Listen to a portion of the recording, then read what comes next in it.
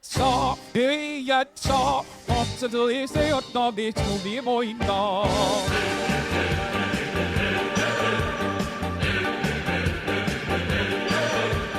백전 백승 노동당 시대를 열었다 승리만의 기삼을 온 세상에 펼치다 쏟아다 빨리 나가 트레이드에 만나보소 지리되는 대내로의 악담요 나가서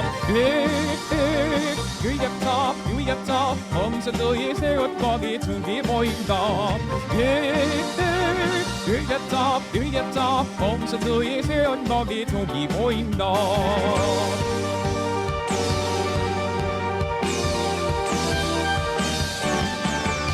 노동담비 등산의 공인날인 새시리 쏟아져 빨리나자 트레이드에 맡아보소 차우토마 역세나로 세리리소 위리사 으야탑 저도 컴내 새해 날이 많이 나온다 으야탑 저도 컴내 새해 날이 많이 나온다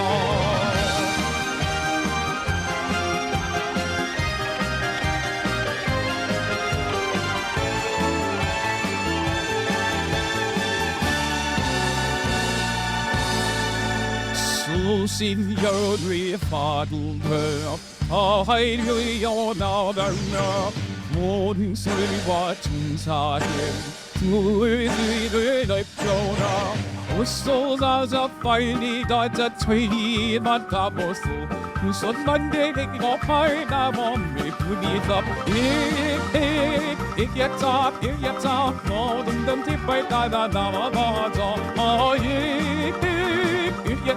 이겼다 모든 덤티 빨다가 나와봐줘 What's going on, everybody? I hope everyone's having a fantastic evening, a fantastic afternoon, fantastic pre-noon. We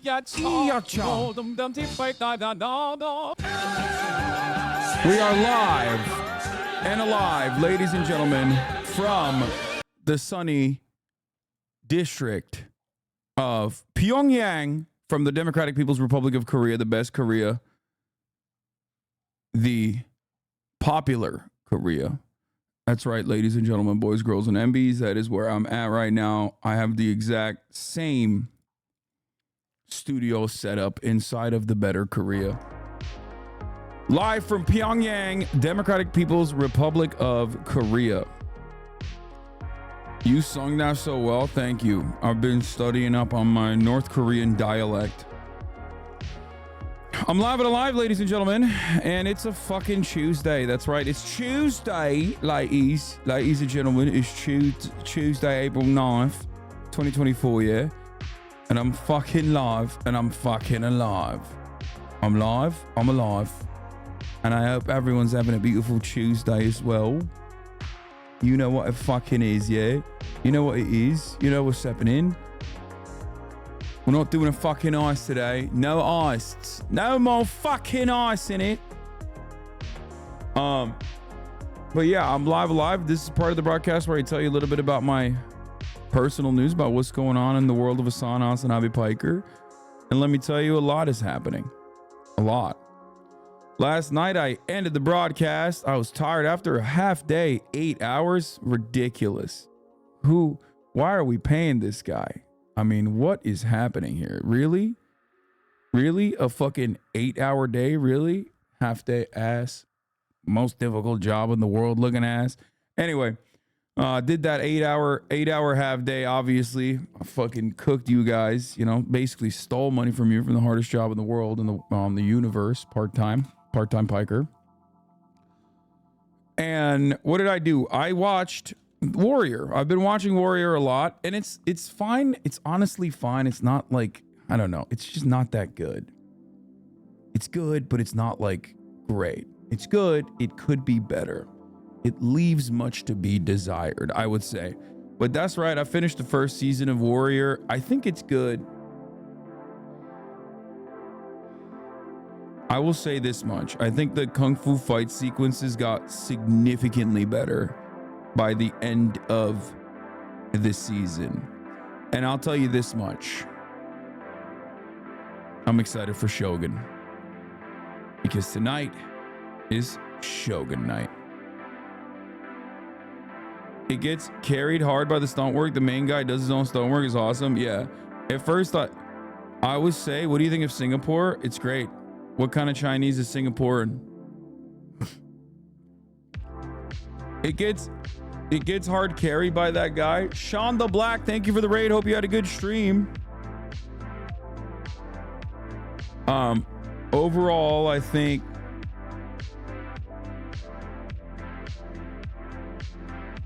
that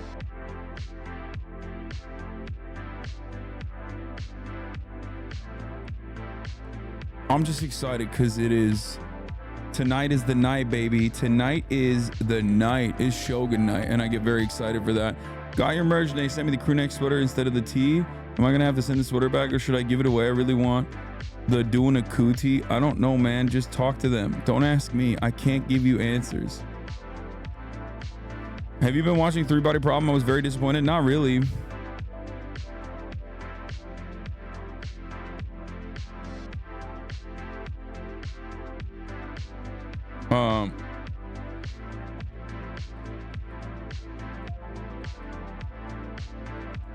I watched the first one. And the first episode, and I didn't like it that much, so I just stopped. But yeah, this morning I woke up. I took Kai out to the park. She made so many friends. It was a phenomenal, I mean, incredible major W at the park. I've decided that because I can't get her to fetch like boring toys, you know, like a ball, I've decided that the way to try to get her invested in the fetch game is by playing tug of war with her as a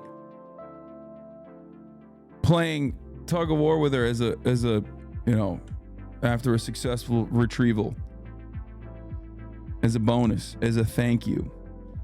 So yeah.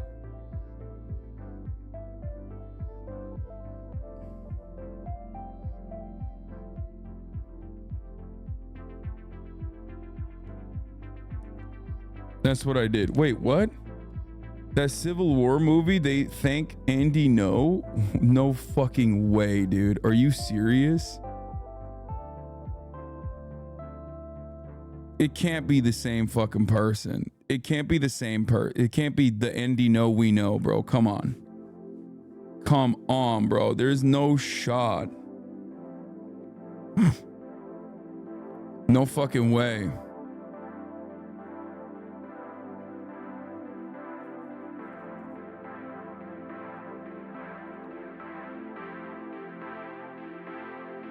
Liberals are so angry. Oh my God, great.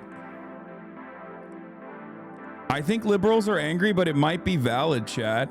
The Civil War movie might get the smoke from a lot of people. I'll watch it and I'll give you guys my take inevitably. What glasses do you use? A brand sold on Amazon was recalled. I use these.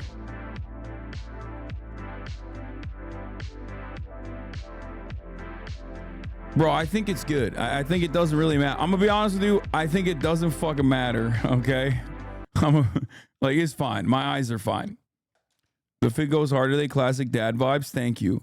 Liberals might be warranted for being angry at this movie because I feel like it boofed it a little bit. You got to use Oliver's blast off. He accidentally sent it in a work document and couldn't fully delete it. That's awesome. Daniel Dae Kim went to Mogwarts. Yeah, I seen that. We'll look at all that stuff. Hold up. I sent you a Discord message regarding connecting you to a legal expert who has provided advisory opinion on the ICJ hearings against Israel. Valuable suggestion in my opinion. Hope you reconsider. Wait, am I blocked by fucking Rob Schneider? Wait, this is crazy. Hello? Bro. Oh my God, Rob Schneider blocked me? What the hell? Rob Schneider. Why did he block me, bro? We'll talk about Elon Musk going up against Brazil and everything like that in a second. That's crazy. Pinoy King Rob Schneider. Oh my God. You can donate your Eclipse glasses to Astronomers Without Borders by dropping them off at Warby Parker. Yeah, I'm not going to do that, man. I'm going to keep it $150 with you. I ain't doing that. But we will be talking about the whole like, oh my, why do my eyes hurt shit as well. It's too much work, bro. You're out of your mind. What do you want me to do? Lie to you and be like, yes, I'm definitely doing that. I love recycling and feeling like I'm helping someone at the same time.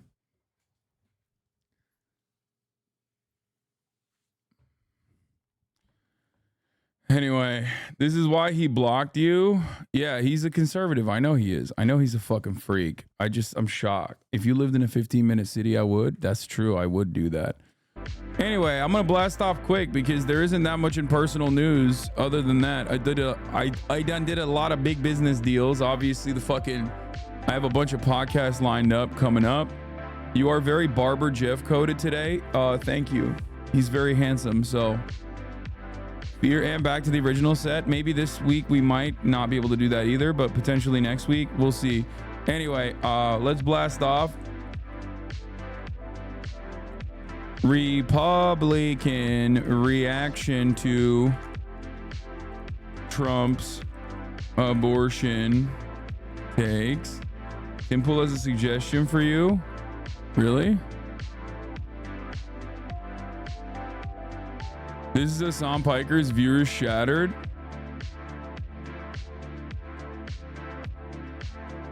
I still mog him, dude. What are we talking about? If he wants his views back, his only hope is to go full MAGA. Yeah, okay. Republican reaction to Trump's abortion takes.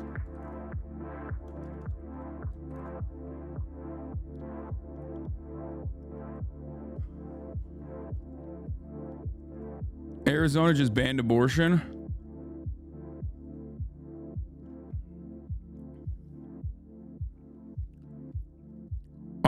Arizona just wants the Democrats to win.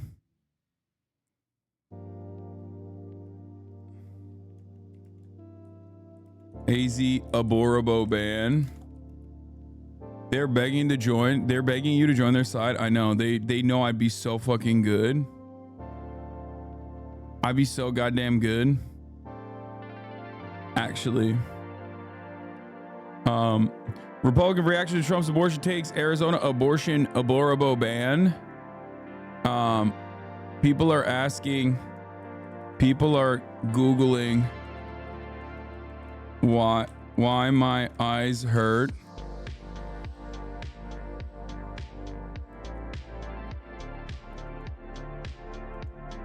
Jon Stewart on U.S. allegiance to isn't real and more. Lots of news today. Get in now.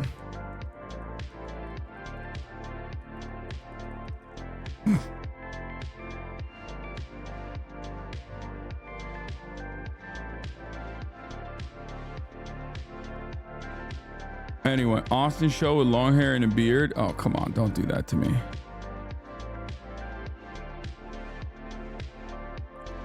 He needs to grow a beard out. I don't know why the fuck he won't do it. I don't know why he won't do that.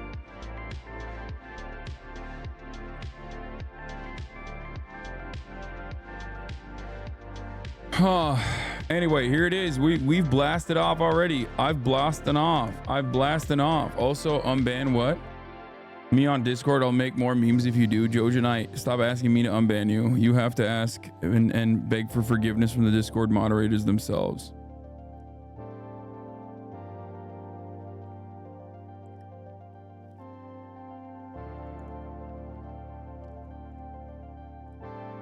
In fact, I'm a black woman, early 30s, doctorate degree, and 300K in debt with no house, no major assets, and no children. I pay $50 to my loans, and the balance has only increased. I'm the exact person they speak of. Oh yeah, for sure. I mean, the student loan debt relief is good. Okay, if it happens, we'll see. It is fucking abysmal that the structure that we have. Read their bios. They ignore ban requests. Dude, I don't know. I don't want to, like, I barely do ban appeals on here. I don't want to tackle Discord as well. Okay, I'm sorry. Discord is for you, by you. Okay, it's run by you guys. It's for you guys.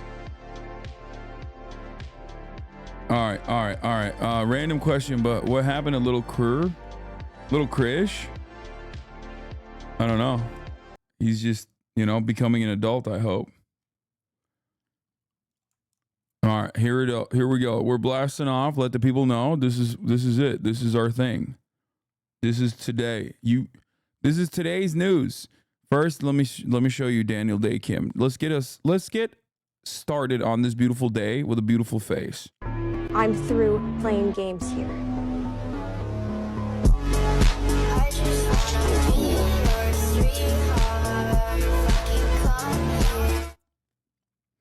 Yeah, he did go to Mogwarts. During Brazil, Twitter news could potentially also go over his leaked deposition from a lawsuit against Elon by a random dude he attacked on Twitter. Deposition shows Elon just generally dumb and not knowing how anything works, or could skip if you don't want to do more Elon stuff. Fango, you have taken over the mantle. You've taken over the fucking reins from, weirdly enough, Megaphonics. It's shocking. Well, it's not so shocking. You guys are both like evangelists. I guess that's what like keeps you guys going at it. But anyway, what is it? Another fake podcast strikes again. Wonder why they cut out the microphones. Maybe because it's clearly a fake podcast, or the rage bait, and everyone is falling for Our it. actions don't just have, like, doesn't affect not just only you, but it also affects me. Like, next year, I'm gonna be applying for colleges, and I'm not sure if I'm gonna be able to do that. Things are on the internet. I might not even be able to get a girlfriend because people, like, they already know. In public, people ask me, do you really like your sister? Do you really approve of this? Like, I actually don't think this. He said he can't go to college because his sister does OnlyFans. Bro, that's a major skill issue. Meanwhile, you should fucking literally be asking your sister to pay for your college education. That's so funny. Dude, what's wrong with these dummies, these dumbos online? They're like, oh my God, have you guys even considered that, like, because everybody fucking shits on sex workers, like, what if their family members get harmed by those who are shitting on sex workers, as I'm in the process of shitting on sex workers and saying that sex workers shouldn't do sex work? Nice, man. Like, this entire fucking process is bunk. There's so many goddamn... That was my best lock. That was my lock of the year, okay? When I figured out that like 90% of podcasts on TikTok are just fake. Okay? 90% of podcasts on TikTok are just fake, and it's rage bait clips. They don't have like a real podcast. You can never find the actual full-blown podcast. There's no additional context. They've just figured out that like podcasting is a more representable, more respectable medium than TikToking, which is hilarious because podcasting is not a respectable medium at all. And I say this as a podcaster. So now it's just like, now they just do these rage bait TikToks with the fucking fake mics.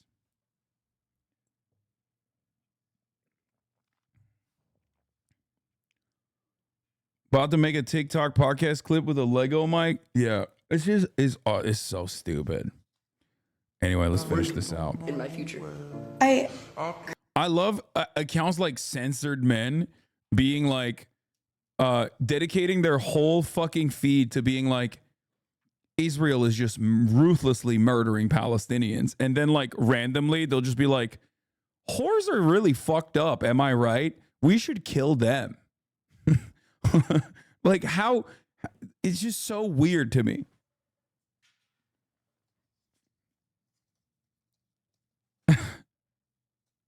Christiane, with everything that I'm doing, like, I've never once wanted it to affect you like this.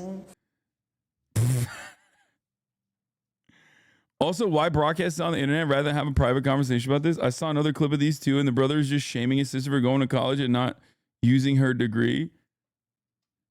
Will you miss TikTok if they ban it? Yeah, I mean, I do fuck with TikTok heavy lately, okay? I do. I've been fucking with TikTok a lot. I like it. I consider making fake stand-up clips trying to break in, get your funny up. No, dude, get your money up, not your funny up, dude. You learned the wrong lesson. Bro, I'm sorry. I really don't want it to affect you. There's nothing else I can say. Like, I'm leaving. L. Dude. The devil works hard. But you know who works harder? Girls and boys on the motherfucking TikTok timeline trying to get you to watch their live streams. Okay? In all of my endless scrolling on TikTok, I've never seen, there'll be like, my favorite setup is like, there's this guy and a girl, and they're sitting next to one another, and he's like, guys, if I fall, my sister's gonna do turbulence. Don't let her fall.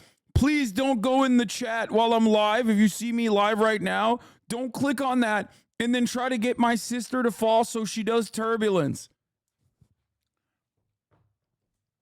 And of course, I'm like, the fuck is a turbulence? I have to click on this. I assume it's some weird, like, sexual thing. I click on it every time. I'm such a dumbass. I'm like cognizant that this is probably breaking my algo. But honestly, I'm like, what is this? Like, how does this work? How is this working? I immediately want to know how many people are fucking watching this. Like, does this actually work? I'm doing turbulence, this is it. This but my is the brother lady. keeps coming in and ruining everything. If you don't believe me, just join my live, because he's really annoying. I'm about to come in the room. Yeah, I'm about to come in the room and ruin everything. Oh, yeah. And then you click on it, and it's just like her promoting her Instagram.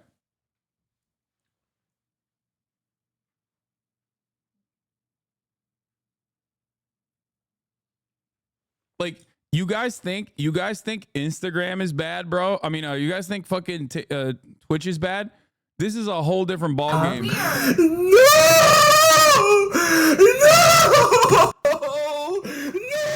This Someone is it. just said they're gonna drop a galaxy.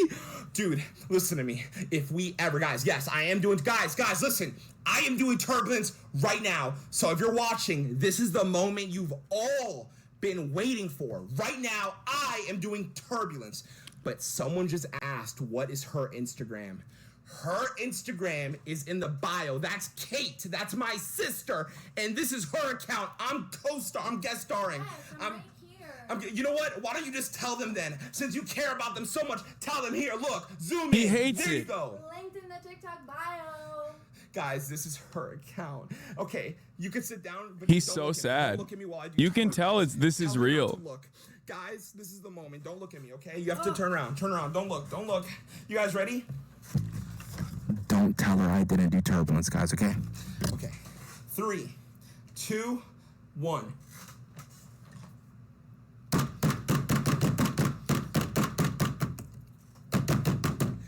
Oh no, I did it. Okay, I did it. Kate, knock, Kate. Look, they want to talk to you. Kate. Okay, I'm gonna take a breather. Play your but role. if you Play see your them role, say I didn't Kate. do it, just- Act like you're more into it. Act like you're more invested. Dude, this is some nutty shit. What the hell is turbulence? I think it's just like another word for shaking your booty or something. I don't fucking know. I actually don't know what turbulence is because I've only clicked on it like one time and he just kept saying that he was going to do turbulence and then never did it. I think that's the whole meta, is that they like try to they're just basically trying to fucking farm as much money as possible. Turbulence is shaking your meat. How the fuck does the girl do the turbulence then? And then you guys keep yapping about your Instagram. I'm trying to do turbulence. Because they're asking, duh. And you guys don't really care. Everyone put yes or no. Do you guys want me to do turbulence? Bottom or back? Everyone comment. It's really just farming off of FOMO. Yeah. So, the fuck? So basically, you know, like I said, the devil works hard, but ain't nobody's working as hard as fucking Kate Rax and all these other people. If you fall, will you do turbulence? No. This is edging content? Yeah. Oh my God. Anyway, do you think Austin Show knows about bottom turbulence? Are you going to do turbulence? Guys, stop asking me about turbulence. I'll do it, bro. I'll do it, bro. I'll do turbulence, bro. I promise.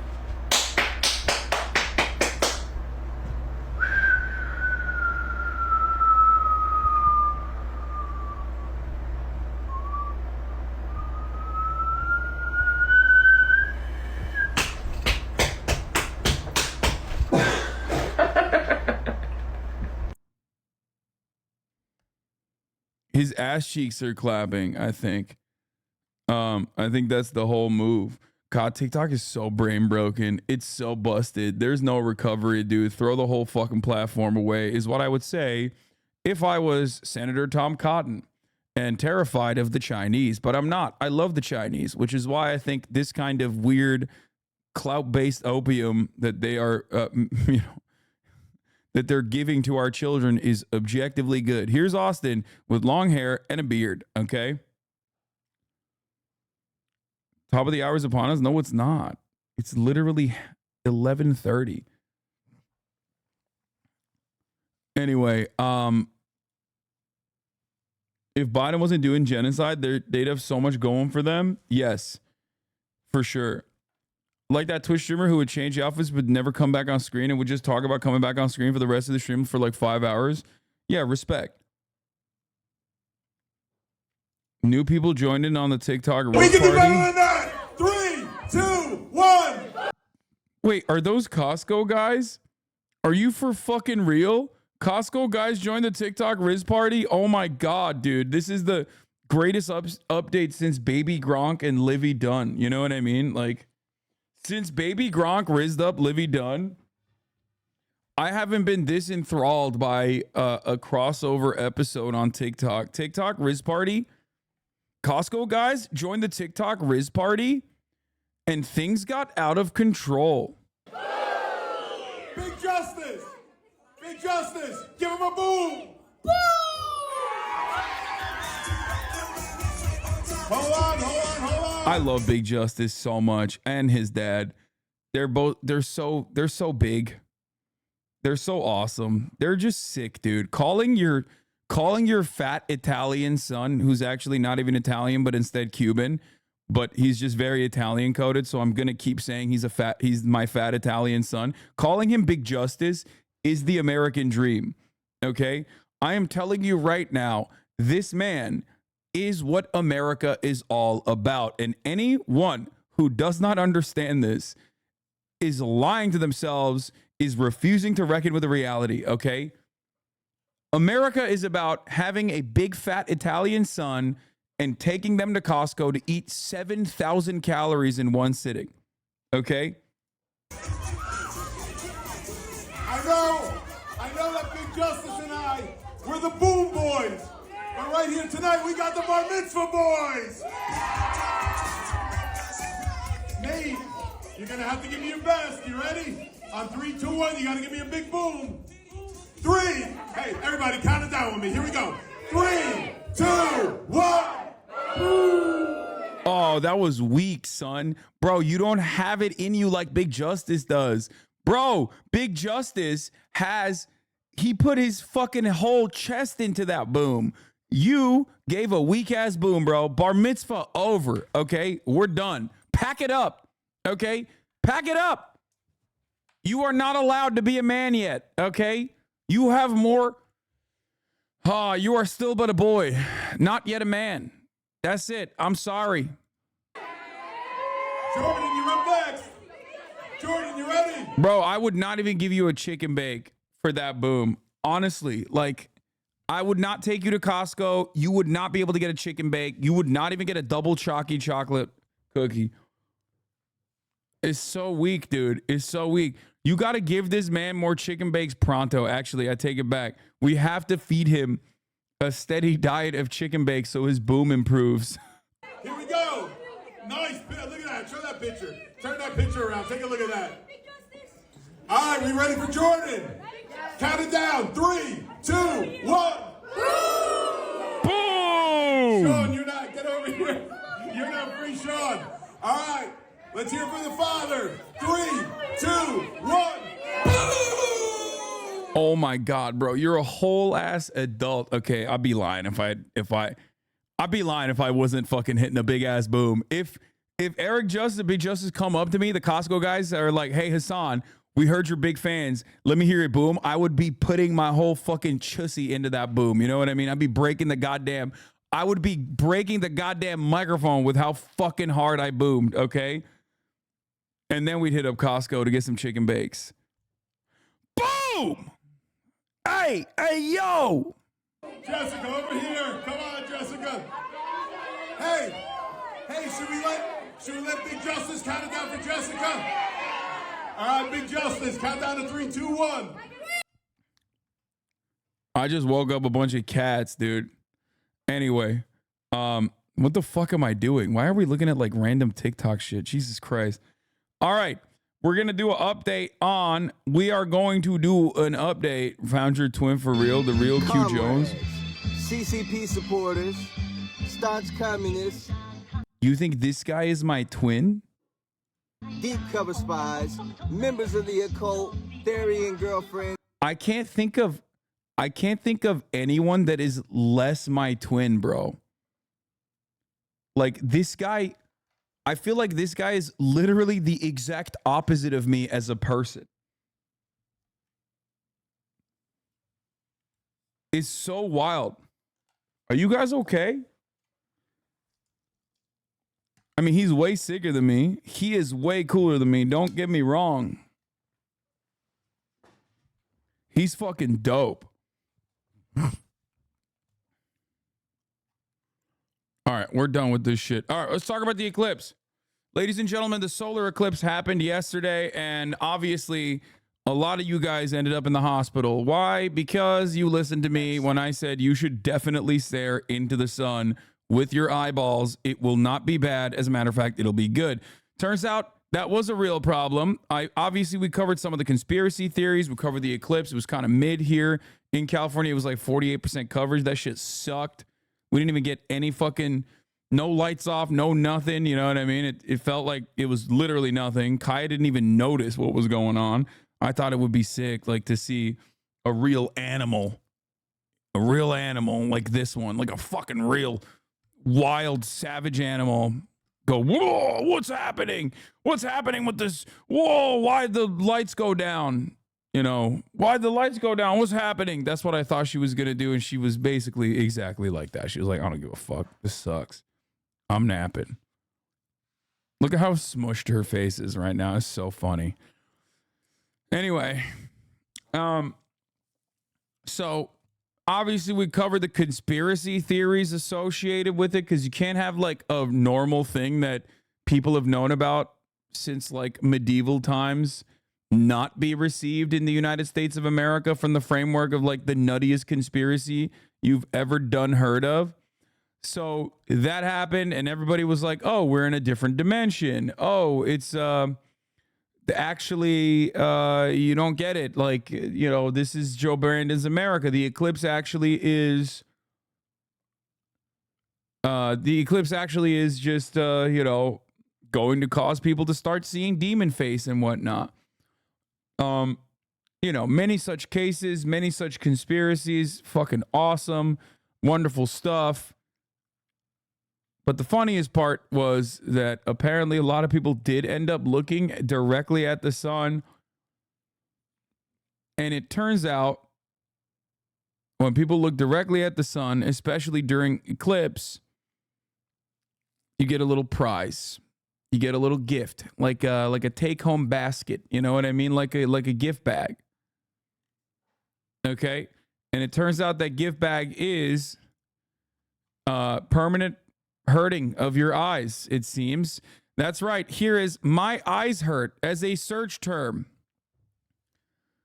And yeah, Lolo sent me a really funny meme about this. I'm gonna play it right now for you, because like, I think this perfectly demonstrates, honestly, this perfectly demonstrates how we are as Americans in this day and age. You know what I mean? Like, there's no better representation of this There's no better snapshot of the American consciousness than this 29-second TikTok that captured the essence.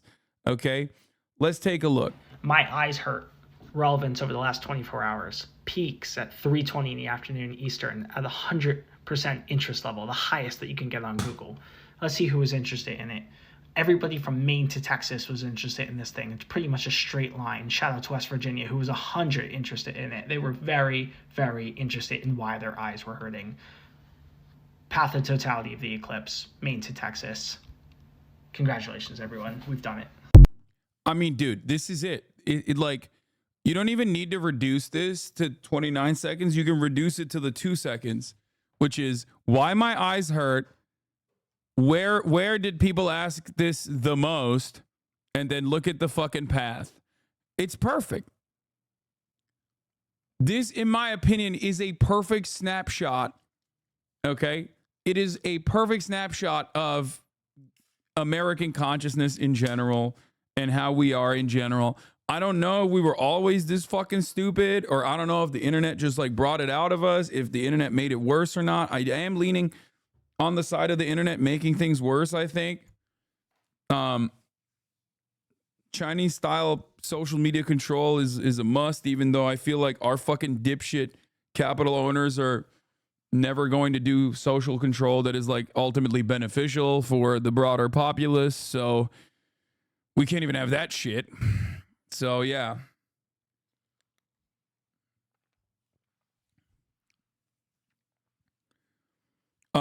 Also, another thing I want to mention for everybody who's searching why my eyes hurt, that's a skill issue. I personally looked up at the sun. I often look up at the sun when I leave my house because I want to sneeze. And if your eyes hurt, then that's on you. That means you have weak ass eyes and that you should get better eyes. All right. Solar eclipse that captivated so many of us across the country yesterday afternoon. Almost all of the continental U.S. saw at least a partial solar eclipse, and many millions found their way into the path of totality, where the moon blocked out the sun and cast that shadow across America. We were there from Texas all the way to Maine to capture the excitement, and I could not contain myself. Standing by. 1 minute till totality. Oh my goodness. It just got really, really dark here. I am getting a chill right now. The wind is starting to blow. There's Venus. After finding the path of totality, solar glasses at the ready, millions of Americans looked up in wonder. There it is. Look at the ring. Look at the ring. There you go. Wow. And the heavens sure did deliver. Put that in a science book, but these kids got to see it firsthand. In small-town Kerrville, Texas, the clouds parted just in time for totality. We can see it! We can see it! The gloom also lifted when it mattered in Niagara Falls, New York. I cannot believe we're seeing this right now. It has been cloud cover all day. How lucky are we? It is a miracle. It's incredible. Do you see the corona? Yes! See the sparkling lights? And while dark... You didn't travel for the eclipse? Surely that's a worthwhile use of resources? Yeah, dude. I was going to go to fucking Texas to get a 100% totality eclipse snapshot. I don't give a shit, dude. I'm going to be honest with you. I traveled from my studio to the outside of the house. That's the best you're going to get, okay? Did you watch the new Shogun? I missed it. No, tonight is the new Shogun, I'm pretty sure. Right? Or does Shogun come out last night? Did it come out last night? I think it's tonight, right? Darkness lasted less than 4 minutes. Wow. It's out already? Bro, that shit sucks. I was lied to, bro. I always think it's going to be on fucking Tuesday, but it's actually motherfucking Monday. All right, I'll watch it tonight. Who cares? The experience for first-timers like me now lives forever. For days, I've been asking people what it's like. Now I've seen it, and I ask myself, I can't even describe it. A moment of awe shared by so many of us together as one. It kind of feels like we're bonded to everybody here. Like we just went through something together. Yes. But I don't know these people, but like I feel some special like some connection. Yeah, connection to them. I have never seen anything like this before. I don't want to wait another 20 years for it to happen again. I feel like it'd be cool for like us to tell the future generation that we saw. The best part is the article I saw of a loss of $500 million in productivity because of this event, lol. That's so dope. Like what it looked like. Humans never change, and they should never change. Most sane Eclipse take came from Marjorie Taylor Greene. Obviously, we talked about this when she first popped off with this 4 days ago. God is sending America strong signs to tell us to repent. Earthquakes and eclipses and many more things to come. I pray that our country listens. Of course, Margarine Titan is fucking awesome. The way the Earth looks during the eclipse is insane. Oh, and actually, we have the International Space Station flying over right now. So they are actually seeing not one, but two views of the eclipse. They're able to see not just the moon passing in front of the sun, but they're also able to see the shadow of the moon passing over Earth, which is absolutely incredible. Yeah. It's fake because we know the Earth is not round. Okay, it's flat. Yeah, wait till she hears about the cicadas. Yeah. Maps show where trillions of cicadas will emerge in the US this spring. And they potentially have like some kind of zombie virus too. Like, just wait, bro. Just fucking wait. Anyway, we are too dumb. We are dumb. Also, turns out the glasses were sold as bikini solar eclipse glasses and are labeled EN/ISO 12312 2022. If you have them, don't use them to watch the eclipse. Urgent recall. Certain eclipse glasses sold on Amazon, but also in stores are being recalled. Turns out maybe that's why a lot of people's eyes hurt in America. Just me and tens of millions of my closest friends now bonded forever. Yes. The moon blocking the sun. I trying to explain it to somebody. I know because listen, to somebody that would be me. Gabriel. Yes, that's you. When Tony came in, I was on a plane flying back from Austin. So the flight attendant gave me glasses. I saw a little bit of it, and I came home. I recorded everybody. I recorded you, Nora, Robin, and Whit. Everybody to see, and everybody had the same reaction. And so I was like, "What is it? I think it's pretty." You complain when chat has no fun, but you don't care about one of the most fun things to ever experience. All the haters didn't get to see the totality. Lamau, fuck out of here, science haters. Wait, what? What? First of all, you're a fucking nerd if you think that the totality is the most fun thing ever to experience, okay? Have you ever gotten your dick sucked? Are you insane? Like, or you know what? Let's not even shoot that high. Okay. Have you ever had a fucking incredible burger? Like a good burger? What do you mean it's the most fun thing anyone can experience? Let me tell you, okay? I would much rather get head or eat a burger than fucking watch the totality. Sorry, never had In-N-Out. It doesn't matter. It doesn't have to be In-N-Out. Have you been on a fucking roller coaster? Great. That's another good one. The totality is much better than getting my dick sucked is not even a debate.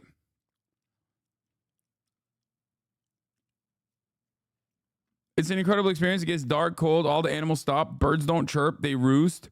It's eerie but awesome at the same time.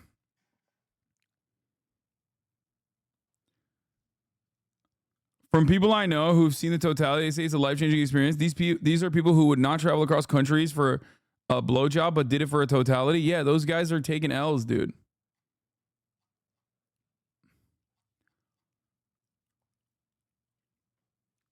I'm sure it's fun. It's just, I don't know if it's like the most fun thing of all time. You know what I mean?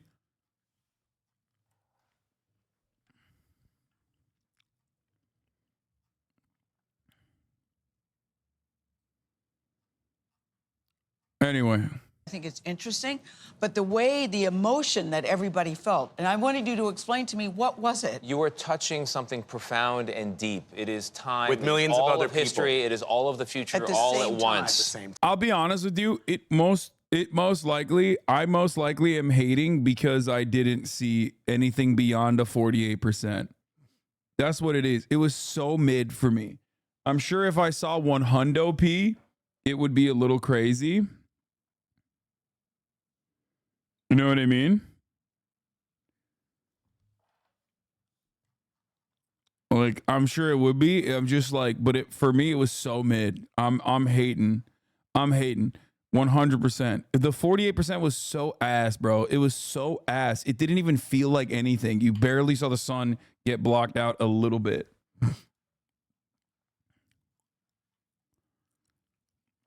7 hours of New Hampshire traffic was worth it for this picture. I mean, it is a cool picture.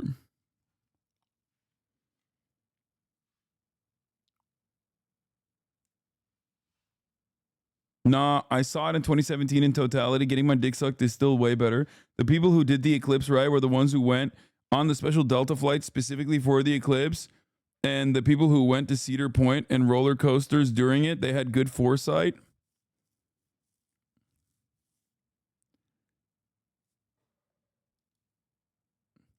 Have you seen this Ben take? Yeah, of course, dude. Joe Biden is Hamas. Are you kidding me?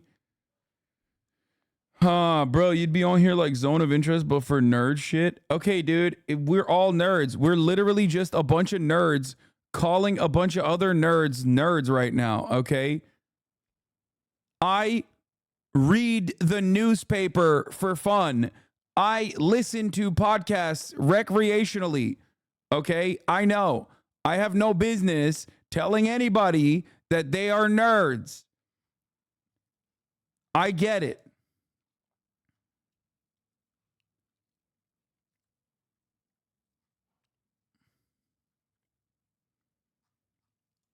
Together, and there's But nothing people like were it. crying. Gail, Spain, 2026. Yeah. Girls trip. All Oprah. Dude, also, have you considered getting your dick sucked during the totality?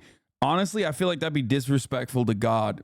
Because I feel like there's some stuff going on in the totality where it's like, I don't fully get it. You know what I mean? I'm not a firm believer. I'm not like committed to anything like that at all. I'm not like a spiritual person at all. But it's one of those things where you're like, I'll take my chance. I don't want to take my chances. You know what I mean? Why do something?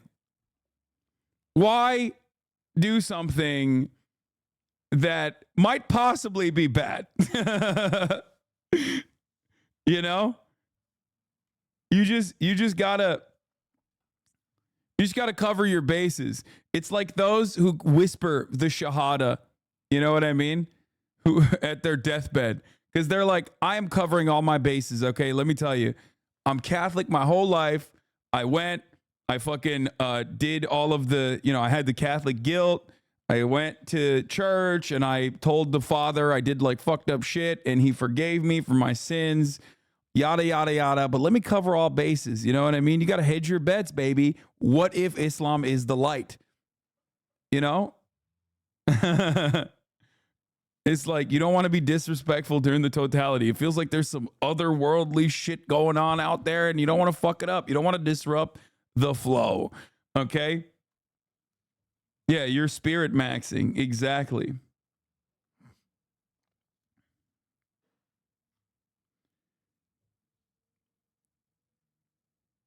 People theorize that if interstellar travel becomes a thing, Earth will become a galactic tourist destination because it's incredibly rare for a planet to have a moon sun the same size in the sky. Yes. Except that theorizing is hilarious. It is a 1 in a trillion odds to have a moon and a sun that perfectly align and block one another out, because the sun is like 400 times larger than the moon, and the moon is 400 times, like the moon, the distance between the moon and the sun and the Earth is so perfect that it ends up, completely blocking it out. That's the whole point. It is very unique. It is a unique thing. Okay. If that's what you learn from your spiritual talk experience, I consider myself satisfied, my brother. Your IRL cam captured the eclipse well. Ay, ay, ay. I'm just never going to click on all of her links ever again, dude. Really? The first one of the day? That's kind of fucked, honestly.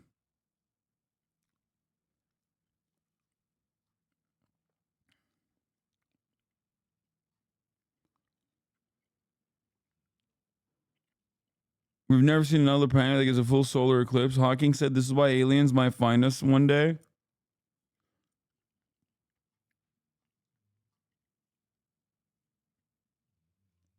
You got the numbers wrong, but I'll give you the nerd badge of honor from an astrophysics major. Okay.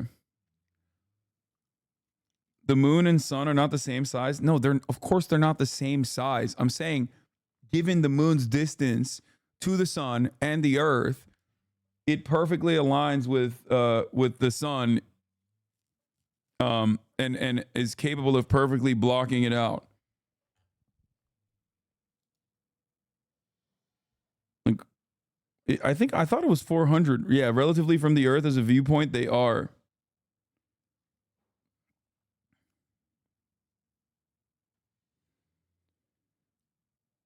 "400 times the size and 400 times further away." Yes. So wait, I am right. Why did the guy say I'm wrong? I got the numbers right.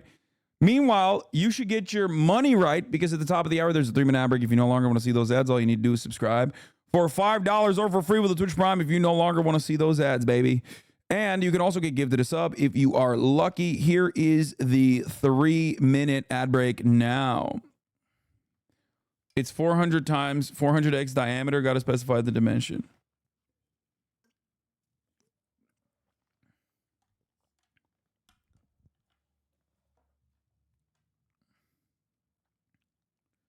Yes, I know. Turkey's restricting aid to Israel, which is pretty funny because that's gonna fuck up Erdogan's bag a little bit. Eclipses are not rare at all. What? I'm gonna lose my mind, bro. We're talking the likelihood of a planet having a moon that is the appropriate size in comparison to the sun, or a star that is the appropriate size and the appropriate distance, is statistically very rare. Not necessarily because, like, I guess not necessarily considering that, you know, there's infinite possibilities, but we just haven't found one, I think, right? Oh my God, I'm done with this. Oh my God, I'm done with this nerd shit. I'm sorry. Y'all are nerds. I'm going back to fucking giving you all cyber wedgies, okay? It's done. We did the nerd hour and it was devastating. It was terrifying. I'm so done. I'm so done with this. Cyber wedgies for all of you. Shut up. Shut up. We're done. We are going back to Arizona. It's rare that you have an eclipse that allows the study of the sun's corona. Yeah, we're moving on. Nerd son or jock daughter? Jock daughter immediately. Jock daughters are on top right now. Have you seen at the NCAA? What are we talking about right now? Women's sports has never been better. Did you see the prayers? You say that, but you're pulling up CNN? Yes. We are going to talk about Arizona, which is a state. And of course, before it was even a state, there was a law in Arizona. And now that Arizona is a state, they're using said law to ban nearly all abortions after this one rare, unique court ruling. It seems like the Arizona state is trying desperately to ensure a fat W for the Democratic Party. Let's take a look. CNN breaking news. And this is big breaking news just into CNN. The Arizona Supreme Court just issued a major ruling on the future of abortion access in that state. CNN's Natasha Chen is going through the court's opinion right now. Natasha, walk us through this ruling. Yeah, this is a 47-page decision, and right now our teams are going through all of that language. But the bottom line here is that Arizona must adhere to an abortion ban, nearly all abortions banned except in the case of saving the life of the mother. And this law dates back to the Civil War, before Arizona was even a state. There has been a lot of confusion back and forth in Arizona on which state law applies here because right before Roe versus Wade was overturned, the state had instituted a 15-week abortion ban. So there had been pauses to abortions in the state and then resumption of that, then pause again, all in hopes that the state Supreme Court could offer some clarity here. And today, this is what the court has said, that the state must adhere to this 123-year-old law banning near all abortions. Now, the text of that law says that there is also a punishment for providers of the abortion between 2 and 5 years in prison. The important things to note here so far that we should just start killing women for even thinking about having abortions. Fuck it. Cut out the middleman. Dude, it's great stuff overall. Fuck it. You know, we love life so much. You don't understand. Okay. The life of an unborn child is sacred, which is why the woman carrying the fucking fetus takes an L in that situation. Okay. It's like, oh, you libtards love abortion so much. How about we give you an abortion? Late-term abortion for trying to have an abortion to begin with. Is this one of those laws that view women as a man's property? I mean, maybe. This is fucking insane. Oh my God. We do not have a normal country. I've been saying we don't have a normal country, but this is beyond abnormality. I feel like these people, like people that have these ideas should go to prison for wrongthink, I think. Like people that are like, this seems like a good idea should be at the very least like put into re-education school or something, like to just, we should study their fucking brains and try to comprehend how you can live in 2024, how you can live in 2024 in the modern era where we have access to internet, we have access to so much fucking information right in front of us, and they still think like, no, we should do this because God told me to.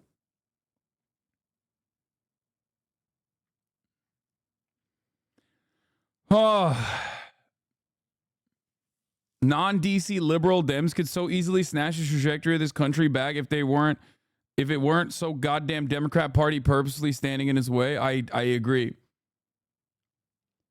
I mean, it's wild, bro. It is wild. It's like, first of all, this would be like, you know, reorienting a law that says you can enslave a black person by utilizing a law from that time when black people were not seen as people but property. You know what I mean? Which I hate to put that out in the fucking ether because I feel like that's where we're moving in the direction of, where Republicans are going to be like, yeah, actually, that's not a good idea. Hey, shit, write that down. What did he say? Write that shit down, dude. Fucking sounds good to me, brother. What? This isn't as dumb as courts interpreting obscenity as applying to abortions. The law is explicitly but stupid. There's a ballot initiative that already has the required signatures will almost certainly pass in November. I know. It's not going to be... Here's the thing.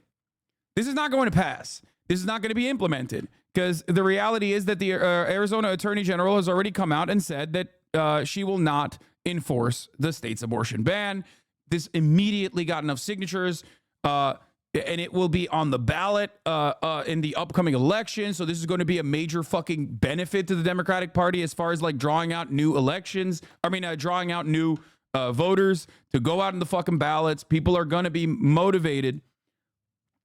For me, however, I'm not thinking about that, right? That's the good stuff. And obviously that's fine. And that's great. And I'm glad that it's happening. But for me, there's something beyond this. There's a deep illness. Okay. There is a deep illness in the minds of some Americans. Okay. The very notion that this is like even permissible for you, the notion that you can be a person in a position of power and say like, actually, this is great, let's do it. That is terrifying to me because it's terrifying for a multitude of different reasons. But one of them is like, these people don't have self-preservation in mind, right? Obviously, I've moved beyond the notion that they care about women as human beings and like don't want to harm them, because they very clearly do. This is their policy, right? The entire purpose of bans like this are to simply harm women, to stop them from getting access to medical care that is easily afforded and you know, given to people. It would be akin to saying, I don't fuck with fat people. No more insulin, dog. I don't think the Constitution should allow people to get insulin if they have diabetes. Like, it's just like, why? What do you mean? That's a psychotic thing. This decision should not be left up to you, nor Jesus. This decision should be left up to the medical professional.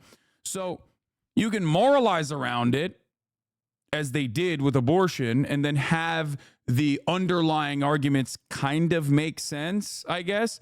But ultimately, that is what's going on, right? In practice, the abortion ban is simply to be like, if you fucked, you gotta fucking be punished with a pregnancy. Sorry, sucks to suck, okay? You shouldn't have fucked out of wedlock, and when you do fuck in wedlock, you should carry that pregnancy to term. Doesn't fucking matter. That's basically the underlying motivation behind it, right? And same with if you're raped, same with if you're a victim of pedophilic incestuous rape. Doesn't matter. A life is a life, sucks to suck, right? God is punishing you. That is usually the underlying motivation here. So I just don't. So we've already decided, we already know why people want this to go through, right? Like, we get that. But how do you not have any interest in self-preservation, in your overarching project? How do you not recognize that this is like making you look insane? Are you that lost in your own sauce? Is that what happened? This is something I've been thinking about quite a bit. And I think some of these people genuinely are. 4/8/24, the day before the Arizona Supreme Court decides if a near total abortion ban is passed in 1864 goes back into effect. Anti-abortion extremists pray in tongues on Senate floor, led by January 6er and fake elector Senator Anthony Kern.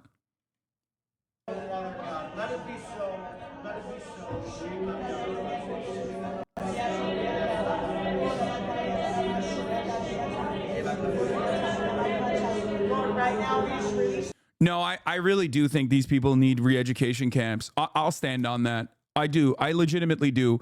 Anyone who thinks like, Hasan, you're a fucking commie, you want to fucking punish people for wrongthink, shut the fuck up. These people literally need help.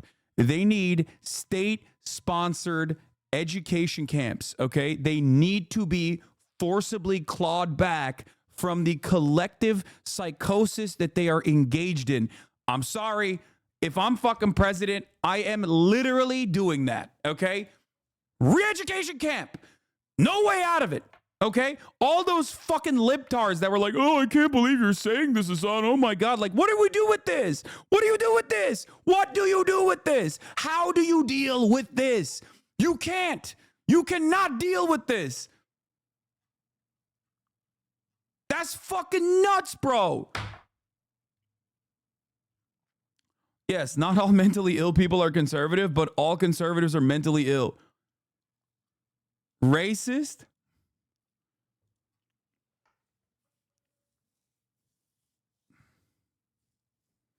The reason they don't punish women is because to them, one, women don't have agency. Why would you punish them when they can't make their own decisions? And two, because it's much more unpopular as an idea. Yeah, don't even fucking... My favorite quote for him is, we need to turn Texas into Xinjiang. Yes, I do think that, okay? Xinjiang, for all red states, okay? Mass surveillance, round the clock, one-party apparatus member has to live with the family for an extended period of time if you are founded to have extremist beliefs such as this, okay? Yes. Yes, re-education camps. Yes. Oh my God, dude. What is going on, dude? These are people in power, okay? These are not like fucking random Toms, Dicks, and Harrys, okay? These are people in power.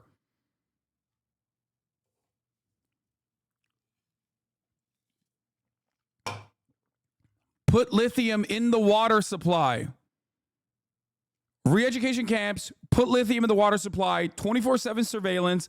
One party member has to live with you for an extended period of time. There's an onboarding, okay?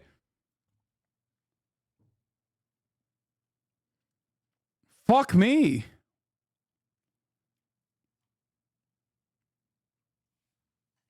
Ay, ay, ay, dude. I don't get it. I don't know. I don't know how to do what to do with this. In the Senate chamber, we just released the hovering glory of God Almighty in the Senate chamber. This shit makes me so mad. This shit makes me so fucking mad.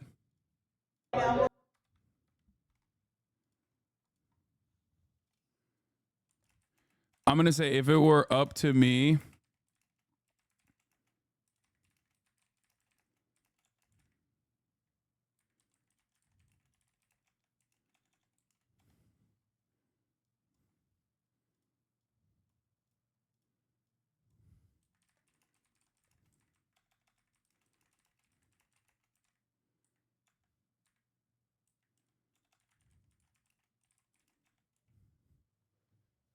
we need to cut their tax exemptions ASAP.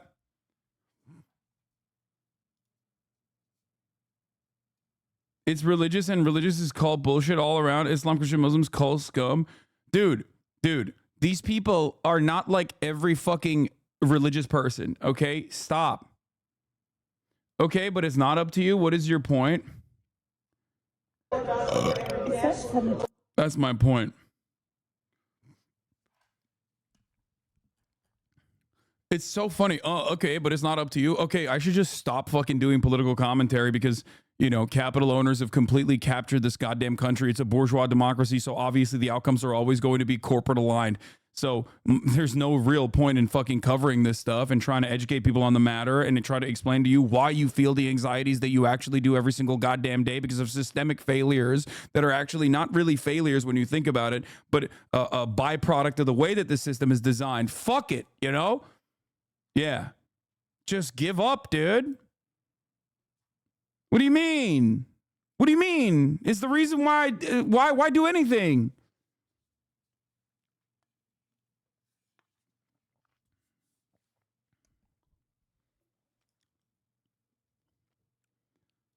What is this? No re-education camps. This is America. We end up like China with the Uyghurs or the Japanese internment. It's so funny. We did do that.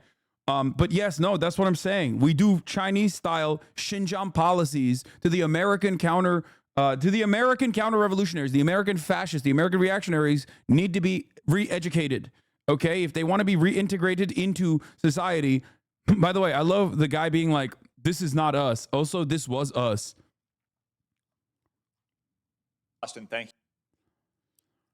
Holy moly, dude. Anyway, oh my God, these people are so fucking insane. Anyway, here's the Attorney General saving the day a little bit. This decision made by the Arizona Supreme Court today is unconscionable and an affront to freedom.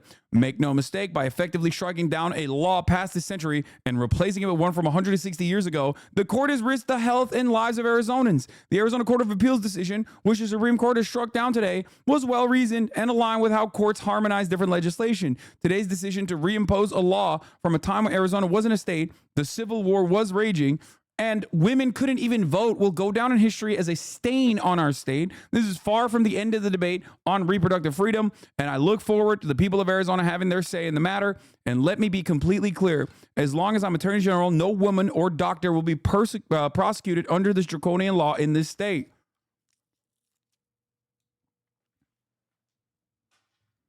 The opposite of this happened in Kentucky. For those of you who are wondering, Daniel Cameron was the Attorney General in Kentucky, and Kentucky voted for a ballot initiative to actually defend abortion. And that fucking piece of shit, Daniel Cameron, who is obviously Mitch McConnell's project, decided, I don't give a fuck about the ballot initiative. I'm still prosecuting people. Fuck the citizens. Fuck democracy.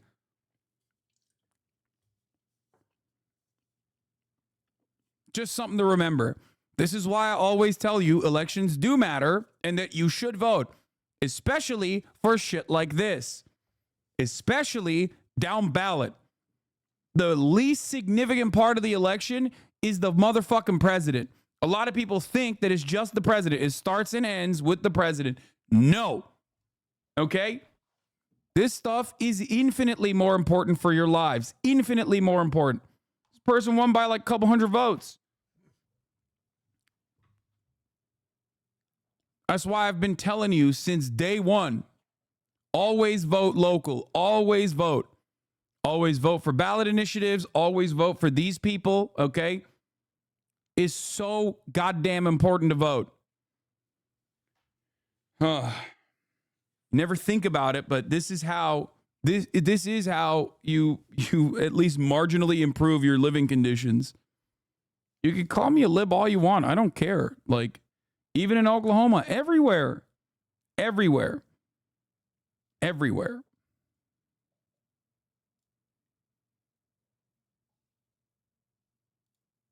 What did this person say? Insulin is required for a diabetic to survive. A pregnant woman doesn't need an abortion to survive. Wait, what? Yes, they do. In many instances, they do. Hello? Bro, just say you don't understand pussy and move on, okay? Why is it that we have given so much credence to no sex having asses who have, the last time they saw pussy was when they crawled out of their mothers, okay? Why are we having this conversation right now? Why? Why do you feel the need to chirp when you don't know what the fuck you are talking about? In very rare instances, it's not rare. It's not rare at all. You're wrong, man. You're fucking wrong. And it's not just health complications that arise through ectopic pregnancies. But guess what? You're a fucking idiot. You're not a doctor, and that's why you don't know any better. That's why medical professionals do not have this kind of setback. They don't have these weird takes on the issue. You're just a random fucking dumbass. But because you're an American random dumbass, someone along the line told you that your stupid fucking opinion matters. Because, unfortunately, for all of us, for the rest of this fucking country, for 75% of Americans, the fucking 25% that decided this is a big fucking deal and shouldn't go on is listened to. And there was a 50-year project by the Federalist Society to basically fucking reorient our entire court structure so we would make this thing that is profoundly popular and just not legal in many states. Oh, it's crazy. So much of politics is about yelling at fucking dumbasses who are just like, you don't get it. This is actually my opinion, and I am a special boy. And because I came up with this special opinion all on my own, you have to take it seriously. Fuck.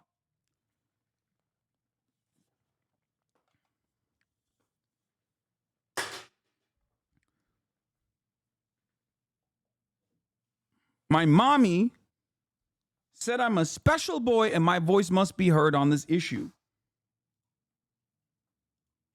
What?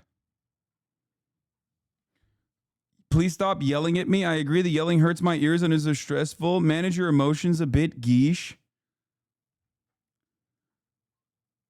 Bro, there is genuinely a new kind of brain disease that occurs in the minds of so many fucking like 30-month subscribers where they think like, you know, I've been in here for 30 months. Like, if you get passionate and emotional about someone saying some dumb shit, okay, I'm going to chirp at you. It's like I'm the only person in this chat. There was an entire stadium full of people in here, man. Why the fuck do you think? Why are you doing a different version of the thing that I was yelling at the other guy for? Which is me, me, me, me, me, me, me. It's literally just always the same. It's like me. Hello, me. Can we talk about me now? When are we going to get to me? It's the most important part of this conversation. Me. Hello? Hasan, it's sarcasm, please. You're getting secondhand autism. I don't think that person was being sarcastic.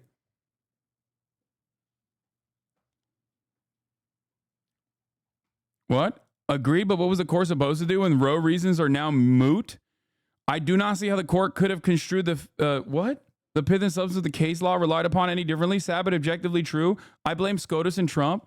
You are ridiculous if you think that there was any sort of serious legal reasoning for overturning Roe v. Wade. That is insane. You are out of your mind if you think this is the case. There is a reason why two of the three Supreme Court appointees openly stated in a congressional hearing that they would not overturn Roe v. Wade, that the super precedent would stand, even if you are a debate law pervert, okay? And obviously, as I say all the time, Supreme Court justices are the highest level of debate pervertry. There is no one higher than them as far as as far as the highest layer of debate pervertry. It is ridiculous. There is no real legal reasoning for why they did that. As a matter of fact, they said the exact opposite and lied about saying that they were not going to overturn it because it was a super precedent. Pregnancy in this fucking country, depending on, especially if you're looking at like lower income areas, or if you're, for example, black women, pregnancy is like a 50-50 coin flip half the time. It's ridiculous. Obviously, I'm exaggerating a little bit, but like pregnancy is fatal. Okay, it doesn't have to be just an ectopic pregnancy. There's numerous complications associated with it.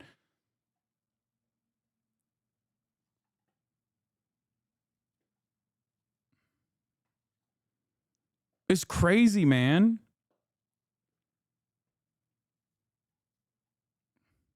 Yeah, Supreme Court justices are debate pedophiles. They are the highest level of debate pervertry.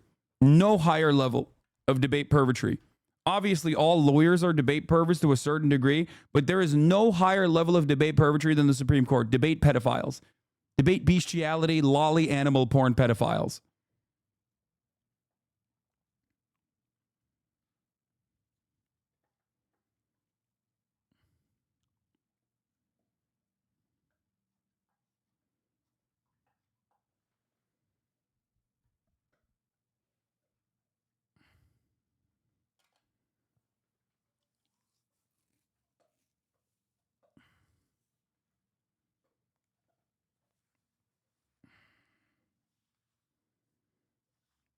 Not 100% on the statistic, but black women are something like 4 times as likely to die from pregnancy complications than their white counterparts. Yes, that statistic is, I think, correct.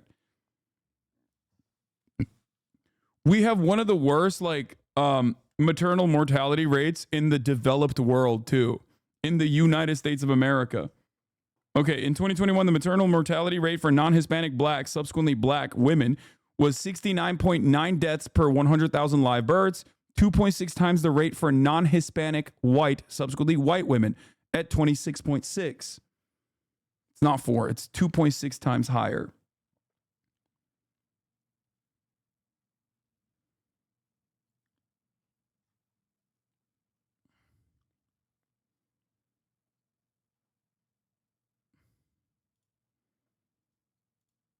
Here, let's look at the maternal mortality in developed countries.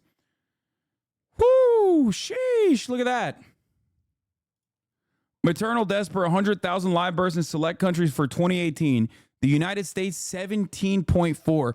France coming in second place at 8.7. Canada at 8.6. UK at 6.5. Australia at 4.8. Switzerland at 4.6. Sweden at 4.3. Germany at 3.2. Netherlands at 3.0. And Norway at 1.8. Number 1, baby. Number fucking 1, baby. Let's go. Land of the free, home of the brave, motherfucker. That's right. That's right, baby. Let's go.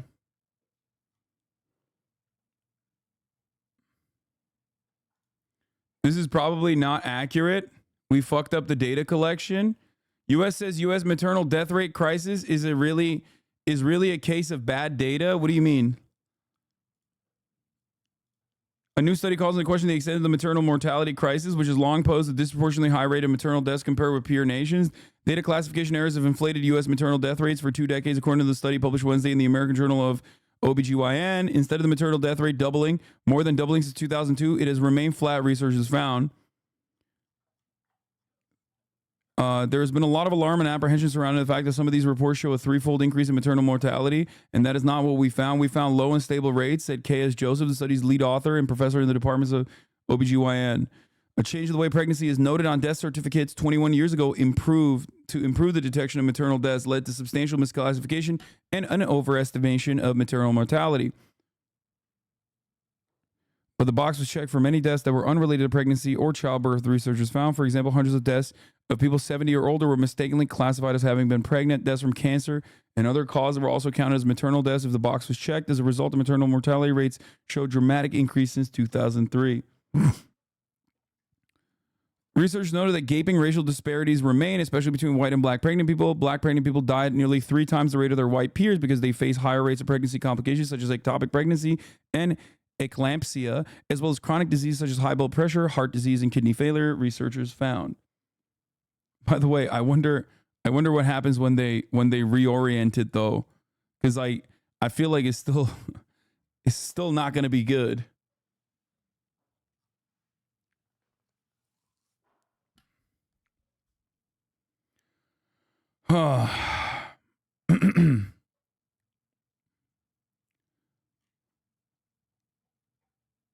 You can still look at the data broken down by state. Unsurprisingly, blue states have lower maternal mortality by a long shot. California, an abortion sanctuary, has the lowest mortality in the country. Shocked.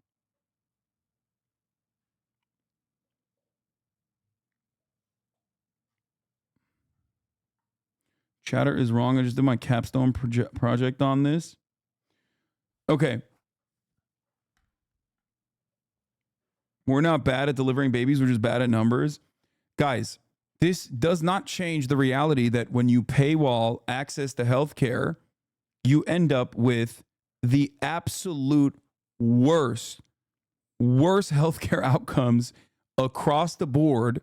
If you look at it country by country, the United States of America is absolutely one of the worst nations in the developed world for healthcare, okay?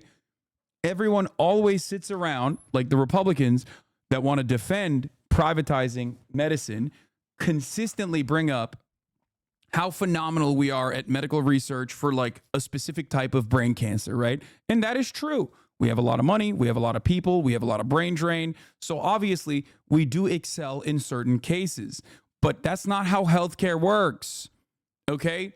You can have a fucking football team with the best kicker, but ultimately, if you don't have a solid O-line, you're still going to fucking lose games, okay? You can't just be like, we're the best at kicking, okay? We're the best kicker in the league. It doesn't work that way.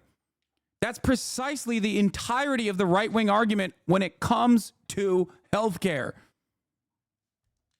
I had to throw in a fucking sports reference there for all the real ones out there. You know what I mean?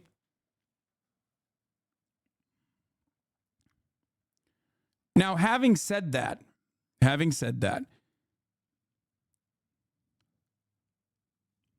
there are numerous complications surrounding pregnancy, okay? Pregnancy is a very difficult task to take on. And if someone is not ready for it, then they should be able to get a safe procedure. And 90% of abortions obviously happen in the first trimester. We already know that. And the rest in the second or even in the third trimester, those abortions are always due to medical complications. Okay? There is no world in which there's not a single fucking state in this nation where you can just get a abortion, especially in the last term, in the third trimester, for no reason, okay? You have to provide a medical reason, a psychological reason, but like it requires the carrier to give a medical professional a valid reason, healthcare-related valid reason. Nobody is carrying a fetus for 9 fucking months. No, stop saying actually there is. This is not true. This is a Republican right-wing framed bullshit counter argument for an issue that does not exist in the real world.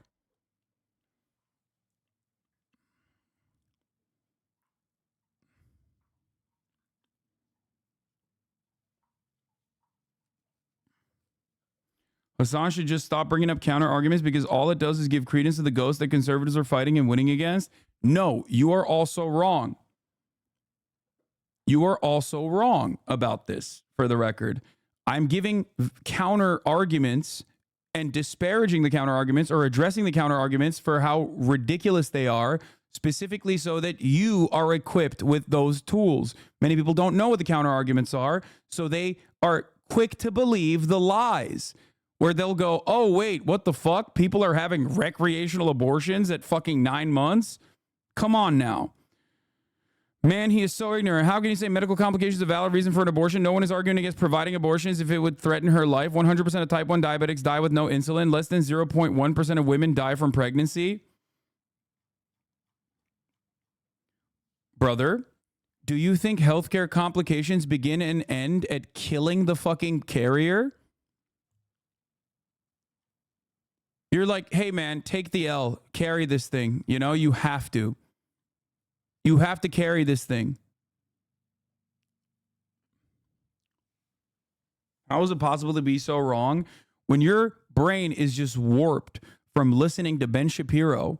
Okay, when your brain is warped from listening to Ben Shapiro and the Steven Crowders of the world, who are basically constantly pumping right-wing propaganda into your fucking brain, you will, of course, turn around. You will, of course, turn around and fucking repeat that propaganda in here. We haven't even arrived at the application of this kind of restriction and how damaging it is either. I've only covered why it is invalid to make an argument. Okay? I'm telling you why the arguments that Republicans bring forward on this issue are fraudulent. We haven't even talked about the application, because once the application sets in, the difference between a miscarriage, okay, and a back alley abortion requires investigation. What level of regulation are you willing to fucking put in? If you see a woman drinking wine and you think they might be pregnant, are you going to arrest them? If you see a woman maybe shoveling snow outside of their house, that could lead to a miscarriage. Physical activity could lead to a miscarriage. Are we going to start arresting anyone and everyone that maybe seemingly is pregnant? How do you actually regulate once abortions are illegal? This, of course, also brings up another problem. Studies have been conducted on this matter as well. Criminalizing abortions does not make abortions rare, because ultimately, whether a pregnancy is carried to term or terminated is still up to the carrier.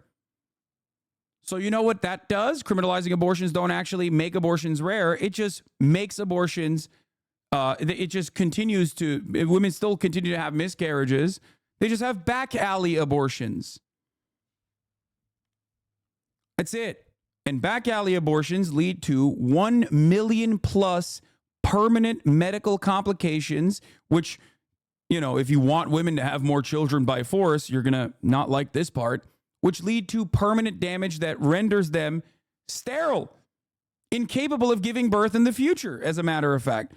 More than 1 million women worldwide every single year develop complications due to back alley abortions.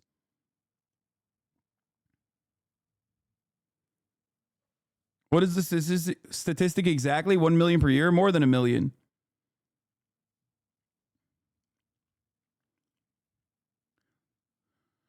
The prosecution of miscarriages is insane. No, that's not national, it's global.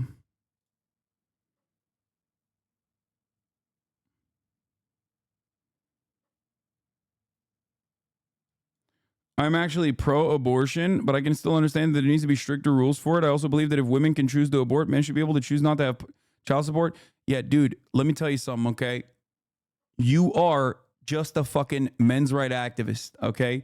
This is completely irrelevant to the conversation. Men should be able to choose not to have to pay for child support.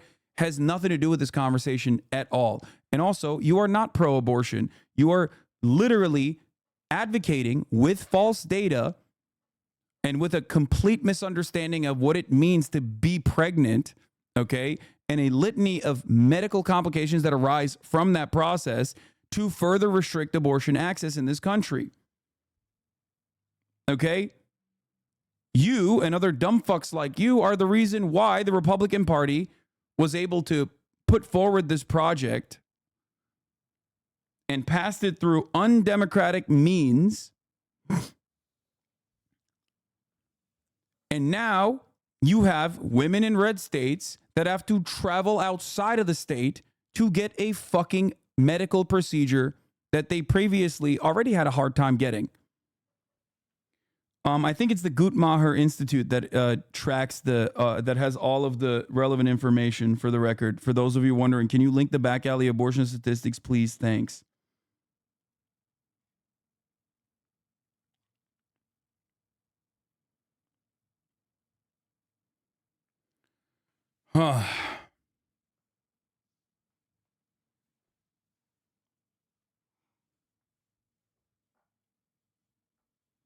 Abortion affects 50% of people, but takes up 100% of the stream. Can dudes at least get a divorce court segment? Sure.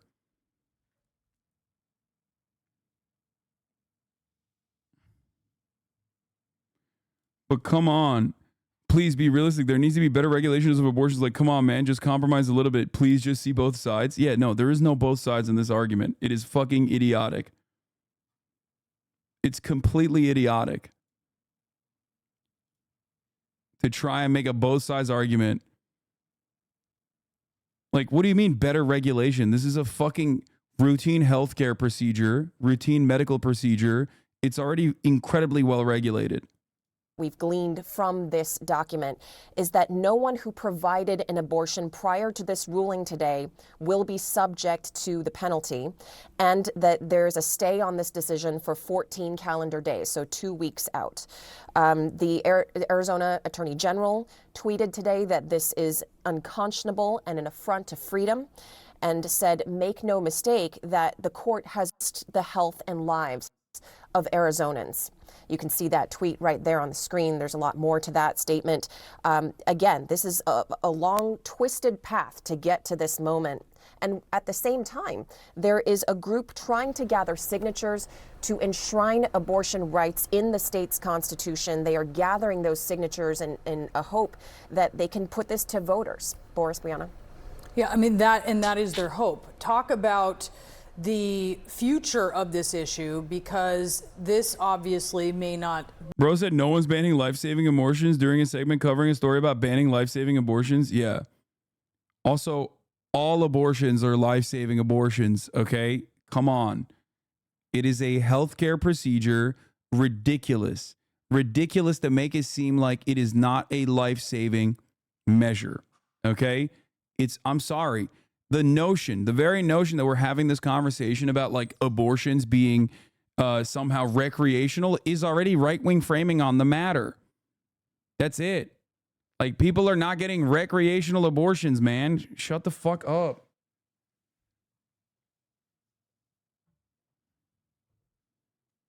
People are like, oh, I love getting cummed inside of. I can't wait to go and get an abortion. Be the last word. And it seems that the state, as well as some other states that we've seen, have gone through this back and forth twisted path since Roe versus Wade was overturned, since 2022. Since that moment, there have been nearly, I think, a couple dozen states who have severely restricted or banned nearly all abortions. And so this is something that not just Arizonans are dealing with. There are also multiple states doing what they're doing here, at least from a citizen standpoint, of trying to gather signatures to make it part of the state's constitution. So as of right now, as we are still reading through this 47-page document, again, we understand that within 2 weeks, or 2 weeks out from today, that the state must adhere to this law from really Civil War era, before Arizona became a state in 1912. And again, this is a ban on nearly all abortions, except in the instance of saving the life of the mother, carrying a possible penalty here of 2 to 5 years of prison time for those providing the abortions. All right, Natasha Chen with the latest there. Thank you so much for that. Let's discuss this further now with defense and trial attorney Misty Maris. Misty, obviously this is something that activists are going to try to take to the ballot. So we will see where that will go. But in the interim, what you are going to see, it appears after 2 weeks here, is no more abortions, with only an exception for the life of a mother in Arizona. Talk to us a little bit about what that is going to look like, considering there has been a lot of confusion around that. It seems clear on paper, the life of the mother. It's not so clear. We know that in other states, it has actually cost some women who had wanted pregnancies the possibility of being able to have future pregnancies. Absolutely. So first of all, I'm sitting here trying to figure out how a court found that an 1864 law supersedes a 2022 law regarding abortion. But I've read, reading through the decision, and I've read the court's rationale. But to flip to what you're speaking about, 14 days for complete upheaval of the medical industry, of any woman who is having any kind of treatment or was seeking treatment, that's not too much time. And to your point about what does it mean to save the life of a mother, you nailed it. It has not been clear what that means from the legal perspective, as there's been confusion between which law applies in the state of Arizona, which was the precipice for this case. The question is, what is a life-saving measure? How far does that have to be? Is it truly that someone is at death's door, or is it a condition that could impact the mother's life that qualifies under the statute? So all of that has to be hashed out.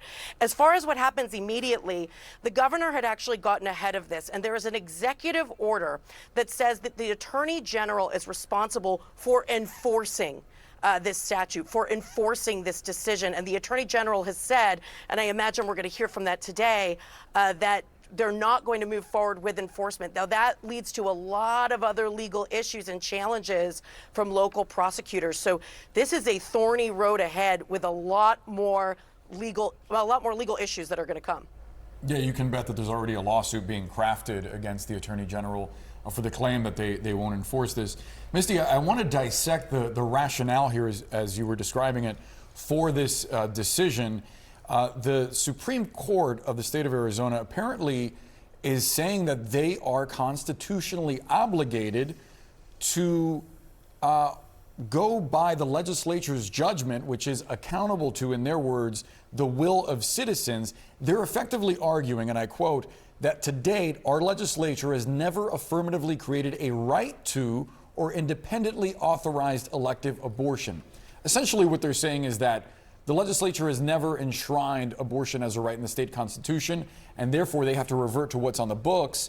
And what's on the books is this 120-plus-year-old law. How do I counter the argument of it's a life the moment the sperm enters the egg? Bro, that is not a real fucking argument. That's not a valid argument at all.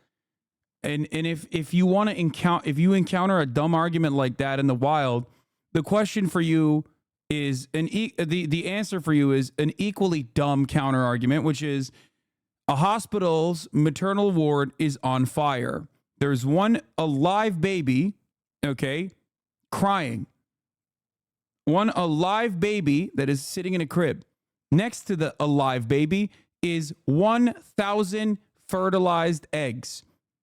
Okay, which one do you save? You only have time to save one. You can either save 1,000 fertilized eggs that are, fertilized in vitro fertilization, or you save the baby. Which one do you choose? You choose the baby. Of course, most conservatives would choose the fucking baby and not the goddamn fertilized eggs. It's ridiculous.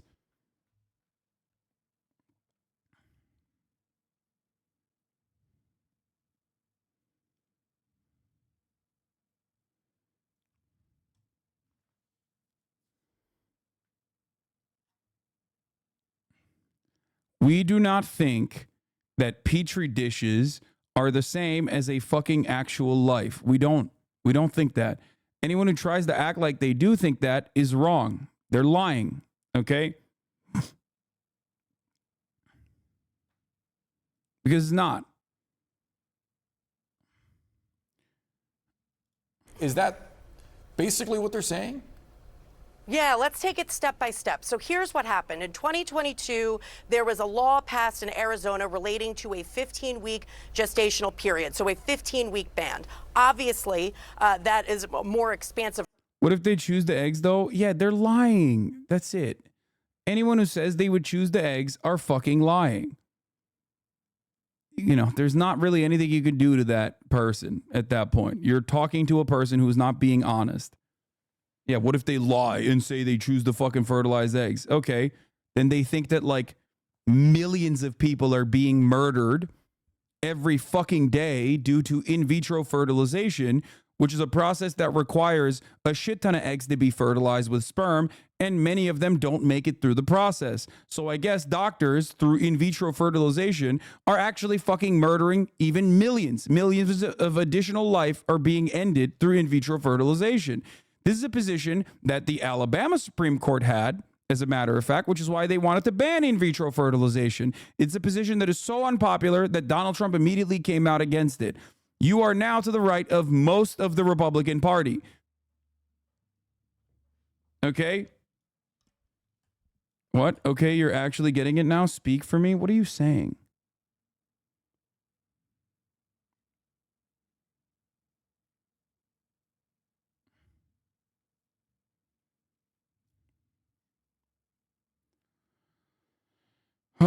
I mean, that is what these nutters believe. Religious nuts holds those convictions. Honestly, they're not lying. They're just actively fucking delusional. The number of people that do legitimately believe that is so much smaller than the people that even want to ban abortion. Okay? Sorry, it's ridiculous.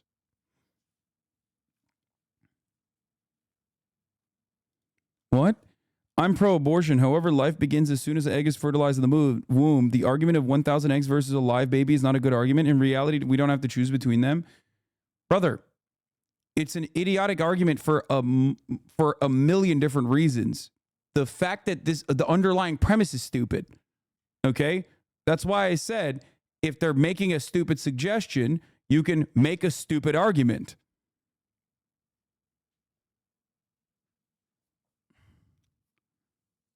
This guy's like, dude, I'm pro-abortion, except like, you know, I need this abortion to only happen under what I believe is permissible. It's great.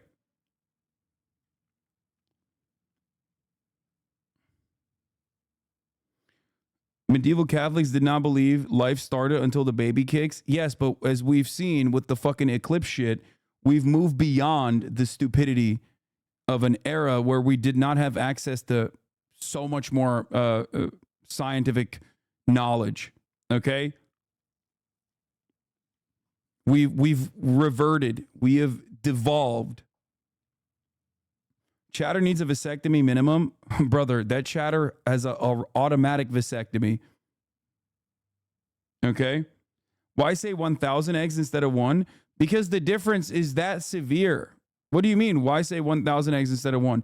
1,000 fertilized eggs that are going to be 1,000 successful children, okay, inevitably, when those pregnancies led to term, still outweigh the one fucking fully alive child, because the fully alive child is a life.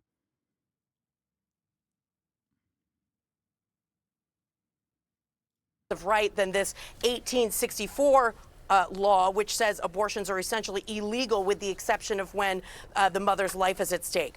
Because that 2022 law was predicated on Roe v. Wade, the right to an abortion was predicated on Roe v. Wade, and therefore the 2022 law stood. Without Roe v. Wade, there is no independent right either in the state of Arizona or in or the federal law that would serve as the basis for what Arizona did in 2022. Therefore, it's gone. And so the 1864 law, which was always on the books but was essentially just inactive and stayed because Roe v. Wade provided that right constitutionally, is now in effect, and that there's nothing on the books in Arizona or the federal law that says it couldn't be in effect. There's nothing to negate it. And so since it existed, it's simply back into effect at this point. So that is the logic of the court. And that's why they say it supersedes what they did in 2022 as a state, which to me sounded like 2022. Well, that would be the will of the people. But because that was contingent on Roe v. Wade. Yeah, I mean, these guys don't have any arguments whatsoever. That's why the whole states' rights argument also doesn't fucking matter. Because, like, then the states go, okay, we don't want this then. And then they go, never mind, we're going to find a different way to still enforce our will upon the population. That's it. Wade, they said, nope, back to 1864. Very interesting and clear. Thank you, Misty, for that. If you could stand by for us, because actually Governor Katie Hobbs in Arizona, they're just reacting to this ruling. Let's listen to what she said. We don't need to call a special session. The legislature's in session right now, and they can do this right now. They can do it today, and they should. They should listen to their constituents, 9 out of 10 Arizonans who support access to abortion, and do the right thing so that we are not living under the confusion and chaos and lack of access to health care that's needed. As you heard from those two stories, they can do it right now. Right there. All right, there you hear it. Governor Hobbs saying they don't need to call a special session. The legislature is already in session and could clear this up.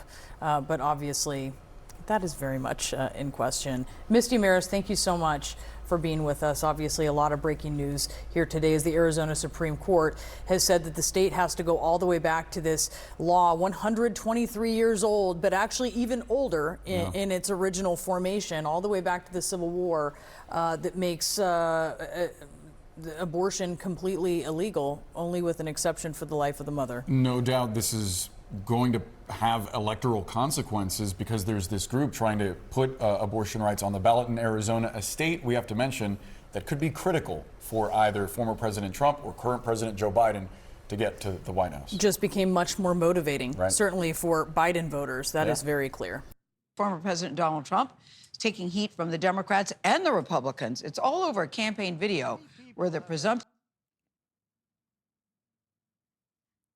Okay. Now, Donald Trump, understanding the fucking room as a permanent room reader, recognized that the situation is not great as it pertains to his electoral outcomes in the upcoming election.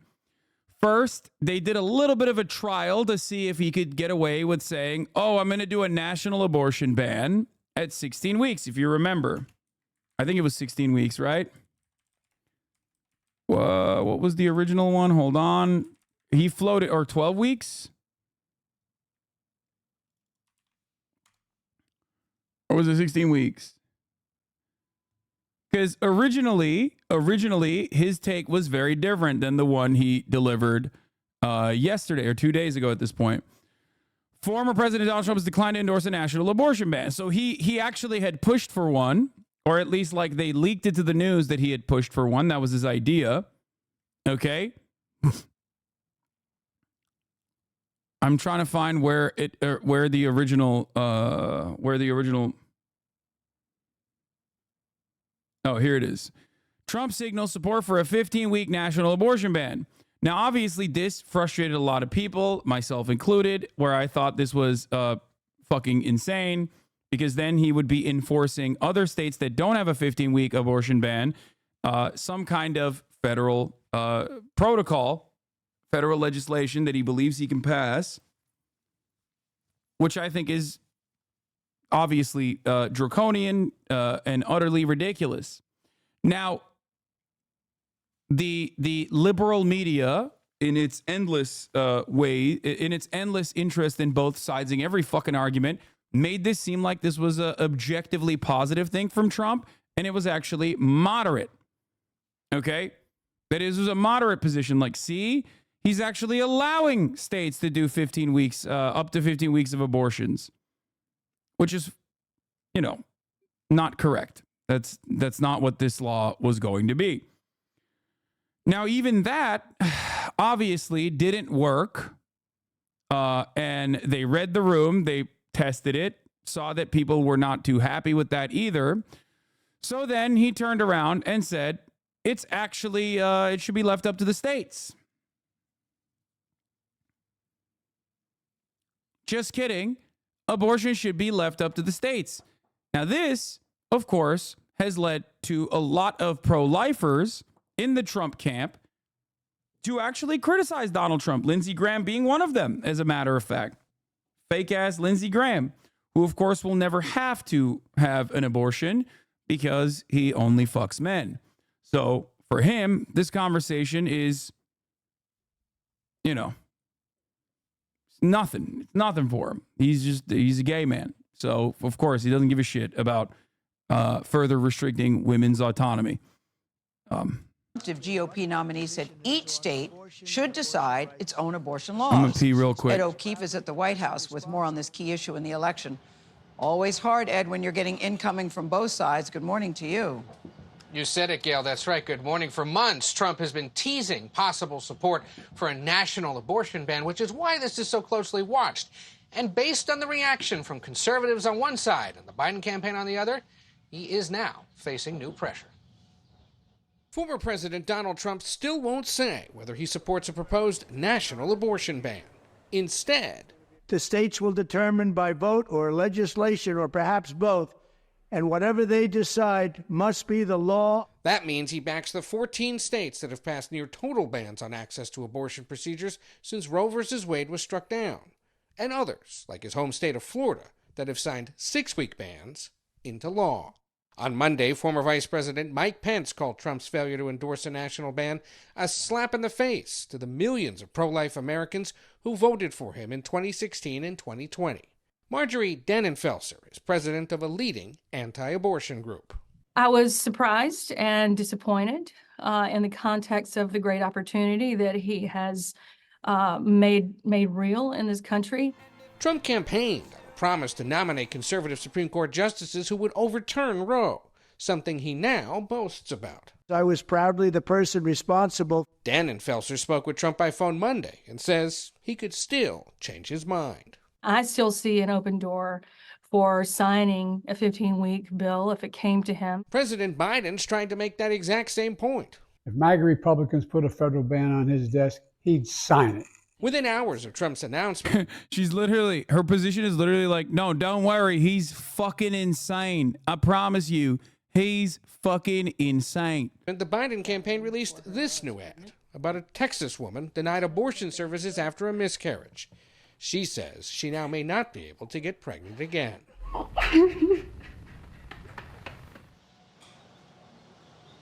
Boy, that makes a point. Ed, before you go, we're hearing there's a new development in Donald Trump's federal election interference case. What can you tell us about that? Yeah, Gail, so Special Counsel Jack Smith is urging the Supreme Court to reject Trump's sweeping presidential claims of immunity, saying Trump's position has no grounding in the Constitution.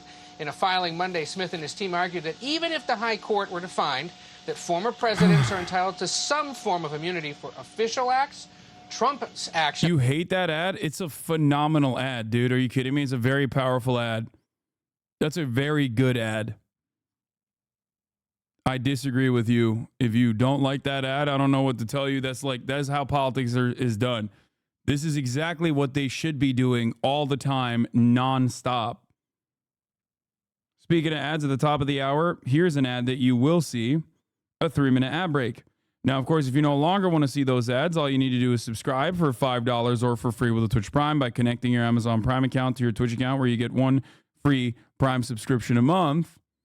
All the haters of that ad and all these other ads don't have to see any ads.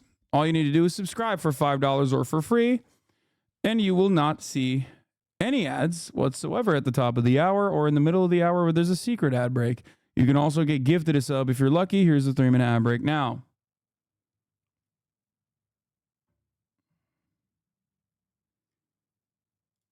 Were private conduct carried out to remain in power. The justices are going to hear arguments in this case on April 25th, with a decision expected by July. Gail? All right, Ed, thank you very much. So no position on a national ban, which conservatives wanted to hear. After Trump's announcement, Republican Senator Lindsey Graham of South Carolina telling reporters that former president... The girls are fighting, and I'm here for it. ...was, quote, making a mistake, and that he, quote, respectfully disagrees with Trump's assertion that abortion is a states' rights issue. In response to that, Donald Trump unloaded on his old buddy Lindsey Graham. In one post, he wrote, "I blame myself for Lindsey Graham because the only reason he won in the great state of South Carolina is because I endorsed him."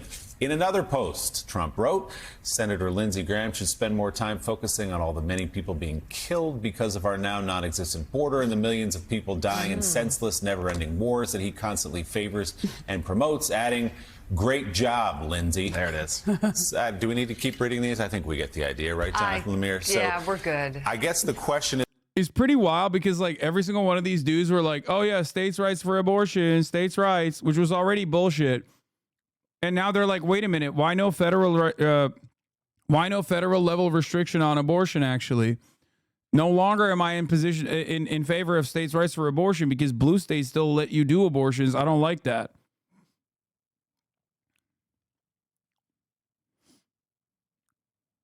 It is wonderful to watch them openly go back on those positions. Like, yet another moment of vindication for old boy here. I told you it was never. I mean, obviously, this is not even like a. It's not even like a very. It doesn't take a smart man to recognize that Republicans and Democrats, but especially Republicans, lie all the time. Is what's the over-under on number of days that Lindsey Graham rushes to Mar-a-Lago to apologize? He's at a boarding gate at DCA right now for the next flight to West Palm Beach. Yeah, this is, I mean, they have clashed occasionally on foreign policy issues, and Trump does have this hold on Lindsey Graham, where every once in a while he just whacks him. And that's what's happening certainly here.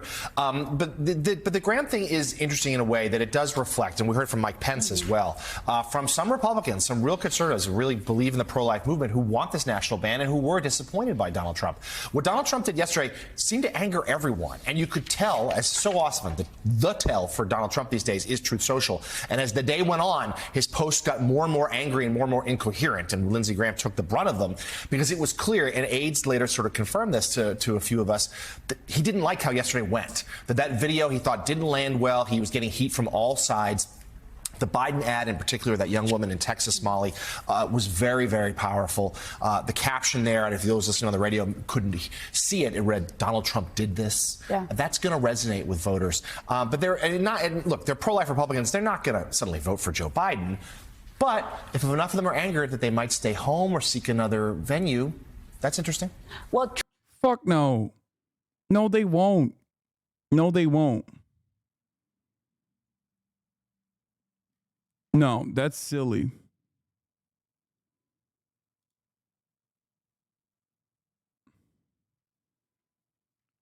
I think these guys love Donald Trump, and they will continue loving Donald Trump. Donald Trump punishes their enemies so hard. He owns them. He owns them with regular frequency by even like being in a position of power. His existence is a permanent own to the libtards that I hate.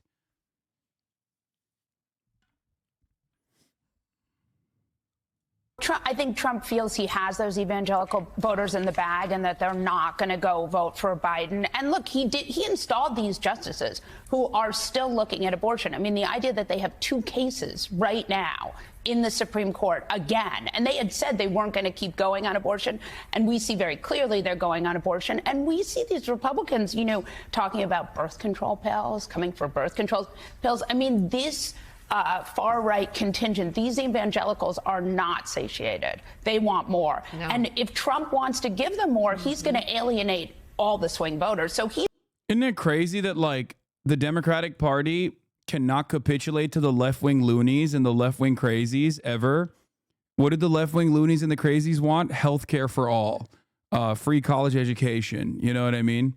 For everyone to pursue a life of dignity.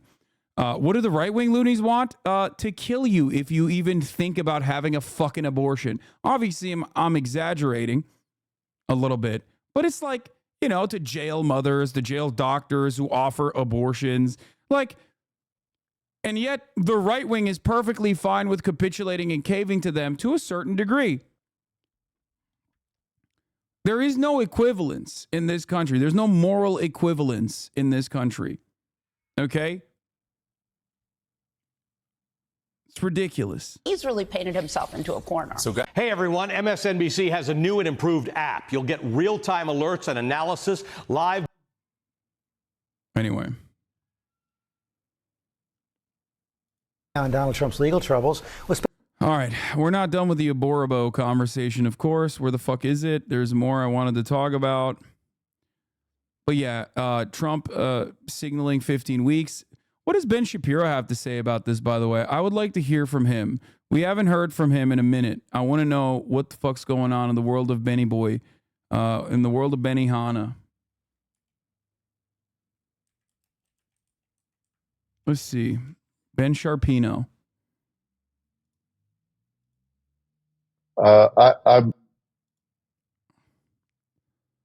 Did Joe Biden just save Hamas?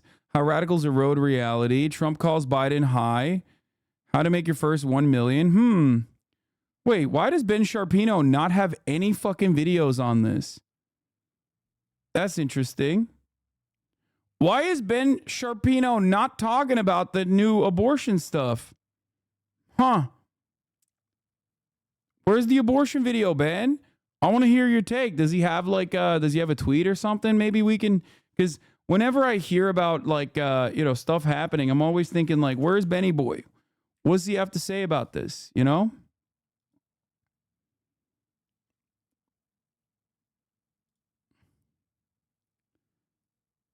Apparently, according to our new pagan elite, earthquakes and solar eclipses are the result of climate change. Abortion is approved by the Ten Commandments, and trans women should be allowed to play NCAA basketball. What the fuck?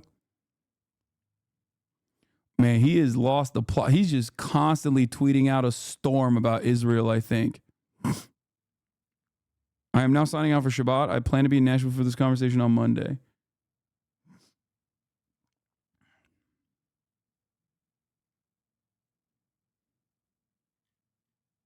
He's at the clinic having an abortion for his mistress. You think Ben is cool enough to have a mistress? Are you crazy? And herein lies my problem with Donald Trump's message on abortion. Oh. So President Trump, y'all know that I'm a supporter of President Trump's. I've given money to his campaign. Donald Trump is taking a position on abortion that is eminently politically pragmatic. His position on abortion is that this is a state's issue, that this should be delegated to the states. Now, you could say two things about this. One would be moral, and one would have a real moral problem attached to it. The one that is moral is to say, yes, abortion is wrong. Yes, abortion is a great sin against God, against man. It is a... It's like Hillary Clinton. You know what I mean? Abortion should be rare, safe, and legal. Okay, thanks. I guess you've arrived at the Hillary Clinton position. Like, what's happening? Terrible thing. By the way, of course, Ben Shapiro is an Orthodox Jew. There is no religious reason for Ben to be this ride or die for restricting abortions. There is one reason, though, and that's called money and clout. And he is a dog to the white evangelical Protestant Christian fascists in this country. And that is why he sits there and talks consistently about abortion.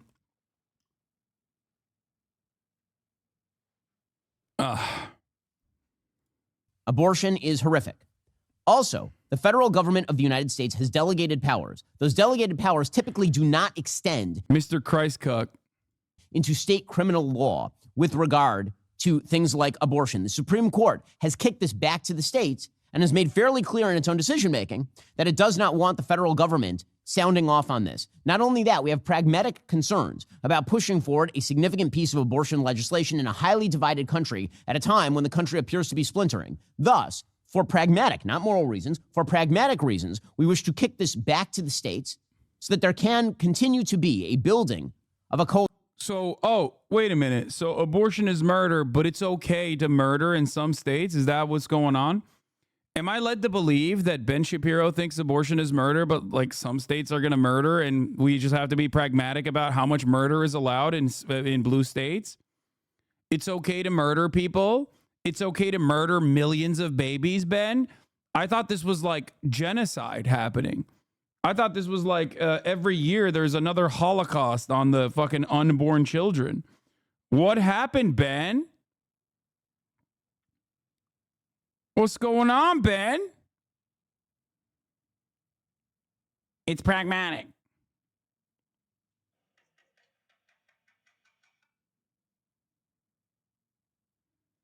It's pragmatic. Lessons around a stronger abortion position federally. That it takes time to actually get most Americans to accept a more moral position. And that on a pragmatic level, if you want a more pro-life country, you need to take that time to do it. And that is why I'm not supporting an immediate piece of significant abortion legislation, because the country is simply too divided. But when the opportunity presents itself, of course, from the executive level, I will do what I can to prevent abortion. And of course, I am personally pro-life and hope for a time when the American people are ready to accept and elect a government that would, in fact, ban abortion, right? That would be the moral position, because that distinguishes between two different types of rights that we've talked about a lot on the program. One is...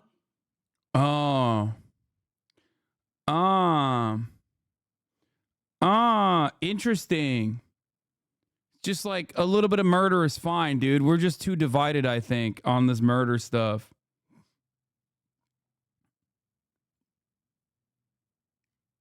Dude, you guys don't get it. One day Americans will understand that it's murder, and then we can, then we can advocate for what is possible. I think abortion is murder, so I'm full blown. I'm a honest and consistent conservative.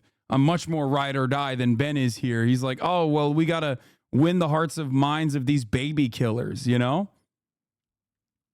Is a moral right, and one is a legal immunity. Those are not the same thing. A moral right is the idea that, for example, in the United States, I do not have a moral right to say the N-word, to take an obvious example. There's no moral right, because it's not like a good thing to say. God. Oh, he's hitting the, dude, white boy swag right here. The comparison to the, dude, debate pervertry all day, every day, baby. The N-word. It's a bad thing. I do have the legal right to say the N-word because you don't want to delegate to the government the ability to crack down on speech. And any government with the power to crack down on somebody saying the N-word also has the capacity and power to crack down on things that actually are good, necessary, and truthful.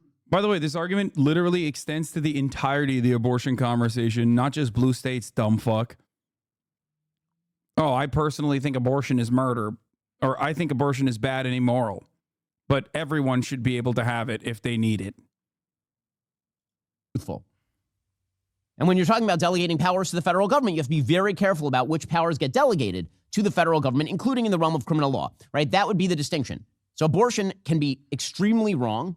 And also, because of the extraordinary diversity of the United States and the internal fissures of the United States, it is difficult to pragmatically find a piece of... Now, listen, I disagree with him positionally. I think that on a federal level, you could push a piece of 15-week abortion legislation. This is Mike Pence.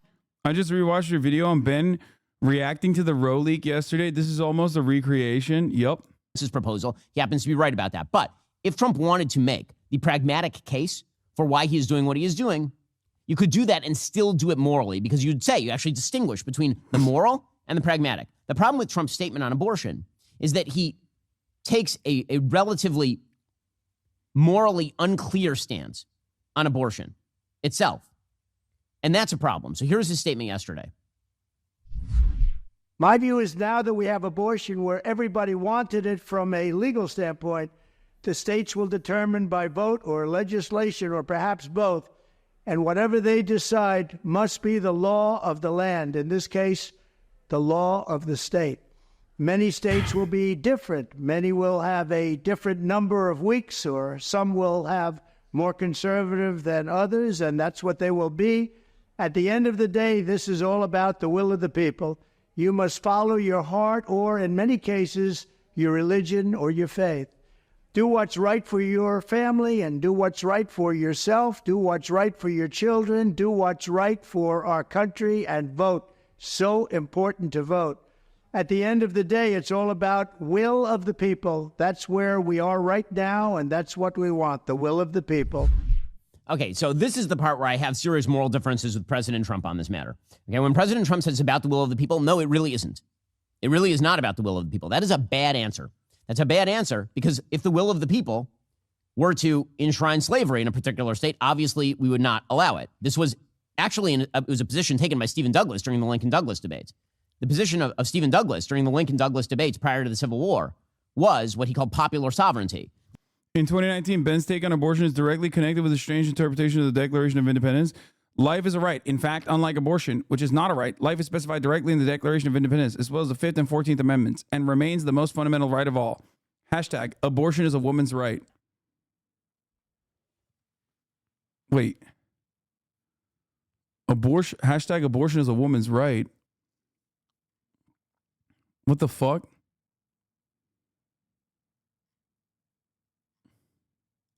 I guess there was a hashtag that was going on at the time, and he's responding to it.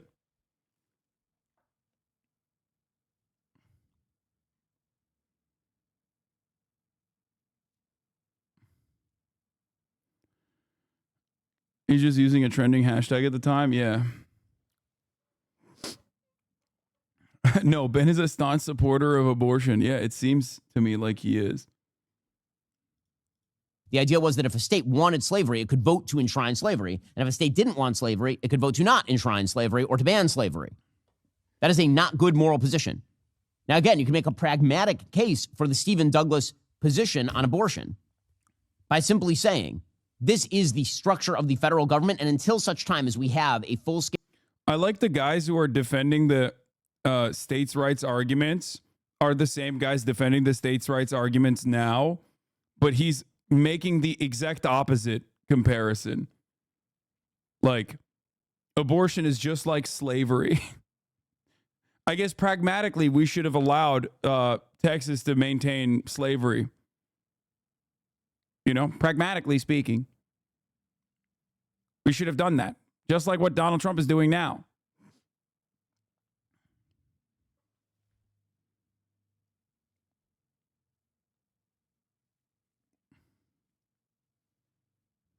Scale consensus at the top level of American government, it's going to be very difficult on a pragmatic level to push any significant abortion legislation. And so my job is to help build that moral consensus until we have a political consensus. Right? That you could say is the moral relativism in the position. That's the problem. Okay, that's my problem with it. We will never arrive at a political consensus on the matter because there is a political consensus on the matter already. We will never arrive at a political consensus on the matter that Ben likes. That's why he has to say it's divisive. It's not divisive at all. 75% of the country believe that Roe v. Wade and has consistently believed that Roe v. Wade should have remained. Okay? That number, as a matter of fact, increased. That percentage increased after the Supreme Court decision. So obviously, it has never been divisive, and it never will be divisive. It's just divisive if you want to make it seem like there are both sides of this issue. It is such an unimaginably, undeniably undemocratic thing that the Republican Party did that they're suffering electoral consequences as a consequence of that, which is why Trump is taking a position that's different than abortion is murder, or rather, I guess, taking the opposite stance, which is some murders are allowed. Murders in blue states are allowed over red states. And Ben is defending that. I guess some murder is fine then. Oops.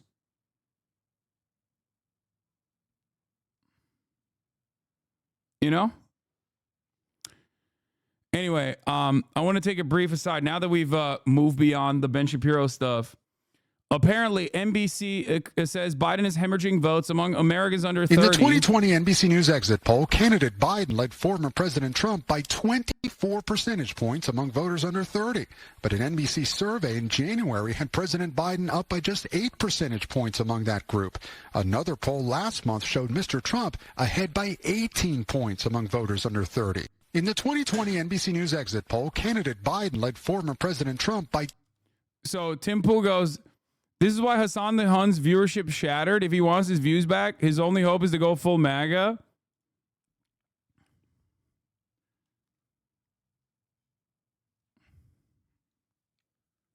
What should I say to this man? That's the real question. Because I thought about it.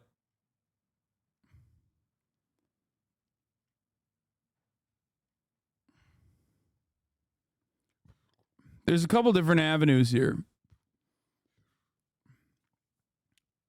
Couple different avenues is, you know,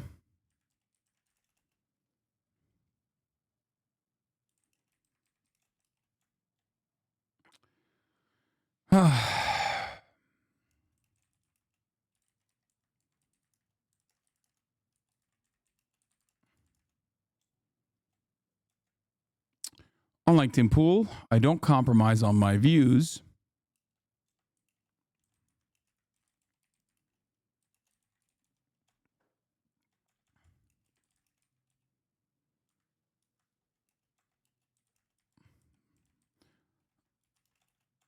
Since October 7.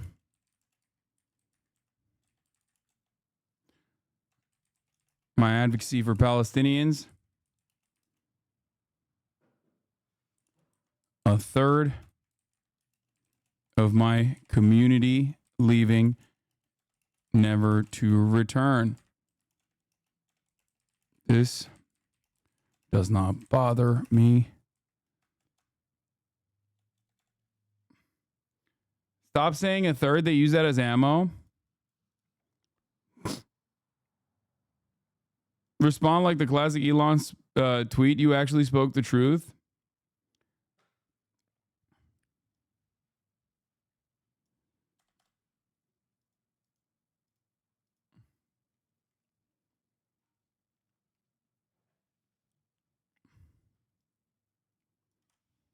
Unlike you, Tim.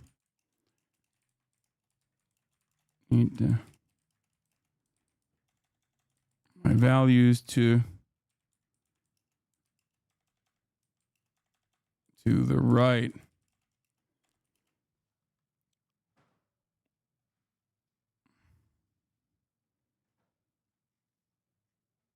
I need to do. Is that true? I thought it was a natural reduction in Twitch users overall. No. Post October 7th, this community did we went from 30K to 20K. The virtual pocket watching is getting out of control, which is true, but it doesn't matter. Ultimately.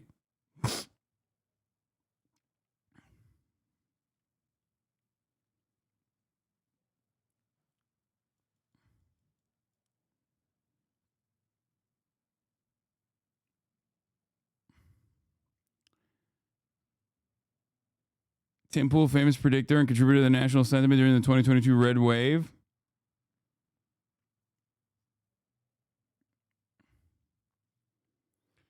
It did. We were 30K average before October 7, 20K average after October 7. Like after the original, after the original interest of Israel Palestine stuff died down.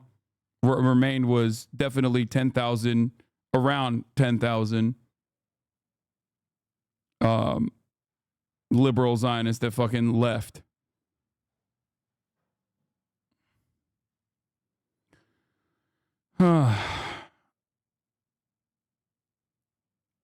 But, and everyone always fucking points to like a bunch of different reasons, but that is, as someone who is like, you know, pretty in tune with what the fuck's going on here, that's what it is.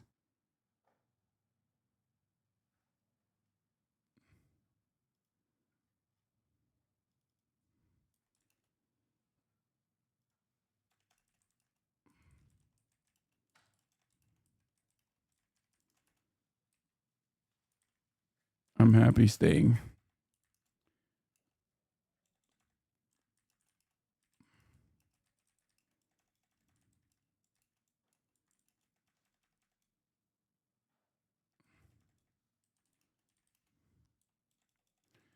This plus minoxidil, finasteride,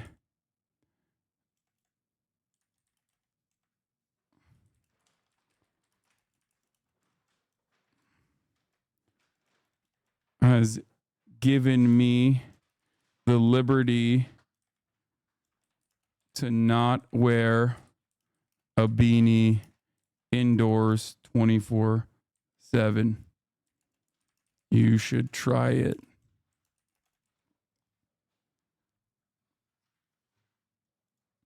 Unlike you, Tim, I don't need to sell out my values and grift to the right for financial gain. This plus finasteride has given me the liberty to not wear a beanie indoors 24/7. You should try it. There you go.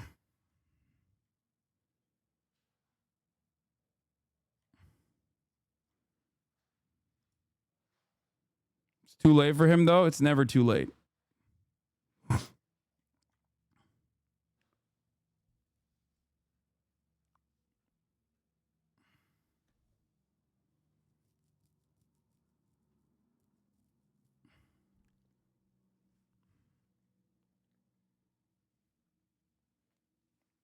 Bad advice. He's too far gone in both respects. His hair isn't coming back. Yeah, it might be too late for his hairline. Who knows? Bro, anytime we talk about view counts, there's like 1,000 people here that are like, hey, view counts is down across the board on Twitch. Like, Lyric has lost views, blah, blah, blah has lost views and shit. Thinking that I don't like look at the algorithms and look at like view counts across the board as a part of my job. It's like, I do. Okay. Yes. View counts have been on a steady decline for every single content creator for a multitude of different reasons. This goes beyond that. Okay. And Lyric isn't even losing viewers. Lyric is actually gaining viewers and he deserves it. He's phenomenal. He's great. Link it so we can ratio. Yeah, let's ratio. My point is that while everyone has maintained a steady loss, I'm confused. Didn't you prove the numbers were wrong in the first place in Australia? Yeah, I mean, my view count is stable at 20K, but the average 20K went down from the average that was 30K before October 7. If you want to talk view count, only do it with your peers. It's a lose-lose talking about it here. I know. Now, it doesn't really matter because ultimately that view count loss is insignificant, is inconsequential. Okay? It's fucking inconsequential. I'm not going to obviously stray away from what I truly believe just because it is unpopular. A lot of the things I talk about are unpopular. My job is to make those unpopular concepts more popular and more palatable to a broader audience. This is my job since day one. And ultimately, I don't care to talk about it that much, especially because the loss of like 10K average people in this community is nothing. You know what I mean? It's nothing in comparison to the loss of 30,000 plus Palestinians in Gaza. So you're admitting it's unpopular? Heh? Yeah. What do you mean? On what planet is like, no, you don't have to block that guy. Come on. On what planet is like socialism a popular concept in the Western world, especially in the United States of America? I unbanned him. Yeah, of course it's not popular. That's why I always laugh about people being like, you're grifting to the left. It's getting more popular than it once was, but that doesn't change the reality that like, yeah, no, most people are still very much pro-capitalism and terrified of socialism. Okay? It is against the status quo. Of course, it is not going to be profoundly popular. A lot of people, I think, and this is a major part of it. This is genuinely a big part of this process too. A lot of people, I think, want to be on board with a lot of people want to be on board with a meta. You know, everyone loves this. That's why they were bandwagoners that hopped on in like the 2020 era. You know what I mean? It was very popular to have radical opinions against Donald Trump, especially when those radical opinions were never going to be realized anyway. That's it.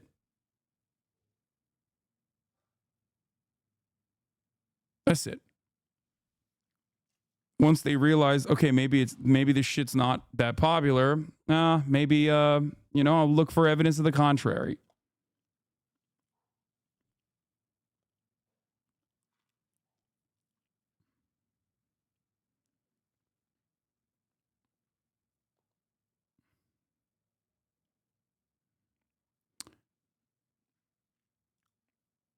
Yeah, you had Pelosi acting like Antifa in 2018, 100%.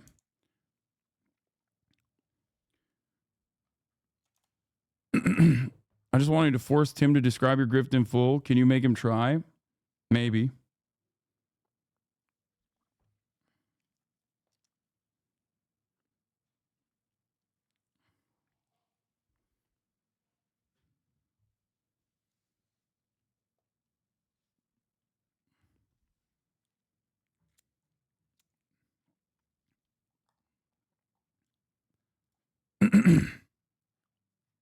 Sell some ads. The site does sell some ads or sponsored truths, but the only companies willing to do that are pretty much the ones you'd expect. There've been ads for A Kid's Guide to Fighting Socialism, anti-woke life insurance, ivermectin, the official pillow of storming the Capitol, and this bear who recently lost custody of the twins. And one of the reasons they can't get bigger advertisers may be because there just aren't that many people on the platform to advertise to.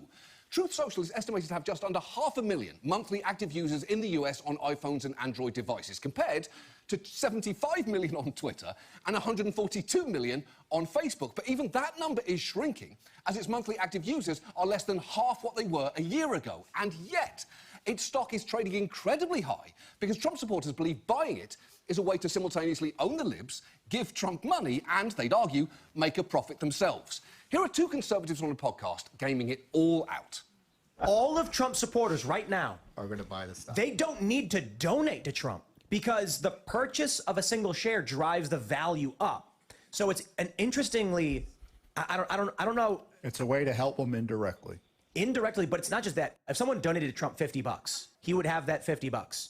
But if someone buys the share, and millions of people are buying shares, it's driving the price higher and higher and higher. It may have a bigger impact. A much bigger impact. Trump could then offload a small... My goat, Tom Fitton. Oh my God, he has such esteemed guests. ...portion of shares for a massive amount of money relative to what people actually bought shares for. Truth Social is basically a meme stock now. And its price has risen based on the same principle behind meme stocks like GameStop or AMC. If enough investors buy shares, they can drive the price up and everyone could somehow get out before the bubble burst. But the GameStop movement was at least nominally about wresting financial power away from shitty rich arseholes and... I can't believe Tim Pool made it on John Oliver before me. I'm going to start grifting to the right. Fuck it. I'm doing it. Restoring it to the little guy, whereas this movement is about funneling the little guy's money directly to the shittiest rich arsehole there is.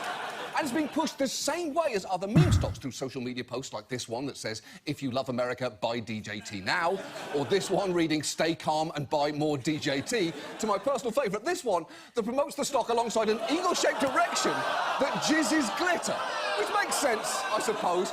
Truth Social is kind of like a penis in that a lot of sad men on the internet spend their time lying about how big it is and what it can do for you. That's crazy.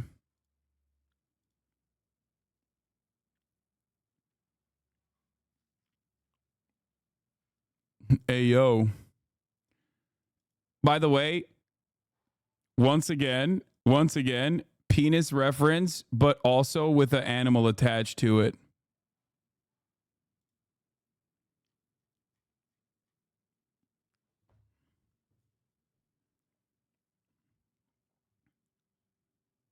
Yes, of course I've seen the clip of Tim Pool getting his beanie fucking pulled off of his head. Definition of the word bigot. You are the oppressor! All right, have a good day. Bro, you come near me ever again, you won't have any teeth. You understand that? I understand. Don't fucking touch me. Come here. You wanna know why I fucking wear the hat? Yeah. So these motherfuckers can't fucking recognize me when I'm on the street. You wanna take a picture of me so that I'm easily identifiable? There's no photos of me. There's no photos of me. Bro, you literally have a camera on you. Like all the time. No, it's because you're bald, bro. It's fine. Like, he really needs to be more chill and more confident about his baldness. Without this. You came and you walk with the diction. Bald is beautiful, baby. He put the beanie on. Yeah, he put the hoodie up to be like, I'm going to protect my beanie now.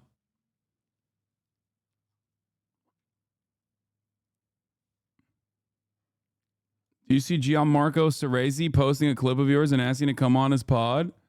I did not, but I like him. He's funny. Wait, where did he post it? Is it on Twitter?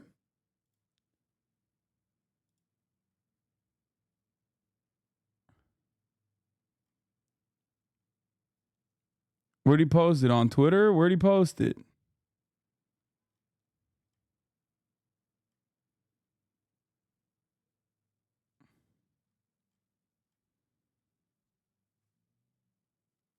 It probably expired. Oh, was it a story?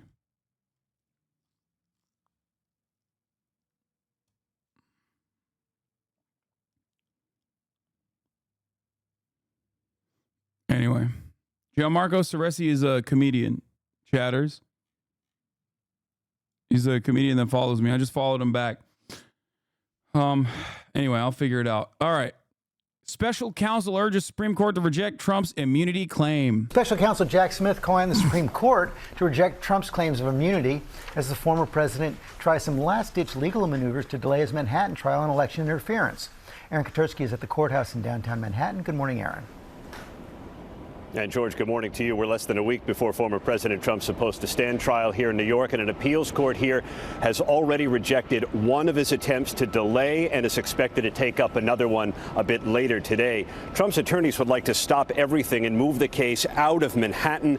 They say there are too many potential jurors around here who've been exposed to pretrial. Can he wear what he want? Why are you, of all people, sitting and talking about him wearing a freaking beanie? Because he's bald and he's afraid of his baldness being exposed, chatter. That's it.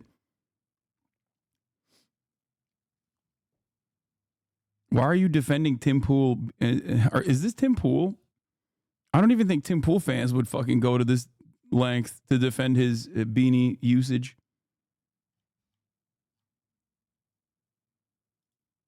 Negative publicity. Prosecutors say Trump should have nothing to complain about, though, since much of the publicity is his own doing. He talks and posts about the case so much.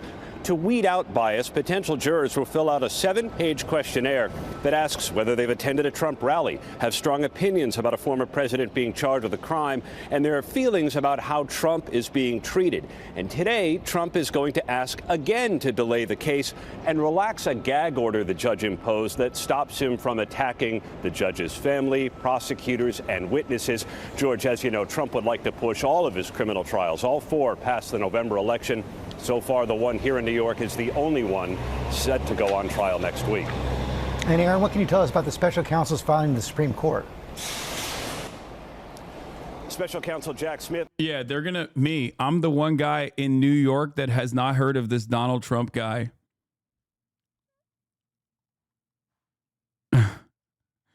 Oh, what? Who's this Trump guy?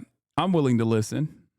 Says there's nothing in American history, the Constitution, or even policy debate to suggest that a former president cannot be held criminally accountable, that no president has ever been prosecuted before is not because he's immune. Jack Smith says it reflects the unprecedented nature of Trump's alleged conduct. George. Okay, thanks. It's been our chief legal analyst, Dan Abrams. We're seeing all these last-minute maneuvers to delay the Manhattan trial. Any chance of success? Very, very small. At this point, it seems pretty clear that this case is moving to trial. These issues have been litigated. Wait, the Trump, the real estate developer who was on Home Alone?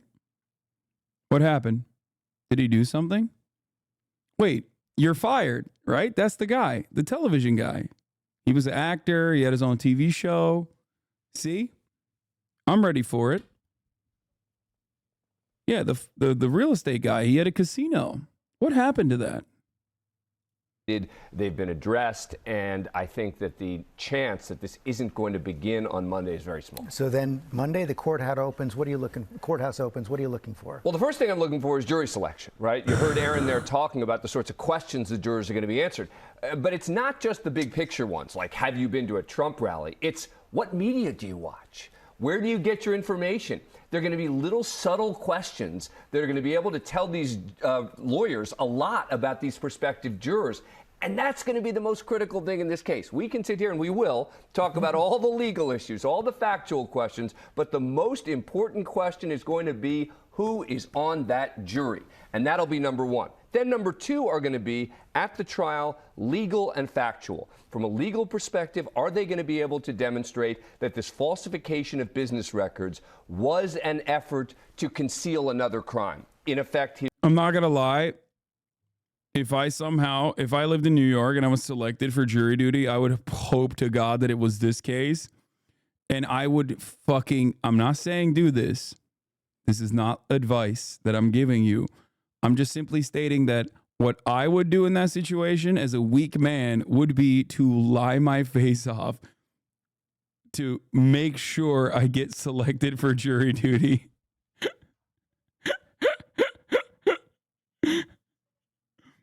I'm just saying, I would literally be like, Trump? Who is that guy? What is he? Is he the president? I mean, I'm unsure. I'm unsure as to what he is, what he does. I would love to be on that jury. You tank the case as a mistrial? Here, the election crimes that the prosecutors say were also committed, even though they weren't charged. And secondly, factually, is the former president going to continue to deny that he had any relationship with Stormy Daniels? I think he's going to. I think his position is still, it didn't happen. You assume he has to take the stand? No, he doesn't have to take the stand at all. I'd be surprised if he takes the stand. I know that his team is talking about him potentially taking the stand. I would be very surprised if he does take the stand, but then again, this isn't a classic legal case, right? You have to view this case through the legal and political prism, and as a result, the typical rules that apply may not apply here. Dan Abrams, thanks very much. Israel says it has now set a date for an There we go. All right, we're moving on from Trump's legal troubles to Israel. Also, we're going to talk about inside the messy battle for the biggest swing state of 2024, Pennsylvania, baby. We got that lined up, and we also have two senior Hamas leaders being interviewed, which I'll cover as well. And we got, should politicians be allowed to trade stocks? We got I Did a Thing video. Don Lemon's wedding was the worst. Don't really care about that. Dave Ramsey, don't care about that. Potentially, I got these two stories as well. All right. Before we get to like Jon Stewart and whatnot, Israel's date. Israel sets date for full-scale invasion of Rafah, despite U.S. objections. invasion of the city of Rafah, despite strong objections from the United States. Palestinians are returning to scenes of destruction in areas where Israeli troops have pulled out for now. As Holly Williams reports, many are finding there's hardly anything left of their homes. Most Israeli forces have now left southern Gaza, and thousands of Palestinians are moving around freely for the first time in months. For some, that's meant a homecoming to the city of Khan Yunis. But in their once bustling communities, there ain't no way this person just said, did you mention the Hamas interview? I spaced. Like, I literally... No, you didn't space. You heard me say it, and that's why you just brought it up. There is no way you just literally fucking linked the tweet that I spent time addressing that I'm going to cover in a second. It's just too... That has to be entirely too close of a coincidence for it to be a coincidence. they found a wasteland. Half a year of war has brought destruction on a colossal scale to Gaza and an unending descent into despair. Malak Mahmoud showed CBS News producer Marwan Al Ghul the ruins of what was her home. I can't find anything, she said. I lost my books and all of my belongings. Israel's military says it now has no operational forces in southern Gaza and just one division inside the Gaza Strip. The other division that was there moved out over the weekend. The remaining troops are positioned along Gaza's border with Israel and to the north, where the Israelis have built a new road cutting across the Gaza Strip from east to west, thought to be part of Israel's planning for after the war. The military says the troops who've pulled out are recuperating and preparing for future missions. And despite US opposition, Prime Minister Benjamin Netanyahu says Israel's now set a date for an offensive in the southern city of Rafah, where around 1.5 million people are sheltering. That date, though, is unspecified. The US says there's a ceasefire deal on the table for Hamas. But a spokesman for Hamas told CBS News the latest negotiations in Cairo over the weekend were a, quote, setback. Gail? Oh, that's... Wow. Shocked, I tell you. Oh, watch. The United States says, or Lloyd Austin says the U.S. has no evidence that Israel committed genocide in Gaza. Once again, shocked to find out that the American government is still defending Israel unconditionally by lying. Because we are also genocide heirs. We have to, no matter what, we have to just be mentioned in history as those who did not simply look away when our ally was engaging in ethnic cleansing, but instead defended it unconditionally, uncritically, supported it, gave it weapons. We are the bad guys. Okay? We are the bad guys. Make no mistake.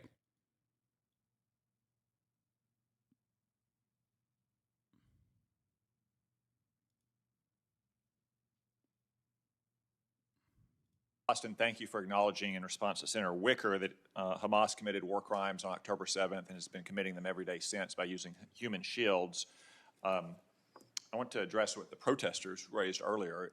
Is Israel committing genocide in Gaza? Senator Cotton, we don't have any evidence of genocide being created. So that's a no. Israel's not committing genocide in Gaza. We don't have evidence of that, to Thank my you. knowledge. Yeah. Better than Director Burns and Director Haynes did last month at the Intelligence Committee when they dodged that question. You stand accused by those protesters of greenlighting genocide. Would you like to respond to that accusation? What I would say, Senator Cotton, from the very beginning is that we committed to help assist Israel in defending its territory and its people by providing security assistance. And I would remind everybody that, you know, what happened on October 7th was absolutely horrible.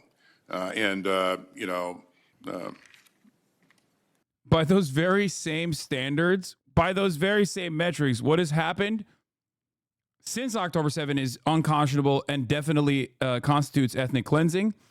But of course, we can't say that, you know? Yeah, no, the real genocide was on October 7th, actually. And the fake genocide that has happened since then is not a real genocide. Numbers of Israeli citizens killed, and then a couple of hundred Israeli citizens taken hostage. American citizens as well. American citizens as well. So you deny the accusation that you greenlit genocide? I absolutely deny. Okay. For the record, I don't think Israel's committing genocide. I don't believe you greenlit genocide either. You talked a lot with Senator Reid about Israel's responsibility to provide aid in Gaza. Why does Israel have a responsibility to provide aid to Gaza? Israel was the victim of an unprovoked, vicious attack on October 7th. Why should they provide aid to the aggressor nation? Or aggressor, Gaza's not a nation, to the aggressors on October 7th. We didn't provide aid to Germany and Japan during World War II. What we did provide aid to and assistance to many of the countries that we've operated in recently. But not in World War II. If you had been in George Marshall's or Dwight Eisenhower's position in World War II, would you have wanted to provide aid to Germany? I really do believe, Senator, that if they want to create a lasting effect and in terms of stability, then I think that something needs to be done to account to help the Palestinian people. I get that, but they're in the middle of the war. Like we believe that too after World War II. That's why we had the Marshall Plan. That's why we rebuilt Japan. But that was after the war was won, not in the middle of it. And in the meantime, like if it's not Israel's responsibility to provide aid, it's certainly not our responsibility, but we're spending our tax dollars to build this giant pier to send aid into Gaza. Who's going to accept that aid? So Tom Cotton is against any aid to Palestinians? Is that what's going on? Oh, I am once again reaffirming my commitment to re-education camps. Re-education camp for this man. This man needs to be saved because obviously he has a deep moral rot. Okay? Salvation can happen for Tom Cotton only with state-sponsored re-education camps. Firm commitment to re-education camps for Tom Cotton. Put Senator Tom Cotton in a re-education camp. Who's going to be at the end of the pier on the shore taking aid from American forces? That's still being worked out, but there will be NGOs that will help to distribute that aid. That Hamas is in charge of Gaza. When aid goes to Gaza, Hamas doesn't divert it or commandeer it or steal it. It accepts it. And anybody operating in Gaza is under the thumb of Hamas. I just think it's very ill-considered, and I don't think it's going to end very well. Let me move on to Ukraine.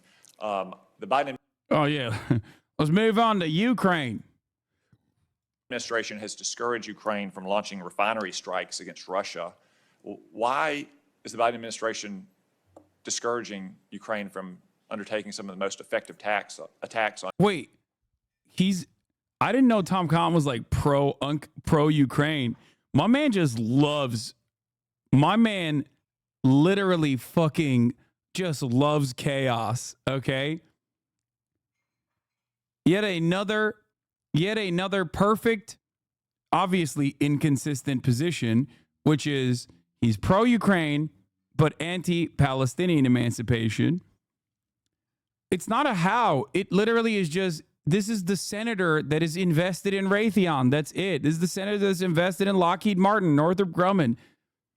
This is the senator that no matter how much he deviates from the public position and what is the norm, he is pro-American State Department. Okay? That's it. He's like,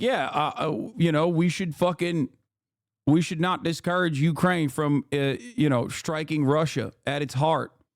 Also, simultaneously, we should let Israel finish the job. That is the American position, the American State Department position. On Russia's war-making capabilities. Certainly, those attacks could have a knock-on effect in terms of the global energy situation. Isn't aid popular on all sides? Who is this for? Good question. Great question. It is.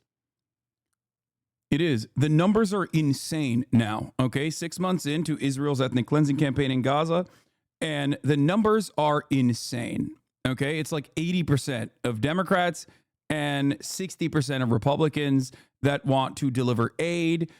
Similar numbers for Israel ceasing its hostilities and engaging in a ceasefire, permanent and temporary.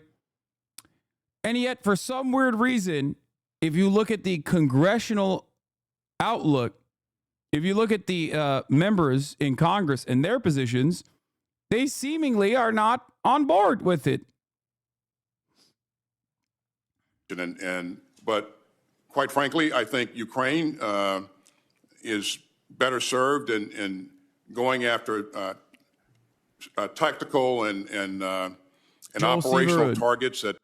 Joel Seaverud, thank you for the 10 community gift the subs. Yes, he's evangelical Christian. That's why he's fucking positioning himself this way. But even if he wasn't religious, like, he would be positioning himself this way. This is the position of those who don't care about the humanity, who don't care about ceasing hostilities globally, but instead accelerating it, accelerating the demise of people.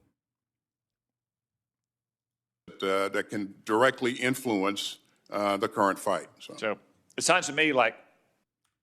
Wait, what did he say? Hold on. A knock-on effect in terms of the global energy situation, but quite frankly, I think Ukraine is better served in going after tactical and. Who's it popular with?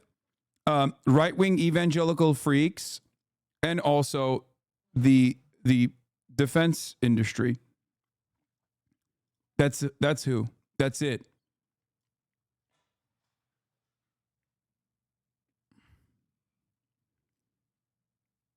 That's like a big part of why the Republican Party operates the way it does. That's why he's positioning himself like this. And operational targets that. What's Hasan's position on Russia-Ukraine? Russia has committed an unjustifiable act of war by invading Ukraine. Russia needs to cease its hostilities instantly. Russia needs to withdraw its troops from Ukraine. And that I still do believe that inevitably the cessation of hostilities is going to come with a reoriented version of the Minsk agreements.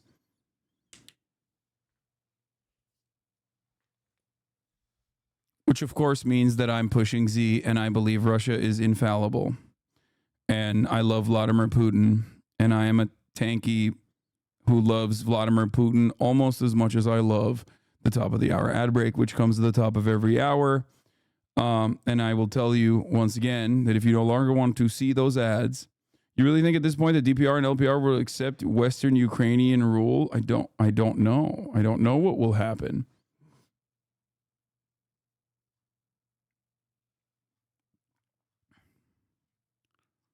I think that some form of like autonomy under the Ukrainian banner is probably what the best possible scenario is. But I don't know. I don't know if Vladimir Putin will fucking give back all of the territories that it annexed in Western Ukraine. I mean, Eastern Ukraine. Sorry. NATO caused the Ukraine war. NATO accelerated the likelihood of a Ukraine war, but it doesn't mean NATO caused the Ukraine war alone. After all, Vladimir Putin is the one who made this decision to invade Ukraine. It is a ridiculous decision. It was a bad decision. Just to simply state that it was a NATO-born war is at least this far into the conflict is, missing the forest for the trees.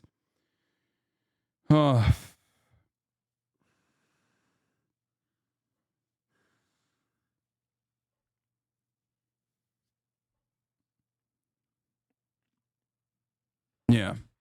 Vladimir Putin is the number one NATO dick rider of all time. No one has loved and solidified NATO support from Western countries more than Vladimir Putin has by invading Ukraine. Like, holy shit. What a gift. What a gift. What a gift to Joe Brandon. What a gift in general to NATO, to the generals, to the defense contractors. It's so awesome.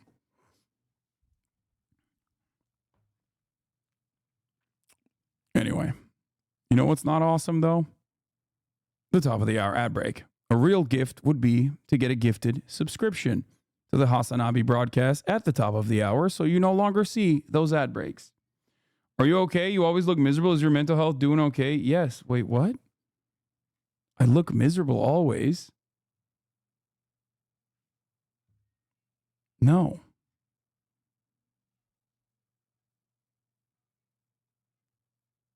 You already did the ad segue? I know. I was just completing the ad segue.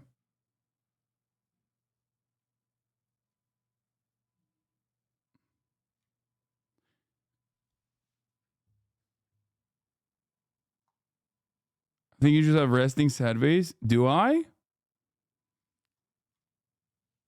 What do you want me to do? Be like this? Fucking hit the Mormon perma smile. Joel Seaver, thank you for the 5 tier 1 gift to subs, allowing 5 people to no longer see the ads at the top of the hour.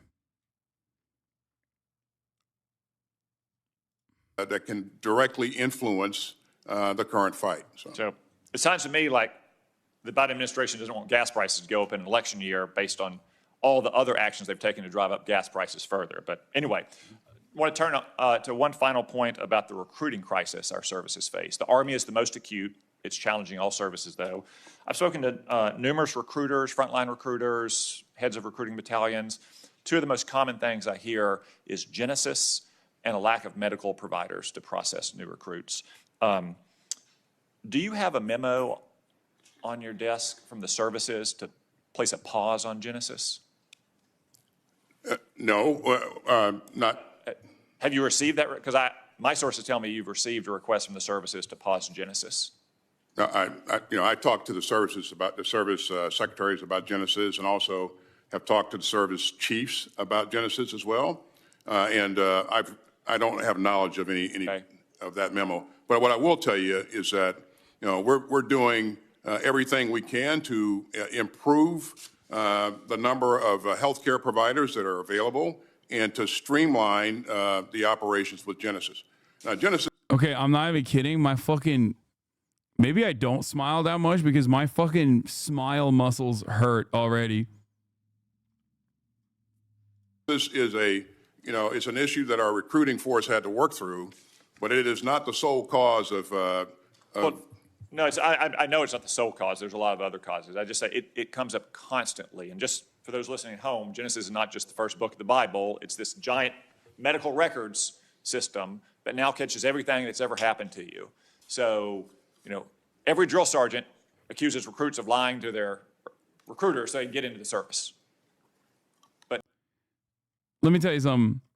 My favorite take about people being like, no, Russia had nothing, like Vladimir Putin was backed in a corner. He had to invade because he wanted to defend LPR and DPR, the people of LPR and DPR, is that it is such a hilariously bad take. Okay? It is such a hilariously bad take because so many more people died in LPR and DPR since he invaded. And not only that, but also many, many other people who may have even been supporters of Russia or might have even identified as Russians in Eastern territories no longer feel that way at all. So it's a tactical misstep on every front. Even if you're pro-Russia, even if you are literally pro-Russia, it is so ridiculous to think that what he did was great.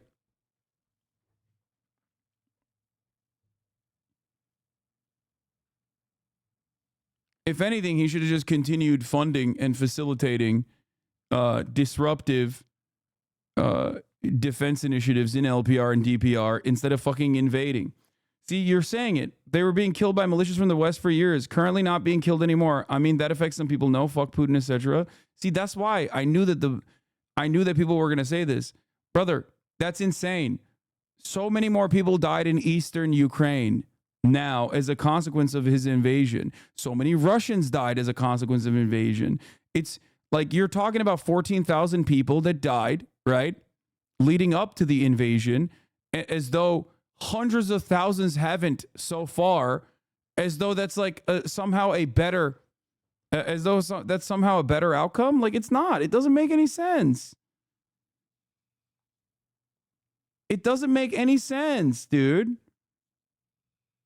You make no sense if you have this position.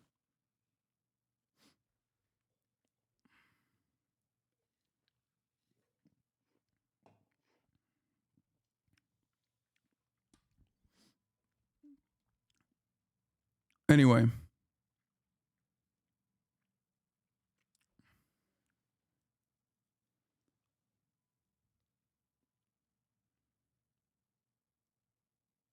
But now Genesis catches all that. So if you broke your arm when you were 12 playing Pee Wee football, Genesis knows it. if you were prescribed an SSRI because you were depressed when you were 13 because your parents were getting a bad divorce, Genesis knows it. And you got to go through a whole lot of rigmarole to get a waiver. Now, look, we can't have psychotics joining the military, but if a kid was on an SSRI when he's 13, does that really matter? Does it really matter? If he broke his arm when he was 13, he can't have a degenerative bone condition, but he broke his arm. And I know you'll say, because I've heard it before, that there's waiver approvals here. It takes a long time. And like if Okay, I'm bored of this part. Move beyond it. All right. Last part about Israel, Palestine. More information I wanted to give you on that front is that Turkey has imposed export restrictions against Israel. Says it will impose restrictions on. This is going to hurt Recep Tayyip Erdogan's bottom line. Let me tell you something, okay? Hey, call your loved ones who are engaging in import-export to Israel right now in Turkey, because honestly, it's devastating for his bottom line. I mean, devastating. Oh, man. Oh, dude. Really, really, really suffering. Who's really suffering around these parts? Exports to Israel until it reaches a ceasefire with Hamas. Israel called it a unilateral violation of trade agreements and has promised to respond. These new measures come a day after Israel declined Ankara's request to airdrop aid into Gaza. We had submitted a request to participate in the humanitarian aid operations with cargo planes of our Air Force. We've learned that this request, which was welcomed by the Jordanian authorities, was rejected by Israel. There can be no excuse for Israel to prevent us from providing aerial aid. This is how I found out Turkey sends jet fuel. Ho, ho, ho. To starving Gazans. In response to this situation, we have decided to take a series of new measures against Israel. Well, for more, let's speak to our correspondent, Sinem Koscioglu. She joins us now live from Istanbul. Sinem, this is obviously a symbolic gesture on the part of Turkey, but talk us through the details. What do these restrictions relate to in terms of exports? Anastasia, this is the first significant measure that Turkey has imposed against Israel since the beginning of the war. Rare Turkey W or nothing burger? No, it's not a nothing. It's not a nothing burger at all. It is actually very much a something burger. I told you guys this already. Like, I've told you this since fucking October 10. That Recep Tayyip Erdogan is all talk. Okay? One must ask the question, why were they exporting so much to Israel? How did that happen? He said a lot. He said so many things. He said, I'm going to tell you 1 minute. Fuck you, Israel. Satan Yahoo. That's what he said. LGBT. So what happened? The fuck happened? Now, many of you are obviously American, so you don't know this, but there was, in the first month of Israel invading and completely sieging Gaza, there was a bit of drama in the Turkish part of the internet as it pertains to your boy. Because of my bilingual dual nationality status, I'm able to offend the hogs both in the United States of America, but also in Turkey as well. I said some things, I think it was on like October 10 or something, calling Turks dogs for supporting Israel, saying that you dogs that support Israel don't understand that you are seen as dogs to the Western world, that they do not distinguish between you and the Muslims in Gaza. You are the same to them. Thinking that you can parse your way through this and thinking that you can say like, no, those are Arab, those are different, is not going to change the way that the Western world sees you. This upset a lot of hogs who caused them to speculate that I was a Fethullah Gülen supporter, which is laughable, a siyasal İslamcı, which is Islamist fundamentalist, like a political Islamist, which is also, again, laughable because simultaneously, I am also a homosexual man in the eyes of many Turks because I paint my fingernails. Do they call you an Arab lover? Yes, that too, of course. And that I did not know what the fuck I was talking about. Now, a lot of those Turks that were chirping at me, of course, had to reckon with the reality quickly where there was a shit ton of support for Gaza internally in Turkey. Some of those Turks in power, some of those politicians in power had to go back on their statements, right? There were a lot of like nationalist anti-Arab parties that were hyper focused on talking about how what was it? What did they say? If you want to defend Gaza so much, if you want to be an Arab so much, you should just go to Gaza. We'll send you there. What happened to those guys? What happened to those takes? Even Erdogan had a shitty take after October 7, which he quickly had to realign when he saw the groundswell of support for the Palestinians inside of Turkey. Now, it's okay. It's okay to all the Turks who were very upset. I even went as far as to say that Israel could do Mavi Marmara 1,000 times over to the Turks, and the West would not even bat an eye. Okay? So, since then, Recep Tayyip Erdogan has changed his stance. Of course, he said when he realized that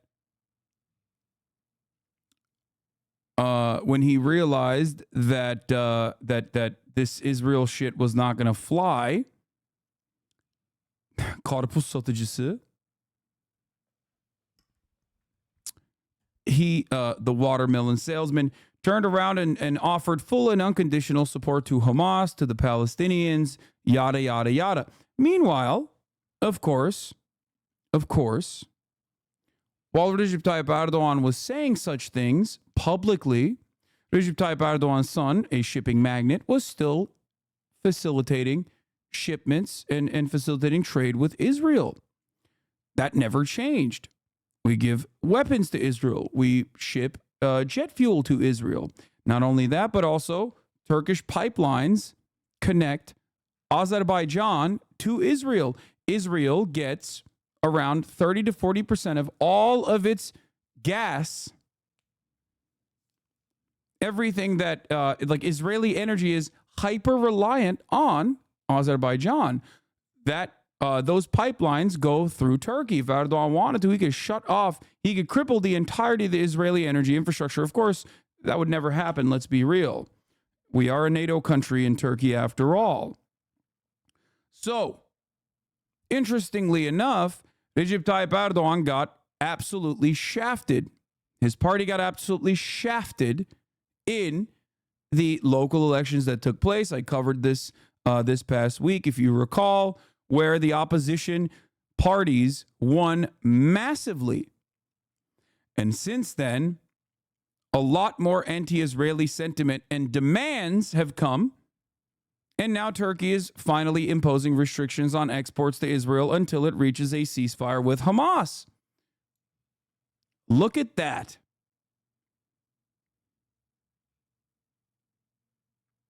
In October last year, the products that include iron, steel, fertilizers, chemicals, aluminium, and many other, mainly construction products. And I have to remind that Israel is Turkey's third biggest trade partner. So, whoa, what?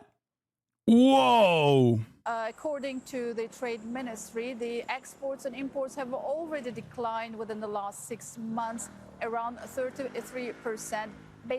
Mainly Turkish exports to Israel declined 43% already. But let's remember that these are all mostly private sector exports to Israel, and they have declined without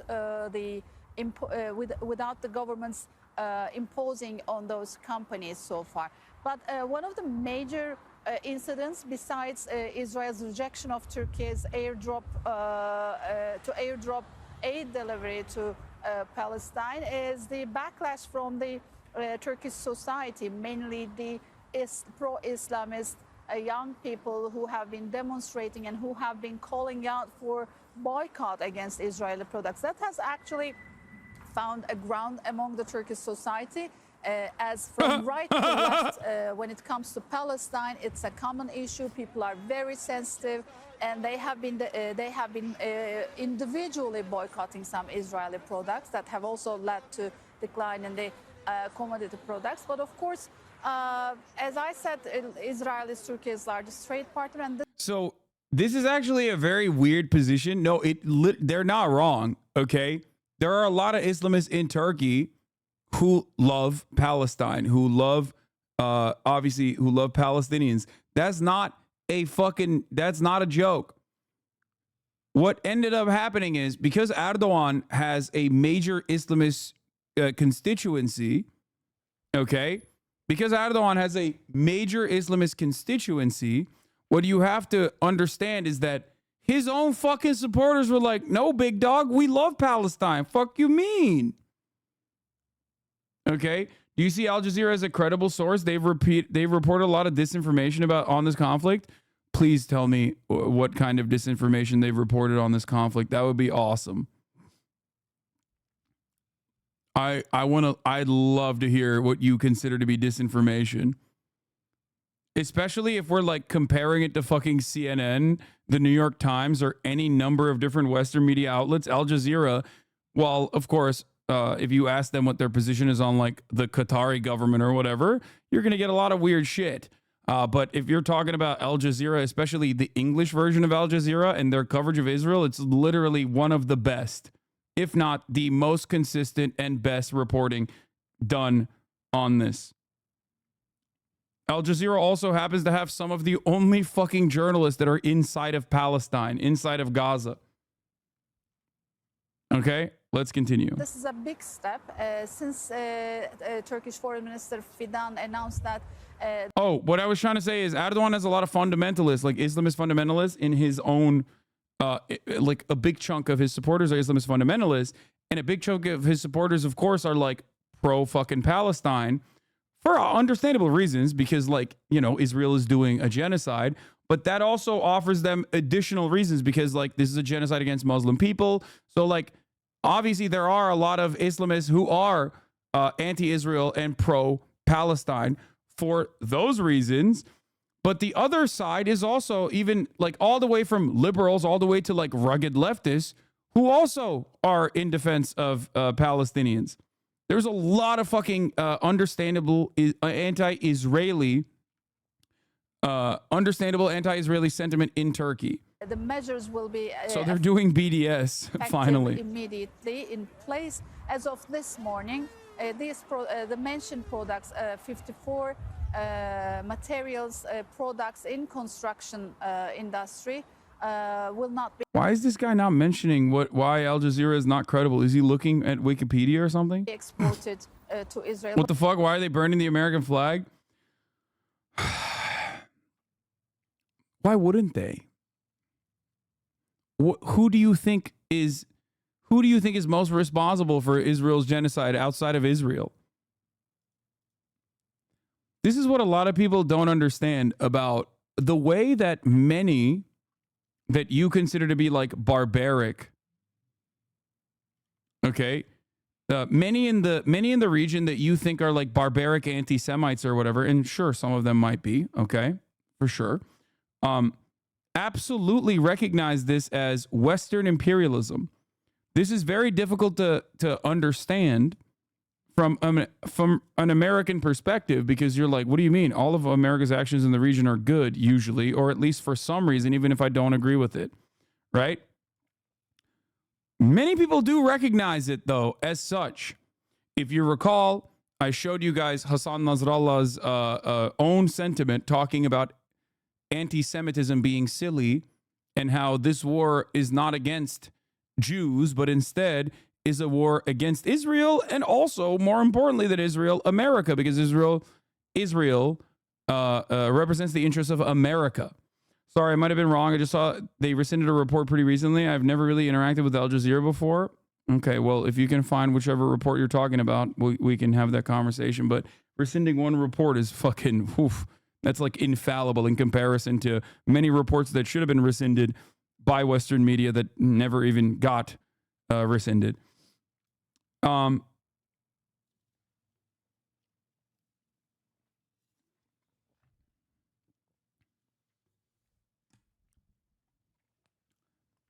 But regardless,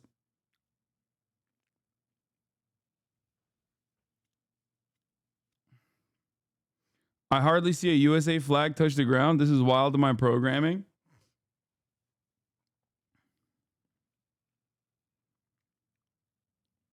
But of course, Israel has another chance. For instance, Germany is another supplier, but this will be costly for Israel. We will see how it will end up. As Turkey says, these restrictions will be lifted as soon as a ceasefire is in place. Back to you. Sinem Kosciuszko there with the latest for us from Istanbul. Well, let's now get the view from occupied East Jerusalem and speak to Imran Khan. Imran, are you hearing anything from the Israelis by way of response here to Ankara? Well, there's a very strong response from the Foreign Minister of Israel, Israel Katz, who actually said Erdogan is once again sacrificing the economic interests of the people of Turkey for his support of Hamas. We will respond accordingly and prepare an extended list of additional products that Israel will prevent Turkey from exporting. He's actually also gone on to say that Israel is going to appeal to pro-Israel countries and organizations in the US to stop investments in Turkey and prevent the import of products from Turkey. It's also going to reach out to friends in Congress to try and figure out if Turkey is actually in violations of boycotts against Israel and try and apply some sanctions on it. So a very tough response there from Israel. It remains to be seen how quickly all of that can take place. Ceasefire negotiations, like I say, are taking place, being downplayed by Hamas and by Israel, but they're certainly... Yeah, no more ways, huh? I bet you won't like it if you no longer have access to ways. Fuck you, terror children. Turkish people will no longer be able to access our ways. Are you familiar with ways? Taking place, and any kind of trade boycott. Yes, use Google Maps. Boycotts do take a long time to be able to put in place. So at the moment, this is not Airways, Waze, bro. Waze, the app, Waze. It's a meme for the most part, but Waze is Israeli. Yeah, no more Soda Stream. Very much a war of words. What practical element it has on the ground, whether it's an immediate stoppage of trade between the two countries. Let's see what happens in the coming days. Imran Khan there following that spat for us from occupied East Jerusalem. Thank you, Imran. Google owns Waze, so they can't even ban it anymore? Oh, shit. Major L. Major L for Israel. They lost Waze, bro.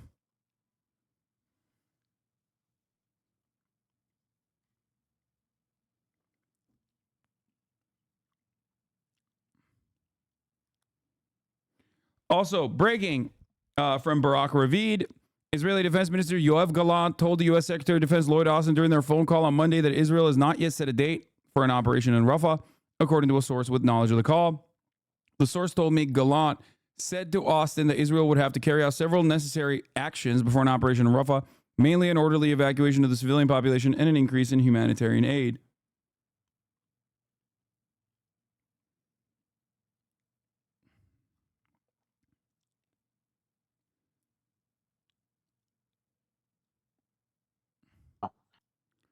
Here's Alan Dershowitz talking to the Forward magazine, saying he would actually defend Yahya Sinwar.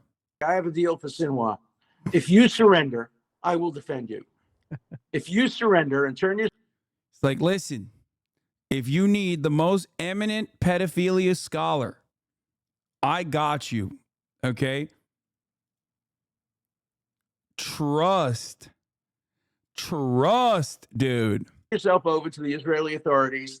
They will put you on trial, and I will be your defense attorney. Deal? Got a deal? Come out with your... We'll mention it, but got yourself a pro bono lawyer. I will fly to Israel. I will defend you without cost, and I may even win. But you have to come out and surrender first, and then I'll be your lawyer. Is there anybody you wouldn't defend? Obviously, I wouldn't defend somebody who's a continuing criminal. Who would go back and commit more crimes. I draw a line there. I don't defend people. So he doesn't think Yahya Sinwar would commit more crimes.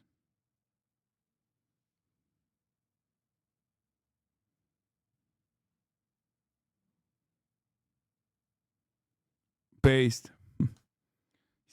He's saying he doesn't even think what Yahya Sinwar did is a crime. That's what he's saying. The second time. I have a deal for Sinwar.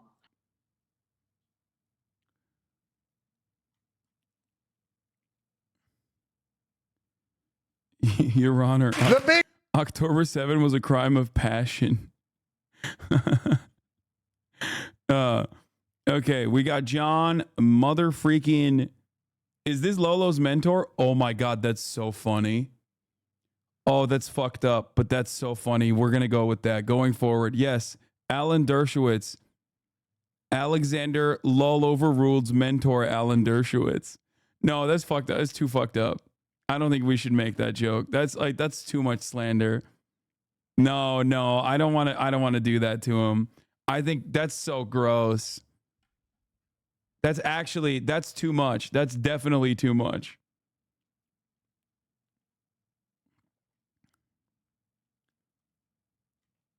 No, I don't agree with that. Big news. Before we get to the Gaza stuff, hold on. I got to show you this. Okay. Look at this. Look at this. She just slobbered all over me. So much.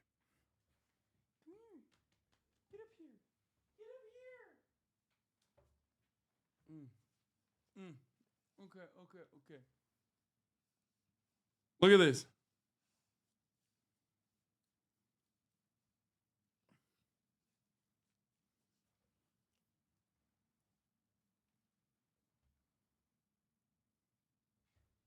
Majestic. Hello.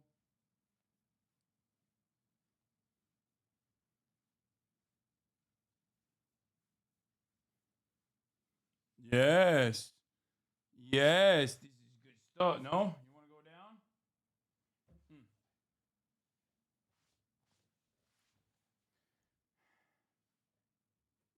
Hi.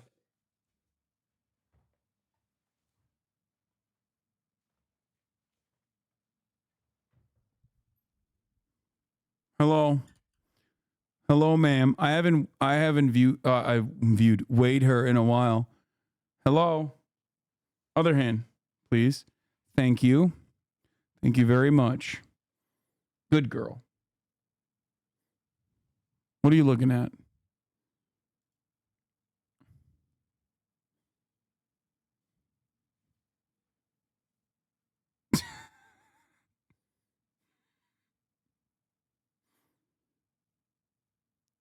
Okay, it stops. Hold on.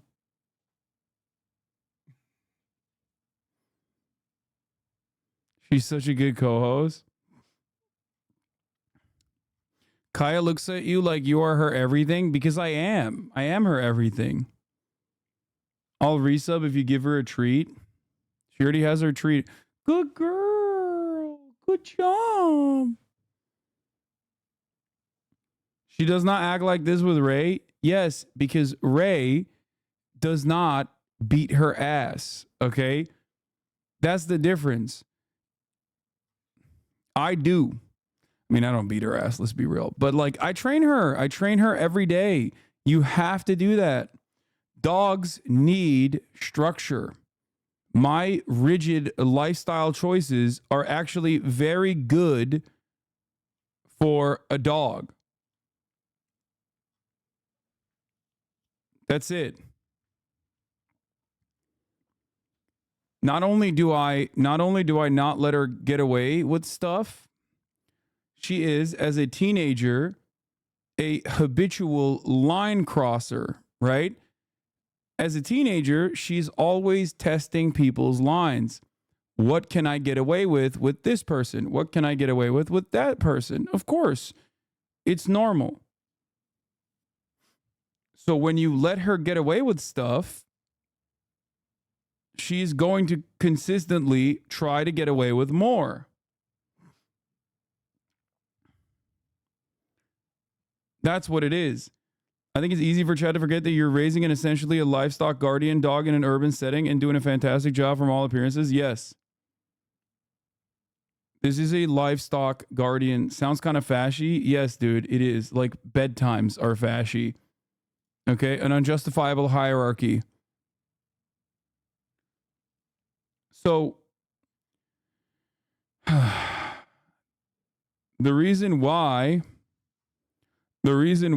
she is very good with me and maybe not so good with others is because if I'm not there, it's up to them to consistently reinforce those same boundaries. Okay? How do you exercise her daily? Just curious.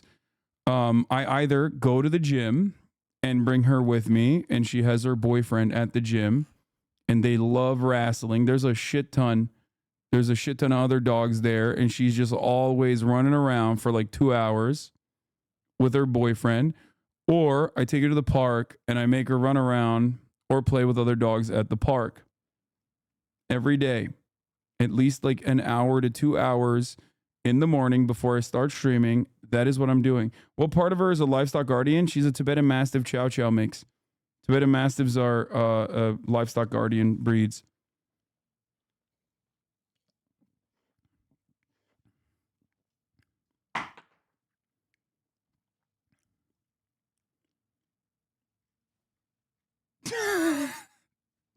You can't be serious.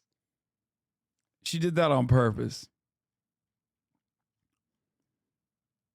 Yeah, I also do this, which is the most unjustifiable thing I could have done. She also has Mika to play with at Rays. I mean, I have Fiona here.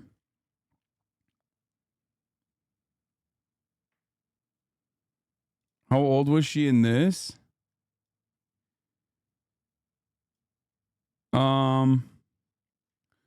I don't know. Probably like 7 months old, 6 months old, maybe.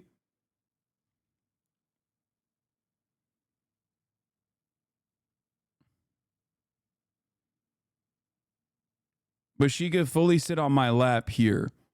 Now, if she sat on my lap, she'd be like much, much higher than this. Does Kai get along with Fiona? Not as well as she gets along with Mika. Fiona doesn't really fuck with other dogs like that. Fiona doesn't really play with other dogs as much.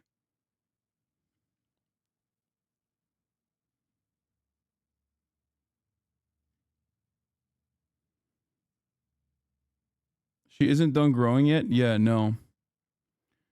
Is drooling an issue? Not really. Only after she drinks water, which is why I got drool all over me, because she had just drank water. What is this? Direct hit?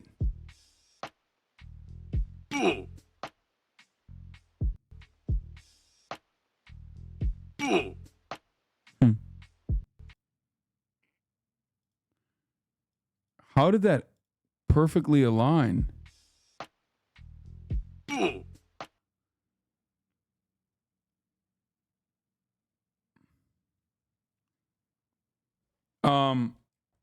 Yeah, that's from literally exactly 1 year ago. That's how much she fucking grew in 1 year. I mean, she was like a baby there. She was a couple months old at that point.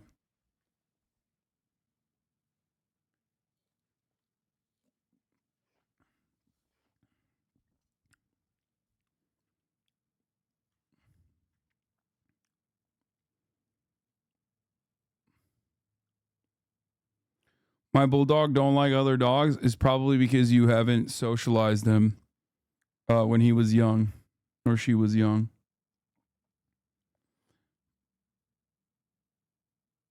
What are you going to do next year? You'll need a new room for her if she keeps growing at that rate.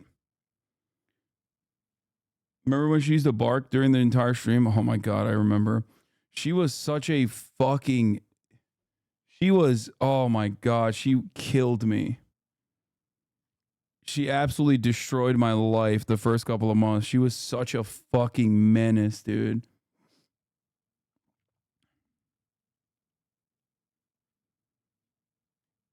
Zion's daughter or Pushing Z's son? Oh my God, that's a terrible question. Neither.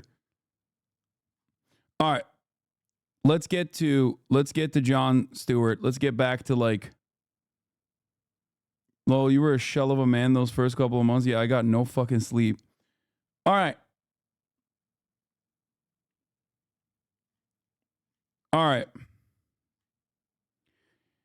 Let's get back to the serious stuff, okay? War. I think if you check, I think should that's have done. Speaker Johnson. Yeah, the fix is in on Ukraine. Okay, let's talk about some. This is the last part of my coverage on Israel stuff. I do want to talk about this red heifer prophecy / conspiracy theory that is unfolding.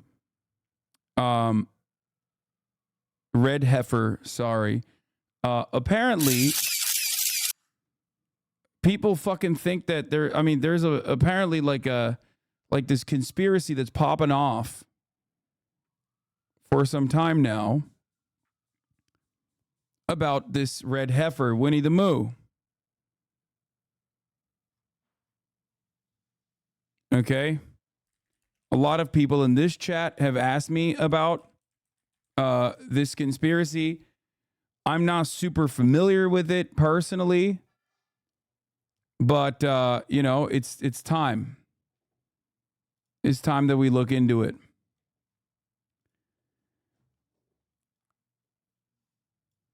What these red cows from Texas have to do with war and peace in the Middle East.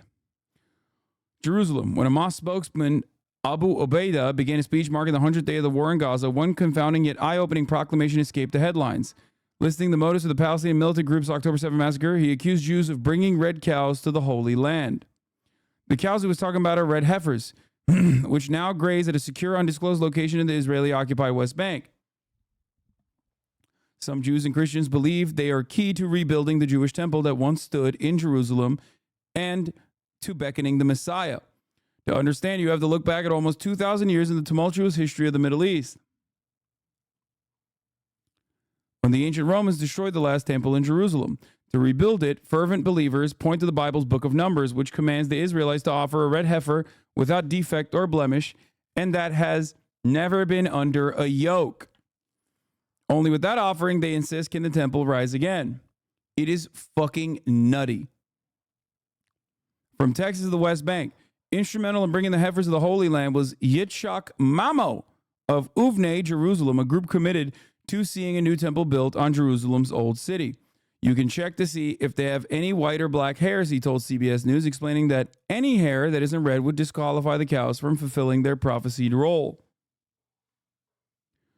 Finding the red heifers took years. The quest led Mamo, not the Jewish breeders, but the Christian ranchers thousands of miles away. After a long search, we found them in Texas, he said. Texas Red Angus. To bypass strict laws in place at the time that banned the export of U.S. cattle to Israel, the red heifers were classified as pets, Mamo said with a laugh.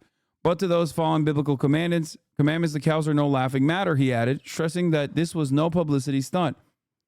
Harry Potter is a good story. The Bible is not a story, he said.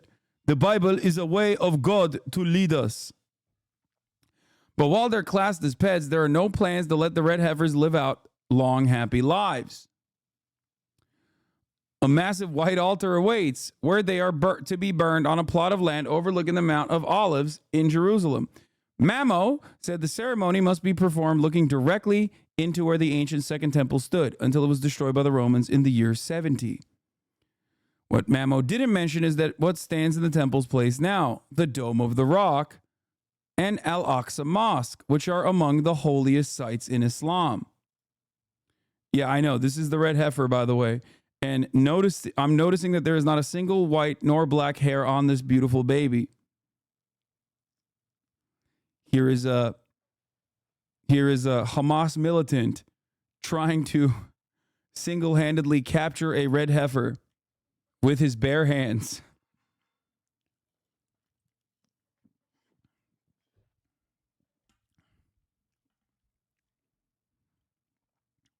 In order to stop Israel from building the temple. What if I told you that the world is ending and it's all because of a red cow? What?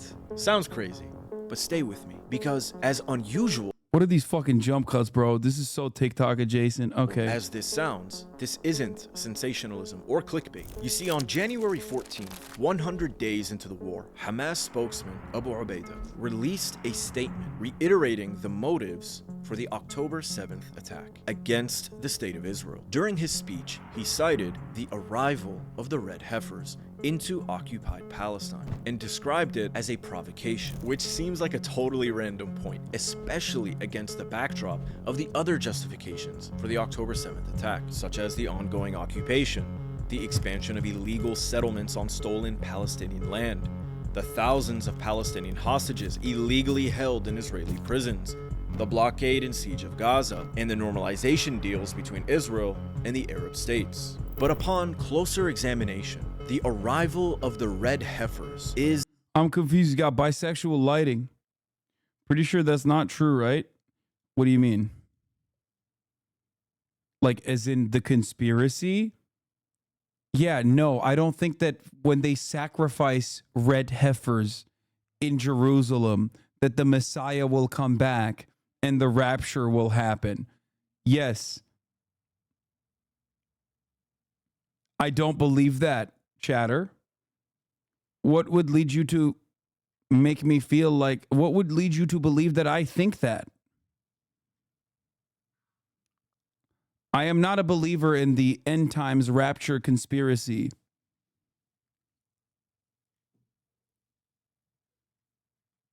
What will they say when nothing happens? Bro, what do you mean? When have cults ever stopped? If anything, they literally reaffirm their commitment in times like that. Is a significant event, not only for the people of Israel and Palestine, but for the entire world. You see, the red heifer plays a central role in a prophecy of epic magnitude. It isn't just a cow, it's a dom. I'm sorry, but bad Photoshop like this with a Star of David on it immediately gives me 4chan vibes, okay? Not saying that these guys are, but it is funny that like the only ever time I see bad Photoshop like this with a Star of David on it is when it's like some fucking groiper posting memes. It isn't just a cow, it's a dom. Just needed the Fed in the background, yeah. In what many around the world perceive to be the end of times. By the end of this video, you will understand how the religious beliefs of the world's most influential religions regarding the final destiny of mankind, known as eschatology, are converging onto a single point, a single event that could have ramifications so great that it brings about the end of the world as we know it. And it all starts with a red cow. Now, before we continue, I need you to understand something. It doesn't matter who you are or what you believe. Whether you're Muslim, Christian, Jewish, agnostic, atheist, these ideas are real to the people and influential groups acting upon them. These ideas can thus affect you, regardless of your personal beliefs, because their actions could trigger catastrophic events for not just the Middle East, but for the whole world. Let's start off with a brief introduction. There are many who insist that the Palestinian Israeli... Oh my God. Little bro went back to fucking 1948, dude. That's crazy. He's like, my man is fucking splitting atoms over here, dude. He's like, the world was a gas cloud, okay? The conflict isn't a religious one, that it's a geopolitical one and a story of settler colonialism. While this is true, the religious undertones at play cannot be denied. We all know that Jerusalem is one of the holiest cities in the entire world, revered by the three Abrahamic faiths, Judaism, Christianity, and Islam. And at the very heart of Jerusalem... Yes, by the way, of course they had to get to the U.S. to get to the cow. The U.S.'s hamburger champion is just as you said, prophecy. I stand before you, vindicated by history. Once again, by the way, I told you this, #1 burgles, dude. Nobody comes near our burgles, okay? As much as I love Wagyu, as much as I love Japanese cows, okay?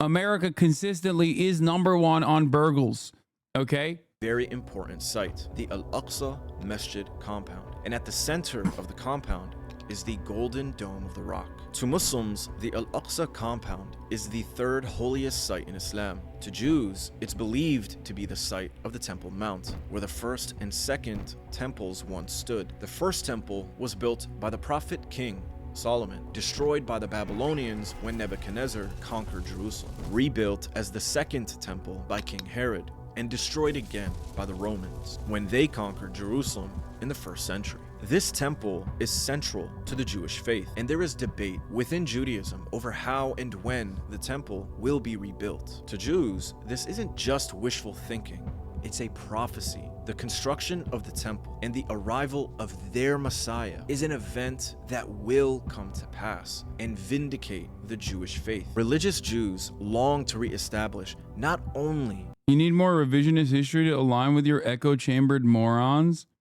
You need the Arabics... Wait, what? Aren't you proclaimed Turk? Groypers aren't Jewish. Lamau, you got to be dense.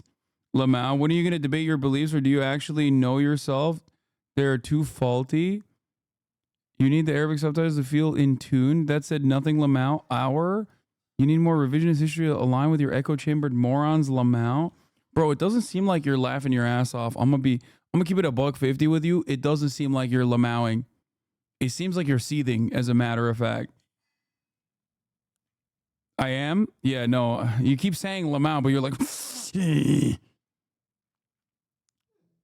We'll keep this guy on the back burner. He's going to have some really funny takes eventually. Their historic kingdom, but also their relationship with God. It is believed that before the first temple was conquered and destroyed, the spirit of Hashem, God, abandoned the temple. So in a way, the relationship of the Jewish people to God has been severed and cannot be fully restored until the temple is reconstructed. For God's promise to the Jews to be confirmed, the temple must be rebuilt and the Messiah must appear. For thousands of years, this was completely out of reach until Israel reconquered Jerusalem from the Arabs in 1967. When Commander Gore declared that the Temple Mount was back in Jewish hands, it rekindled hope for a long-awaited Third Temple. The Six-Day War was a miracle of biblical proportion. Psycho Christians trying to get the Jews genocided. I mean, that. But also, you have to remember, like, it's hogs of every fucking variety. It's perfect. Hey. Down. What's wrong? You bored? Is that what it is? She bored. She's like, come on. Don't even wag your tail at me like that. Oh my God. Anyway, am I crazy? Would this be the exact same vibes if you inserted Yakubian names into it? Yes. It's hogs across the board, baby. You got like a select few group of religious nutters on the Jewish side joining fucking hands with a select few group of nutters on the Christian side. I guess the Christian ones like kind of outnumber everyone else in this equation though, because like there are a lot more of these religious nutters on the ones that like legitimately believe that, you know, all of this stuff needs to happen so that the prophecy can happen and then Jesus Christ can come back to earth and in Megiddo fight the devil, duke it out, you know, apocalyptic prophecy and all. There are so many of them in America, dude. And they're like normal people too. It's kind of scary to think about. Anyway, let's continue.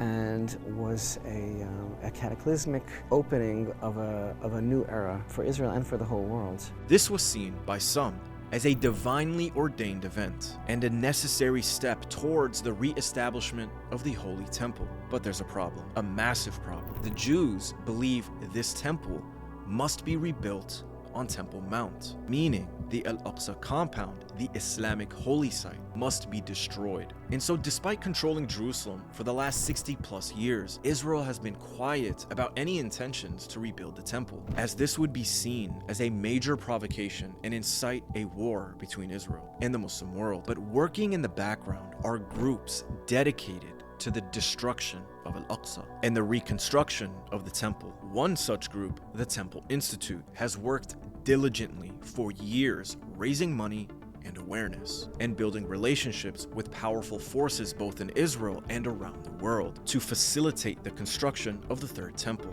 And after decades of occupation and growing disinterest in the cause of the Palestinian people, their calls for the reconstruction of the temple have grown louder and louder. Talk of rebuilding the temple is no longer considered a fringe idea. Today, there is a lobby in the Knesset of how many members of Knesset that are constantly speaking about Jewish rights to pray on the Temple Mount. There are members of Knesset that actually talk about the rebuilding of the Holy Temple. Do you understand that 20 years ago, these people wouldn't have been given a moment on prime time television in Israel? Bro, don't flex, dude. Oh no. He's not wrong. It's fucking terrifying. To say these things, they would have he's celebrating it on CBN, by the way. Laughed out. So a few Christian years ago, Broadcast Network. It's considered fringe. Zealots, lunatics, peculiar.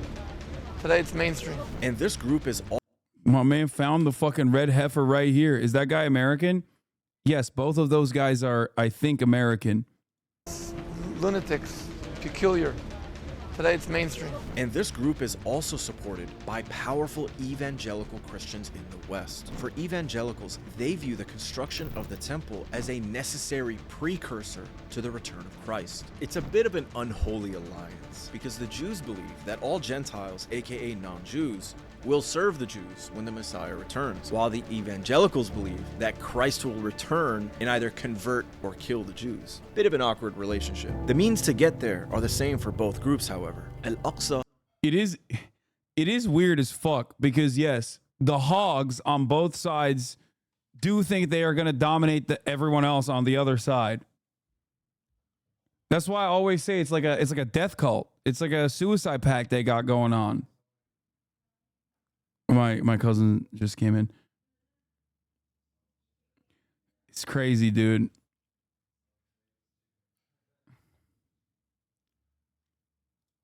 Must be destroyed, and the temple must be rebuilt. And this puts them at odds with the Muslim world, primarily the Palestinians, who view themselves as the defenders and custodians of the Al-Aqsa Mosque. Okay, so we have historical context now, but what does this all have to do with cows? Well, according to Jewish theology, the temple cannot be reconstructed until the Jews of Israel are purified, and the process of purification requires the sacrifice of a rare type of cow. It says that God spoke to Moses and Aaron saying, "This is the ritual law that God has commanded, instruct the children of Israel to bring you a red cow without blemish, in which there is no defect, and on which no yoke has been laid."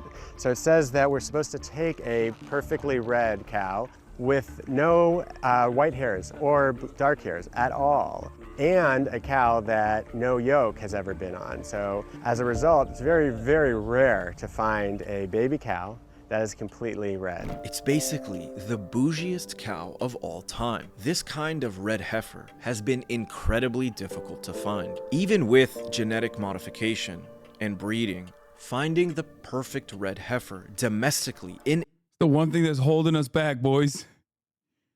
It's literally Winnie the Moo, by the way. I checked.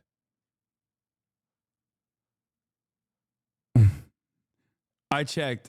Winnie the Moo at Alvea Sanctuary is the cow.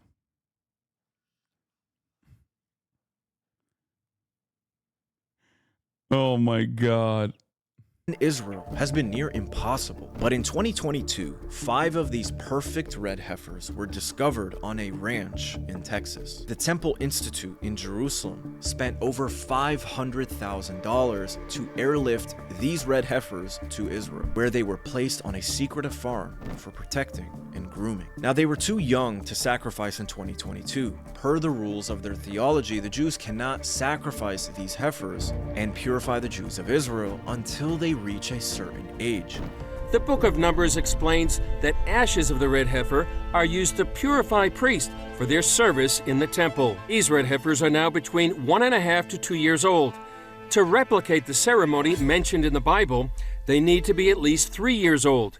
In April of this year, these heifers will be of age, and the sacrifice can commence. To prepare for this, the Temple Institute and other groups have been making all sorts of preparations. Firstly, the sacrifice must be made by the perfect priest, not only trained in the process of sacrifice, but also with a direct bloodline to the prophet Aaron, the brother of the prophet Moses. The sacrifice must also be made east of the Temple Mount, around the Mount of Olives, where the priests can be within sight of the compound itself. And this land has already been purchased. According to those working on the project, the ceremony of the red heifer needs to be performed on the Mount of Olives and in a place that would have looked directly into where the temple stood. Dude, it's so sick.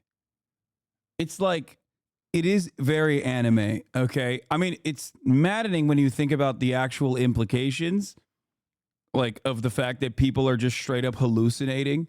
Like a not insignificant amount of people are hallucinating, and now we have to fucking deal with the outcome. Ay, ay, ay. It's just so fucking annoying, dude. I hate this. I feel like I always feel like we are just held captive, held hostage by the sickest fucking freak perverts. Okay? The very notion. Obviously, all of this like religious stuff on top of everything that's going on is simply just to further galvanize the public. And I would go so far as to say that this shit is infinitely more impactful for Christians, evangelical Zionists specifically, than it is for Jews, especially Jews in Israel too. I'm pretty sure when you look at it, like, I don't think you would have a much harder time finding a genuine political support for this kind of behavior in Israel than you do in America. This is partially the reason why American Christian Zionists are the largest supporters of not only Israel, but specifically the occupation of the West Bank.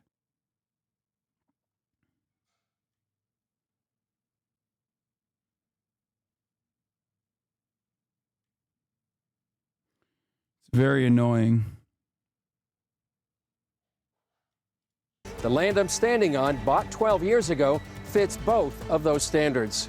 It's had to be exactly at the front, a place that the priest that made this ceremony can see the holy of the holy place. Rabbi Yitzhak Mamo owns the land here on the Mount of Olives. And we hope that in a year and a half from today, we can make here in this area the ceremony of the red heifer. That actually will be the first step to the temple. Mamo says the ceremony needs priests who have not been defiled by touching anything dead. The Temple Institute actually have 9. You can't argue with these people. My mother is one. Even when you spell it out for them, the dogmatism is too deep. Even when I'm like, you donate 25% of your retirement to cause the end of the world, she just rationalizes it away. Yeah, so many. That is the greatest, dude, the greatest secret, like unironic conspiratorial secret, is not that the Jews control the world or whatever the fuck. It's the fact that we consistently in America think it's Jews that have any say in this process across the board. And it's not simply like, as far as religious justifications goes, nobody gives a fuck about Jewish people, okay? Americans don't give a fuck about Judaism. The fact that these like 4chan groypers are constantly fucking talking about like, oh yeah, look at the Torah, look at the fucking Talmud. Ooh, they're fucking sacrificing children. Like, they are literally so fucking dumb. It is straight up evangelical Protestants who don't do it in secret either. They do it openly. It is not a secret. It's so not a secret that fucking Gilad Erdan went to John Hagee's church in the middle of October. Like, why the fuck did the UN envoy to Israel fly in between fucking putting the Star of David on his chest to be like, UN is Hamas? Why did he fucking fly to Dallas, Texas, to a goddamn mega church to be like, this is a religious war and we are doing the religious war for you? Why? Why? Because that is the most rabid, most fanatical group of support that Israel could ever get. And it's so funny that it's like something that even a very well-read anti-Zionist Canadian Jew like David Maklovich, okay, Dave 1 of Chromeo, didn't know about. Like, think about that. He's so fucking well-read. He's so well-read on this issue. His whole life, he's like defended Palestinians. Comes from an academic family. Was a college professor. And even he didn't fucking know about it. When I talk about it here, when I talk about it on those terms, people always like go, what the fuck do you mean American Christians are responsible for Israel and like what Israel gets to do and why there's so much fucking unconditional support, at least amongst the population, for Israel's atrocious actions? Beyond the obvious material reasons, beyond the obvious reasons of imperialism, the way to prop up support on the ground, the way to propagandize support for Israel is by telling every fucking Christian that at the top of the hour there's a 3-minute ad break and it's coming. And it's kind of like a rapture where all of those who are subscribed will be propped up into the heavens because they've already subscribed. They won't see the 3-minute ad break. And the rest will burn in eternal damnation. Those who are unsubscribed at the top of the hour will see a 3-minute ad break. Now, of course, if you no longer want to see those ads, you can subscribe. You can convert to evangelical Christianity. Okay? Born again. Baptize yourselves by subscribing for $5 or free at the top of the hour. Or by getting gifted a sub by those like Black Kakarot. Black Kakarot, sorry, not Kakarot. My red heifer is uncomfy.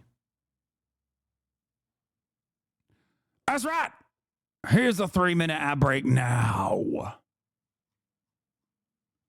Kage Kam, thank you for the 5-tier 1 gifted subs as well. Saving 5 of those destined for eternal damnation from the fires that would have bound their lives in existence. Florida dropout and Amelia O-Face. Thank you for the 5 individual gifted subs. Let's continue. Pure priest, and they are pure, and they are waiting. So we have the priest, we have the red heifer, we have the land, and we have everything ready. We just need to wait another 1.5 years. The Temple Institute is so serious about these preparations that they have already used diamond cutting tools to form the massive stones that will be used for construction of the new temple. As per Jewish creed, the stones cannot be carved with metal tools. And they have even prepared the ornaments that will be placed inside the temple once it's rebuilt. And there are many other specific requirements for the temple's construction that have been undertaken. Okay, so now you should understand why Abu Ubaidah made it a point to mention the arrival of the red heifers. To you and I, it may seem like a superstitious ritual with no bearing on the situation, but as I have already laid out, it is the first major step in a series of steps that will facilitate the destruction of the Al-Aqsa compound. And this is what will trigger a catastrophic showdown between civilizations. Once the heifer is sacrificed, it will be burned and its ashes will be mixed with water, which will be used to purify the Jews of Israel, who will then be allowed to construct the temple, with the ornaments and construction materials already prepared in accordance with Jewish law. This process will be rather quick. Another thing to keep in mind is the archaeological excavation that has been taking place underneath. I'm sorry, okay. This seems like a fun way to cover this, but like, I don't know what it is.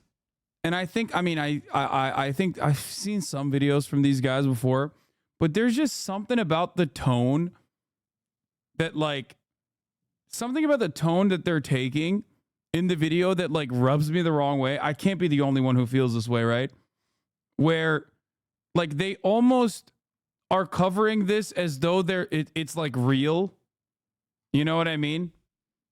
Like, sure, it's fucking spooky. I don't know if it's a TikTok accent or whatever, but like, I needed to at some point be like, hey, this is fucking bullshit, by the way. Like, this is insane. Like, we need to just like take a deep breath here and acknowledge how fucking stupid this is. You know what I mean? I don't know what it is. I mean, I know he like already said that it's like superstition and it's like silly, but blah, blah, blah. But like, it does somehow. What? Okay. What do you want? What do you want? Are you bored? Are you that bored? You had to get out. You had to escape. It's crazy. My red heifer is acting out.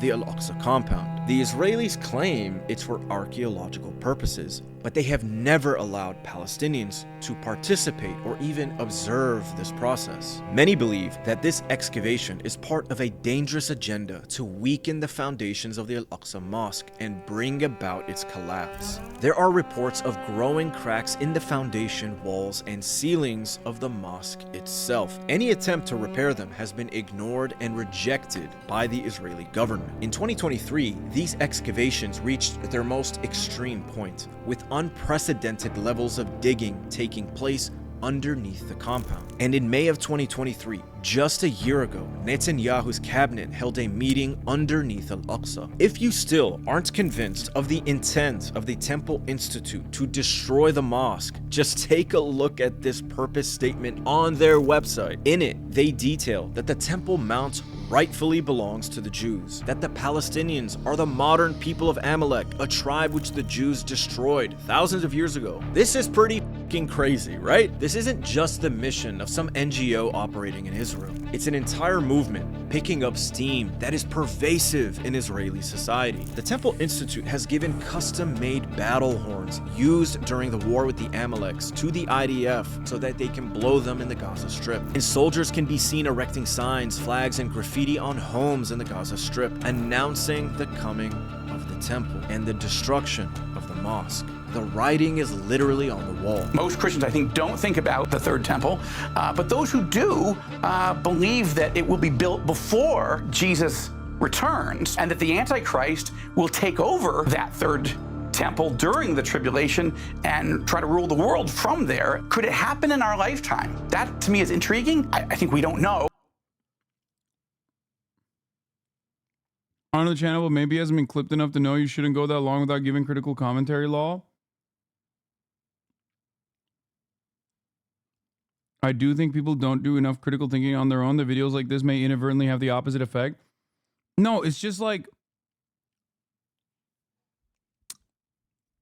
I just find it really fucking strange the way they're covering it, almost like lends credence to the conspiracy not being a conspiracy but real. I don't think he believes that the conspiracy is real, but he's like, it's almost like I think he's, one, greatly overemphasizing the impact that this kind of conspiracy has on both Jewish culture and Israeli society in general. Like, I think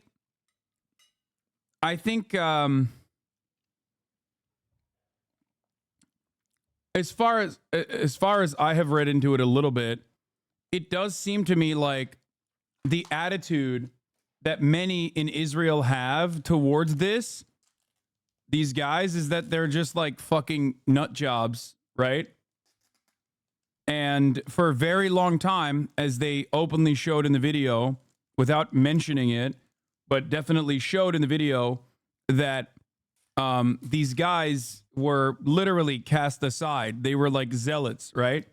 Now, I guess like a comparison I would make would be to like post 9/11 Americans, right? We looked at a lot of those like fucking right-wing Christian freaks, but we kind of aligned with them on our endless conquest of killing anything that was even remotely Muslim. So I think now it's just like, yeah, those guys are fucking weirdos, but like, you know, they're on our side type shit.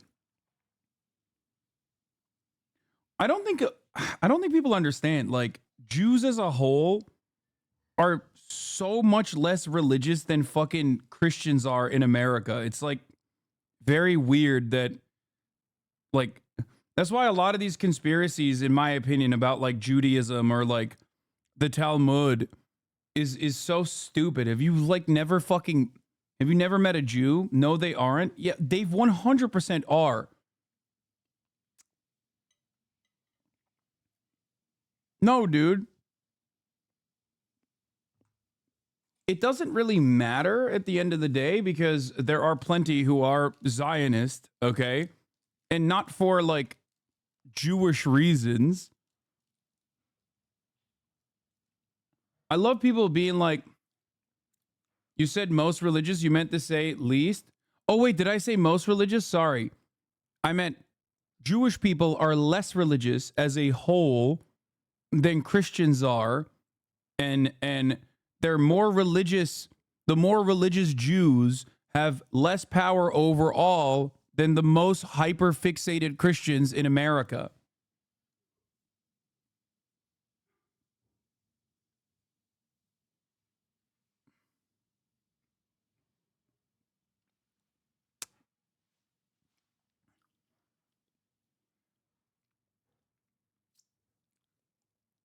Shit will be clipped like crazy. Let's go. Wait, what did I say?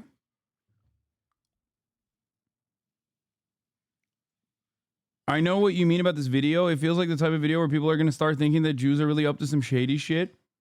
You said most unreligious the first time, by the way? Oh, okay. So I was right. Yeah, okay. I didn't misspeak at all. I'm pretty sure I said it. Okay, if I said unreligious, that's what I meant.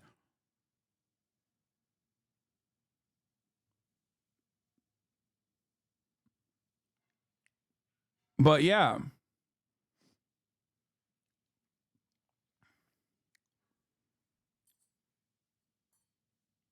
I don't think it's like I don't think the religious reasons. It's funny because like it's been that way since the inception of Israel. Theodore Herzl is secular. The justifications for Israel being where it is now was so that like the ultra religious Jews that believed in Jews being nationless until the Messiah would at least be somewhat on board. At least they could pick some of those guys on for the cause at a time when it was like not as popular. Zionism wasn't as popular amongst Jews and actually very unpopular in general.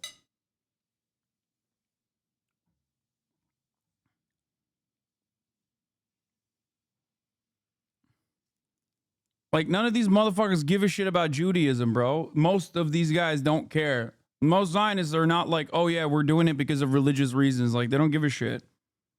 It's kind of stupid. Oh, but there are some Jews who are really making, as you're reporting on, preparations to get ready for that moment, and that's something to watch closely. To many, this isn't just a war between a rebel group and an occupier. It's a war of conquest by religious zealots in the same vein as the Crusaders and ISIS. And it's all coming to a head. Hamas felt so strongly about this provocation that they cited it as a motive for October 7th. نذكر بعدوان بلغ أقصى مداه على مسرانا وأقصانا وبدأ تقسيمه الزماني والمكاني فعلا وأحضرت البقرات الحمر تطبيقا لخرافة دينية مقيتة مصممة للعدوان على مشاعر أمة كاملة. It wasn't only a desperate plea to the world to pay attention to the plight of the Palestinian people. It was a warning to the entire Muslim world that one of their holiest sites is under threat of destruction because they see the writing on the wall. They see the calls from organizations like the Temple Institute and the people who fund them. They see the policies being enacted by the violent and religiously extremist Israeli government, working hand in hand with evangelical Christian extremists. They see the indoctrination of their children, the future generation, where they make... Yes, dude, you're right. Council communists are correct. People who are oppressed by colonialist movements should just fucking die because no war but class war. Shut the fuck up. Jesus Christ, dude. So fucking annoying. God damn it, I fucking despise the left so much to my very bone, okay? Oh my God!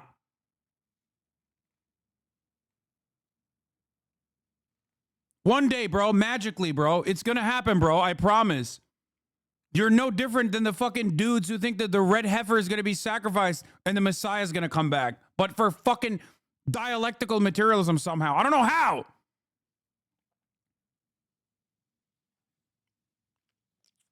Fuck! I try my very best not to shit on like different subsects of the left here, but sometimes you make it so impossible.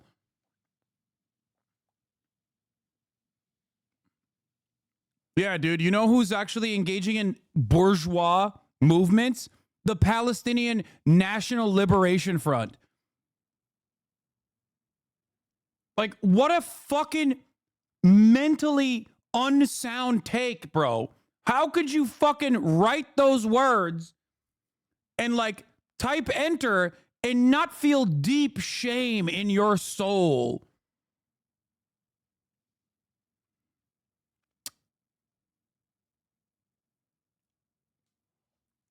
It's insane, dude.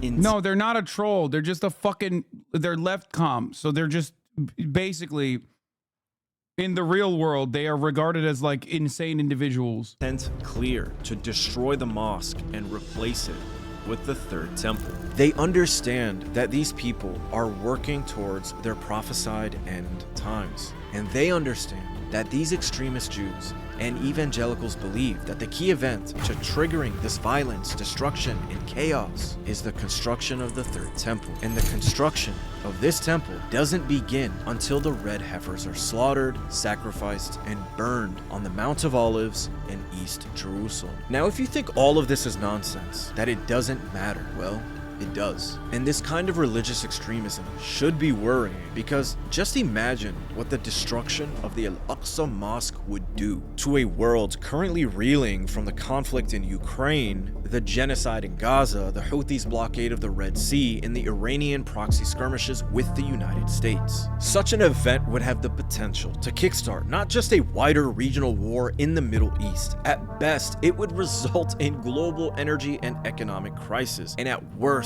nuclear world war. So I don't know about you, but I'm kind of hoping these red heifers grow a few strands of white hairs to invalidate them for the sacrifice, and that someone starts reining in these Israeli and evangelical extremists the same way they reeled in ISIS, because at least ISIS didn't have nukes. Now, if you enjoyed this video, please consider subscribing to our channel, and don't— Yeah, bro, this is like, my take ultimately is that it's greatly overstating, in my opinion.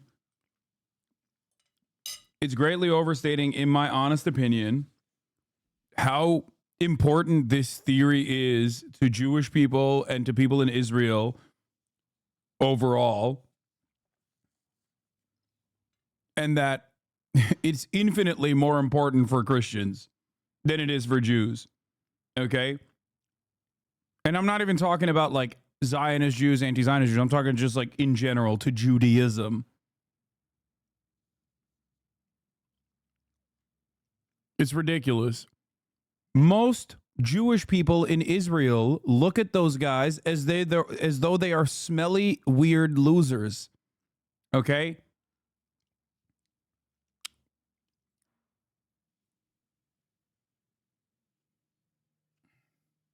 And this doesn't mean that like those people in Israel are not in support of completely fucking reducing Gaza into rubble. They certainly are. It's just that those guys don't have as much power, as much political power as like our religious nutters do in America.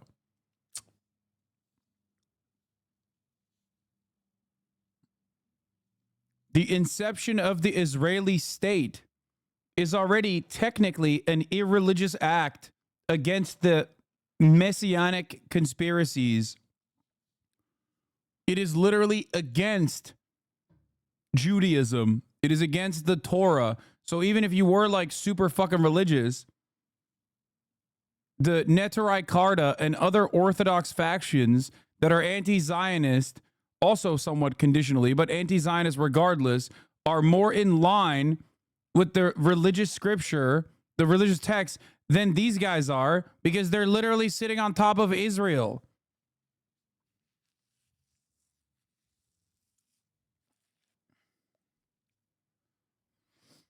I don't know. I think the greatest responsibility, once again, is obviously the Israeli state, Zionism, which is ultimately a secular concept and has very little to do with Judaism in general. And then American State Department interests, obviously, but also American Christians. If we're going to talk about like actual propaganda, it is American evangelicals that are infinitely more important to this equation.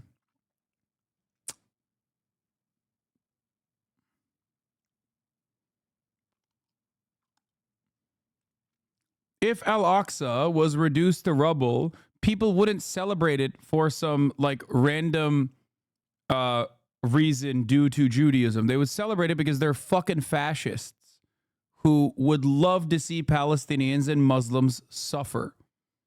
Okay?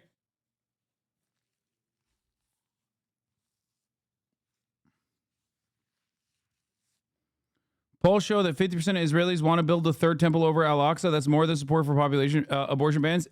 Okay, great. You're saying exactly what I'm saying.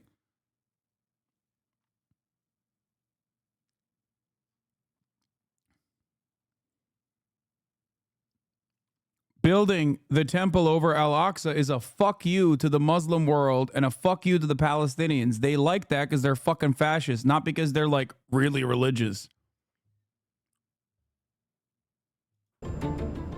We are heading to the suburbs. Let's talk about Pennsylvania, our red heifer. We are heading to the suburbs of Philadelphia.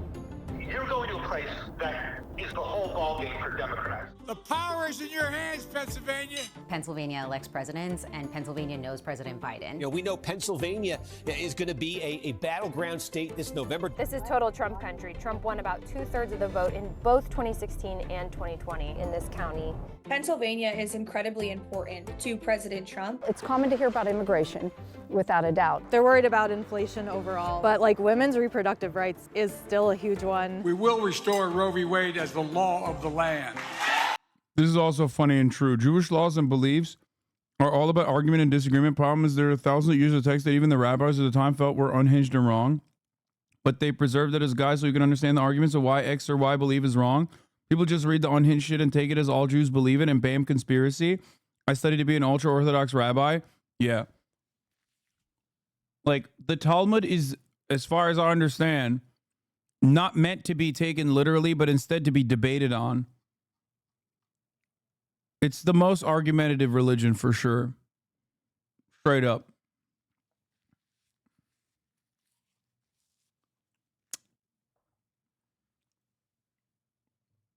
That chatter is absolutely correct.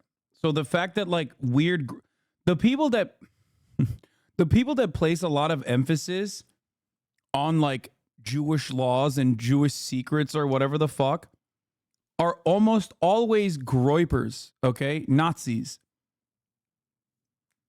Like, Jews don't give a fuck about it like that. And I'm talking like Zionist Jews. Zionist Jews don't give a fuck about that. It's so funny that people always are like, oh, dude, this is some real fucking, some real Jewish secrets being talked about behind closed doors. It's like, come on, dude.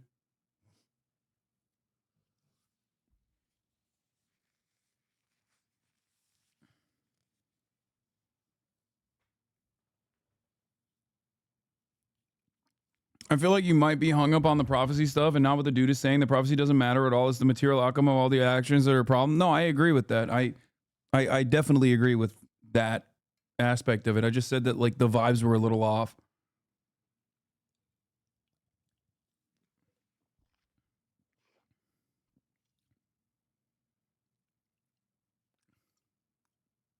Martin Luther, nah, bro, Christianity is a debate, bro, religion. Fair.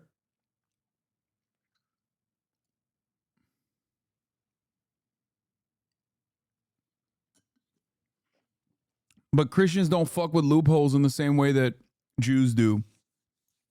Like the ones who do care about religion. Except for Mormons, I guess. Like, what do the Catholics have? The poop hole loophole, right? It's like nothing in comparison. No, don't say yes, they do. Christians 100% just fucking overwrite it and act like it wasn't a law at all. There is no Christian belief that dictates that you have to put a fucking string around the entirety of New York City so you can walk freely, okay? That's a crazy loophole. There's no Christian rule that dictates that you can't use electronics, so you have to hire someone to use the electronics for you, or rather, the fact that you have like elevators have to go and stop at every floor on Saturdays. Those are loopholes for rules. Christians will just go, okay, that's a silly rule. Fuck it, YOLO. Except for Mormons. Mormons are the only ones who do that.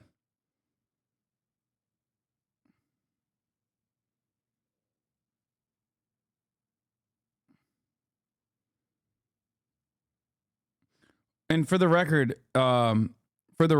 if this is like, once again, just for Orthodox Jews, like more religious Jews, like most Jews don't give a shit about any of this stuff and would laugh at you if you brought it up as though it was like a serious thing. Most Jews are secular or don't give a shit.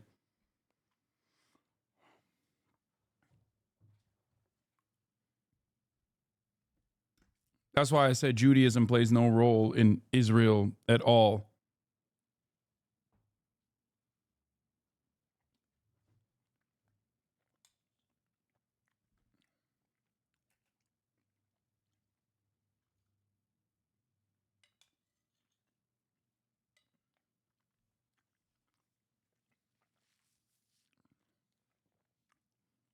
Zionism is closer to a religion for a lot of people in this country than is like actual rule-abiding Judaism.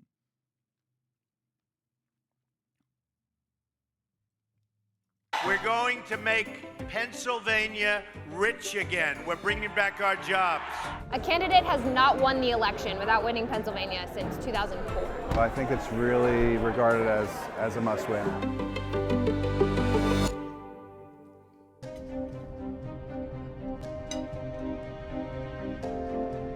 All right, now we're on our way to a local GOP meeting in Westmoreland County.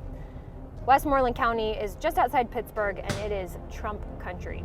Trump won about 2/3 of the vote in 2016 and 2020 in this county, and he got similar margins in nearby counties that surround Pittsburgh, where the economy revolves around manufacturing and energy and farming. And that helped Trump run up the score to win the state in 2016.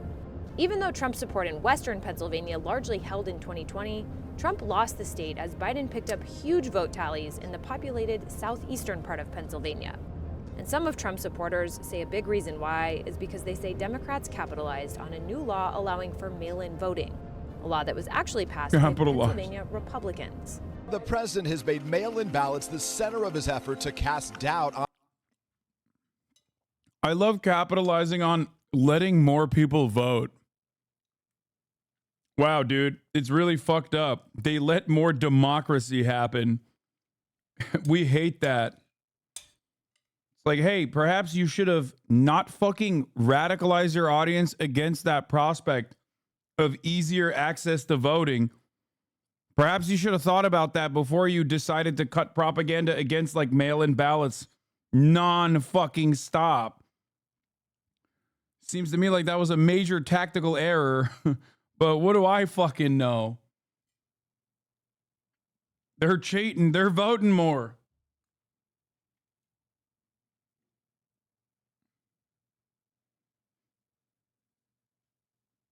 On the integrity of the election. As far as the ballots are concerned, it's a disaster. We've heard that these meetings can get pretty heated and that some people are still talking about unsubstantiated claims of voter fraud. So we came to observe.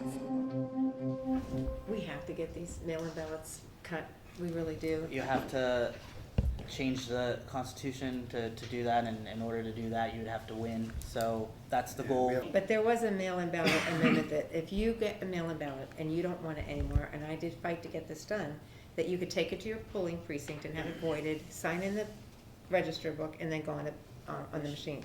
That was to protect the person. Who went into that machine and registered that person without their knowledge or permission?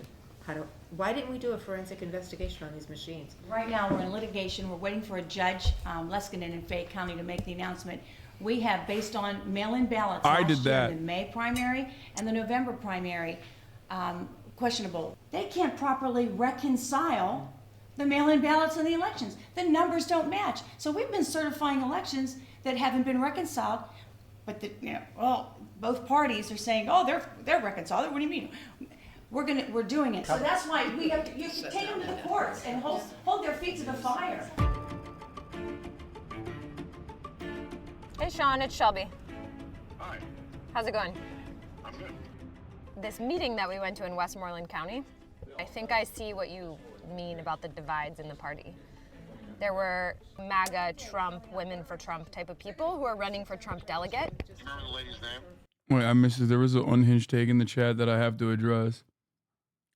DC and Puerto Rico being allowed to vote too. The Dems apparently only want it because it's a black population. It says so many quiet parts out loud. What do you mean? They're Americans, bro. What the fuck are you talking about?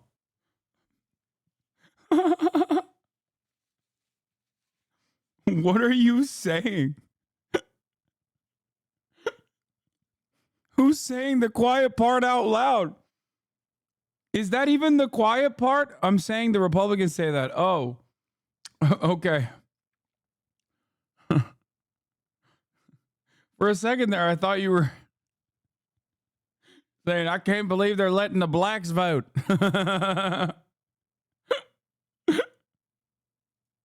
One is Melanie and one is Susanna.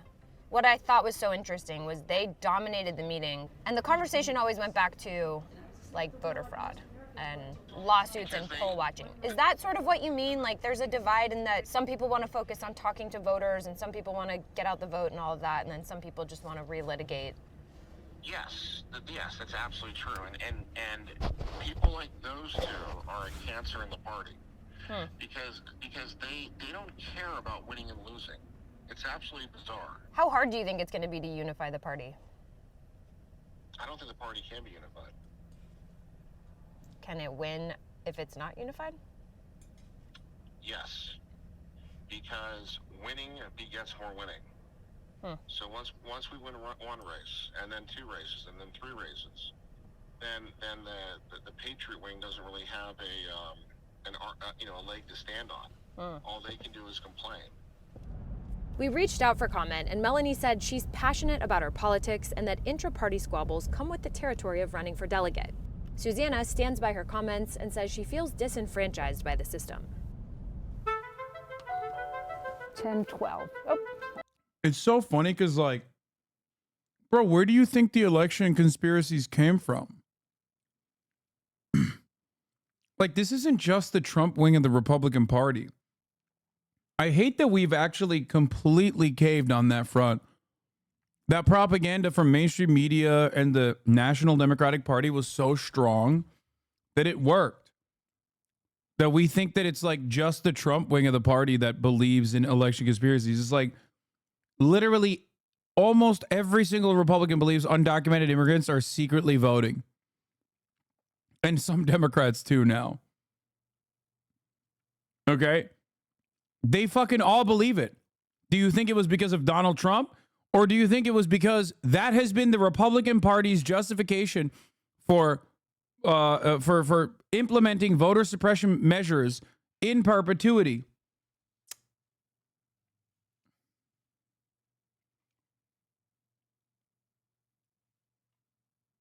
Like, people forget the Paul Ryans of the world were fucking saying the same shit. I mean, sorry, not Paul Ryan. Oh yeah, no, Paul Ryan. I got it right. I was gonna say Ron Paul, but I didn't want to pass this one. So how many doors can you knock in a day? I can knock 100 doors easy in a day. Probably around 1,000 from the beginning of the year till now, yeah. Okay. Do you feel like Republicans and President Trump have a decent chance at flipping Pennsylvania? I do. Yeah, I'm optimistic. Hi, how are you? I'm Jill Cooper. People definitely want a correction. Back up the hill? Yep, back up the hill on the other side. They want a correction when it comes to inflation. They want a correction when it comes to immigration. They want a correction when it comes to what their kids are being taught in school. Do people talk to you about national politics? People are worried about immigration. They're worried about inflation overall, but like women's reproductive rights is still a huge one. Do you feel like that is an animating issue that will get voters to the polls? I do, because we saw it last year. You can really feel on the ground that people feel and believe that their votes matter. This is such a critical swing state. Yeah, I think people are aware of that. The thing about Pennsylvania is that the vote has been so close. It's just a matter of thousands of votes. They're not going to take any for granted. Let's talk about mail-in ballots. Yeah, I think mail-ins are going to be significant. It was a huge advantage for Democrats. You know, traditionally Republicans have not used mail-in balloting as much. And, you know, President Trump really has never stopped railing against the practice. Mail-in voting will still be part of the next presidential election. Hi, Caroline. So I asked Trump's press secretary about that. It would be ideal for every state to have a one. Dude, why are they always like this? Oh my God. Oh my God. Every Trump spokeswoman looks like a fucking golden retriever, dude. It's so weird.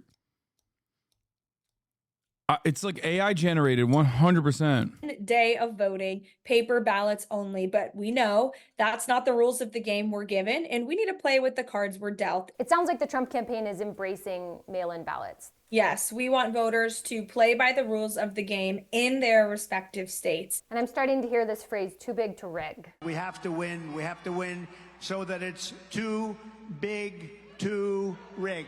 What is too big to rig? How many votes? Millions and millions of Americans casting their ballot for President Trump.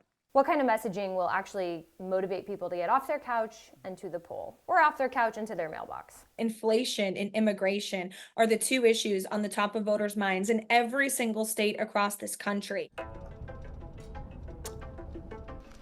Can we not compare women to dogs? Don't worry, I didn't compare women to dogs. I compared Republican spokespersons for Donald Trump to dogs. Which, if you have an issue with that, you can suck my entire fucking dick, dumb fuck. Also, I should have not compared that woman to a dog, because that is a disservice to the beautiful golden retrievers that have done no wrong.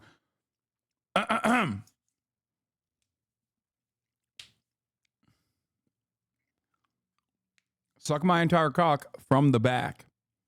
Fellatio from the ass side is what I should have said.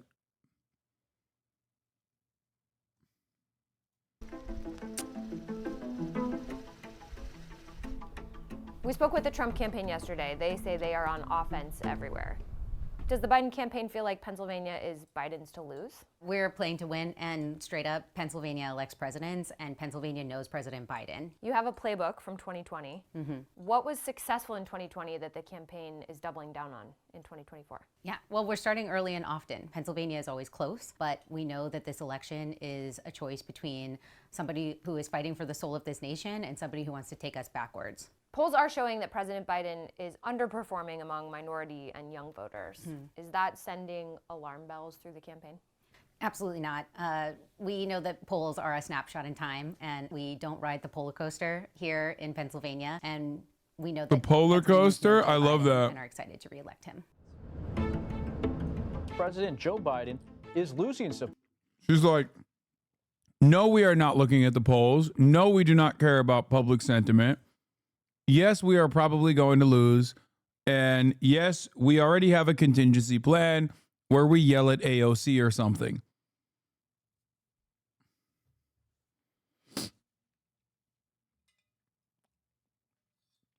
We are not alarmed.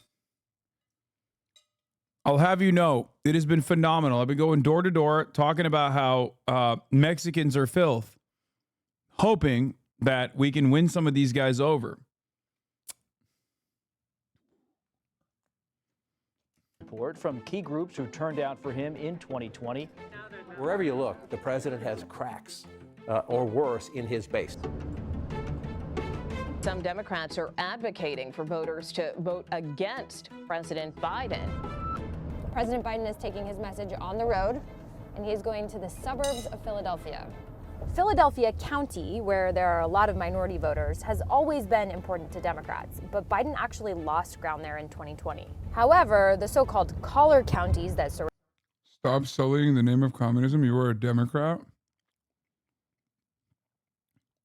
Don't vote. Voting is the least political thing you can do. It makes no difference. Hasan needs to help fund third party, but he's a phony Democrat.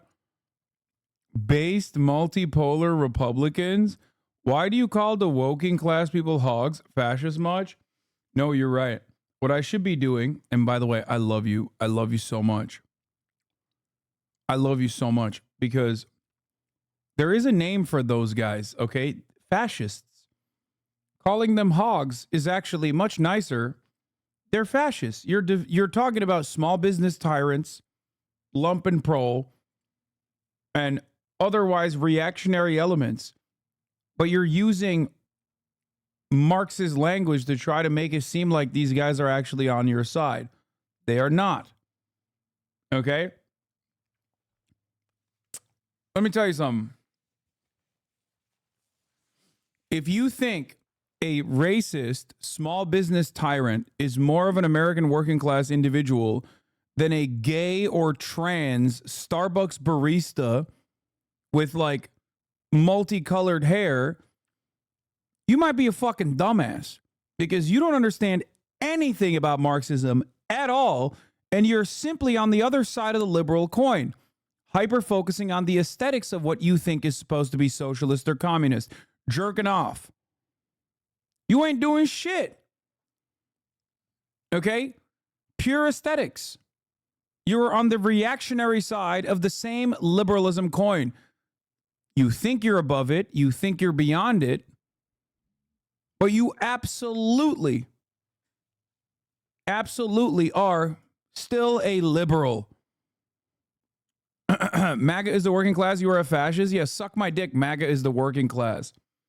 Yeah, dude. The real working class are jet ski dealership owners, HVAC business owners who fucking lose their minds at the prospect of like driving their Ford F-150 lifted truck through a city where a metric ton of the real working class actually lives. Shut the fuck up. Yeah, the real working class movement was when Donald Trump issued the single greatest fucking tax cuts for the American corporations and the American 1%, myself fucking included, by the way, now in that category. When he did that, he was doing it for the working class, right? That's what he was doing, right?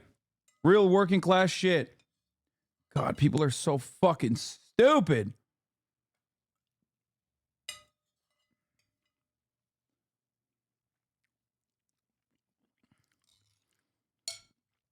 If you think being working class is not about your relation to the means of production and instead your aesthetic output, you're just a liberal. But even worse, you're a liberal with even worse politics somehow. Okay? Like, how the fuck did you arrive at like the dumbest form of liberalism?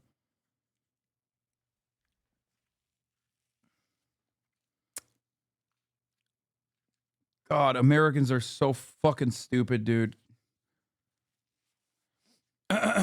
MAGA people might be working class, fine, but Trump, oh, hell not. No, dude.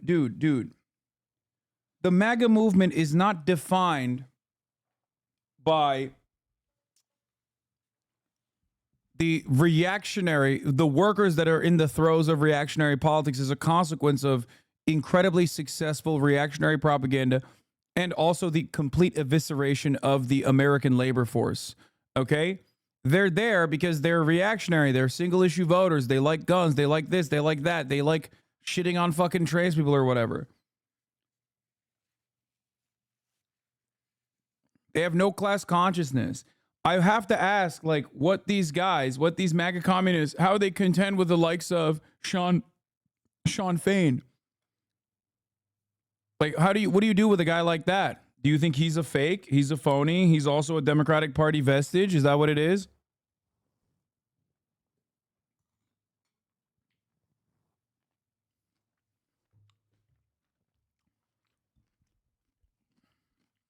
You degenerate pervert fucks.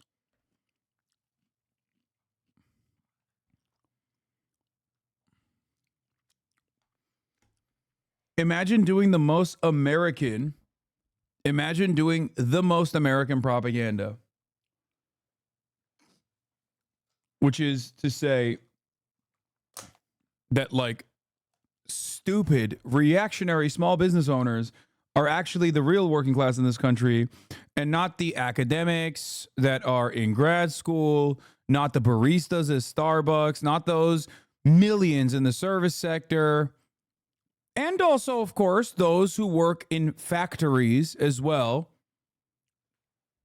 Those who work delivery jobs, things of that nature. Like, those guys are the real working class, as a matter of fact.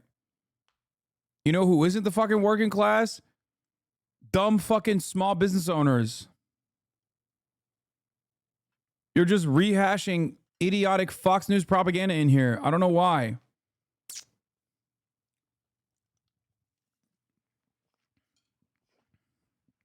Very weird.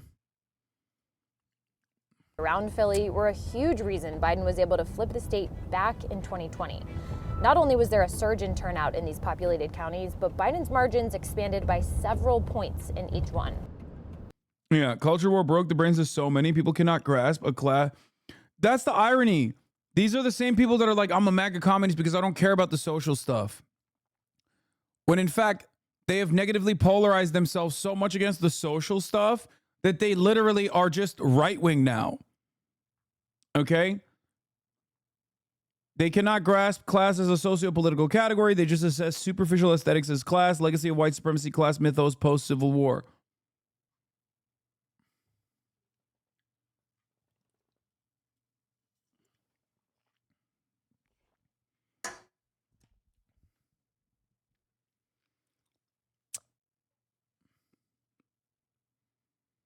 Yeah, the farmer owning the land is the working class, not the illegal immigrant working on it. I'm a blue-collar factory worker in Ohio. I've been watching you every day after work for 4 years now. Thank you, chatter. Class reductionism is reactionary thinking. No, I think class is the fundamentals that drives all matter of politics. It's not class reductionists, I guess, quote unquote, that deny the realities of other forms of violence and social division are simply wrong on their analysis. But racial violence is still dished out on the virtue of class. That's why black people were not allowed to own property, own capital. Southeastern Pennsylvania is where I spent a ton of time in RL politics. Funnily enough, the famous quote of Chuck Schumer about 2016 and college-educated voters replacing those lost blue-collar workers in the Philly collar counties has, for the most part, come true. I know that was a big L for me. That is one that I openly recognize, is that, like, well, it's not an L necessarily, but it's just like the Democratic Party did succeed in doing exactly that.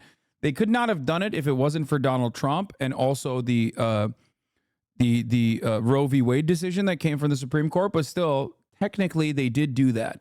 They did lose and did replace college-educated voters. They lost the blue-collar workers in Philly, and they did, as a matter of fact, replace them with college-educated whites. That part is true.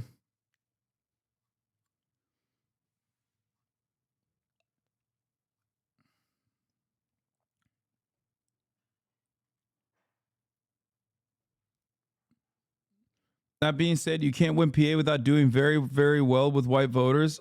I could talk at length on this. So you think Brandon's going to sweep PA or what?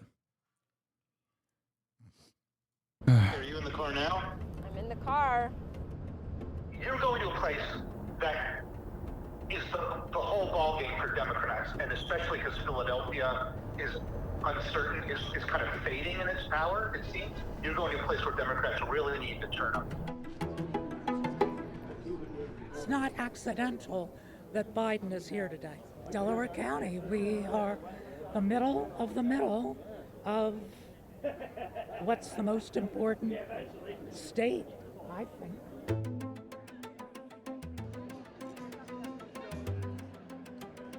How are you? Good. It's fun to be back on the trail. Is this event the sign that the Philly Burbs could very much win this election? Yeah. Win or lose? Southeastern Pennsylvania is going to be key to this election. And I think that the biggest issue in the college is going to be the issue of choice.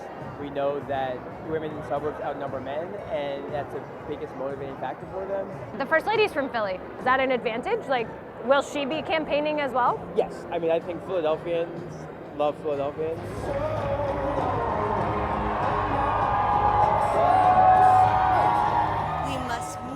This moment as if our rights are at stake, because they are. Those bragging about overturning Roe v. Wade have no clue about the power of women in America.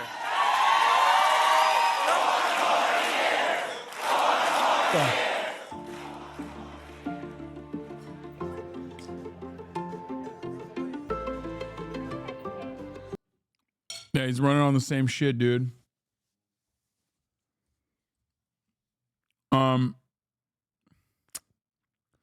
4 more years, baby. 4 more years.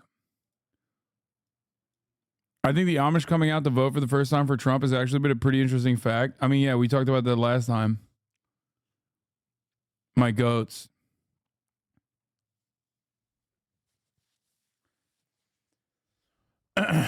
It is pretty funny. It is pretty funny to chant 4 more years when talking about Biden when, like, there isn't really any fucking guarantee that he's going to survive the next 4 years. You know what I mean? Like, he's very likely going to fucking die. Anyway, here, let's watch Real Estate Expert Answers U.S. Housing Crisis I'm a Questions. professor of urban planning. Let's answer some questions from the internet. This is housing support. At Ethan to Go says, why does rent have to go up every year? But Oh, this guy's in Australia? Cross. Shit rentals, purplepingers, has angered Americans after he started collecting addresses of vacant properties and publishing them to encourage those without a home to squat in them amid the housing crisis. He joins us to explain what's going on. Purplepingers, why didn't you fucking hit me up when I was in Australia, mate? Would have loved to have you on the stream. Would have loved to have you on the fucking stream, mate. Are you in the chat, mate? One determined housing advocate / TikTok star has made it his mission to help put a roof over people's heads. Over the weekend, his mission got the attention of Americans, many of whom now say he needs to be dead. Just a public service announcement for Is this the rich guy? people who live in a rich suburb and land banking an empty house. Just remember to change the lock. This is housing advocate Purplepingers, aka Jordan Vandenberg, and he's got a message for the owners. Dude, this guy's fucking awesome. Of some of Australia's roughly 136,000 empty homes. Homes are for people to live in, not for rich people to make money off. Late last week, Mr. Pingers let the internet know he was collecting the addresses of vacant properties through his website. There's a link which will let you submit just a vacant house. And over the weekend, he published a handful of set addresses, albeit for a few hours before deleting them, encouraging anyone who needed a house to go for it. Fun fact, squatting in Australia is not necessarily illegal, which is the best type of legal, especially if the front door doesn't actually lock. It's a free house if you want it. In Australia, everyone has the right of entry to a property, an implied right of entry. You can enter a vacant property through an unlocked door, but as soon as the owner of the property realizes you're in there, they can ask you to leave, and you can't disobey that order. As soon as you're... Why can't I know fucking actually sick Aussies like this guy, and I only know fucking Alexa and Alex? You support squatters? What the fuck? That's so funny because I talked to Graham Stephen about this as well. And yes, of course, I think housing is a human right. What the fuck do you mean? If a house is not being utilized, then and some family or someone is like, well, I don't have a fucking home. I don't have shelter. This is great. Yeah, of course I would. Why the fuck wouldn't I? Top of the hour. Oh, fuck you, mate. You fucking sick cunt. Fuck.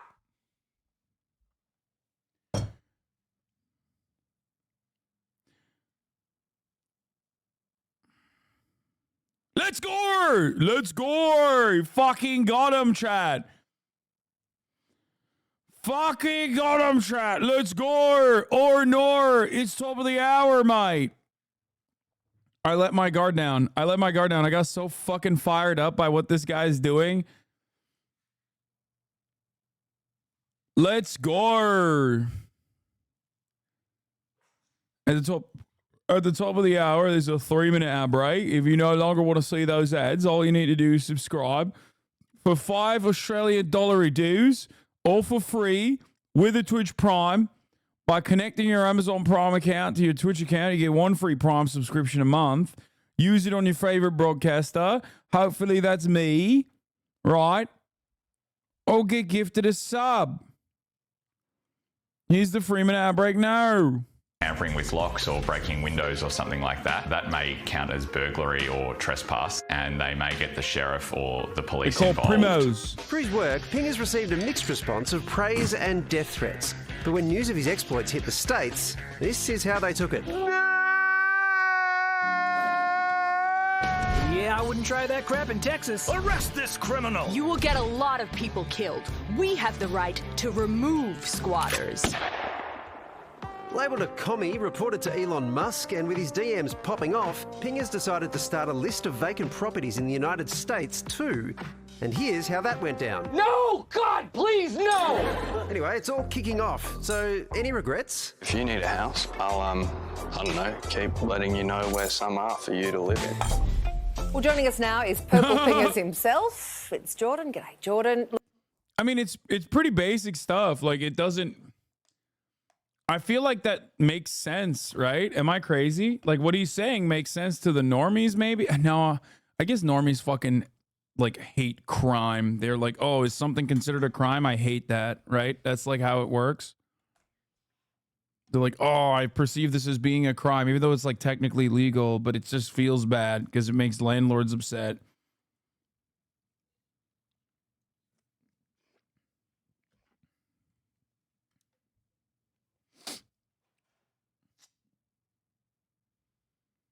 Look, I know we're in a pretty serious housing crisis, but do you really think that encouraging people to squat on private property is the way to fix it? Yeah, look, let me answer your question by asking you another question. Do you think it's right that we have thousands of vacant, abandoned homes while we have people living on the street? No, I don't. I don't. Oh, but sorry. I don't. Oh my God, Australians, be for fucking real for like 3 seconds, dude. I'm sorry. If you don't want me to make fun of your accent, like, don't sound like that. That's insane. No, I don't. Is a crazy way to respond to anybody. Just like that one girl that was like, stop drinking Coke Zero. And I was like, is Pepsi all right? And she went, no. How can I be serious in that situation? How can I be serious? No.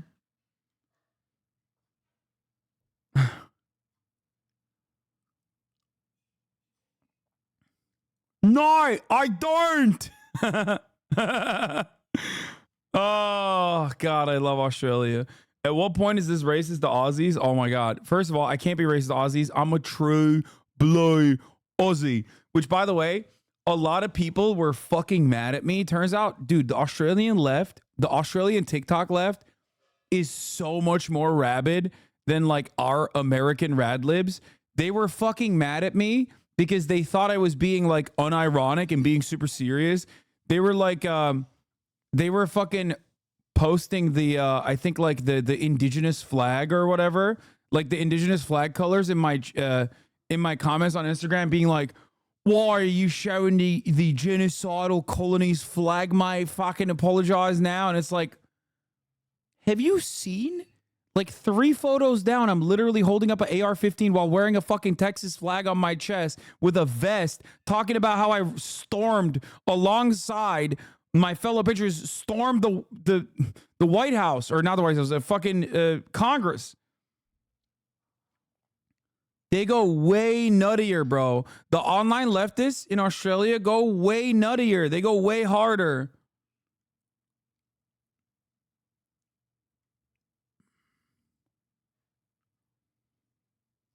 No jokes.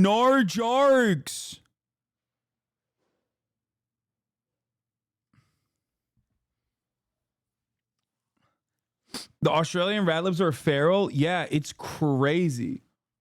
How can you be against settlers but for squatters? Make it make sense. Easy. One is violently displacing an indigenous population. The other one is literally taking shelter inside of empty, vacant properties. One is good, the other is bad. Oh my God.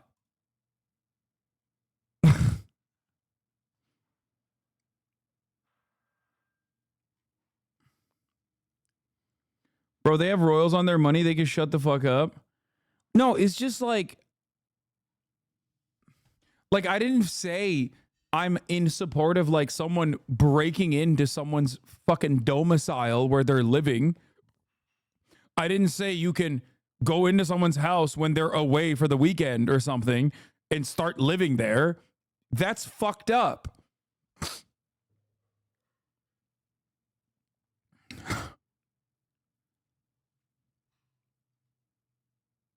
How was the weather in Melbourne? It was actually awesome.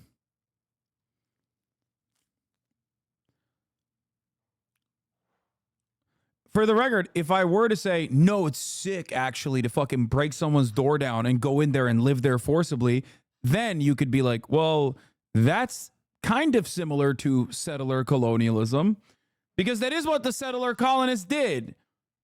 So, you know, nah, you go in and start living there.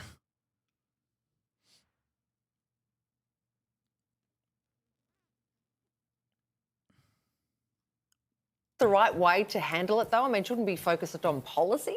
Yeah, I think there's definitely room to focus on policy, but what do we do in the meantime when people are on the street while we're focusing on policy? You use the word abandoned. Who owns a house and abandons it, Jordan? Many people. I don't know if you've ever gone down the street and seen like houses empty for decades, but I certainly have. Decades? Oh, really? Interesting. Nope. How many, do you have any abandoned investments? Okay. This guy is so fucking mad. Oh my God, this interview is perfect. I love every part of this. No, I haven't. I haven't seen abandoned buildings. It's like, yeah, maybe in his fucking neighborhood. So the difference is a lock for you? Wait, what? Vacancy is temporary and a reality for all property? Or nor. Brother, if a property is vacant, okay, if a property is vacant, it means it's not being used. I don't know how to describe it to you. Okay? And if it's especially fucking not being used for extended periods of time, that means someone's just sitting on it with hopes that they can either sell it later down the line, or the rental price that they put up is entirely too high. There's no occupant in there. Okay?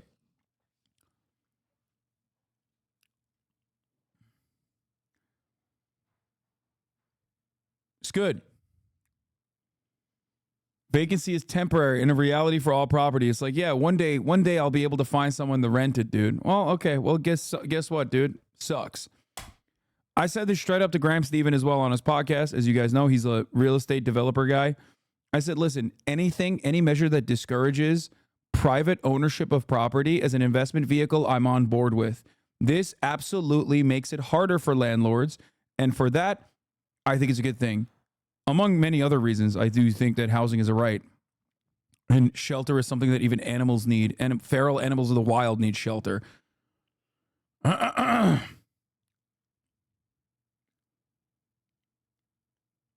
Investment properties, Steve? No, I don't. But I mean, I'm just trying to get to the economics of this. If someone buys a property, I mean, yes, we've had land banking, obviously, from foreigners, but that's not widespread. There's not thousands of Uh-huh. He's like, yeah, if you're going to squat, do it in a Chinese house. If you're going to squat, find a fucking Chinese house, mate. Not a fucking true blue Aussie landlord. Why aren't you finding a Chinese house to squat in? Oh, this guy's awesome. That is that guy's genuine opinion? No, I know that is that guy's genuine opinion.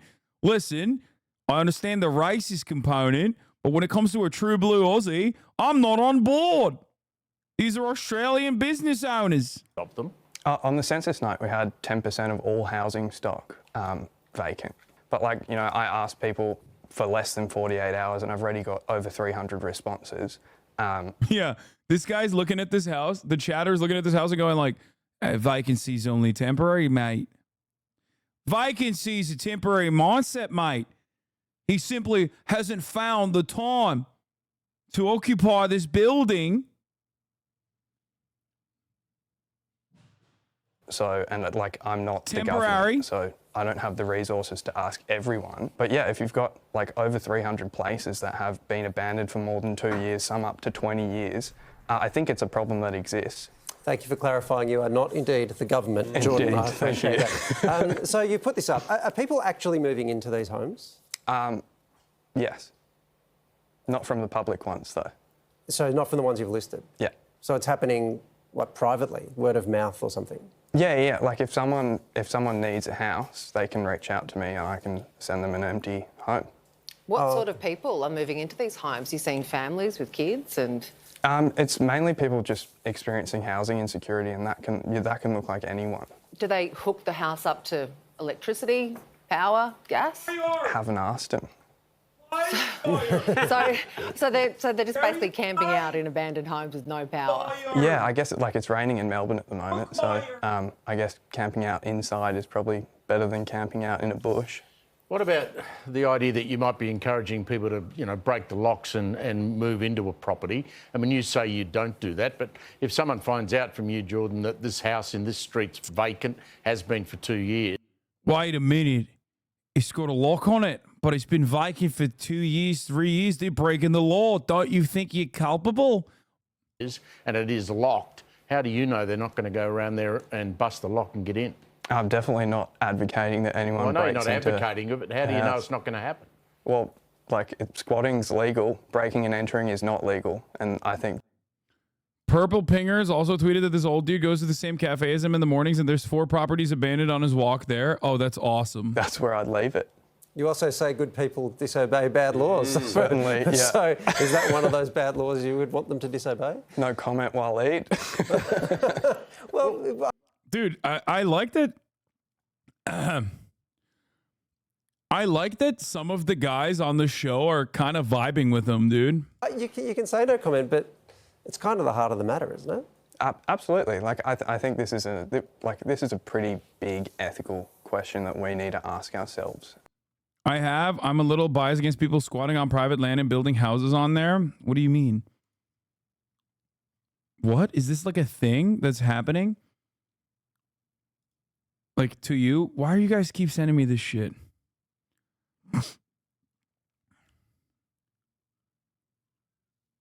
What do you mean? I don't understand it. Like, I genuinely don't get it.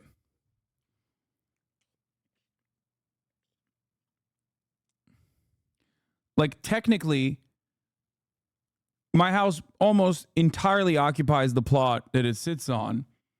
But if someone were to, like, go in to the backyard and build a home there, yeah, I would be like, that sucks, dude. Don't do that. The fuck are you doing?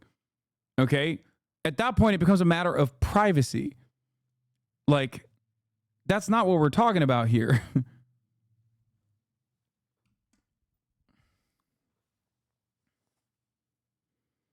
Yeah, I'm a fucking fake leftist for that take.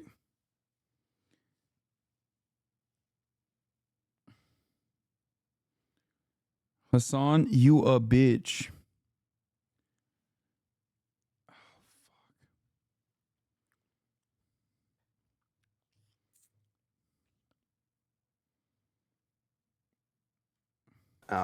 And we've got, the government promising a couple houses in a decade or two from now, while we have people living on the street and empty homes.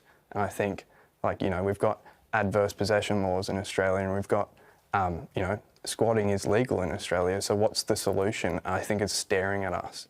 Well, how'd you like to have someone squat in your place that you owned? It's not vacant, nor is it. Dude, oh my God, it's always the same argument, bro. How'd you like someone squatting in your place? Well, I'm living there. Does that seem like it's a vacant property that I'm setting up for investment purposes? God damn, dude. Dude, why are the arguments against like any kind of ostensibly leftist position always the same and always so fucking idiotic? Conservatives have one speed, dude.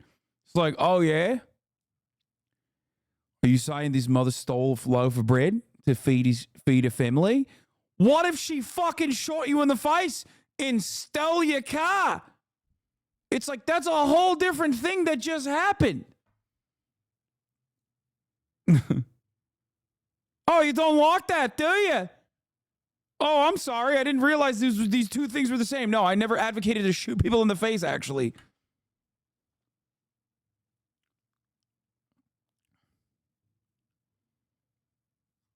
Yeah. An investment property. So you understand my question, don't you? Look, if I had an investment property that was vacant for more than 2 years, for example, I would put it on the list. So, Jordan, I think we can all agree that what you're proposing is not the ideal solution. No, absolutely.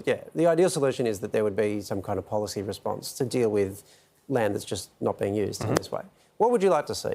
Well, I'd like to see like a national vacant residential land tax that is quite prohibitive to either encourage people to rent out your house or sell it or do something with it. Just don't let it sit there while we have a housing crisis. It's pretty simple. I'll tell you what, Jordan, I follow you on TikTok and I always thought you were kind of putting on that cool voice, but now I hear it and I'm like, I'll follow you into battle. It's unbelievable. Thank you, mate. Now, this has blown up a bit, especially online in America. How are you going with that attention? Are they angry at you? And Americans can be very angry with people. Yeah, Americans just want to kill homeless people. That's what I've noticed. It's not nice. Well, squatting isn't really legal in the States, so is that a concern for this whole kind of idea? He's not wrong. He's so right. Americans want to just kill homeless people, I've noticed. Also, okay. Why are there like 700 hosts on the show?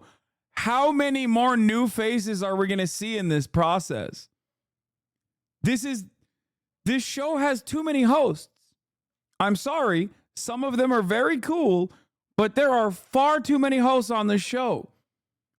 There's always like a new face. I'm like, all right, well, they'll get back to the old guy or the lady. And it's like, nope, new guy.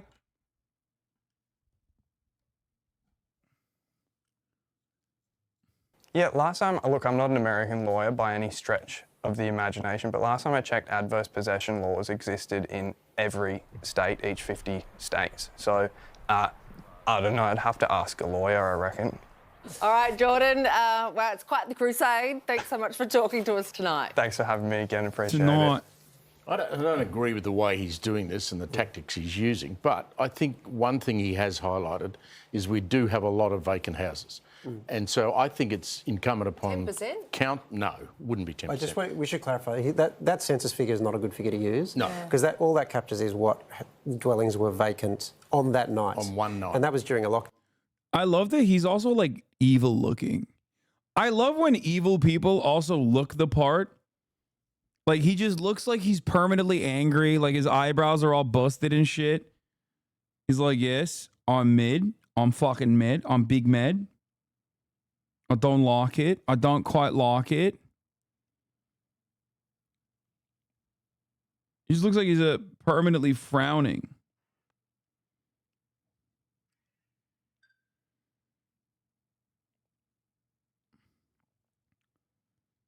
lockdown. So that could be people who are trapped overseas. There could be people who are on holiday. There's all sorts of things. Yeah, so that's a bad stat to use. We shove that to one side. So, But I the think point it's stands, incumbent on local councils and state governments to do a proper survey on how many places are vacant, how long they've been vacant for. Once we've got that real data, then let's work out what to do. Would you do a land tax? A vacant land tax? Why not? What else would you do? No way. No, I think you could probably... Damn, he won them over so hard. They're like owning this guy now. They're debating him now. You could probably force sales of these places. That's more bolshy than the land tax. He's gone really commie. Well, I mean, you know, Steve, he's got a history, this guy, and you delve into it. That's not the Comrade history. Steve. Yeah.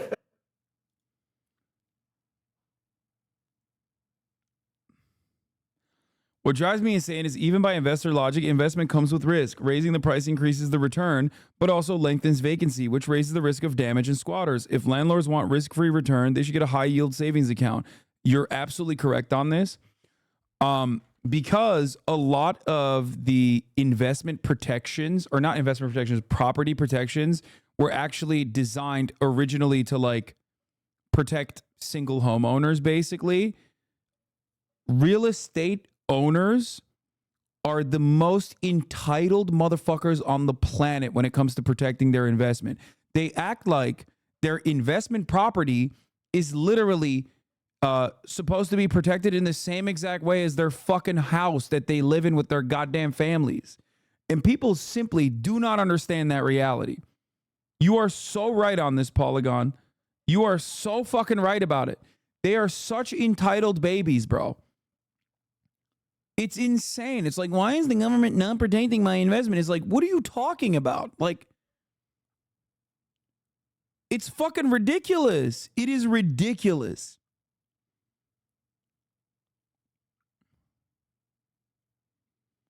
Landlords provide housing. Without them, we would all be homeless. True. Truly.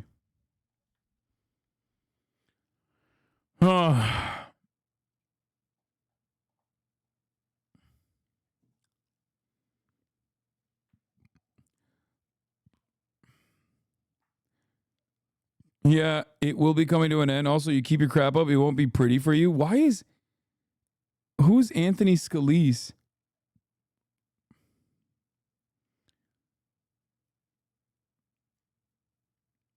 You type like you're currently eating a pot of PVA glue, mate. You triggered? Lol, I triggered you. Threatening someone with violence is actually illegal. Unlock squatting, babe. Any investment properties you care to share?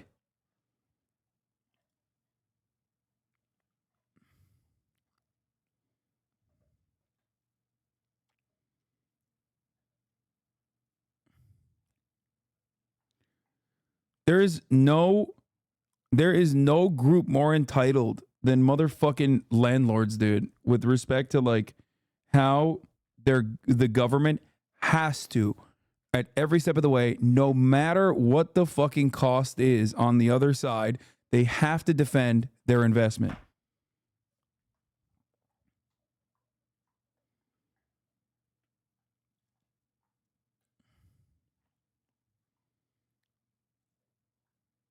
What is this? 28th of May, 2023, 10th of April, 2024.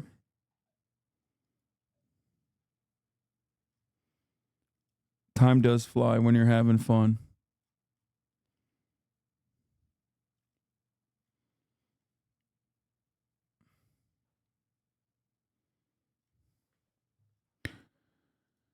All right, now let's watch Real Estate Expert answers U.S.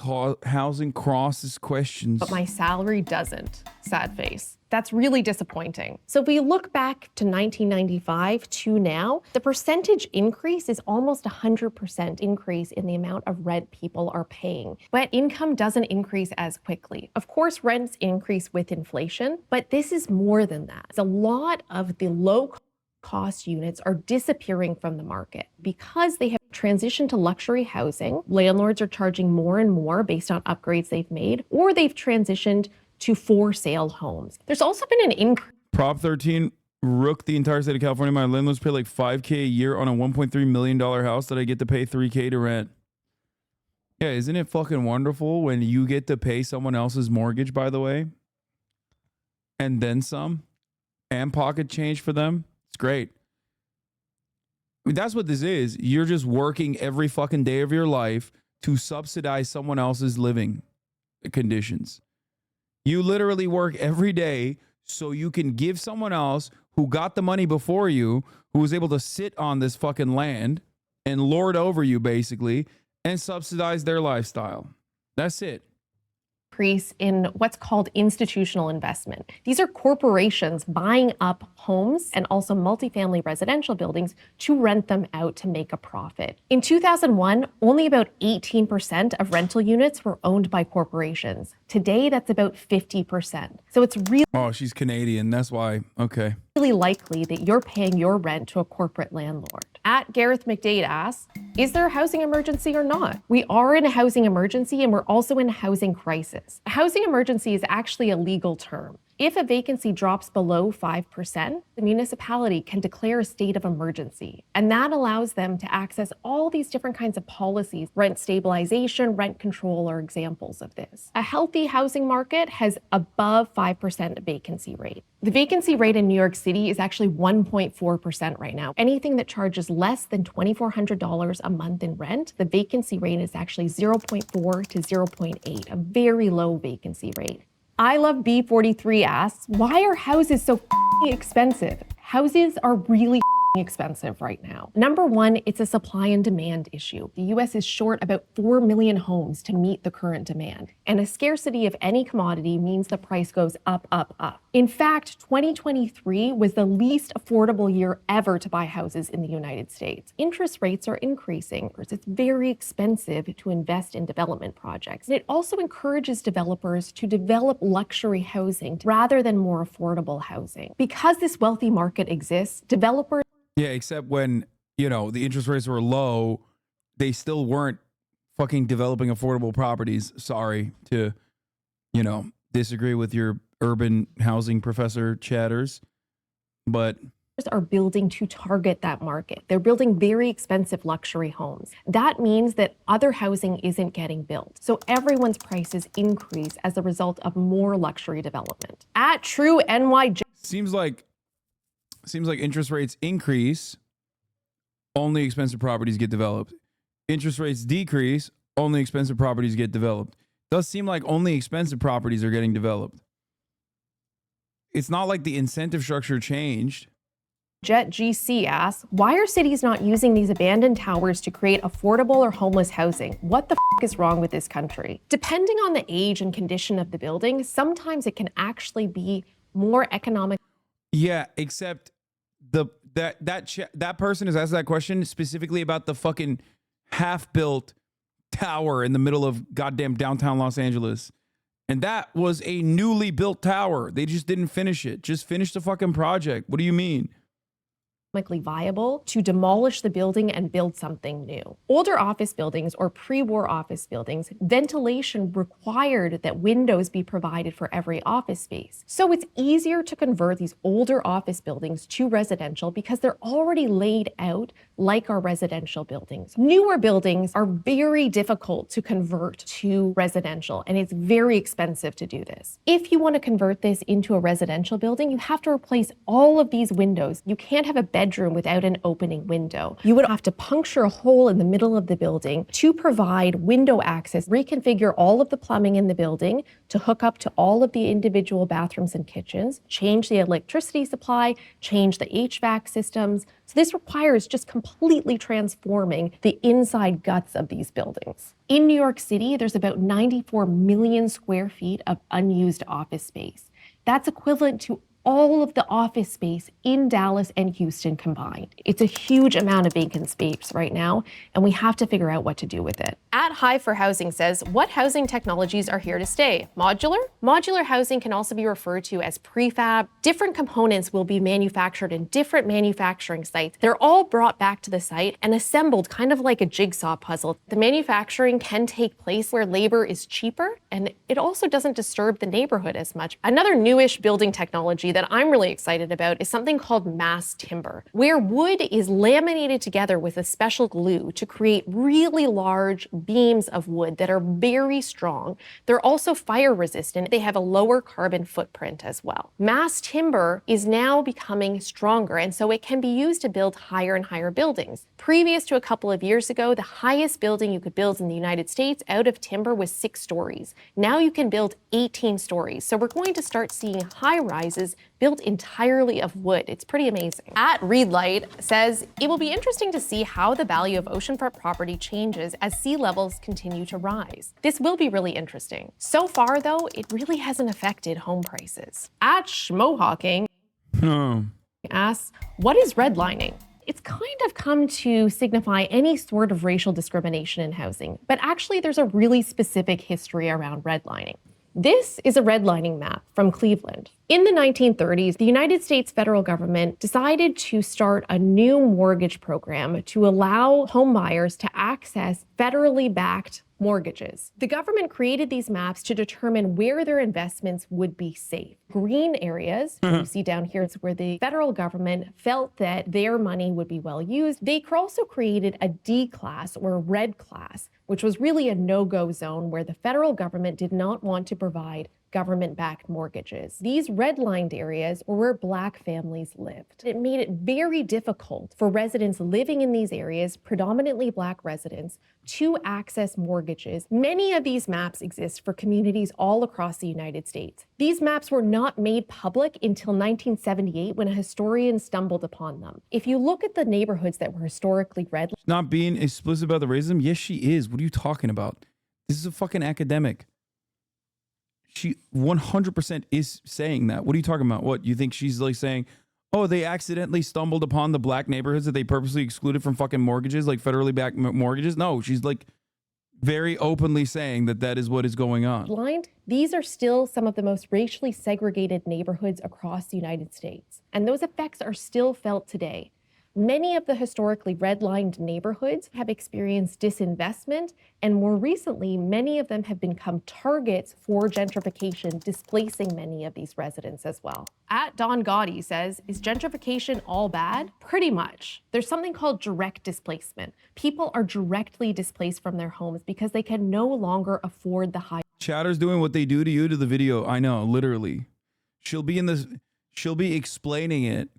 And Chowders will be like, the thing that she's explaining, I think she should be explaining harder. Your rents. Something else happens as well that's called indirect displacement. The shops are different, the community members are different, and so this is kind of making you feel uncomfortable in your own neighborhood. Both of these things are bad. I think a lot of people think about gentrification associated with these kind of design choices that hipsters make. So you think of the Helvetica house numbers or sometimes the gentrification fences around homes. Really, these are kind of an effect of gentrification. They're not causing gentrification. Gentrification is really caused by institutional investment in lower income neighborhoods. Investors are coming in and recognizing what's called a rent gap, the gap between the current rents that are charged in low income area and the potential to charge higher rents. These neighborhoods might be really centrally located, might be near transit, and so investors see an opportunity to buy up and improve buildings and then take advantage of that gap by charging higher rents. At Burns12 Regina says, I'm confused as to how exactly our Airbnb... These usernames are so funny. Oh my God.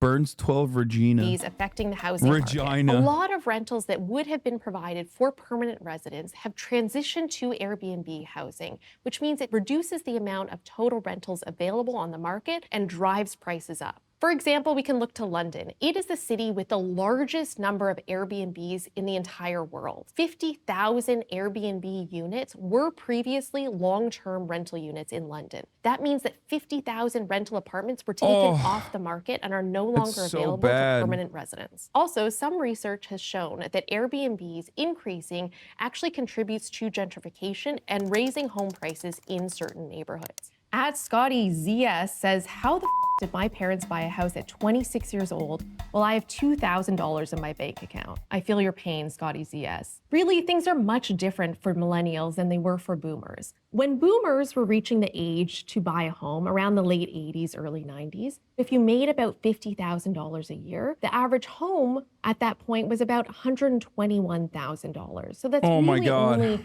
about a 2 times increase from your income. There is a little bit of a dip here following the 2008 recession, but it increased dramatically since. The median home price increased by 43%, where the median income only increased by 7%.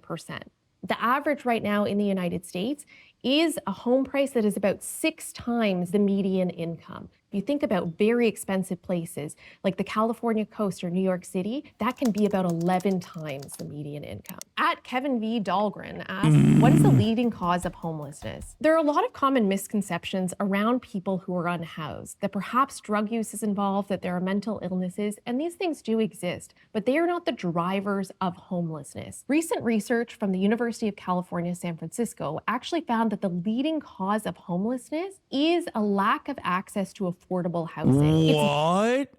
No. What? No. No. What? What? Oh, come on now.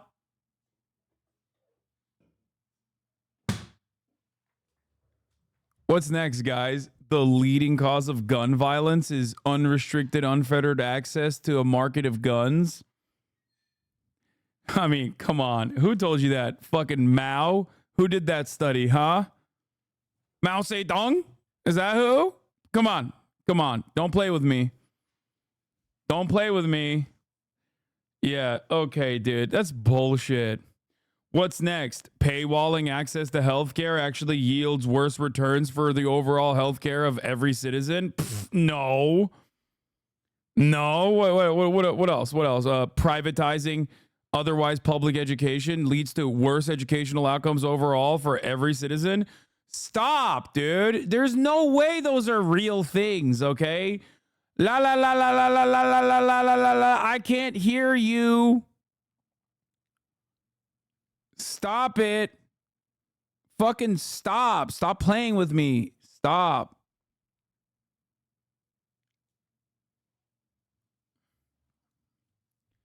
Privatizing prisons leads to mass incarceration? No, that would never happen. Creating a profit incentive to lock up more people would not lead to locking up more people as a consequence of that, especially when you can legally enslave people that are imprisoned. No, I will not believe you. I will believe other things instead. I choose to not believe what you're saying because it sounds like some commie bullshit. I choose to instead believe in other things, like how you are wrong and gay. And possibly a Marxist, which is worse than all the other things. It's very easy to lose your home. 8.5 million Americans right now are at risk of becoming homeless because rents are so high and incomes are so low. Any increase in rent or perhaps a medical emergency could be the difference between someone remaining in their home and becoming unhoused. At News Manu says, why are there so many homeless in Los Angeles? There's a common myth that there are a lot of unhoused people in Los Angeles because they move there for access to the good weather. Yeah. This is really not true. Researchers have found that the vast majority of people experiencing homelessness in Los Angeles are from California and even from that specific county. Okay, yeah. That they previously I was wrong. She is right. My bad. had housing in that area and were then priced out of it and became unhoused. California, as you can see here, has the most number of unhoused people of any state across the country. God, this is the most cursed map of all time, dude. Who's in the shitter? Which state is worse, has a worse fucking housing crisis than the next? You're joking, right? What do you mean? Oh, everything I was talking about with like the guns and the healthcare and all that stuff. Yes, dude, I was being facetious. Fuck. Country. This number has increased 40% since 2007. New York also has a very high number of about 103,000 people. Bro, how the fuck are there homeless people in even Wyoming, dude? What is happening in this country? Bro, how How is that possible? How is that possible? There are 500,000 people in Wyoming. How the fuck are you homeless? How did they let this happen? That makes no dang sense. There are 2 million cows in the state of Wyoming, 500,000 people in the state of Wyoming.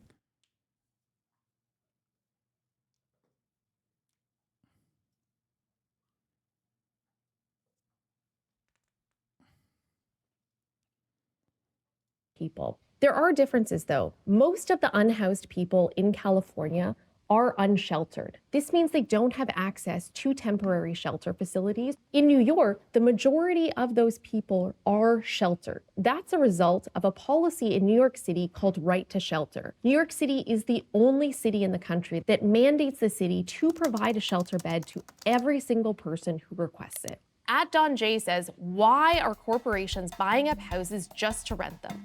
Why should any house be owned by Walmart? I don't know about Walmart, but corporations are certainly buying up houses. There was a lot of internet speculation about a company called BlackRock, which is a private equity firm, buying up single-family homes and renting them out. This isn't really happening. However, BlackRock is investing in real estate investment trusts that are investing in apartment building acquisitions and rentals. So BlackRock isn't buying up suburban homes, but they are investing in the rental market. And so corporations are recognizing real estate as an asset class that they would like to invest in, just like stocks. It's the same fucking thing. No, but she's right. She's right to parse through it. Everybody thinks like it's like BlackRock, BlackRock, BlackRock, and that is only one part of the puzzle. I don't like that people think that it's just BlackRock, or that it's like speculators that are like fucking up the housing market when it existed even before BlackRock was like, wow, this shit's actually pretty pog. And bonds. This is a form of what's called the financialization of housing. And this really means the transition of housing from a social good, from something we need to live, to something that can be bought and sold and traded, and where people can make lots of money. At Hody Hydebar Alley 1 asks, why are there so few houses on the market? It takes a very long time for developers to receive approvals to build their projects. In Santa Monica, California, the average development takes 48 months to be approved. That's 48 months where the developer is waiting for approval before they can begin construction. Increasing interest rates are also affecting housing supply. Okay, she's a little bit of a, I feel like she's a little bit of a yimby, I think. Like,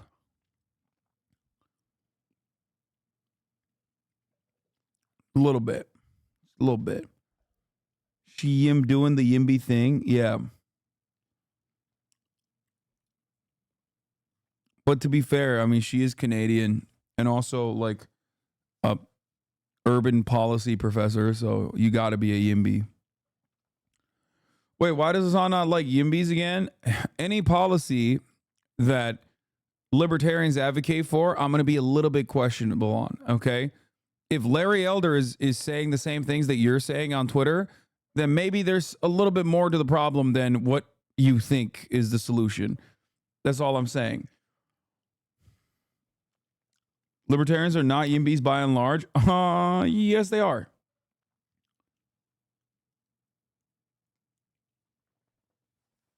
Yimbies are fine. They're just annoying. I mean, there's a lot of things that yimbies advocate for that are correct. Okay, more housing is not a bad thing. It's a good thing. It's also the type of housing that it needs to be built that is important, though. I never know how to respond to yimbies who cheer for, like, she doesn't cheer for luxury housing. She openly stated that that's a problem.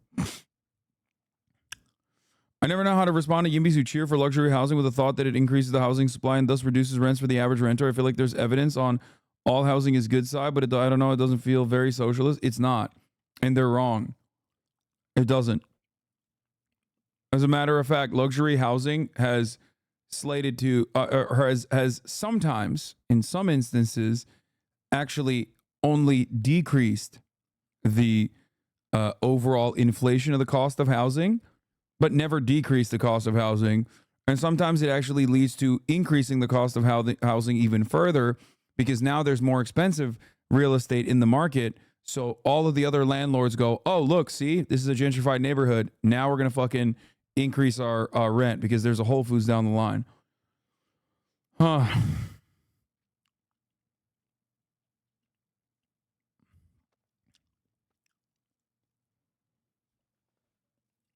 Why are libertarians YIMBYs? YIMBYs, yes, in my backyarders, are a response to NIMBYs, who say, not in my backyard, which is to say, no development in my backyard. Yes, development in my backyard. YIMBYs are not as bad as NIMBYs, who object to any kind of development whatsoever because they fear that it will change the culture and the overall vibes of the city, which is to say, we don't want fucking poor people or black people living in our neighborhoods. That's usually what NIMBYs are doing. Anyway, in Miami, a bunch of YIMBYs were happy at the rezoning and building up a bunch of new apartments near me. My rent went up and I'm moving back in with my parents. Yeah.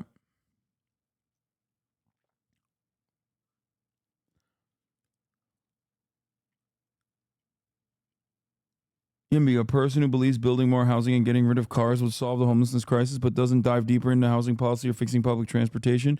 Usually tech bros from San Francisco love Airbnb. No, YIMBYs don't love Airbnb.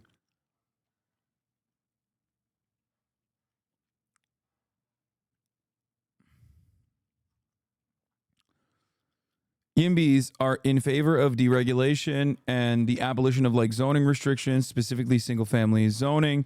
Single family housing units are actually genuinely an issue in cities like San Francisco and even in cities like Los Angeles.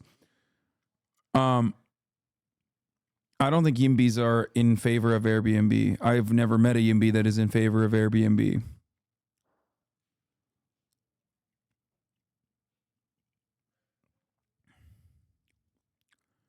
Funny you mentioned Whole Foods because I was just about to mention an apartment building in my neighborhood in San Francisco that's right across the street from Whole Foods, but it's going to be 100% affordable units and it's being built giga quickly, which is sick to see.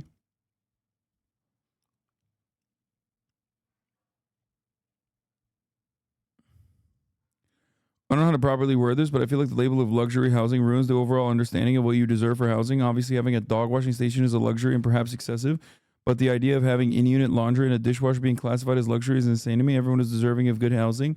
The problem is, even if it's good housing, the pricing is luxury.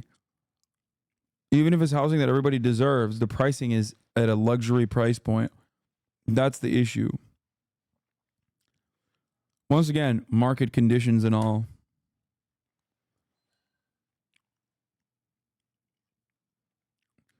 Ultimately, my major issue with YIMBYs in general, even though some might correctly call me a YIMBY as well, because I do believe that we need to build more housing. My major disagreement with YIMBYs is that this is not like the market doesn't work, and this is not a market solution to a problem. In a perfect world, there would be no market whatsoever when it comes to housing. Or at least a market would exist for, I guess, second houses or some shit like that. You know what I mean? Only for your vacation homes in a perfect future where everybody already had a permanent housing. Kaya, Place, what are you doing, baby? Why are you sitting on the ground? It's bad for you. Place. No. No.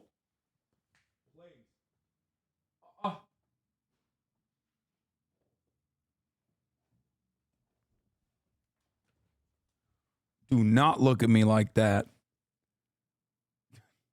Do not look at me like that.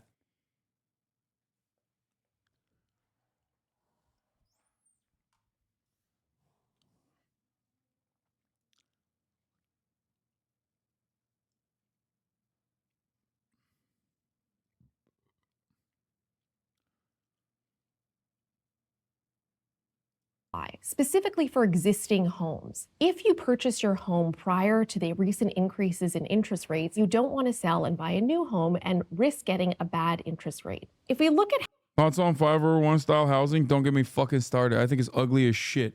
I think it's ugly as sin.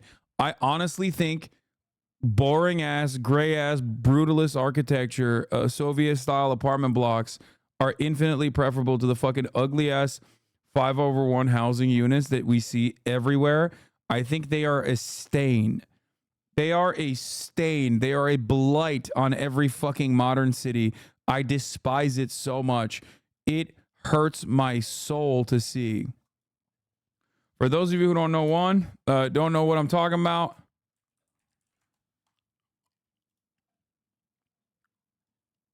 this, ladies and gentlemen, is what the fuck I'm talking about. This is the perfect representation of 5/1 buildings right here. You see this shit? Oh, God. Oh, what a fucking blight this is.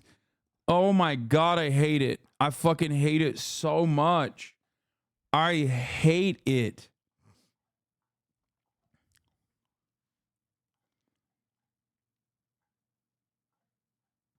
Isn't that mixed use housing? No, dude, the fucking look of it, okay?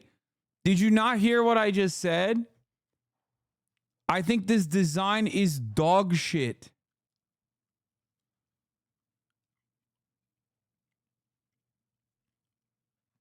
It's not, oh God, oh. I just hate it. I love having all these just so we can use the rest of the area for parking spaces. Yeah. It's so nasty. I fucking hate it. Sorry, boss, but 5/1 is the only density America's ever going to get.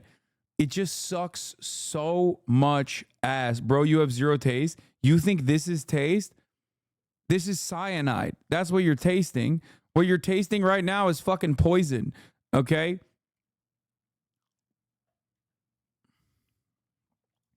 Meanwhile, in Superior Soviet building, unironically much prefer this. At least every fucking unit has a balcony, bro. What do you mean?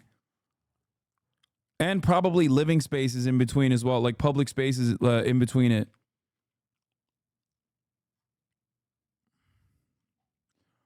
Oh, God. Someone said my trigger word, Culver City. Oh, God. Oh, don't say it. Don't say it. Don't say it, chatter.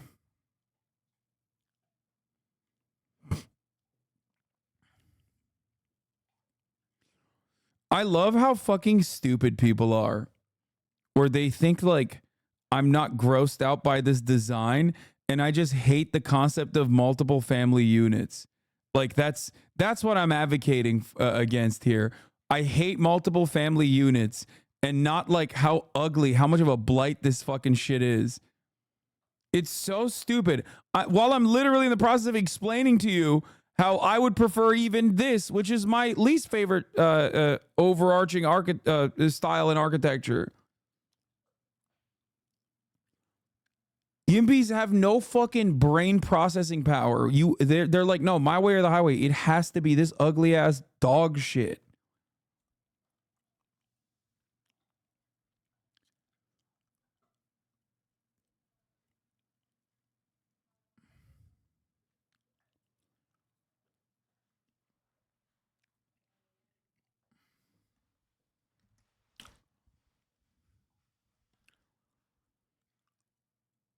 Anyway, bungalow court apartments are a good small solution. Too bad they don't make them anymore in LA.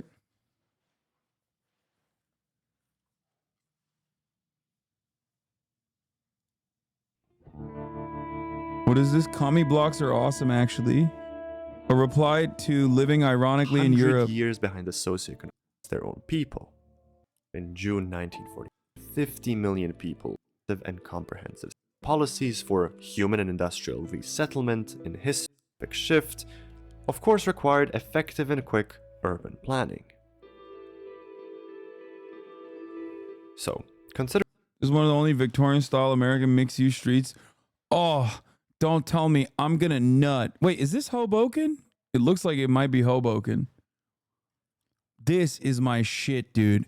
Oh my God, I nut when I think about this, okay? I think unironically, it kind of looks like Hoboken, doesn't it? The sidewalk is still much too narrow. This is every small town in the Midwest. Have you heard cities are trying to let the homeowners rent tiny homes in their backyards? Yes, they do that in California too. That's everything in the Midwest, Lamau. I know. I know. Places that fucking straight up are still like main streets in every fucking small town is kind of like this. I'm born and raised in Hoboken. This is in Hoboken.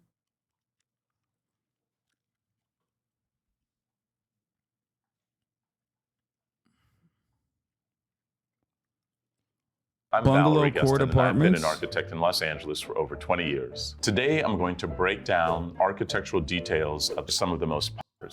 Architect Sylvanus Marston is often credited as being the inventor I know of what the these are. Bungalow These are Court sick. apartment. And a lot of his buildings are concentrated in Pasadena, although many of these buildings were going up around the same time all over South and East Los Angeles. In this image here, we see a couple of things that characterize a bungalow court apartment. So you can see here that there's a central walkway that went down the middle. Every house had a sort of front porch that faces the courtyard for access. And people also had ample garden space that made it feel much more like a single-family house than an apartment building. Most of the bungalow court apartments were built at the turn of the 20th century. They're also an endangered species in Los Angeles, much like the dingbat apartment. It's so funny because like almost all of the fucking everything in Los Angeles was built in 1920s, man. There's no weather.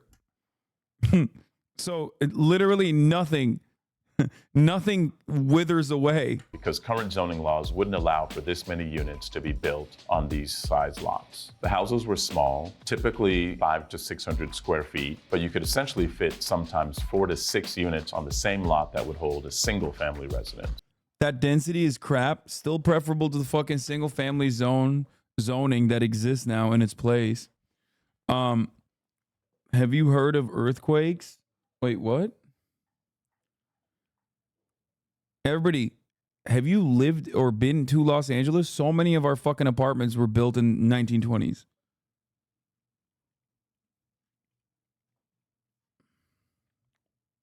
Now let's take a look at how the bungalow court apartments organize the lot. So in this one block, we can see 3 different types of bungalow court apartments. The first one has a nice, generous courtyard in the middle, and you'll see that each one of the buildings is separate. The courtyard is lushly landscaped, and you'll see that there's a unit at the end, and parking happens at the rear of the building. The second building provides...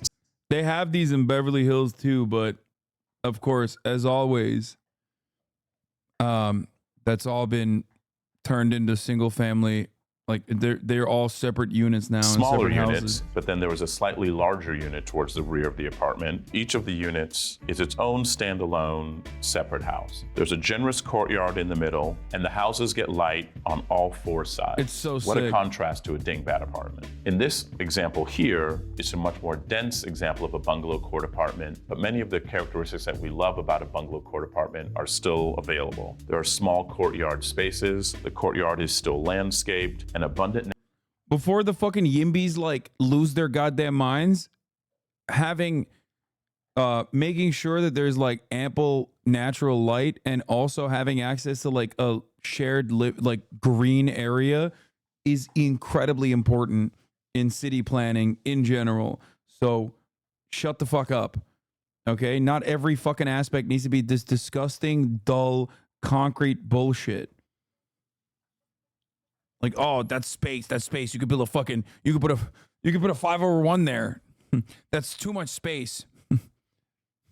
Natural light goes into every unit. The bungalow court apartments were a great first stop if you were coming to live to Los Angeles, because wherever you came from, you really got the LA experience of being able to enjoy the outdoors. It was really communal, and it was the closest you could come to living in a single family house if you couldn't afford one. So many of the things that bungalow apartments did at the turn of the 20th centuries and into the early 20s, the city of Los Angeles is revisiting now. They realize that density really helps with affordability. Many new ordinances are allowing your standard single-family lot to be built with more additional units. Next up, Mission Revival. Now, what makes Mission Revival so enduring to Southern California is because it's familiar and traditional. It has a certain warmth that people like and These can houses are relate to. sick. It really speaks to the history of California before it became part of the United States. Mission Revival is the style of some of the earliest built structures in California. The Spanish So built sick. a total of 21 missions in California over a period of about 65 years.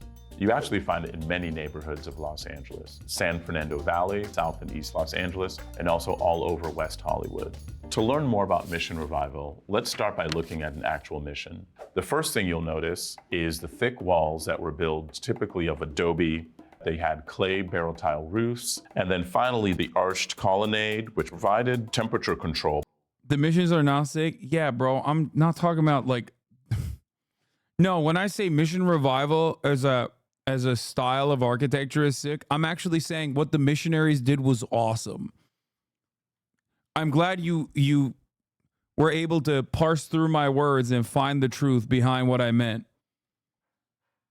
I fucking love missionaries, famously. Pro-Catholic missionaries all the way. By blocking the direct sunlight from these interior spaces, one of the elements we typically would define as sustainable in today's time. Now, a lot of ideas from mission architecture made its way into residential architecture in the early 1900s. Architecturally, you see a lot of similarities between these two buildings. First is the use of the colonnade, and in the residential example, you'll see that it happens at both levels, up here and there. These deep overhangs would protect the interior of the house from direct sunlight and keep it cool during the hot days and warm during the nights. Both use the red clay barrel tile and, of course, the arch. In addition to that, you'll see that the corbels that extend out from the roof is also evident in both of these examples. You also notice, however, some significant differences between these two examples. The arch at the front of the house has a more peaked apex, and the ones at the second story, one is more shallow and the other is more circular. Another important difference to note is that much of these residential buildings were built out of wood framing, whereas the missions were built. You're actually not wrong. Chatter, who said, is that the house from Grand Theft Auto 5? Yes, technically, I think, was it Michael? Michael's house was like this style, like Spanish style. Out of Moon Sanem, thank you for the 20 community gifted subs. You might not be able to get a missionary style house, but you will be able to get a gifted sub at the top of the hour. And no longer see the ads at the top of the hour, that is.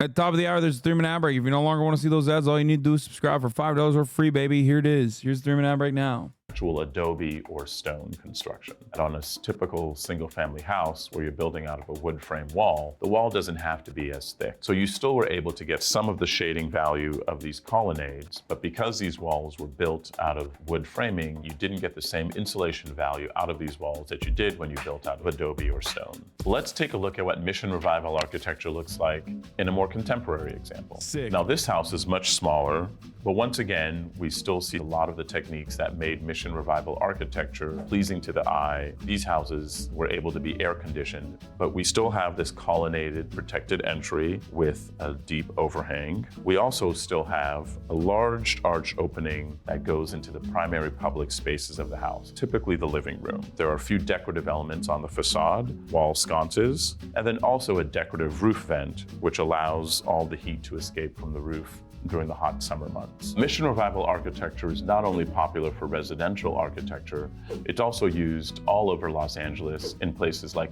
I also love a lot of the intricate tile work that many mission-style homes use on the floors and even on the arcs. Yes, that's another fucking awesome fact.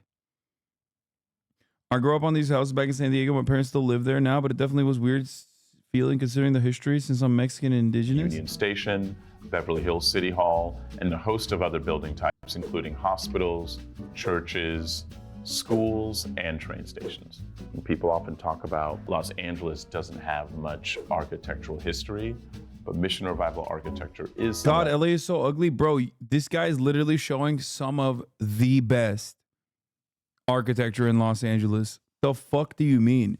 This is unironically I think, some of the most cohesive, coherent, structured architectural choices that you literally do not see in many cities in this country now. This is actually good. You are uncultured. Oh my God. That history that's always visible. Next up is a type. Shadows will go to like a European city. They'll go to fucking like, they'll go to Italy and be like, oh my God, look at how beautiful. And then shit on this. Of house that most people dream about when they think about living in Los Angeles, the Boardwalk Beach House. LA is famous for its boardwalks, like Santa Monica, Venice Beach, or Manhattan Beach. So what makes the Boardwalk Beach House different from a typical beach house? Let's start with the back, which really reads as the front of the house. There's a couple of important things to note when looking at the Boardwalk Beach House. First is directly in front of the rear of the house where the best views are, is also a public boardwalk. Another important thing to note is that the rear of the house is typically very expansive and open, providing the views to the beach, which is why you live there. Much like a dingbat, the space between the houses is relatively narrow, so there's not much emphasis placed on windows or natural light at those locations. All of the energy is put towards this rear facade that offers these amazing views to the Pacific Ocean. One of the things that sets Boardwalk Beach houses apart from its... I do think that the beach houses, like the Boardwalk beach houses, are kind of ugly. Other counterparts is the fact that they're more likely to be a custom home. Unlike a developer who might build 6 or 7 dingbat apartments at the same time, a Boardwalk Beach house is more likely to be commissioned by someone who will hire an architect. You end up with a much more varied and eclectic beach. Yeah, and they're fucking uggo. Because every Boardwalk Beach house architect is a fucking crackhead, dude. Look at this. Front than you would in a typical urban neighborhood in Los Angeles. One of the main challenges with a Boardwalk Beach house is how do you deal with public access and protecting privacy and views. One of the main ways is to either submerge or elevate the primary floors of the house. Other examples mean that you kind of close more of that front part of the house down when you're at street level, and in other houses, they'll use landscaping. I often like to think of the Boardwalk Beach house as a mullet, business in front, party in the back. Now let's take a look at the business side of the Boardwalk Beach house. Boardwalk beach houses are typically on narrow lots, and the front of the house is typically on an alley or a small street with limited views. The business side of the beach house is pretty boring. All you typically got is a 2-car garage. Much like their friends, the dingbat, you typically also have a pedestrian entrance that happens along the side yard of the house. So it's a typically dark. It is low-key kind of dope, though. Like, this area is, I mean, I've never lived in it. I've never lived in that part of town. But the vibes are very different, but very cool as well, I think. Like Venice is what this is. And also canyon-like entrance into... I feel like is an entirely different vibe overall in this part of Los Angeles. People joke about how, like, yeah, Manhattan Beach... Venice, these part, well, not Manhattan Beach, but like Venice specifically, feels like an entirely different part, and that like when you live in Venice, you never leave Venice, and vice versa. To the main house, which is all about parking and the utilitarian needs. The back of the house is really where all the action is. The great views of the beach, the sand, the people, all of the things that make living in California great. Boardwalk beach houses do provide a great opportunity for architects to experiment and create really unique houses. Now let's take a look at a true classic, the California bungalow. The California bungalow was one of the other housing styles that became popular at the turn of the 20th century as California's population continued to grow. The great thing about the California bungalow is that these homes could be purchased from a These are also sick. Magazine. The lumber arrived pre-cut, much in the same way as if you might get a piece of flat pack furniture, and could be assembled right there on site in a number of weeks. Bro, remember when people did that? Now, one of the most popular... Well, not remember. Obviously, you weren't around. I was. I'm that old. But that's how motherfuckers build houses, bro. Is the craftsman style bungalows. You'll find them all over Los Angeles, but also in areas specifically like Silver Lake, Echo Park, and also parts of South Los Angeles. So what are some of the characteristics that make a California bungalow quintessentially California and so popular in Los Angeles? Craftsman style architecture has some specific characteristics that we can clearly see here in this image. Those include exposed rafters, a large, deep, open porch, tapered columns, and gabled roofs. A lot of this dates back to the relationship of craftsman architecture to the arts and crafts movement, which was really popular in the 19th century. Craftsman is often what we associate with the California bungalow, but it's probably important to note that not all California bungalows were built in the Craftsman architectural style. There were a wide variety of California bungalow styles, including shotgun-style houses where all the rooms were laid one after another in a sequence. You also had smaller two-room bungalows, similar to the dog trot house, which you might find in the American Southeast. So-called because it was basically two rooms on either side of an open breezeway, and a dog could just trot on right through the middle. The California bungalow epitomizes the Californian lifestyle. One of the great things about living in California is the indoor-outdoor living experience. The word bungalow comes from a Hindi word meaning a house in the Bengali style. A house in the Bengali style typifies some of the same characteristics that we find in the California bungalow. A wide veranda, a low-sloped roof that allowed shade and protection from the environment. The California bungalow epitomizes the California living experiences. As a single-family house, it offered all of the great things people came to California for. Abundant sunshine, great weather, and the ability to be outdoors for a large part of the year. Those are just some of the architectural styles that define life in Los Angeles. Let me know which is your favorite in the comments below. That was sick.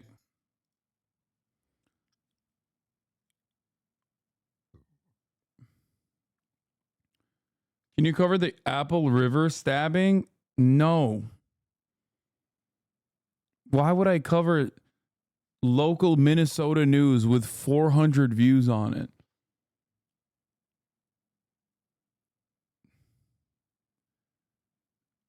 That's wild, bro.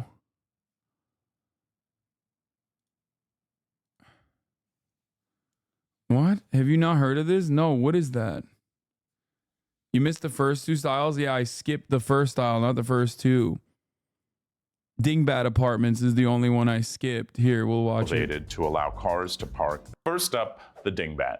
Typically a 6 to 12 unit apartment. These are ass, but whatever. Building. The front of the building is elevated to allow cars to park. Another thing that you'll notice about the Dingbat is that it's a box. It's all about efficiency and filling the lot to maximize the number of units that can fit on a piece of property. Dingbat apartments really define neighborhoods all over Los Angeles. They can be found pretty readily all over the San Fernando Valley, West Los Angeles, and neighborhoods like Culver City and Palms. So why is it called a dingbat? The term dingbat comes from typography. It's a symbol that's not a letter or a number. Many of your dingbat buildings featured a name or had a symbol on the front, a way to sort of decorate these flat, banal facades. The construction of dingbat apartments really exploded in the post-war boom of the 50s and 60s in Los Angeles, when many people were moving for jobs. What better way to give some sort of character to a building that essentially had none than to provide some sort of symbols or some sort of fun, playful elements on the front of the building to make people feel. My environmental geology professor says stay the fuck away from these because in what equaled, they will drop through the carport. A little bit more excited about their homes. Here's how to spot a dingbat in the wild. First off, it's essentially a big box. The ground floor space. Yeah. Why do you not love these? They have so much character. Probably because I lived in one and it's ass. When I lived in one, I fucking hated it. It is so ass, dude. Is then cannibalized. This is the starter apartment for many Los Angelinos. Like, inevitably, you are gonna, at a certain point in your life, you are gonna live in one of these fucking piece of shits that has not been updated since 1948 when it was first built. You know what I mean? To allow parking for cars, which is known as. Yeah, always the fucking double parking space too. Ugh. The apartments are typically accessed by stairs along the side yard, and you can see that they've got this dingbat symbol of a flamingo. What you've also got is a full width curb cut that. Law, maybe the people you know, the people I know in LA live in tents, Law. Wait, what? Sick, chatter. Like, what the fuck? Why are you making it seem like living in a fucking piece of shit apartment like this is like somehow the lap of luxury? Are you okay? Chatters will be like, no, dude, it's a competition and I'm winning. I know way poorer people than you. Okay, sick, man. that runs the full face of the building. And so the entire width of the lot is given over as essentially a driveway. Now, as someone who's almost been hit by somebody backing out of their dingbat apartment, I can tell you dingbat apartments really don't make for great pedestrian-friendly streets. Now, let's get a better look at how dingbat apartments really define neighborhoods all over Los Angeles. So one of the first things we're gonna— I work in asbestos removal, and these dingbat apartments are my bread and butter. Mark my words, folks. Do not buy these under any circumstances. The cost involved in revamping will be so high you won't be able to subscribe at the top of the hour, and it's never worth the cost. Bro, I ran it already. You fucked up, son. to see when we look at this image is how closely spaced all of these buildings are to each other. There's only street frontage, which is dominated by the parking spaces for the cars, and every building just has a tiny side yard, which you can see here or there. Another thing you'll notice is that all of these lots are maximizing the buildable square footage. The typical side yard setback in Los Angeles is 5 feet. So you can see here that the developers went with the minimum and didn't offer any other space for common areas to make sure that they could get the maximum number of units. But essentially, the tiny lot sizes meant you had no privacy. So if you opened up your window, you were looking directly at your neighbor. Now, this type of building wouldn't be allowed in Los Angeles currently. Zoning wouldn't allow for this many units to be built on a standard 50 by 100 typical LA lot. So these middle density buildings are something that are a dying breed. Dingbat apartments really are quintessentially LA. It's something that makes them home. It's kind of like bad pizza. It's bad pizza, but it's still pizza. Next up is the bungalow court. Yeah, bungalow courts are sick. Anyway.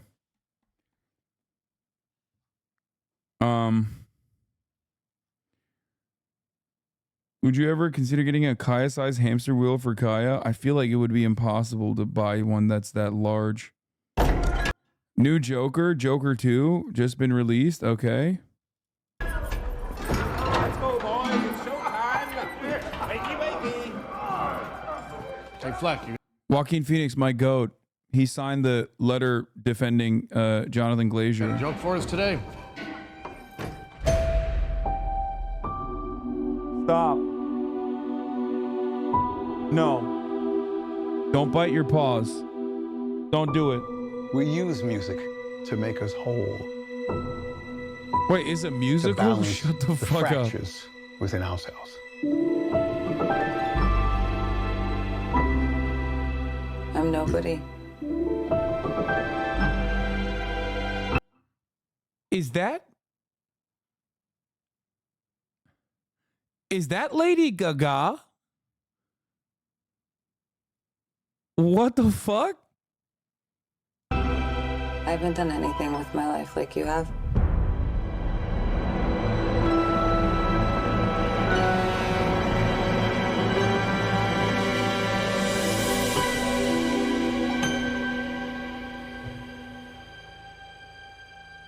Let's get out of here.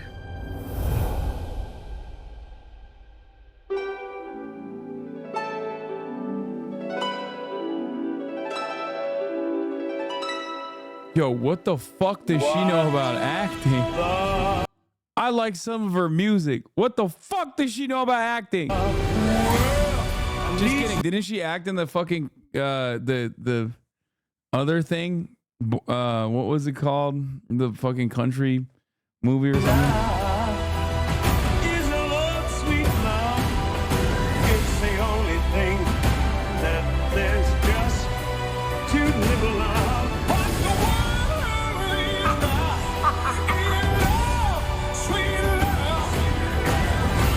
Tell us, what's changed, Arthur?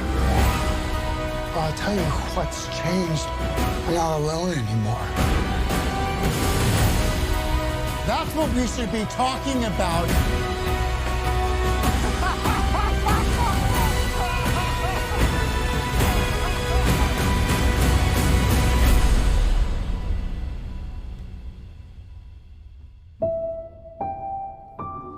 Chat, calm down. I was making a Kanye joke. Jesus Christ. You guys fucking suck. Oh my God. Everybody's such... A lot of Lady Gaga defenders in the chat, bro. I know. It was my mistake. This is a queer community after all.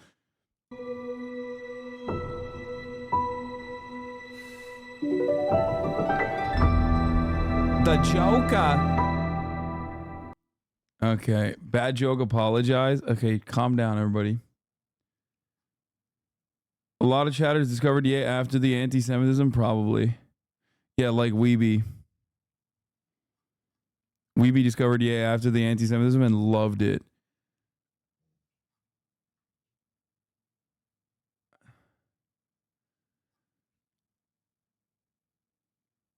The little monsters are in shambles because she's only been shilling pharmaceuticals. Wait, what?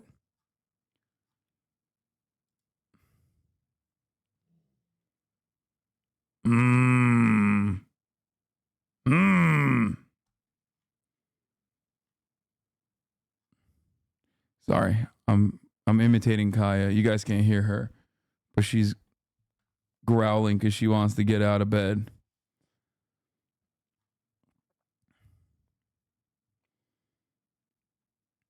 Okay.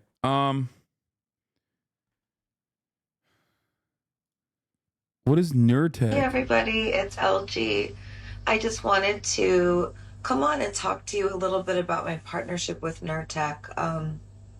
I have had migraine for a long time, and I really wish that I had found Nurtech ODT sooner. And Dude, what the fuck? I mean, pharmaceutical ads is already weird as hell. It is kind of shocking. I forget that, like, in America, not only are pharmaceutical ads allowed, but of course they're doing influencer infomercials too. That's crazy, dude.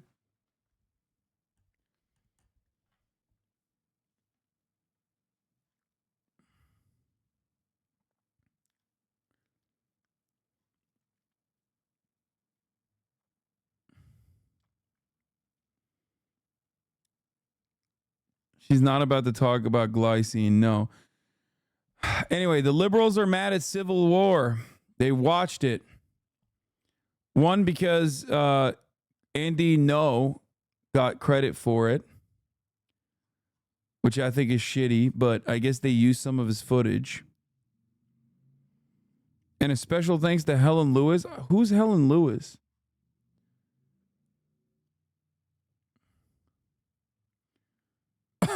No, I'm not going to watch Nancy Pelosi get confronted. Some turf? Stop sending me the super eye patch video. Oh, she's a British journalist? Oh, God.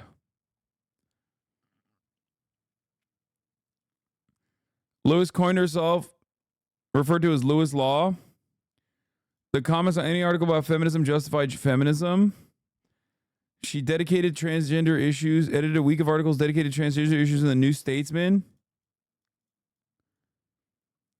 For anyone interested in equality, it should be obvious that trans people are subject to harassment simply for the way they express their gender identity. While supporting transgender people's rights to freedom and from harassment and abuse, Lewis wrote about her concerns that gender self-identification would make rape shelters unsafe for women. Oh, she wanted them like I'm pro trans people, but also like they might do rapes by saying they're trans. Is that the type of shit?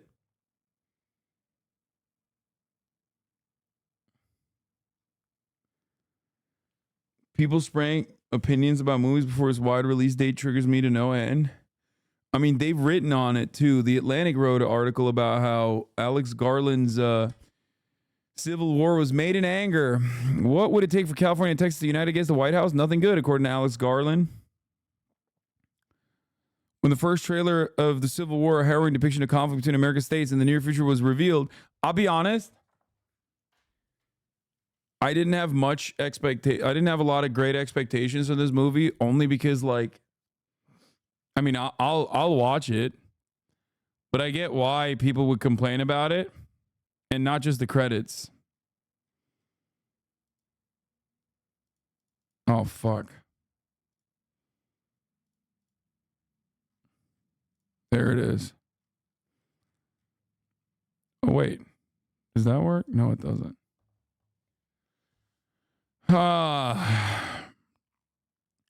Although the larger history within Civil War is oblique, Garland's script lays out enough to explain why tanks might be rolling across the country from California to Washington, D.C. Offerman's character is a 3-term president who's begun staging attacks on his own citizens. He's disbanded the FBI and become what Garland calls essentially constitution smashing and fascistic. Suddenly states that might not necessarily be allied are allied against the threat that they consider greater than their partisan differences. Ugh.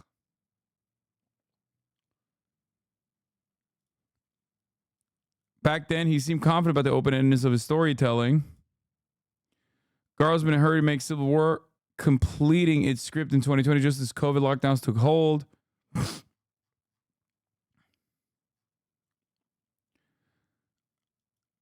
If this is, I'll be honest with you, if this is personally offensive to liberals because it was too centrist to liberals, then it's got to be dog shit.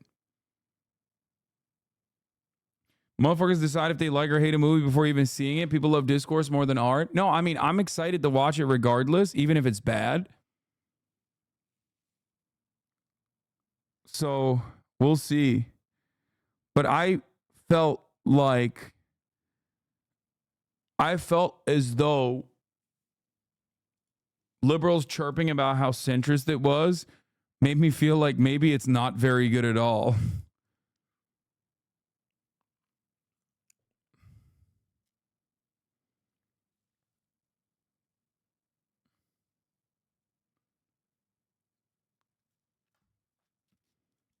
Anyway, when can I watch this, I wonder? I would like to see it ahead of time.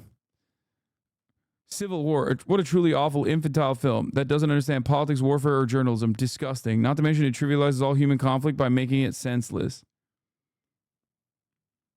That's what they said. It comes out on Thursday. Yeah, Ex Machina was great.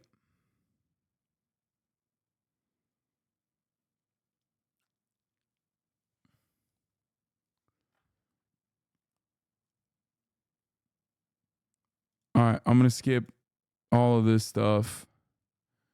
And I'm going to instead watch this. Apparently, Train is popping off again. It's the number one botter, though.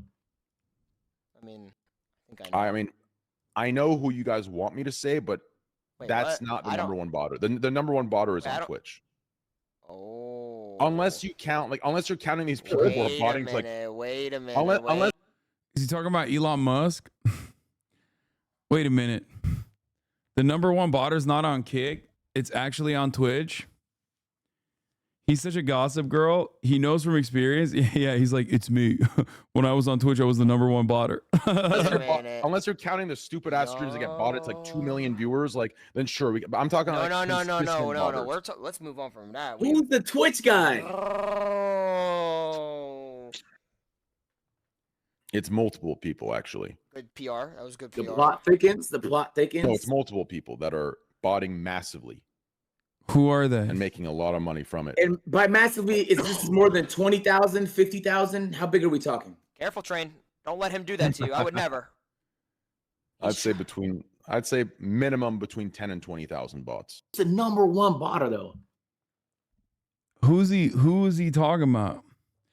Why am I doing this? Why am I fucking falling in for the bait? This is typical Train, dude.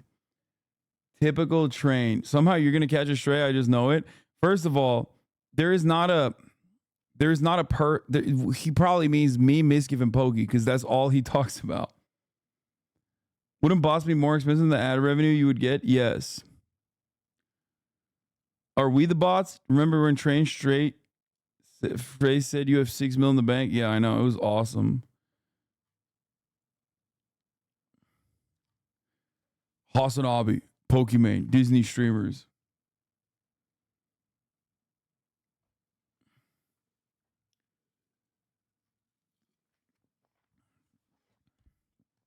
Not you said 20K to 30K? No, he didn't. He said 10K to 20K. Dumb fuck.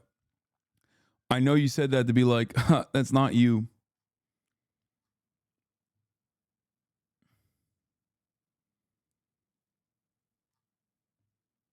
I miss the days when you would go on Scuffed and he would just talk about sucking your dick. Yeah, the good old days. It's Fextra Life. I don't think Fextra Life is botting. They're doing what is it called? It's a different thing. They are inflating their views, of course, famously. I've talked about it a lot. They're embedding. Yeah, thank you for the many bots in the chat immediately chirping in and saying embeds. Yeah, those bots are very generous whenever you run a charity stream. Yeah, it's crazy how many bots also have just like a shit ton of money as well. Jinxie? He probably means Jinxie, Keizo, or Kai, but they have the fastest moving bots. Yeah, I don't think any of the top streamers are, as far as I know, botting. I mean, you can also tell by looking at the activity in the chat. These are fucking streamers chats who are going like a mile a second. And not only that, but also beyond that, you can look at the things that they're saying in chat. Like I know almost every single fucking kick streamer is either willingly or unwillingly being botted. So many, I mean, this was a major issue with Kick from the jump. And like, it's always fucking literal random emote spam.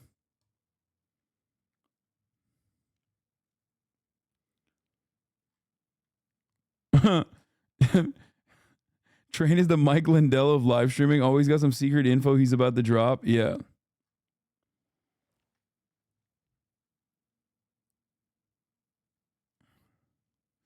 The rumors are Jinxie apparently the second he goes live has 25k people in chat waiting. Meanwhile, his offline chat is dead.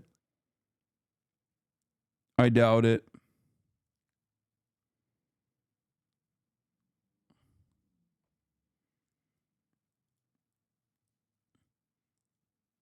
Yeah, I remember this though. Kick permaban streamer for showing how easy viewbots are to code.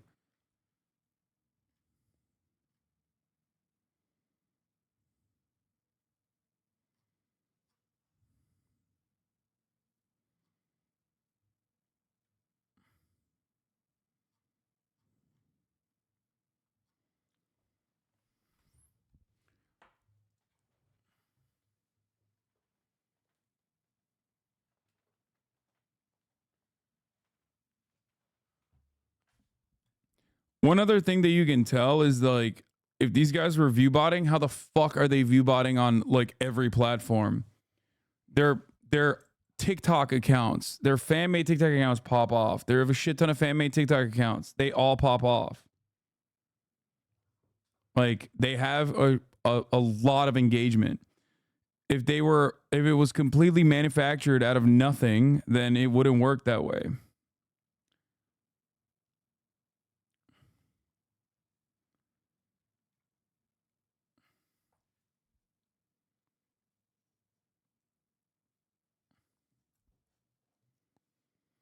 Jinxie has a first to come gets $1,000 as his invite message. I fell for it once, which explains the 20k initially. God, I love a 13-month subscriber of the Hasanabi broadcast being like, oh, maybe I'll win $1,000 by falling for the fucking dumbest bait of all time. There's no way that's real, right? You're just joking, I suspect. I presume you are joking. I don't want to believe that you are being for real. We're poor, bro. Fuck off. Bro. We're poor. That doesn't mean you're fucking stupid, I hope.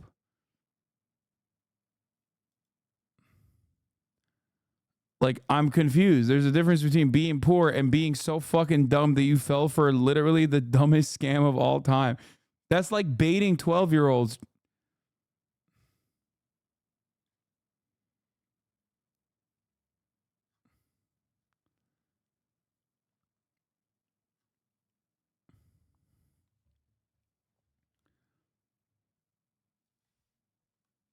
I could be the first you don't know.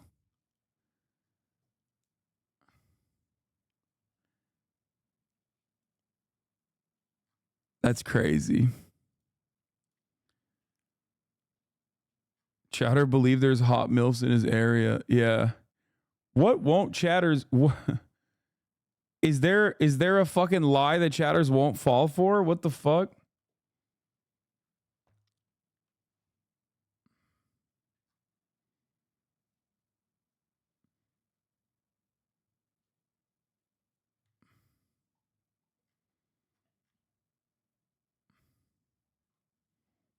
I downloaded RAM earlier. I keep falling for gaming. What do you mean you keep falling for gaming? That's ridiculous. When I say I might game later, potentially, and I was planning on it, I was planning on playing Walking Dead, Telltale Definitive Edition. A lot of people have hyped it up. I used to play a lot of Telltale games back in the day, and I've never actually personally played a single fucking... I've never watched The Walking Dead either. We're doing it. They really did a great job with this one. Yes. Solid work. That was the best ending I have ever played.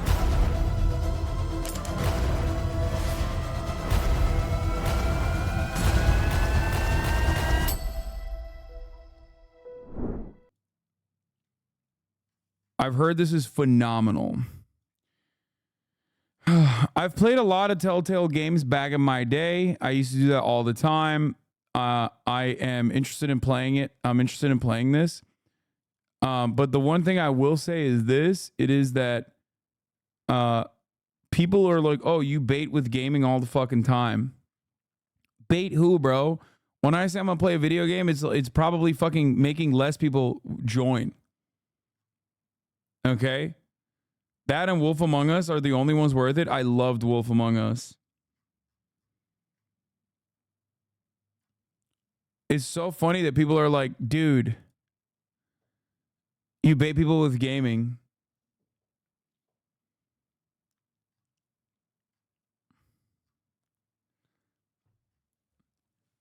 Like, yeah, I bait people into not joining the stream, dude. Let's be real. The overwhelming majority of my audience literally, and I mean literally straight up, despise gaming. They actually fucking hear that I might game somehow in a later date, and they go, I don't want to even watch this motherfucker anymore. I don't even care about his stupid ass fucking political takes. I hate gaming. I fucking hate gaming on my life. I hate it to the very core. I'm downloading it right now, bitches. I'm downloading the Walking Dead Telltale game right now.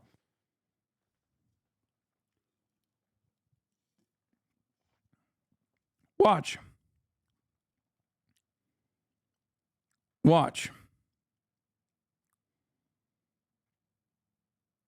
Game at like hour 6 so the East Coast can stay and watch. Sometimes it's just pretty depending on the game, but I try to stick around more often for gaming now. Yeah. I'm beginning to believe that the gaming frogs in this community aren't necessarily real. Look, I even brought up gaming. No, it didn't go up to 90K. It went down to 16K. I mentioned the mere mention of me potentially playing a video game immediately creates a vacuum in here. And thousands go, not for me, dude. Fuck that. I thought this motherfucker didn't play video games. Fuck that shit.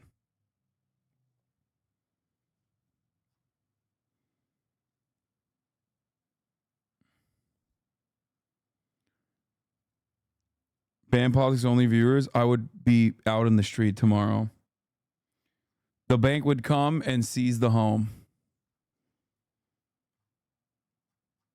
If I banned the politics viewers and only gamed, the bank would seize my home and the car.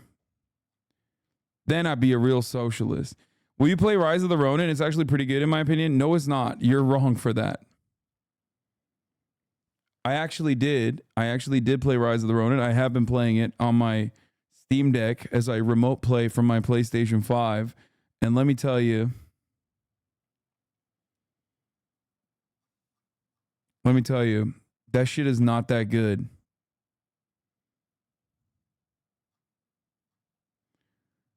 It's not that good. All right, we're 25% in. to the game. All right, while we wait, what is this? There's a Cenat drama as well. Say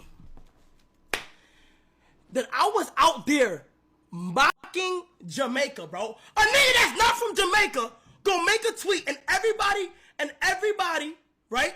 And everybody under it and shit was agreeing, was saying that what I was doing in Jamaica was not culture. Bro, what? Bro, let me tell you something, bro. Uh-oh. Cenat is now at a point in his career where he's got Twitter chirpers. That's not good. That's not good. It's only downhill from here. Don't respond to them. Don't do it. Don't fucking do it.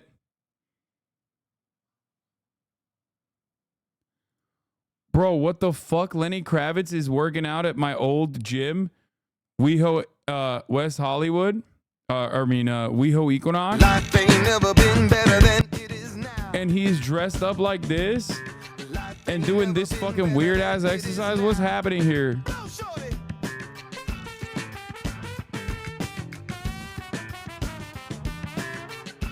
Oh wait, maybe it's not West Hollywood Equinox. It looks like it could be.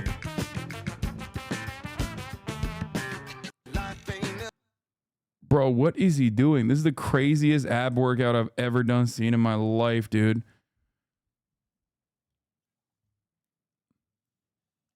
A bunch of people call Kai gay because he was acting too straight in Jamaica. Yeah, well, I mean, they think Kai is gay now, so people are turning on him. Wait, what? They think he's gay? That's so funny. Wait, why do they think he's gay? Bro, you're talking to, okay, this is the people that don't know me. You're talking to a son of a mother who's from Trinidad and Tobago, Pinal, the Caribbean, okay? My pops is Haitian, okay? I grew up eating straight roti, rice and peas, China, bus up shot, curry goat, oxtail, jerk. I grew up eating all that. You feel me? I grew up eating all that. Then I had a group of 6 people in my school who were straight Jamaican. Why you keep thinking I keep saying I'm from Spanish Town? I had friends growing up that was strictly from Spanish Town, Kingston, Portmore. Okay? I was rushing home after school with my Jamaican friends to go play dominoes, Ludi. I was playing Ludi every day after school. She had chore number 6 like Ludi. No cap! And a lot of y'all niggas don't even know what Ludi is. Okay, I have no idea what this is. I mean, I guess he's saying that, like, he's more tapped into Jamaican culture or something. What the fuck? Why are people chirping at him? They're mad. They're mad that he was... What? Because he was acting like this? What the fuck is this, bro? Jesus Christ, I fucking hate Twitter so goddamn much, bro. God damn it, it's so fucking nasty. Immediately, the first fucking reply, top reply, blue check mark, Elon Musk, I fucking hate you so goddamn much. I swear to God. Fix your fucking platform, bro. Fuck. They're mad because he was acting like this, and they were saying he was letting his friends bastardize the culture. Wait, why was he bastardizing the culture? What? Can a Taiwanese boy do some daggering? I don't get it.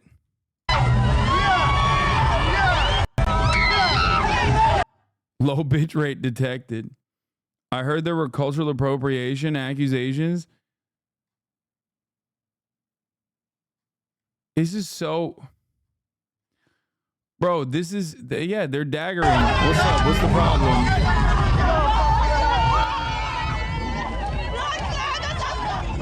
How is this allowed on Twitch? I mean, it's fine.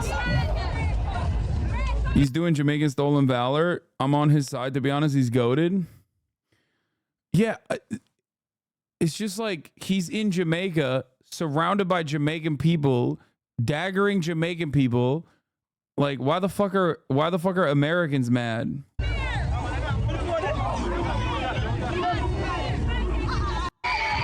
Yeah, he's like looking at his phone. The worst part is like, you're against sex workers advertising on Twitter? Yes, bro. I'm against sex workers advertising on Twitter with blue check marks that come up on the top of the fucking replies with a "I sucked this person's penis" with a fucking, luckily it was censored, by the way. Half the time it's not. Censored post. Yes. Yes, bro. If that makes me anti-sex worker, then fucking yeah, I guess I'm an anti-sex worker. What the fuck are we doing? Being pro-sex worker doesn't mean that, like, you know, you put titties and ass and dicks and shit right in the fucking center of Main Street by bots too. You're defending a bot.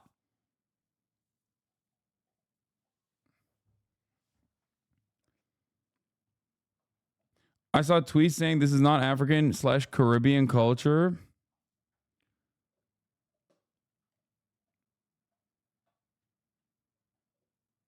You can hurt your dick doing this. It's super dangerous. Please don't platform this.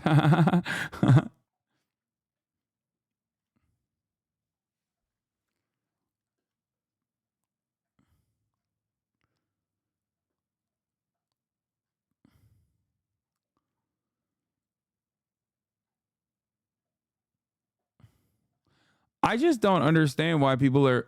I don't get why people are mad at him. The real question is if Black Twitter is going after him or are white people doing it. It could be Black Twitter.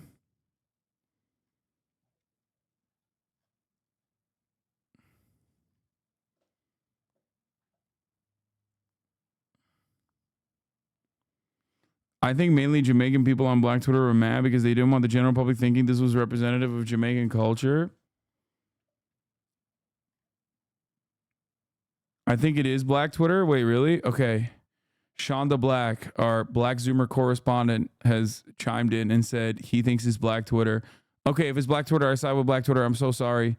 Yes, Kai is wrong. Please don't yell at me. I'm so sorry. If this is ADOS versus diaspora stuff, I would not get into it. I think like a lot of Americans in general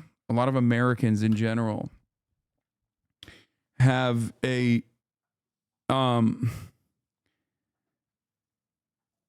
have this like weird notion that people in the actual nations have the same attitudes about these sorts of things and how it will be received as people that live in America do. And in many instances, that's like, it's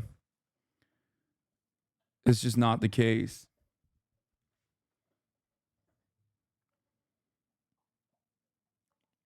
You know what I mean?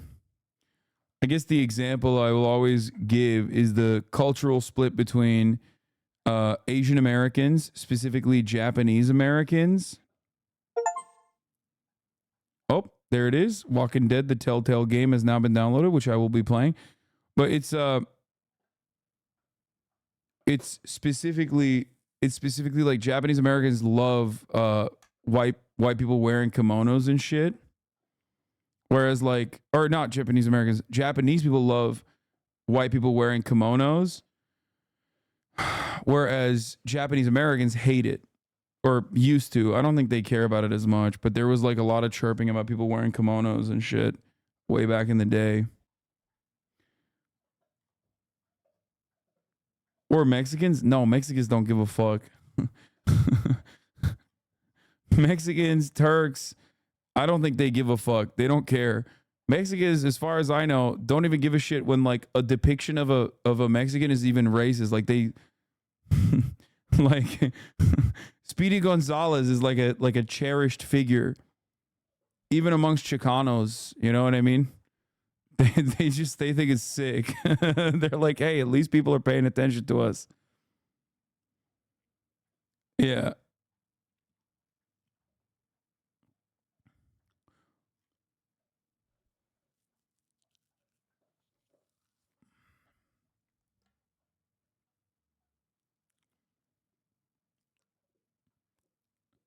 Turks are similar as well, where they love when a Turkey is mentioned. As long as you don't call them Arab, most Turks will be super excited. There's even a term for it. Masadamiz. Are we at the table? They fucking love being mentioned Turks. I mean, they think it's dope. They think it's awesome.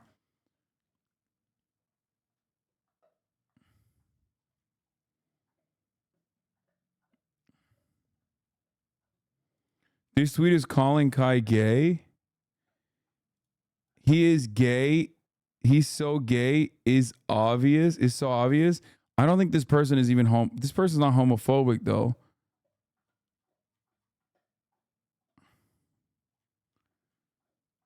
Are they? Maybe.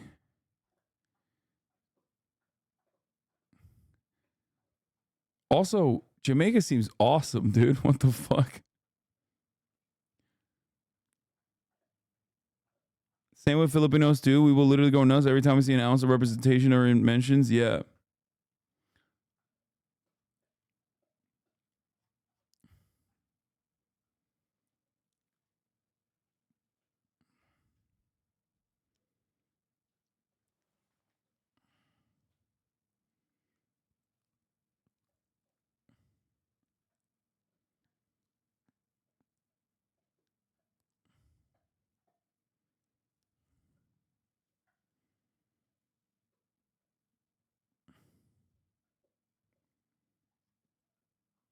Yeah, I don't think Kai should have responded to this shit.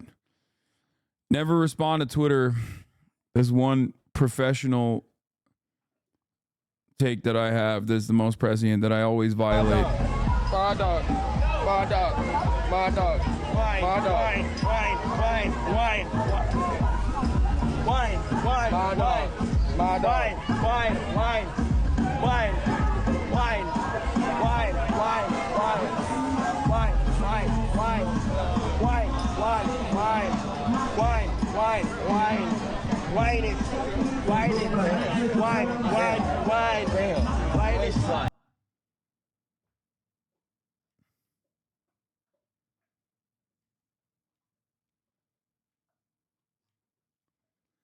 Hi Hasan, I understand your fears of the East Side West Side beef, but you should visit New York more. Yeah, dude, I'm worried they're gonna kill me because I'm such a fucking shooter for West Coast always. Honestly, the most offensive part about the situation is Aiden Ross is there. Wait, what? Aiden Ross was there? Check the following list. Nikki Stan account. Wait. So they are gay. So when they say Kai Cenat is gay, they're just like, they're saying that as a positive, right? You can't be a fucking Nicki Minaj Stan account and not be gay. What the fuck? Dude, being a Nicki Minaj Stan account is way gayer than sucking a dick, okay? That's crazy. Nicki lost the gays, Hasan. Wait, Aiden is there? Wait, what? Oh, he is? I think this neo-Nazi being here is a much bigger issue than Kai. The guy's basically a white supremacist. I mean, popped off, King. Correct. Aiden Ross of Jamaica scaring the huzz.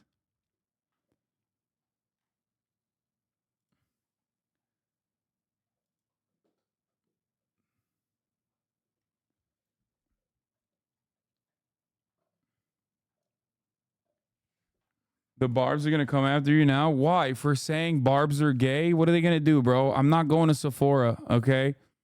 They can't get me.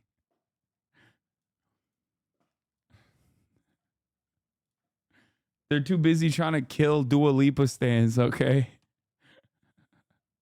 All right, The Walking Dead, the Telltale definitive series is on, baby.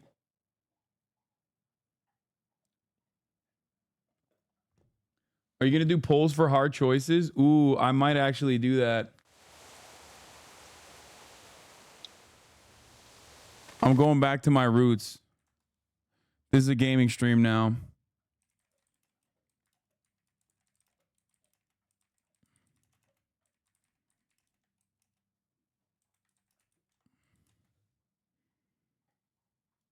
Fuck it. Playing the Walking Dead Telltale series.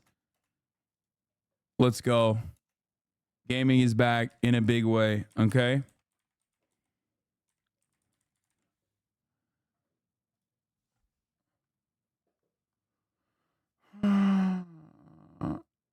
Detroit Become Human for the 4th time again when? I have only played it one time. Wait, what the fuck did I just click on? Oh shit. Is there jump scares in this, by the way? Be honest. Wait, this is the concept gallery, previous menu. Are there actually fucking... Wait, how do you start? Oh, season select.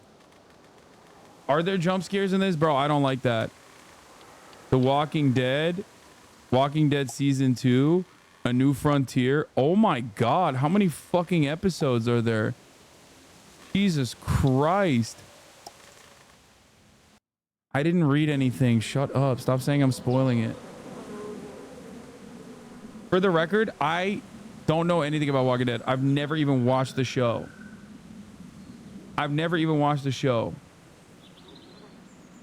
This is the OG, right? This is the right one, right?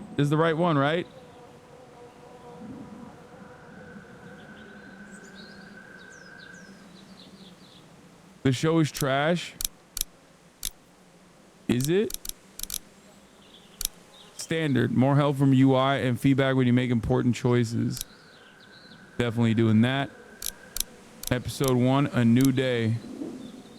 Let's do it. Let's get it.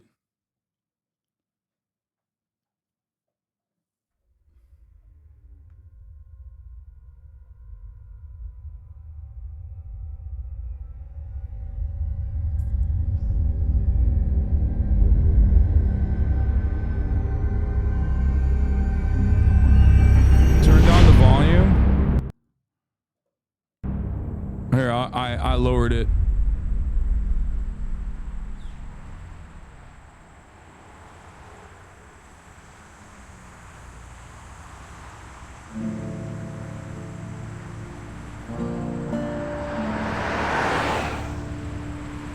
It is loud as hell, bro.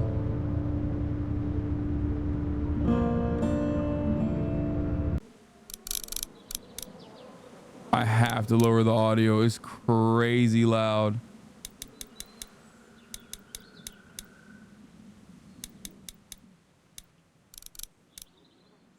I don't know why. I don't know why it's so goddamn loud. Okay.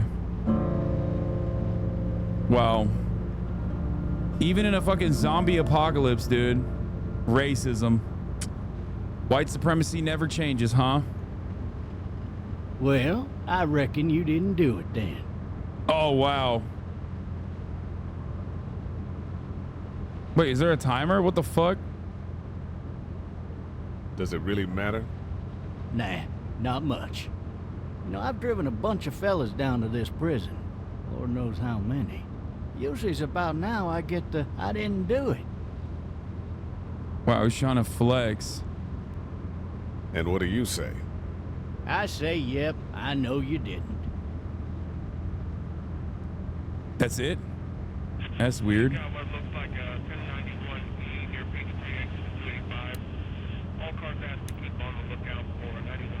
I followed your case a little bit, you being a Macon boy and all. Oh, Macon! Oh, Georgia! Right? You're from Macon, then? Yep, came up to Atlanta to be a city cop in the 70s. I always wanted to work a murder case, like that senatorial mess you got yourself mixed up in. Wait. All right, one more setting. Why would the subtitles be fucking off, bro? I don't understand. Show reticle buttons, mouse sensitivity. Should I show reticle buttons too? No, fuck that. With all due respect. A real shame, that is. Hell, the whole family used to be regulars at your folks' drugstore right in downtown. Still there? Sure is. Good. Any of that seem important to you? All of it, but that box never shuts up. Sit in this seat and pay too much attention and you'll drive yourself crazy. I got a nephew up at UGA. You teach there long? Going on my 6th year. You meet your wife in Athens? You want to know how I see it?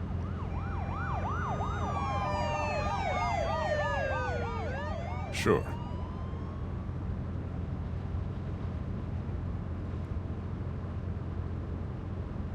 Regardless, Could be you just married the wrong woman.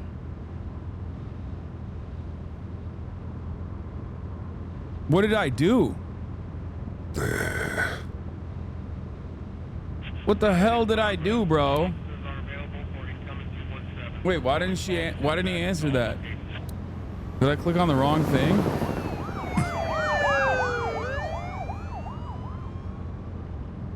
Okay. I'm driving this man once. He was the worst one. He wouldn't stop going on about how he didn't do it. He was an older fella, big soft eyes behind a pair of smart folk glasses. And he just wailing back there. Says it wasn't him. Crying and snotting all over right where you're sitting. Officers are available for incoming 217. Then before long, he starts kicking the back of the seat like a fussy baby on an airplane. And I tell him he's got to stop. But that's government property, and I'll be forced to zap him otherwise.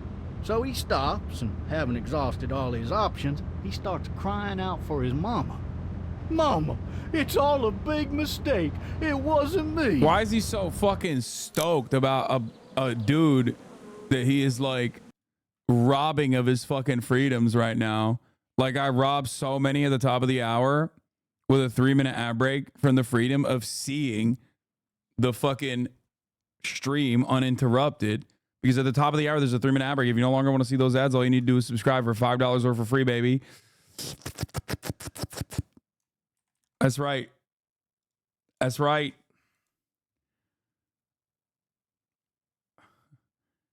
Proven guilty until proven innocent. That's how I sees it. Many of y'all are proven unsubscribed until I see those subscriptions at the top of the goddamn hour. That's right. Hell yeah, brother. Raise hell. Praise Dale. Here's a 3-minute ad break now. You literally are that driver with ad breaks? Yeah, that's right, I am. I'm the sheriff around these parts. I'm the gosh darn sheriff. Here, I'm fucking spamming that link too, urging y'all to retweet and like and organize around so you can get your friends in to watch me play this gosh darn game. All right, let's go. Maybe he was innocent. Innocent? They caught the fucker red-handed, stabbing his wife, cutting her up as the boys came through the door. He sits in my car screaming bloody murder that it wasn't him. I think he actually believed it himself. It goes to show. I love the art style so far. People go mad when they believe their life is over. I got another good one for you. This one's a little bit less depressing and a bit more hilarious, if I do say so. What's this other time?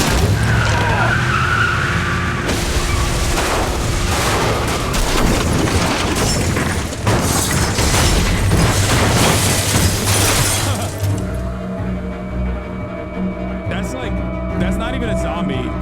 That's not even zombie apocalypse activities. That's just like regular cop shit on any given Sunday, dude. I swear to God. Wait, what the fuck? Is there like actual shit that I need to do on this game? Holy fuck.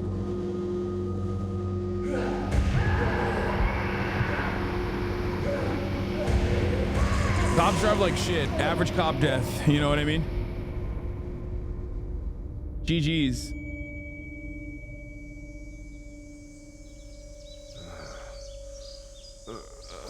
Oh, shit. Loss of QCE. Ah, fuck, my leg. Where the fuck did Cobb go? Oh shit. Hey, officer, are you all right? I'm still cuffed back here. Bro, not sure if he's all right or not. Wait, look at the show. Hell, did he have his gun out? Oh shit. I don't think he can break that easily. I need to drag myself out that window. Move forward using the W key. Look at the door.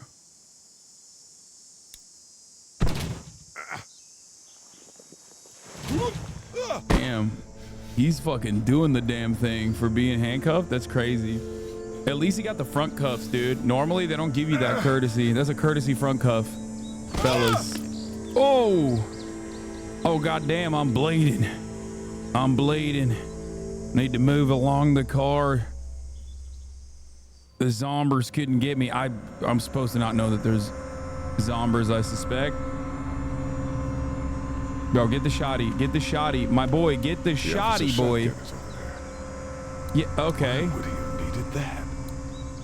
No, pick up the shotgun, bro. What the hell? Oh, come on now. Get on the fucking ground and pick that shit up. It's empty.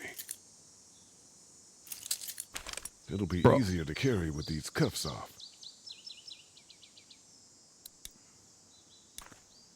Bro, pick up that shell. There ain't no fucking way, dog. Come on.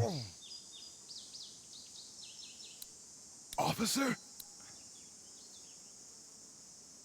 Bro, he's got to have the fucking keys on him, right? Okay, I'm already scared, and this is a fucking Telltale game. What the hell's going on here? Oh, hell yeah. Okay, get them goddamn keys off his ass. Oh my god. Oh my god. Oh my god. Wait, did it not work? Oh my god, he's gonna turn into a zombie. He's gonna try to chomp at me, bro. He's gonna chomp at me, bro. Unlock this shit right now, son. Oh my god. Okay, okay. All right, we got that shit off, boys. Okay, okay, get the fuck out of there. Get the fuck out of there, bro. Get the fuck out of there. He's Officer. You said no fucking... Bro! Oh, what? You said no jump scares, bro. What in the hell?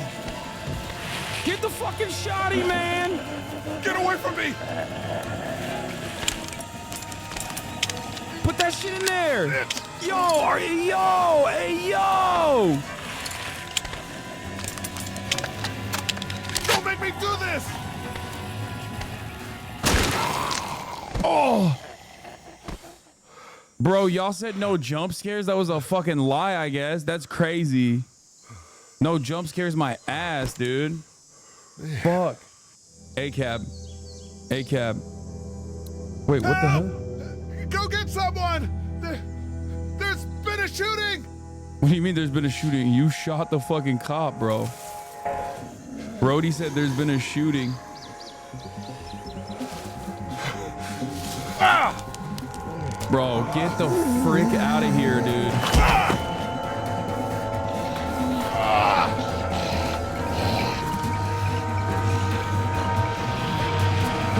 Bro, at that point, adrenaline has to kick in, right? That's crazy. That's crazy. How does by the way, I lowered the audio. This is insane how loud the audio still is, despite me lowering it. At that point, adrenaline has to kick in, right?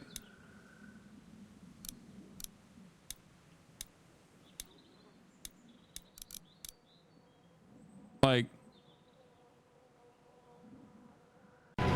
sorry, I was installing. Come on, man.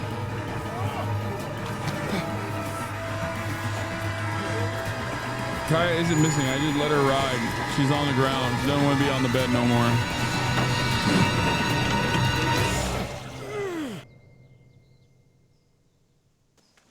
His leg hurts, Hossie. Bro, there's no fucking way where your leg, you're thinking about your leg in that situation, I feel like. Soil Scientist, thank you for the 5 tier 1 gifted.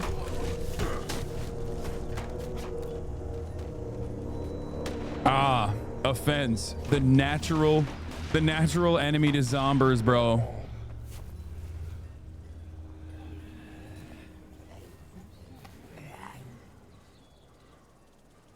So one of the jets of soil science is sick as fuck.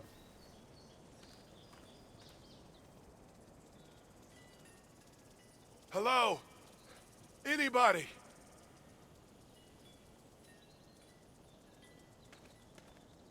Bro, what is... Oh my god, If that's... anybody's home. Yeah, fucking zombies, dude. That's who's home. But YOLO, I guess. I wonder if anybody's home.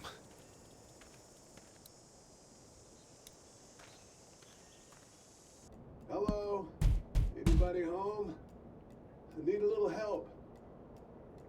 He is so cool. Like, all things considered, remarkably cool for the circumstances. He's just like, yo, I got a little bit of an injury. There's a cop that was killed. Very odd. I don't know how that happened. Coming in. Don't shoot, okay?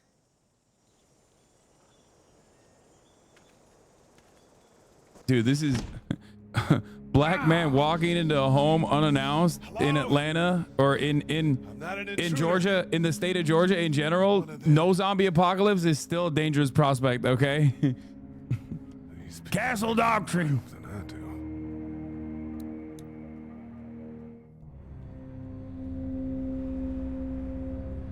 This is a stand your ground state, my friend.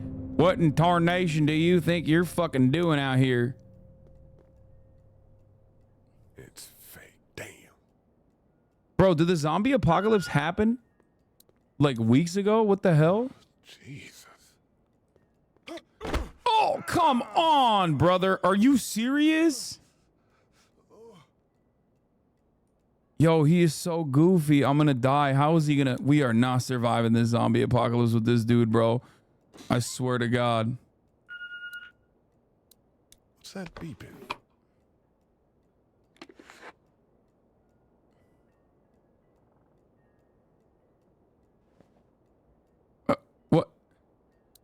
What? Test it. Brother, test it. The Marsh House. That's a Savannah area code. But that's the type of note you'd leave a babysitter. How did this house get so fucked up if the zombie apocalypse just happened? Am I asking too many questions right now? There are 3 new messages.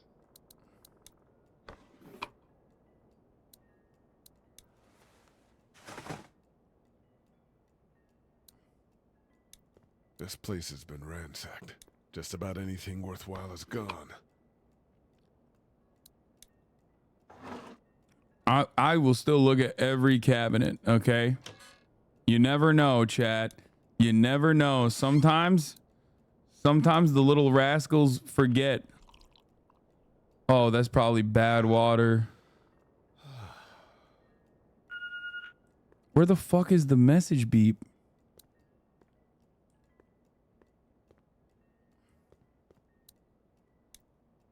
No, we saw this already. Imagine if COVID had a 2% death rate instead of like 75%.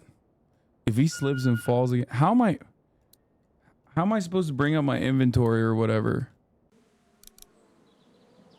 Chat, what is the how do I access the fucking thing? Oh. Maybe there's something on there. 3 new messages. Message 1, left at 5:43 p.m. Hey, Sandra. This is Diana. We're still in Savannah.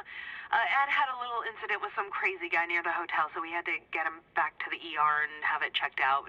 Anyway, he's not feeling well enough to drive back tonight, so we're staying an extra day. Thanks so much for looking after Clementine, and I promise we'll be back in time before your spring break. Message 2, left at 11:19 p.m. Oh my God, finally. I don't know if you tried to reach us. All the calls are getting dropped. They're not letting us leave and aren't telling us anything about Atlanta. Please, just leave the city and take Clementine with you back to Murrieta. I've got to get back to the hospital. Please let me know that you're safe. Uh-oh. Message 3, left at 6:51 a.m. Clementine, baby.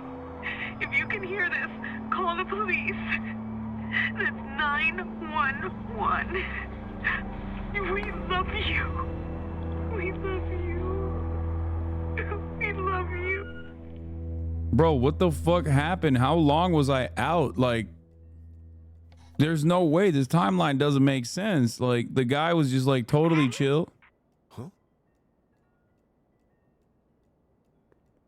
Hello?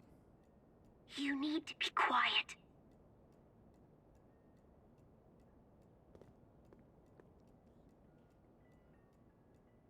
Are you okay? I'm okay. They tried to get me, but I'm hiding until my parents come home. Bro, you are so cooked, kid.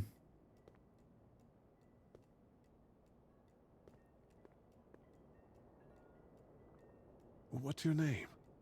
I'm Clementine. This is my house. Hi, Clementine. I'm Lee. Where are your parents? They took a trip and left me with Sandra. They're in Savannah, I think, where the boats are. Are you safe?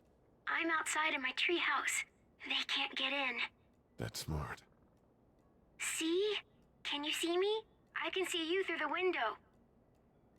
Aw. Oh shit, bro. What the fuck do I do now? What the fuck do I do now? Oh, just a spam Q? Oh, QTE is literally Q any. Oh my god, bro. Oh my god, bro. Fix the knee, bro. Get out of there. Fuck. Oh my god, Clementine, save my ass, Clementine. Clementine, give me the motherfucking hammer, bro. Oh my god, Clementine, give me the hammer. Give me the motherfucking hammer, Clemmy.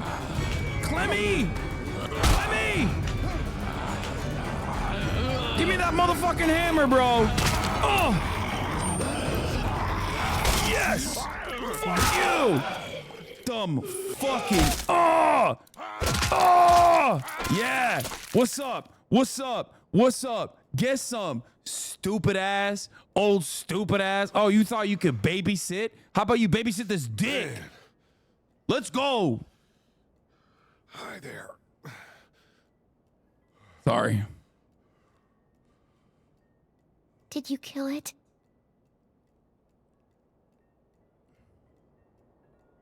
I don't know. I think so. Sometimes they come back. Have you killed one? No. But they get That's a weird question to ask a baby. You've been all by yourself through this? Yeah, I want my parents to come home now. I think that might be a little while, you know? Oh. Look, I don't know what happened, but I'll look after you until then. What should we do now?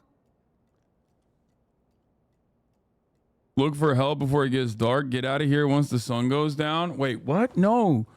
Bro, we should look for help before it gets dark. I feel like that's number one rule in zombie shit is like zombies go extra hard at night. You know what I mean? Like night zombies are hungrier somehow.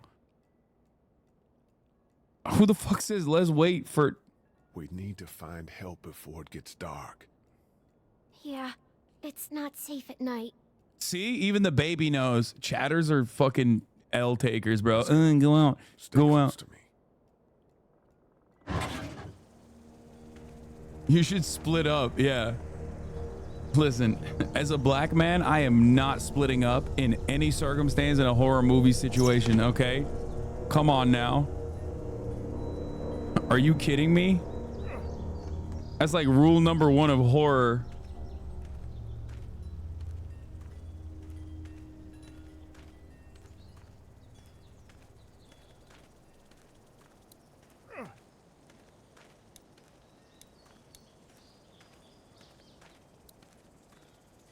Are those zombies or peoples? Oh, man. Oh, I shit. ain't never getting home to Mama at this rate. This sucks. Oh, it's hot this night. Oh, hell yes. There's humans. Let's go. I wonder if they're going to be racist. Is there racism in the zombie apocalypse? No, right? There can't Should be. I stay? What? I don't want to sleep in the treehouse tonight, but I don't know if I should leave. What if my parents come home? I won't leave you alone. Well, let's go somewhere safe that's close, okay? That's a good idea.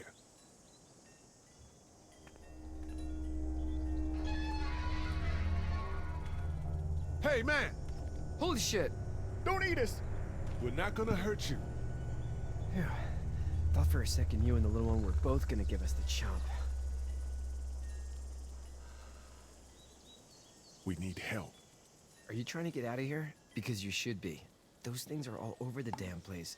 I haven't seen anything as gnarly as this neighborhood since downtown Atlanta, 15 miles back. I'm Sean Green. Lee, this is Clementine. Racially motivated, by the way. I'm That was Jet. crazy. That was crazy. They're like, oh, you see a black man? You think I'm a zombie? I see how it is. You and your daughter out of here and down to my family's farm. It should be safer there. I'm not her dad. I'm a neighbor. Her parents are out of town. Let's get going. Staying put for too long is a mistake. Sean, notice what you said? What do you want to do?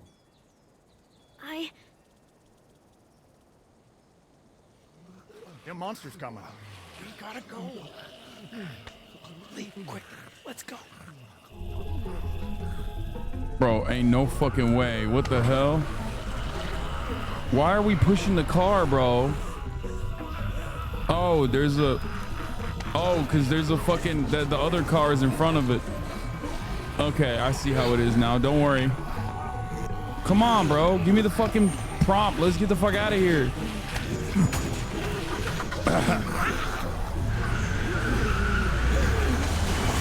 We put the fat man in the back. Too.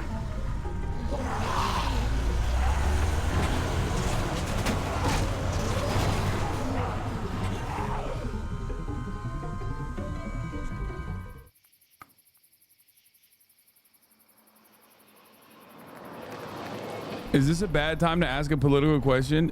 Unless it's about racial motivations in the zombie apocalypse, I am not trying to hear no political questions. I am not fielding political questions right now. Dude, this game is sick, by the way. Actually, like, not even a joke.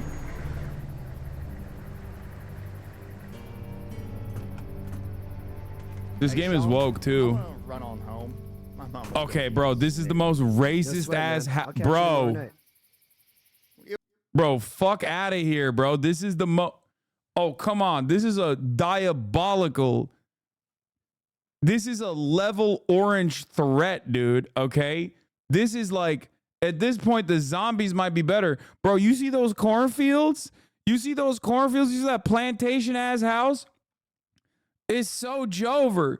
There ain't no fucking way. Zombies at least indiscriminately kill every single human. These guys are specifically in the interest of killing black folk. Yeah, Get Out looking ass house. Oh my God, no shot.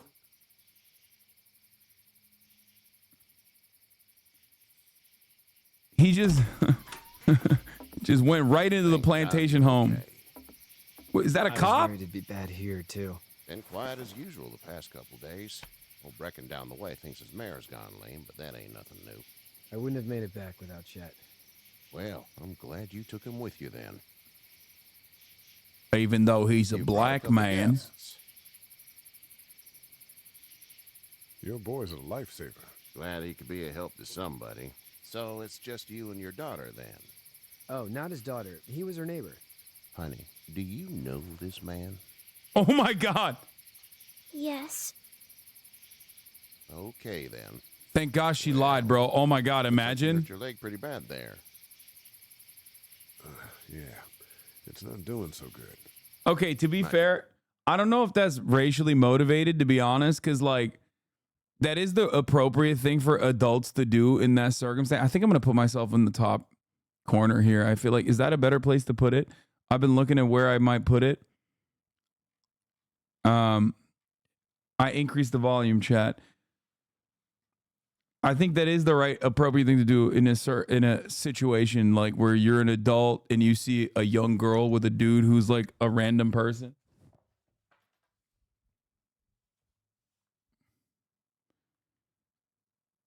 Oh, they will remember that as in the top. Okay, like maybe down here then.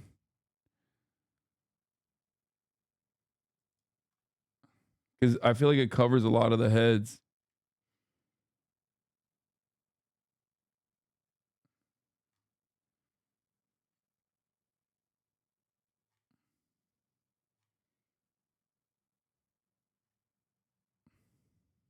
Help you out. Sean, run on in and check on your sister. You, take a seat up on the porch and I'll go see what I have.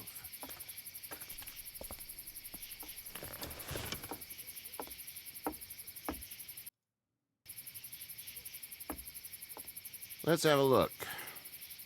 Yeah, this is swollen to hell. It's not too bad. Tough guy, huh? What did you say your name was? Doesn't matter, right? Oh, shit. Well, if you're gonna be here overnight, I'm gonna need it. Unless you'd rather Fuck! hit the road. I fucked it up. It's Lee. Well, Lee, just Lee, I take it. I'm Herschel Green. I How'd pressed the this wrong happen? button. Car accident. That's so. Where were you headed before the car accident? Jail. I was getting out of Atlanta. The news says stay. Yeah, well, that's a mistake. We hit a guy. One of those things you've been hearing about. On the road. Who are you with? The girl? Nobody. Wait, is it that we? So. Yeah, it is. You said we. That's all.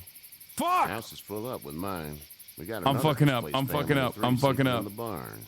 You and your daughter are welcome to rest there when we're done here. I'm fucking up. didn't I'm get your already name, lost. darling. GG's. It's over. It's over. He's gonna kill me. Clementine. Can't imagine what you've been through, Clementine. Looking after her until we find her parents.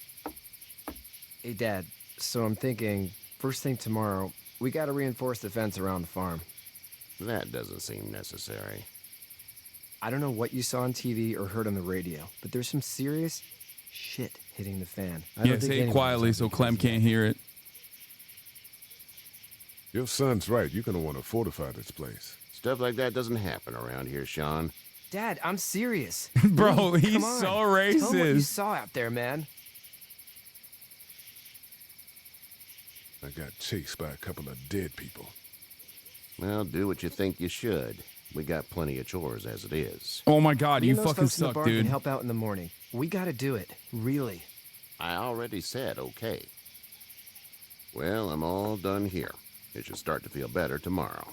This is a classic small town racist, chat. Chat, this is a classic small town racist, okay? Someone in the chat said this is a liberal by Georgian standards. I agree. Okay. Oh, that kind of stuff don't happen here. It happens in Atlanta where the blacks are. That type of shit. Okay. Yeah, we don't see color around these parts. Classic. He'll heal your leg if you come to his house.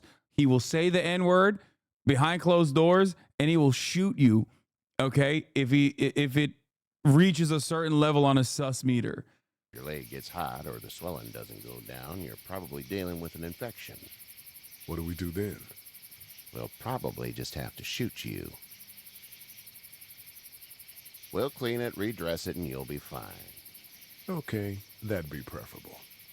There's blankets and such in the barn. We'll be seeing you bright and early. Come tomorrow, which way you think you're headed? Towards Macon, I suppose. Macon, huh? Good folk live out there around those parts, let me tell you. All right, then. Might not like your kind.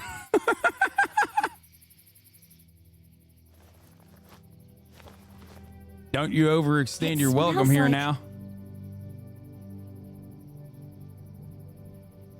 Manure. Manure? Like when a horse plops? Just like that. I missed my mom and dad. Someone said Meg is like 50% black. Yeah, 50% black, 50% racist. How far is Savannah? Pretty far. Oh, okay. Yeah, he put him in the barn, bro. You know what's up, okay? You know what it is. You know what's going on. Yeah, go sleep in the barn with them undesirables. I love you, baby. That's where we keep the Mexicans.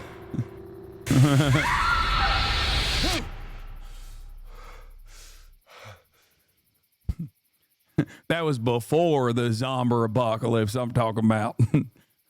I'm talking recreationally, we used to do that. Hey, get up. I'm itchy. Well, you slept in a barn, little lady. Lucky you don't have spiders in your hair. But I bet your daddy scared them all away, huh? I'm, not her dad. Name's Lee. I'm Kenny. Dad, we're in the middle of a fence. There's a tractor and everything. Oh my We better God, get Toy going. Story looking We won't ass hear the end kid. of it. That's my boy, Ken Jr. We call him Duck, though. Dodging or quacking? Quacking. Dad! See? The word is you were on your way to Macon. My family's from there. Well, Macon's on the way, and personally, I'd appreciate the company of a guy who can knock a couple of heads together if he has to. Bro, this guy looks racist too. Sure, we'll tag along. It's a plan then. Honey, Duck, this is Lee. And, what's the girl's name? Clementine. Clementine. That is a very pretty name. Actually, that's not true. Well, we should get... He's probably not racist because he's got the puka shell necklace or whatever the fuck it's called. That's a telltale sign that he's actually not. You know what I mean? You think you want to think he is, but he's one of those dudes. He's just a swagged out white boy. To work. We've all seen what those things can do out there, so the faster we get this fence up, the better. I want to build a fence. Yeah? Well, I need a good foreman. You can sit on the tractor and yell at me whenever I take a water break. On a tractor? Cool! Duck and I will hop to it. I can keep an eye on your little girl here on the porch. We can visit.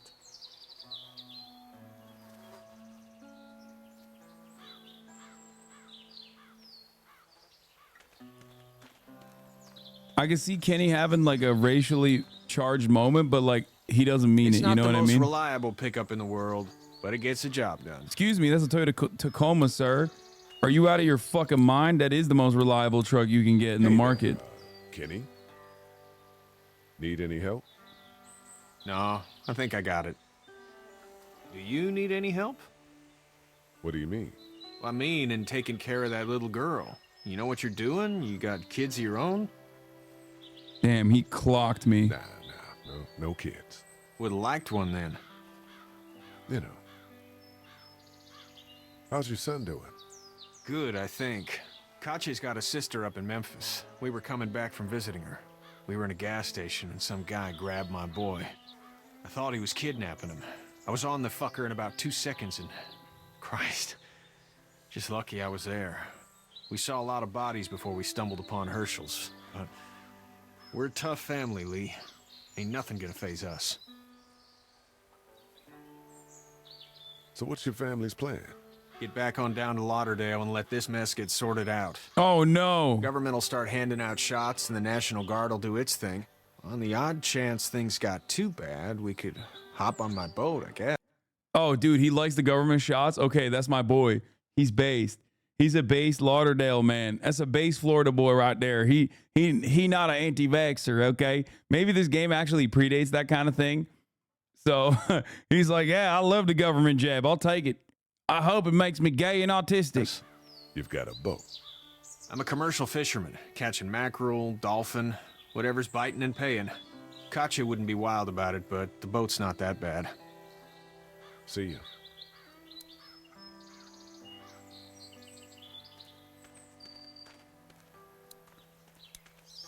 Hey there, girls. You two actually look relaxed. I think we're doing just fine. Clementine was just telling me about first grade. Oh. Is she German? What's happening here? It's easy. Well, yeah. So, you're good? Anyway, it's almost like we didn't see people eating each other for the past 3 days. It's peaceful here, no? She's Russian, huh? So, what do you do when corpses aren't walking around? I'm a veterinarian back in Fort Lauderdale, like Herschel here, except more with dogs and cats and not horses. What is it that you do, Lee? I used to teach up at the University of Georgia. We need to hope that we can go back to our jobs soon, Lee. Back to normal. It can't stay like this. Yeah, my mistake. We'll all be home soon.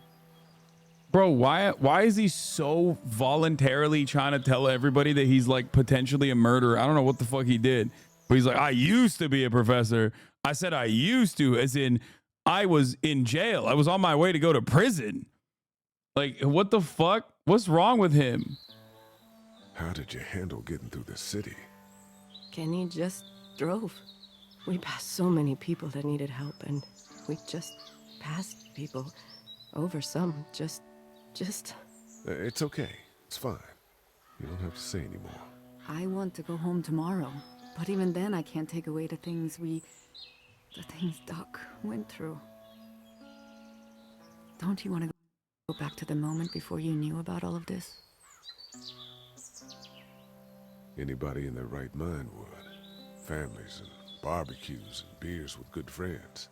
All of those things. Those are the things we live for, right? With those gone, what's the point? Okay, bro, you're fucking up the vibes a little bit. Everybody's trying to have a good ass You time. having a nice time with Katya Clementine? Yeah. He's just fucking up the vibes endlessly, bro. Oh yeah, what's the point of living? I want to die. It's like, bro, chill. People are trying to just live out here. You're like,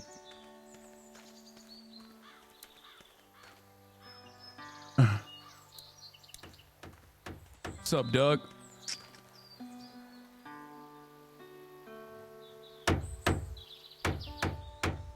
That's it? You know how to drive it? Sure don't. I can give you a hell of a critique of the U.S. Farm Bill, though. I'm good. Oh God, he's like, oh God, he's a politics nerd. Shut up. Sean's still working on that fence.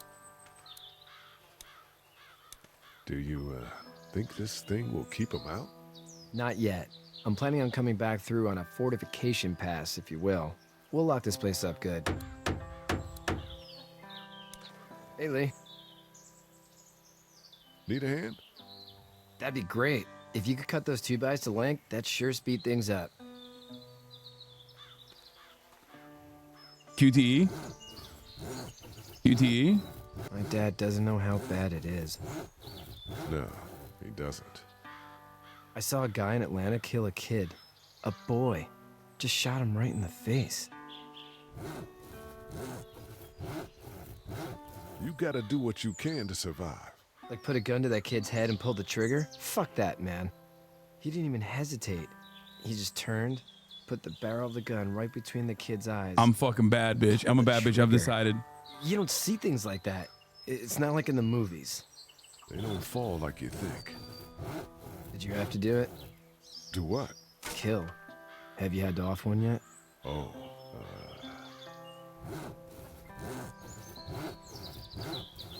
I bashed a poor girl's brains in. Whoa. I couldn't do that. I'm just. I didn't want to say I killed a cop. Dad just wants to keep the family safe and thinks I feel like people.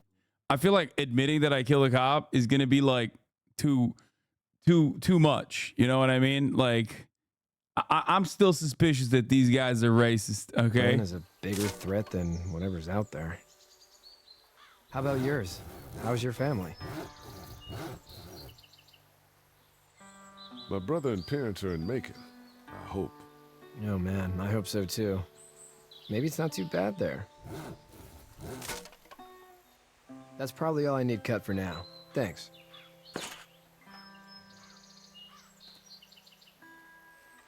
And Sean, thanks again for the ride. No problem, Lee. Couldn't leave you behind. Anyway, when you see my dad around, he might want some help in the barn.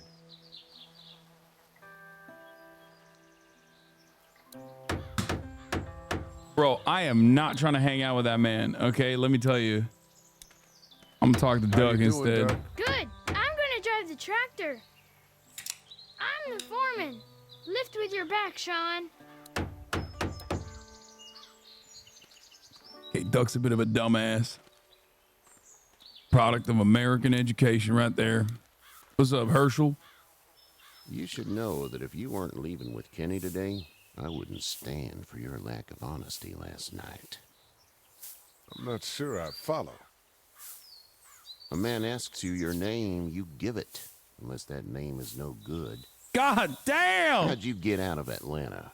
Oh, shit! I got a ride and then I was in a wreck. I walked until your boy found me. Well, you're no worse for wear. This farm's a nice plot of land. Had you told me 20 years ago I'd still be doing this, I would have told you that you were full of crap. Never was a plan, having a place like this. It was in the family, and I guess so was I. I'm sorry. Family's important. It's all that matters. You agree with that? Was brought up to, yes. Where's your family now? Parents? Wife? Girlfriend? No wife anymore? Why? Bro, why would you even have that as an option? I almost clicked on it. It's so stupid. It's like I almost misclicked and said I have no wife no more. Like, bro, I need to stop clicking, I think. I don't know. It's just like... Brother. Well, I hope they're all right. But now you've got this little girl to take care of. Clementine, is it? You just stumbled up on her?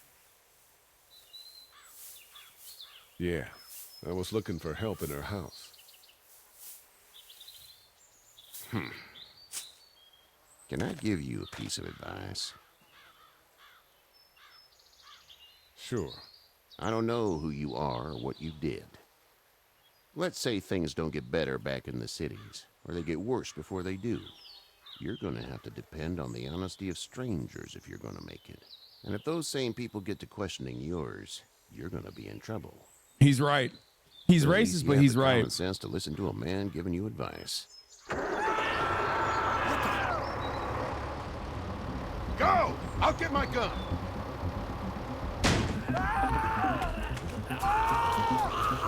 What's happening? Uh-oh.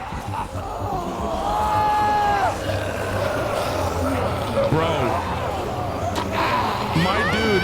Oh my God. His fucking... That is the shittiest wall of all time, bro. My leg is stuck. I gotta save Duck.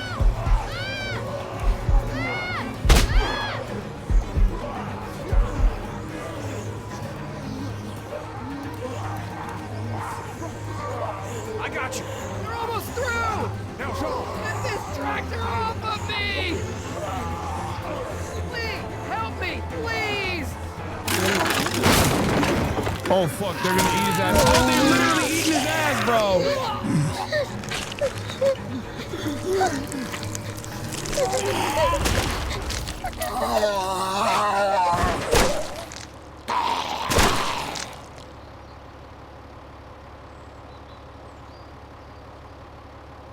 Did I fuck up? Should I have gone for Sean first? Kenny ran away because, like, I mean, that's his boy, you know what I mean? Like, that makes sense. Get out. Get the fuck out of here! Bro, that's literally your fault. You said no to the no to the wall. Your son is alive. You don't get to be sorry. And you didn't even try to help. I was worried about the boy. But you weren't worried about that. Please, just go. Get out and never come back. Yeah, I want to build a border wall. Hell yeah, brother. That's why I voted Trump.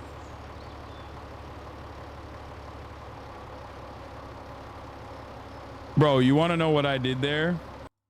I'm going to be honest with you. I knew I was fucking getting the fuck out of there. And the dude's son was fine, but the dad was racist. I was like, all right, fuck this. Fuck this dude with a racist dad. I'm putting my eggs in the basket that I'm going to be driving in, okay? The dude who fucking owns the Toyota Tacoma, the Fort Lauderdalian who is pro-vaccination, I'm going with that guy, okay? Sorry.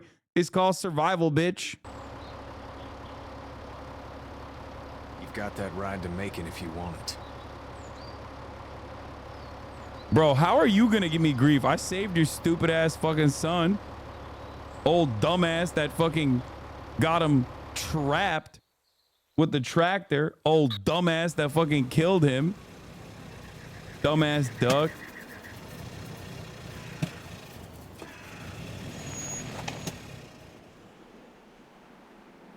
Well, This is as far as we're going. Bye, Herschel, with your dead ass son. Look!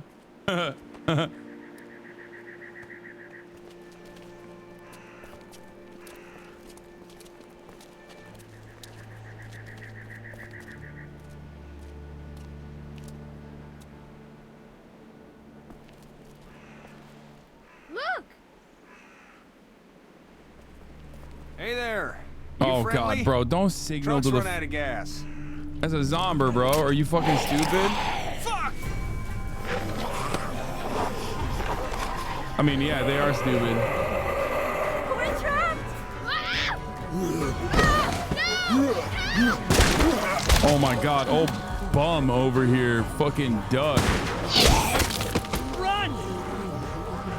What is that posture?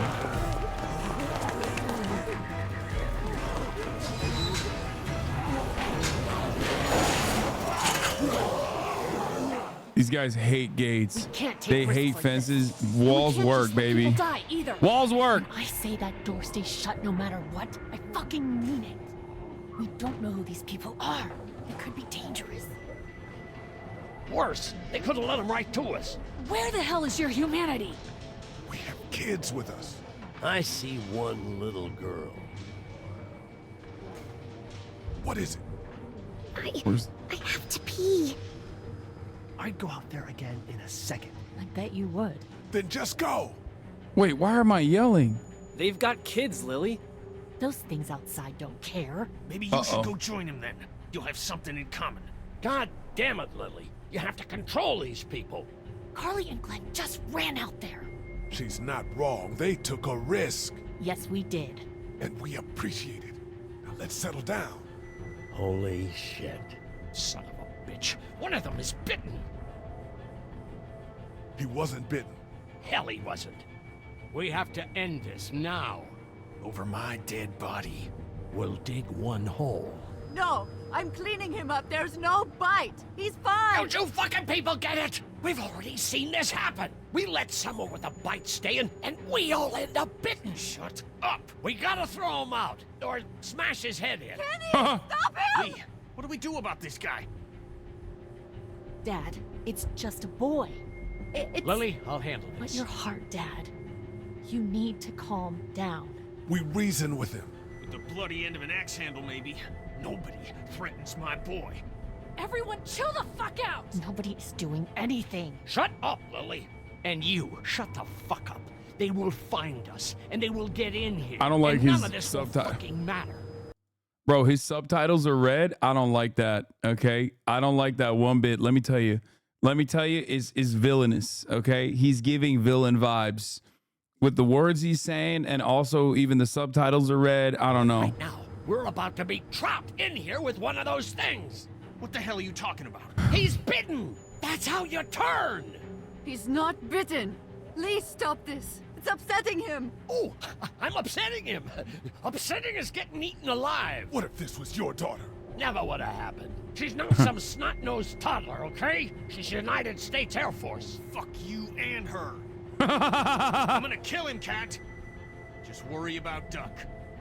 Lee! Yeah? There's someone in there. It's just locked. Key's behind the counter. Probably. Wait, what? Hey, I'm not the bad guy here. I'm just looking Wait, out what's for in my there, daughter. bro? What's in there? You're just the guy arguing for killing a kid. He's covered in muck. She'll find the bite. Watch. She won't. And if she does, the first thing he'll do is sink his teeth into his mom's face. Then, when she's dead, he'll probably pounce on your little girl. It's a little boy. I think we can handle him. A little boy?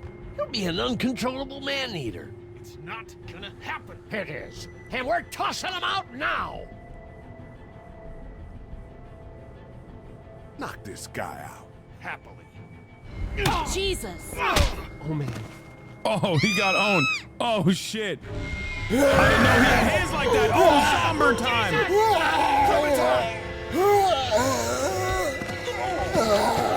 Oh, God, I suck so bad. I'm such a fucking L nerd, dude.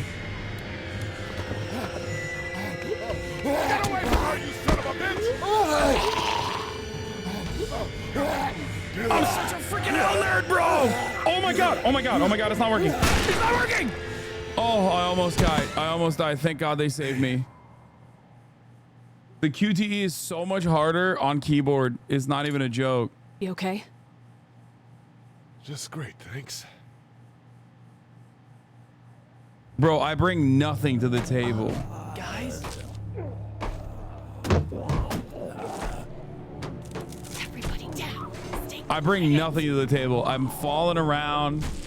I'm backing the wrong guys. They're gonna get in. Shut up. Are they eating the walls? What the fuck? Is that the military? I don't know. Thank God for whatever it is. We almost died because of this bitch and a Richie trigger finger. That was stupid. That was. Dad! Oh. Oh my God. God took care of it. Was he the one bitten? Don't be crazy. It's his heart. My pills. Nitroglycerin pills? Yes, we're out. We've been trying to get into the Oh, I'm pharmacy not since finding we those got fucking here. pills. Let me tell you. Please try to get in there.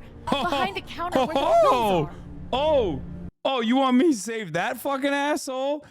Excuse me. Ain't no fucking way. There's probably another entrance. Maybe through the office. How do you know that's an office? Educated guess. It doesn't matter. We need nitroglycerin pills. Please get in there. I'll keep an eye on my dad. Everyone else should get comfy and look for anything useful. We could be in here a while. I'm starting to think this drugstore isn't a permanent solution. You're right. This ain't exactly Fort Knox. What do you suggest? We need as much gas as possible so we can all get out of downtown Macon. Fast. Agreed. And I'll head out and get gas. There's a motel not too far from here, out towards the end of Peachtree. I'll work my way towards it and then loop back, siphoning what I can. You're insane. Well, it's gotta get done. Plus, I'm quick. Insanely and I know cool. Macon. Local? Born and raised. If you're gonna do that, here's a walkie-talkie if you get in a tight spot. Hopefully, you won't need it. Cool. Clementine's got the other one.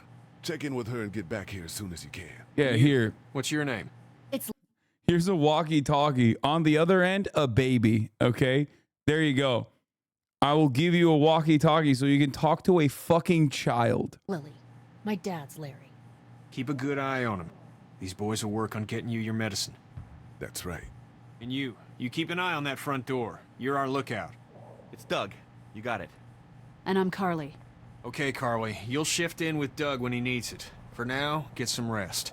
You're a good shot, and I'd like to keep it that way. You got it, boss. Now get Why him is he those boss? pills. Bro, we just dramatically restructured the fucking hierarchy here. Like, dramatically.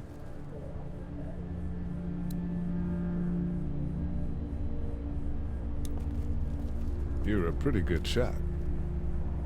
Damn, well, you Riz. don't fuck with a Riz. reporter, especially one that's 3 days out from her last cup of coffee. You seem to handle yourself pretty well. Really? I'm a disaster. I can't tell.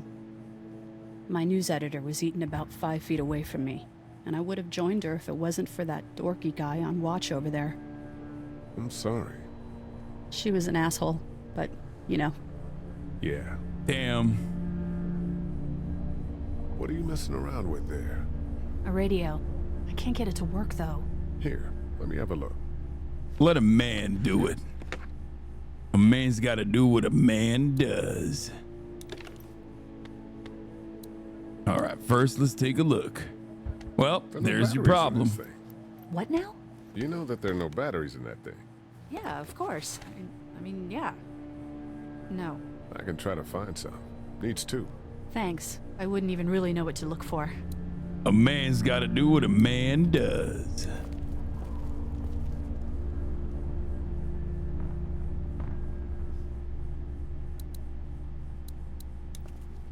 Heard or seen anything? Nothing, luckily. Wanna step outside, have a look around? I'm not suicidal yet. No, the gate out there is closed. We can hang out in front of the store and be fine. Oh, huh. Not right now. All right, let me know if you want to.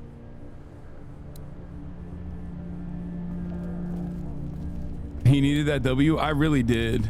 No, I'm sorry to hear your loved one was eaten by the living dead guards. Black-owned business. Joe Brandon's America destroyed this, dude. I don't even know what I just picked up. Oh, batteries. Can't Okay. let anything happen to Ducky. I know, hon. Oh, good. These newspaper clippings, I can totally read them. Very well. Wait, this is my family? I don't remember them very well. We just need to get what? back to Fort Lauderdale. We'll do our damnedest. Hey, Lee. Maybe punching him wasn't such a good idea. There were worse plans. Says the guy who didn't get punched in the mouth. Anyway, we, Kat and I, appreciate your support. Thank you, Lee. So that's how he knew it was an office, bro. Context clues. I'm so smart. How's Duck doing? He's okay. It was just a shock. We're lucky as hell nobody got nabbed on the way in here. No kidding. How's she doing? Well, her family's dead, so... That's awful, Lee. Yeah, well... She seems to be handling herself all right. She's just a little girl, Ken. Lee says she spent days on her own. That's such a takes dumb... toughness. But I you chose have that on my no own, too. idea All what on my sort of own. Emotional damage is happening to her every second her family is gone.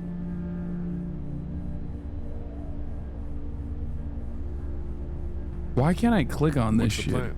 Hang tight, I suppose. Seems pretty dangerous out there, so we ought to wait for things to clear up. You said your family was from here in Macon? That's right. Yeah, Where are they? That Should choice, we go looking for them? 100%. That her family's dead, so is 100% something I would say in similar circumstances.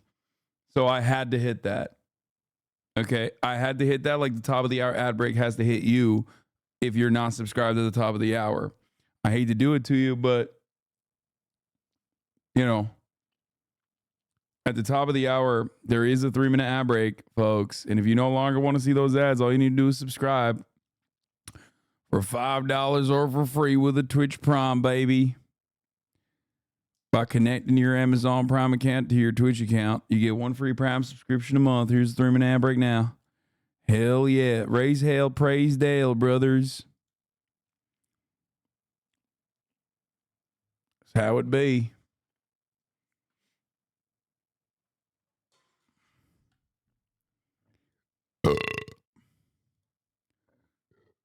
Can you boost dialogue volume? Is it low still?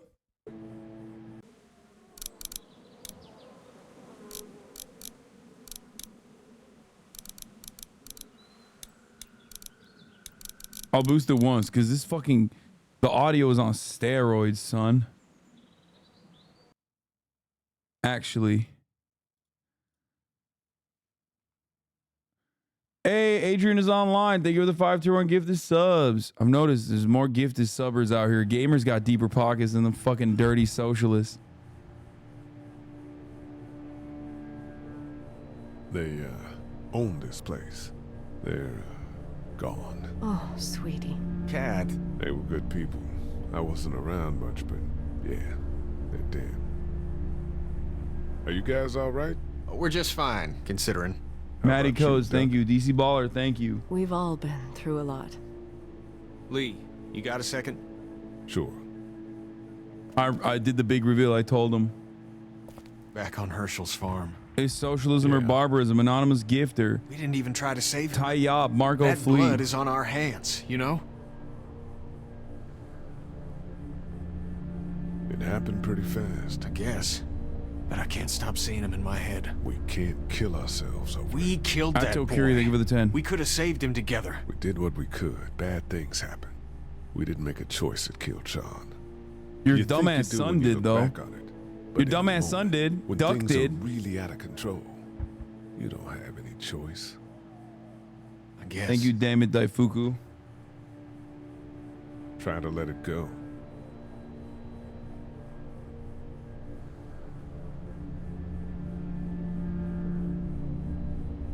Your dumbass son was fucking playing choo-choo on the goddamn tractor and he fucking chewed the other dude's ass before the zombies killed him.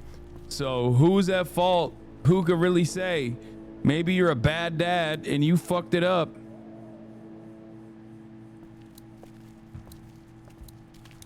I'm taking all the energy bars, bro. This is my fucking pharmacy anyway, you know what I mean? At first I was like, maybe I should leave it for some other people too, but fuck it. This is my goddamn house, dude. Fuck you. It's not damaged. Glad this place didn't get looted.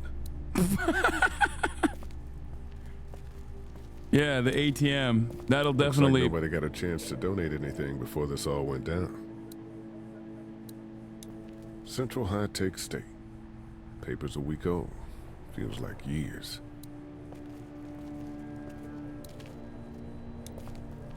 Hey there. Hi. Any word from Glenn? Nothing. Is he okay? Yeah, I think so. You're doing a good job. Can I, get you anything? I'm okay. Maybe I'm a little hungry. I'll see about that.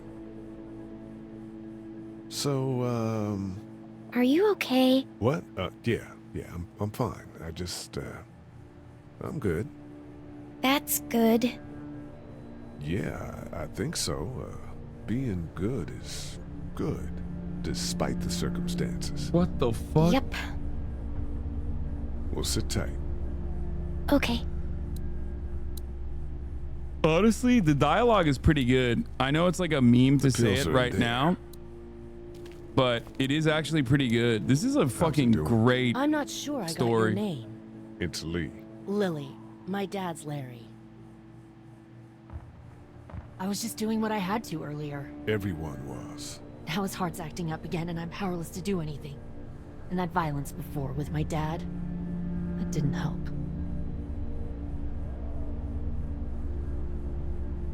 What's wrong with him? He's got a heart condition. He takes nitroglycerin tablets pretty regularly. I've seen a few bad attacks that he couldn't get over and needed to go to the hospital. Yeah, that's not really an option right now. I'm just trying to keep him relaxed. He's got a temper. Ah, fuck you. Yeah, he doesn't mean it. It's just that Yeah, just like the racism. we've got kids here. Family. He and I are a family. I'm just saying some people can't handle a temper like that. Hell, barely seems like you can. It's just his way. Don't make him the reason everything's screwed. Oh my god, they both suck. Where's Damn. her mom? They both have an attitude Savannah, problem. I think. Oh, you guys aren't together. Oh, no, I'm not her dad.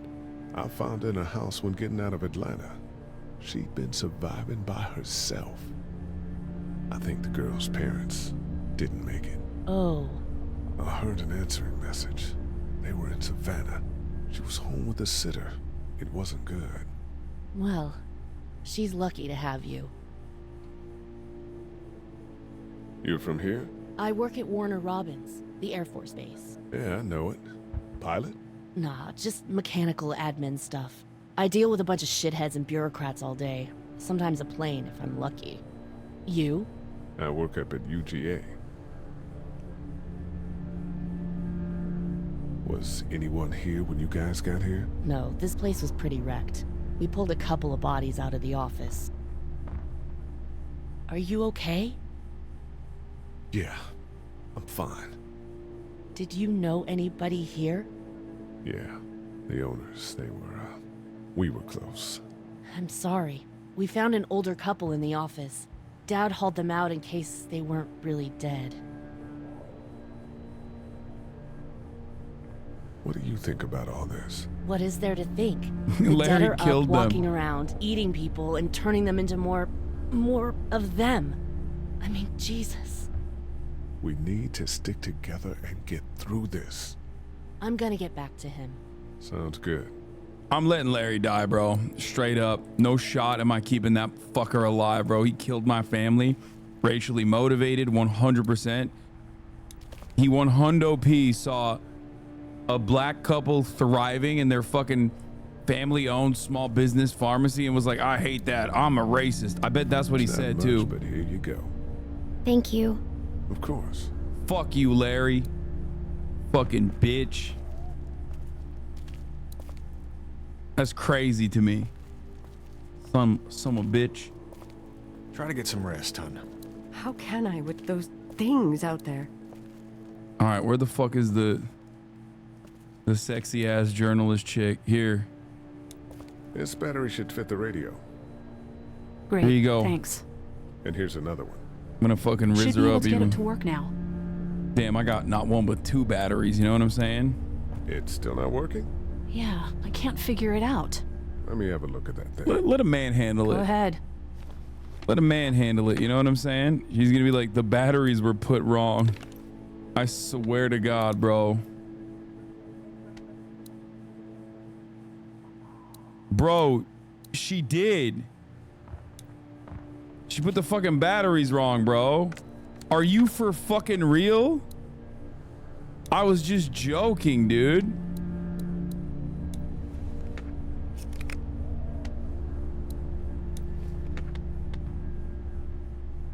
Bro, how do you not know how to fucking... That's crazy to me. You fixed it. Bro, that's what... Dude, come on. Okay, that's gotta be misogynistic. That's crazy. That's crazy, dude.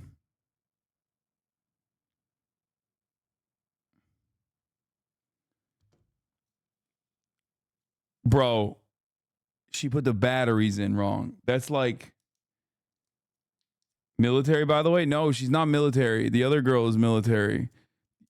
This girl is a journalist. Skyrocket. WABE urges you to stay indoors and avoid any contact with individuals you suspect may have been exposed. The station is okay. In the event of a full... my producer's telling me we have to get off the air now. Steve. WABE wishes you and your loved one...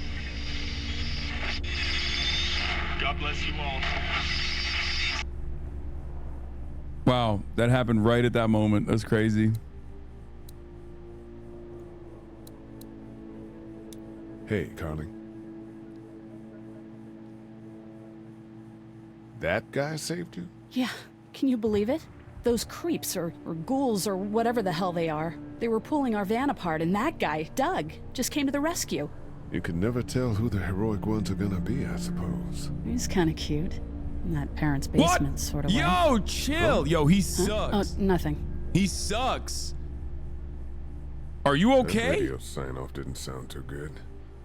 Are you okay? I'm fine. You don't have to be. It's traumatic. I'm sure some people got out. Maybe they're all being rescued. Then again, maybe not. Bro, I'm literally taking care of a child. Do you know? Think about how sexy that is, okay? Really re-examine your priorities. I was about to give you a fucking snack bar too. Guess what? Maybe I'll give it to Doug so he can get his fucking stamina back laying pipe. You know what I'm saying? God damn it, dude. I got you 2 batteries and shit. What the fuck? Doug's not even doing nothing. He's just macking. Bro, the sign literally said alive inside. You went in there and you killed him, Larry. You fucking piece of shit. You goddamn monster. I fucking hate Larry, dude. All my homies hate Larry.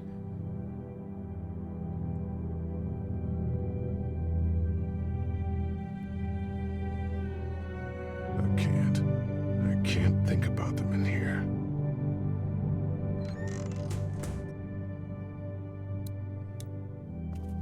This door leads to the back alley. Bro, Larry definitely murked First him. aid kit. 100% Larry murked them. Parents came in here hoping to survive, but it looks like one of them was hurt. I wonder if it was my dad. Trying to be a hero, maybe. Or a protector, at least. There's a photo over there. There's a photo over there. Look at the photo, bro. It's a family photo.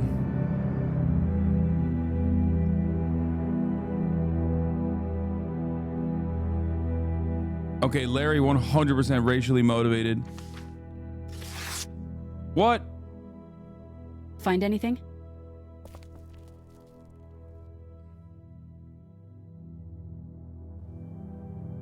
Just a picture of whoever was here. I know who you are. You're Lee What? Everett. You're a professor at Athens who killed a state senator who was sleeping with your wife. This is your parents' store.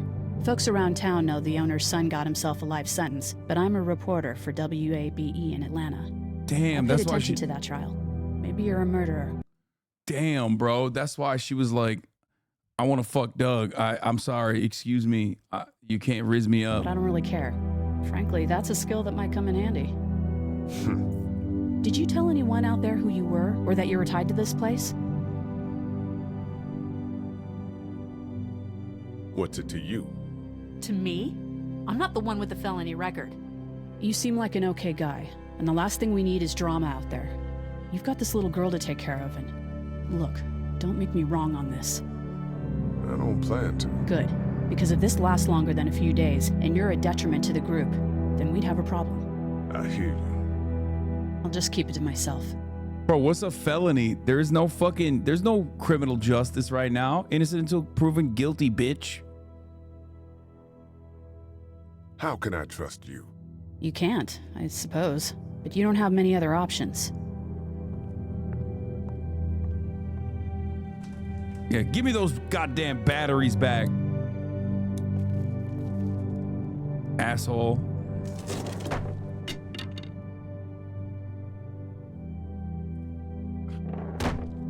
She's been the racist one the whole time. I know. BuzzFeed quiz writing ass. Dad's cane. Dumbass. He'd zip around here on it from time to time. Was he sick? Nah, he was okay. I actually saw him whoop shoplifters with it. This cane's protected this place better than any guard dog ever could. Plus, he knew how to make it look cool. Like you with your hat. My dad gave it to me. See, dads are smart like that.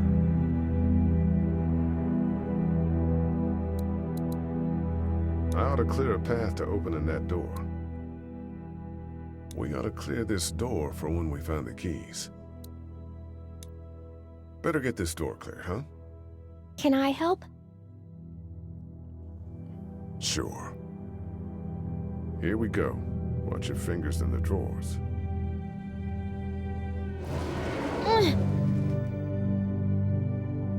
How are you doing? Yeah, it's not that heavy. How about with everything outside? It's not good. No, it's not. But I think it'll be okay. Okay, here we go. Damn, Clem is actually goated. Do you have kids? She's playing her part. No.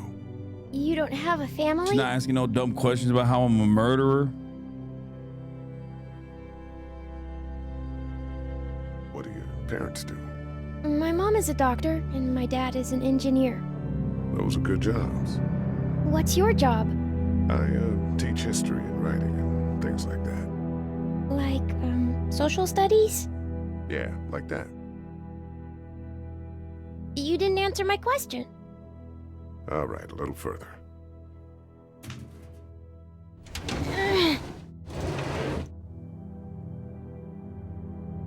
Why don't you want to talk about your family? Do they, like, hate you? Because they're dead. Oh, I'm sorry. You didn't know. I'm just sorry for being mean. Just like, that shut her the fuck up. You know what I mean? It's like, shut the fuck up, Clementine. I like you, but like, you're pushing it right now, okay? Look, my family's gone and I just wish things would have been different. Yeah. I got into some trouble and I didn't talk to them for a while. This used to be their store. But let's just keep that between you and me, okay? Okay, because of the trouble? Yeah, that's right. Now, let's get this done. Bro, the fact that there is a fucking dialogue option to tell a literal baby that I am a ruthless murderer is savage. Like, why does that dialogue option exist? Yeah, I fucking murked somebody. Okay, Clementine, I'm a fucking straight up murderer, dog. You don't understand. Okay, I kill people. I've killed, and I want to kill again. Okay, let me tell you. Every time I'm not killing a zombie, I want to kill humans. As a matter of fact.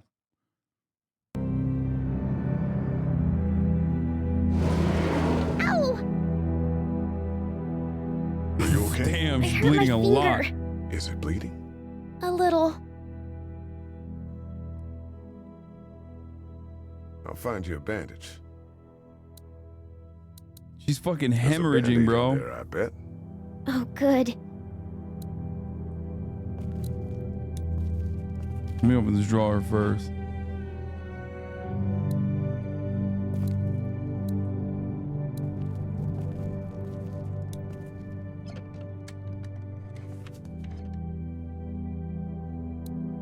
Dad kept the remote for that thing in here someplace.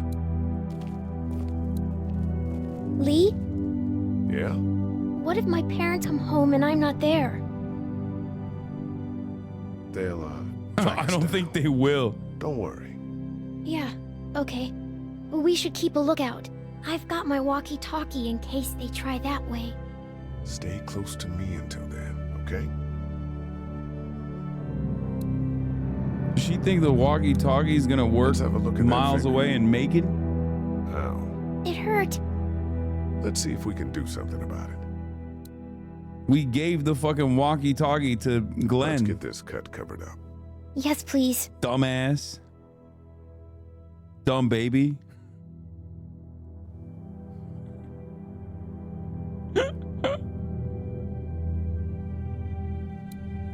Leave that dumbass baby alone. It's the remote to my dad's TV. Turn that shit on, bro. Let's see, we got any TV channels on here. That's what I figured. You never know, bro. You never know. You gotta check it out.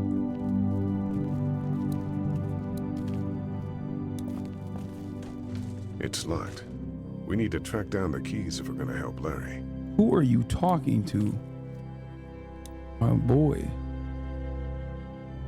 Everyone out there seem all right to you? Yeah.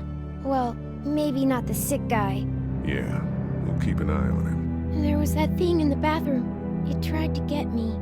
I know. But you stopped it. Yeah, I did. Barely. Can No, you I do didn't. that more? Well, I'm not gonna go looking for him. I mean, get the dangerous ones. I'm gonna try. Good. Have you heard from Glenn? Not in a little while. How's your finger? It's okay. Thanks for fixing it.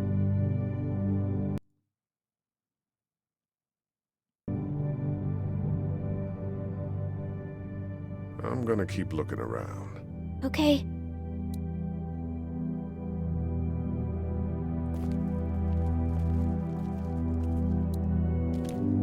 My parents came in here hoping to survive, but it looks like one of them was hurt. I wonder if it was my dad. Trying to be a hero, maybe. Or a protector, at least. Yeah, y'all yeeted that first time chatter. He was cooking, I think. Wait, how do you examine the bedding? Like, I'm trying to find... That's the door to the pharmacy. We should be able to find pills for Larry in there.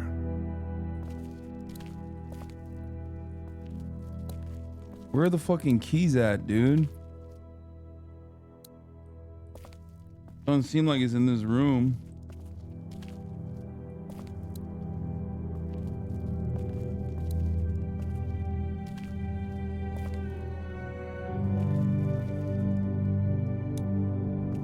Wanna head back into the drugstore with me? Okay. Lee? Yeah? You're not bad, right? Why are you asking me that? That lady said you killed someone. Was that because he was one of the things trying to eat you? It's complicated. Sometimes things happen, or you do things and you can't explain them. I don't want to lie to her. Let's, I'm talking to her about the morality of murder.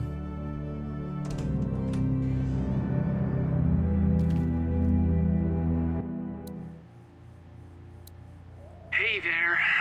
This is Glenn, and I'm kinda in a jam here. Little girl, if you're there, can you put your daddy on the phone? Or on the talkie or whatever? This is Lee. What's up? So, I'm down at that motor inn, and, well, I'm stuck. Stuck? Yeah, I saw a chance to get some supplies for the group, and a bunch of the Roman ones got the jump on me. I'm hiding over here, but they won't leave. What's up? Glenn's trapped down at the motor inn. Hey, Glenn. We're gonna talk it over and send a group to come get you, all right? Awesome. I'll sit tight till then. Sounds good. I'm gonna hold on to this until we get Glenn back, okay? I'll take good care of it. What do you think? I think Doug's not great around zombies, and you got your family here. I'll take Carly and her dead eye down to the motor inn, get Glenn, and get back here as fast as I can. If that's what you want to do. Somebody's got to. Yeah, I'm in. Good. Doesn't sound too bad there right now. Let me know as soon as you want to head out. I could use Yeah, a bro. job. I'm taking Carly down there to kill her because she knows my secret, dude. That's right. You already know what the fuck's going on there. That, or maybe if she's like, oh yeah, I was just kidding. I actually love a fucking rugged murderer, sexo. You know what I mean? How we doing? Good. Want to go have a look around outside? Let's have a look around. Okay. Sexo. I'm actually gonna feed Doug to the fucking zombies. Jesus. And then we're gonna do sexo.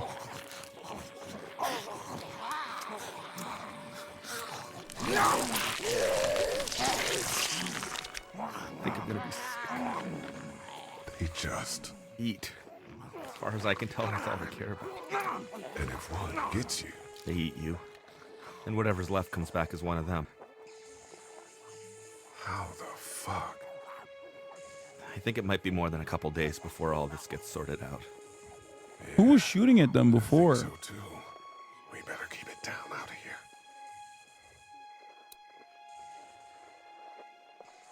Use the remote It's a on. combination lock.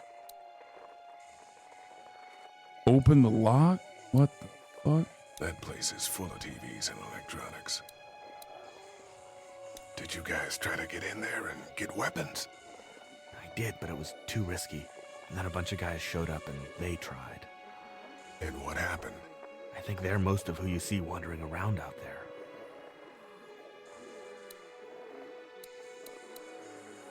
Man, that's a hasty fortification job over there. Yeah, it didn't work. Look at the one trapped over there. Oh, that's his brother. That's definitely his brother. That's 100p his brother. Oh, shit. What? Do you know that guy? He could be a drugstore employee. So you're saying he might have the pharmacy keys? I'm saying he might have the pharmacy keys. I don't know. Could be anybody, you know? They start rotting and get all chewed up and... Shut up, Doug.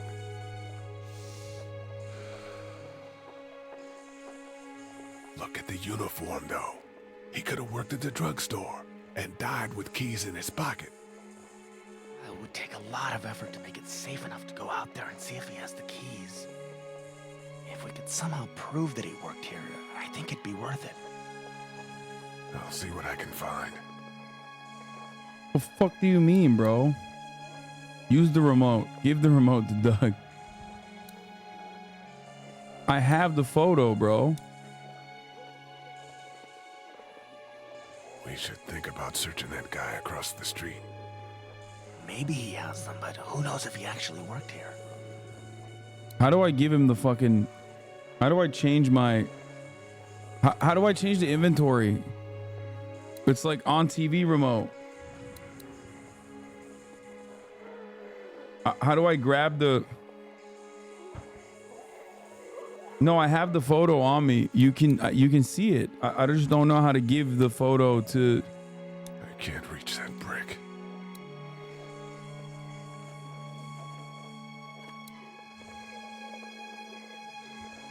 That guy over there has the keys. How can you be sure? I found this in the office. That boy in the photo worked here. The keys being on him is as good a bet as we could make. Yeah, I agree. Just need to figure out how to get out there and get them. Bro, Chad is so racist. Chad is so racist, bro. He said you dropped this part of the photo when you ripped it.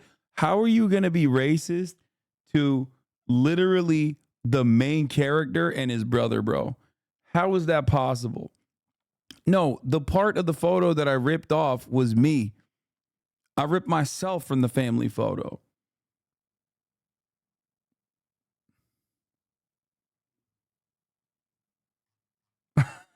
I'm just kidding. I'm Mormon in heat. It was a mistake. Switch the controller. It plays so much better. Yeah, I think so too, but it's fine. I'm playing with this right now. Maybe there's a way to distract them and buy you some time.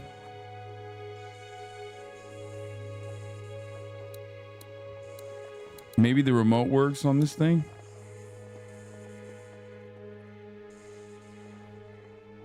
Think you can do anything with this? You know what I could do? What's that? He's gonna throw it. It's universal. I could program it to work with those TVs across the street. Damn, Doug, you fucking nerd. Good shit. You can just do that? Well, I Some memorized kind all of the codes when I hacker. was in AV. Let's try.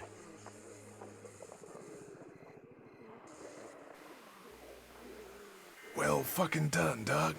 All that dork nonsense might save a life. Who's to say it already hasn't?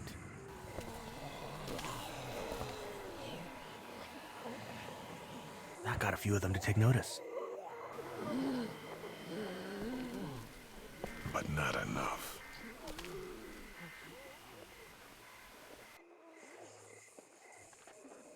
What the hell?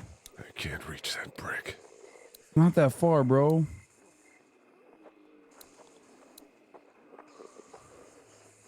Did you guys try to get in there and get weapons? I did, but it was too risky. And then a bunch of guys showed up and they tried. And what happened? I think they're most of who you see wandering around out there. There should be a skip. Doug, you want to get this door open? About that. You've got the combo, right? No. Did anyone ever have it? Look, man, there were a lot of those things trying to get in here. And now we can't get back out onto the street. We're also party to some egregious fire code violations. Bro, you are an unconscionable nerd. I swear to God, Doug. How'd you end up here? Well, I moved here to live with my uncle. He does tech stuff and it just made sense. Wait, how the fuck did Glenn get out then? You probably knew the owners of this place. No, not really. I've only been here a couple months and I spend a lot of time. On the computer? No, just doing my own thing. What about you?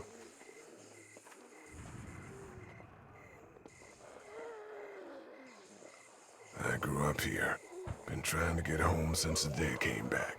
Oh, so you probably knew the owners then? Yeah, I did. Good people.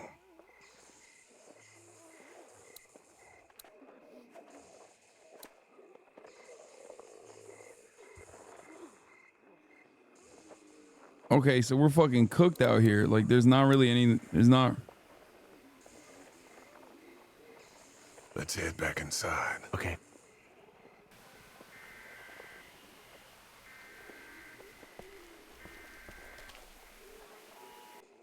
Bro, we can't search the guy. We need to find the code to unlock the gate.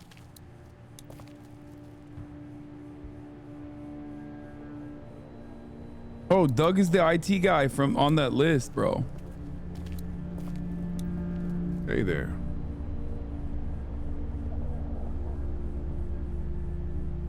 I better get back to it. Yep. Thanks, by the way. Don't mention it. Just remember what I said. Yeah, I will. Talk to Carly?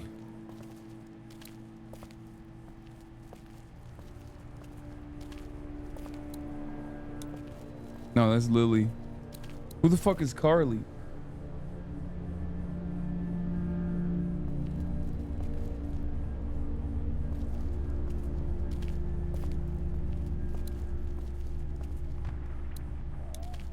It's all melted now. How we doing? If you don't mind, I think my family and I are gonna rest for a bit. Alabastrian, thank you for the 5 tier and give the subs. You got it. Man, he shut my shit down. He was like, nope.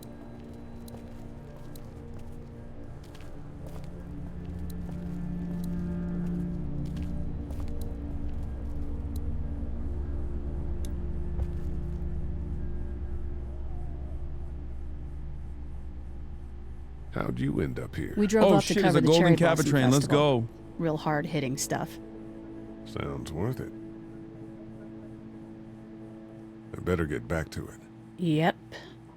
Thanks, by the way. Don't mention it. Just remember what I said. Yeah, I will. Golden Kappa train. Is there a way to get into the bathroom? No. Alright, I gotta get back into the fucking pharmacy part. Maybe there's some more shit that I missed there. I don't really understand. Like, I feel like I did a thorough search. You know what I mean?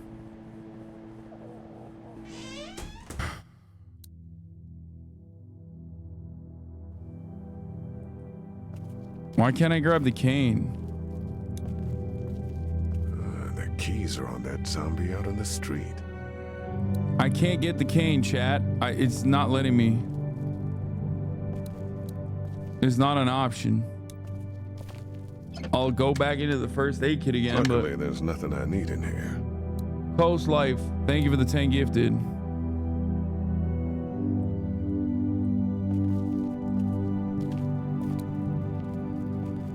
King Henry the 4th, thank you for the 20 gifted. We're at fucking level 4. It's crazy.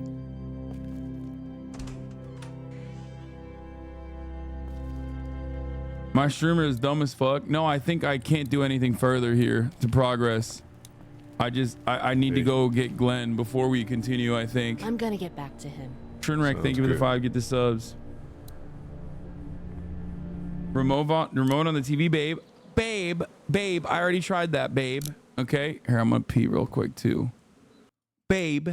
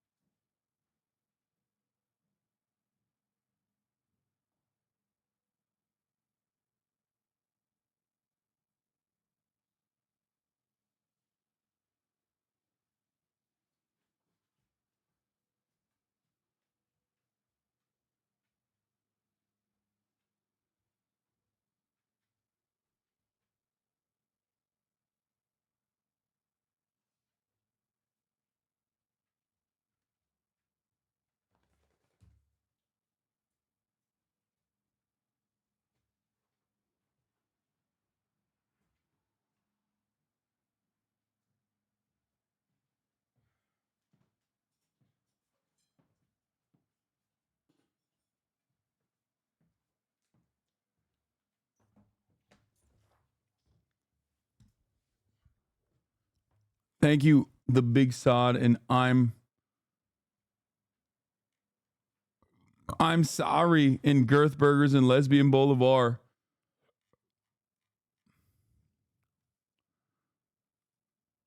Chat, stop coming.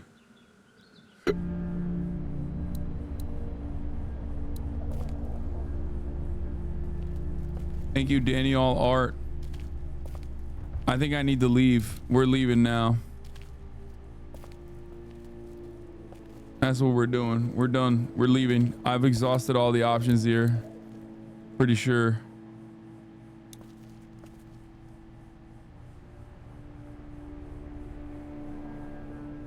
Bolivar. You ready to head out? You got it. You?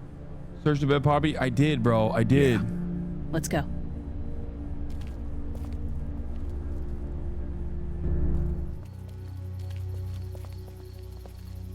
Shit.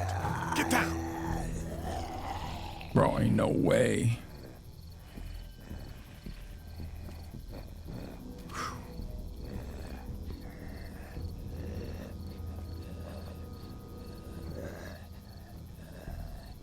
Did you see that? Sure did. Be ready to shoot. Guys! Oh, man, I'm glad you're here. Jesus, Glenn. All right, that wasn't so hard. Can we get out of here before any of these things notice us? Not yet. There's a survivor trapped up there. No way. We gotta go, now. Listen, I was out here looking for gas, and then, up there in the corner room, I heard crying coming from inside. Who is it? It's a girl. We talked and she got frightened. I was trying to get in and help her, and she started yelling and saying I was bitten. I tried to convince her I wasn't, and that's when all these guys came out of the forest. A couple almost got me, and I ended up hiding in the ice machine. Lucky you. Now let's go. We can't just leave her. Damn right we can. You guys are suicidal. Over a girl. I'm saving her, with or without you. Think about Wow, she's just jealous. She wants to be the it girl, bro. It's obvious. Let's go save Glenn's It's damsel in obvious. distress.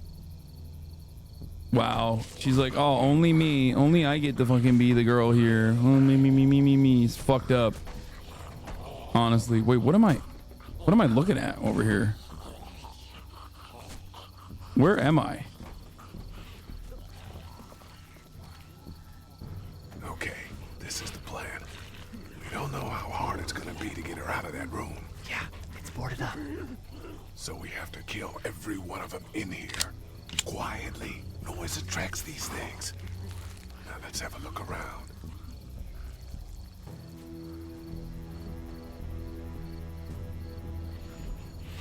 Oh man, she's eating something. So we got that one right there, close.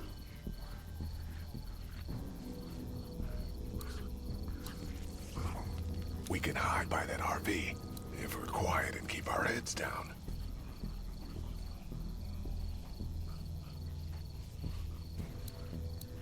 We can hide by that pickup. Who's behind that door? Those two seem to be on the scent.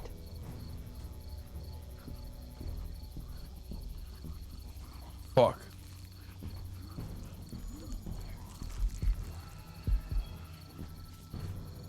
Oh my god. I don't fucking know, dude.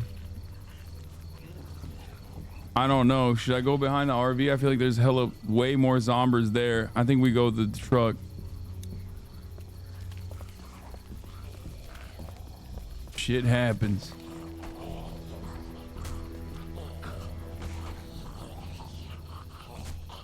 I don't think you can save scum in this game. I wonder if there's anything in the pickup.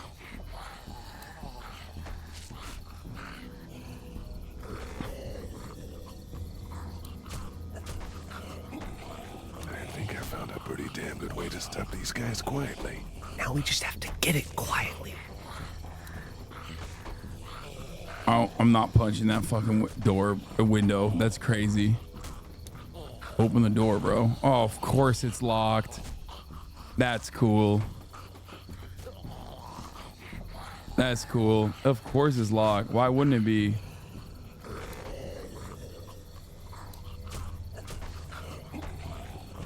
Bro, I am not punching that thing. Are you crazy?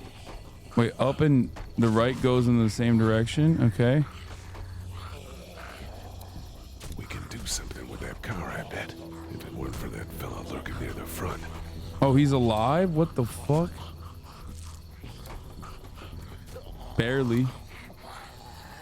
Barely alive.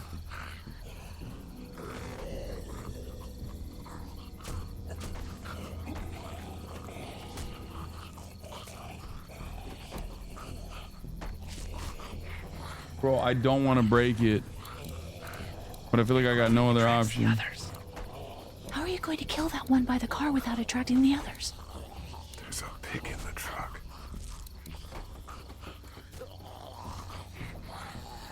I have to break it. Ow. Hey man, that drew some attention. Be careful.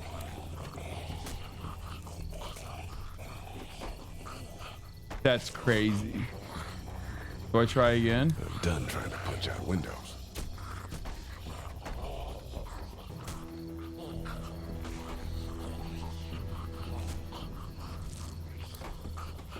Wait, what am I doing here? Let's head back to that wall. Safe there.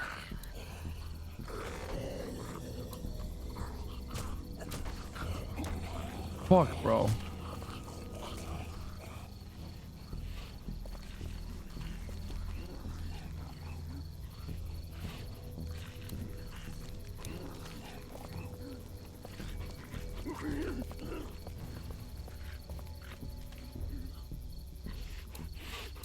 We're a little naked out here, except for Carly's gun, and we can't use that much.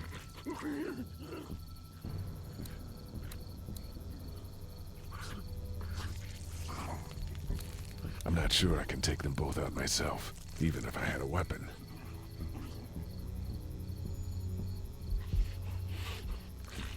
Fuck. Wait, I'm fucking cooked. We're going to need weapons.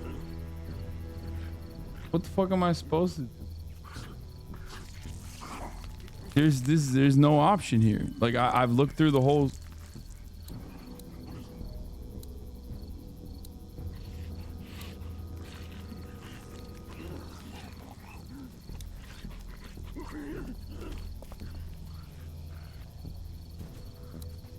There's a truck over there.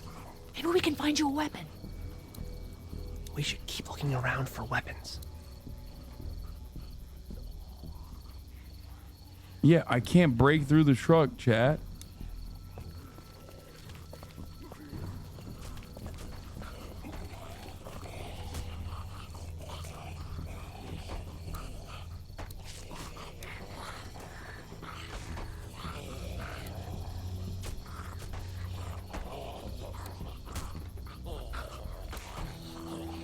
I'm done trying to punch out windows. Up arrow takes me to the window again. That's it.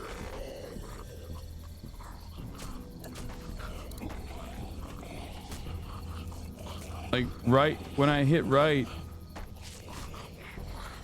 No, up also takes me to the fucking window, chat. You guys are wrong. Okay, this is fucking annoying. He's not going anywhere.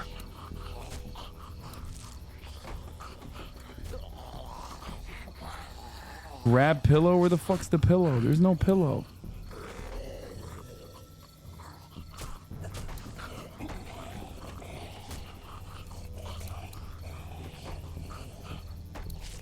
This level is confusing. If I pillows by the wall, I don't see no goddamn pillow, bro. Fuck you mean pillow? Michael pillow ass. There's nothing here.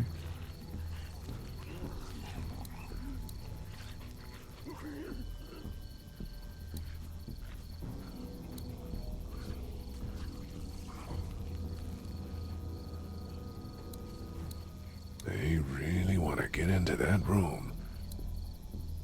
They really want to get into that room. It was right there. Bottom right on the ground.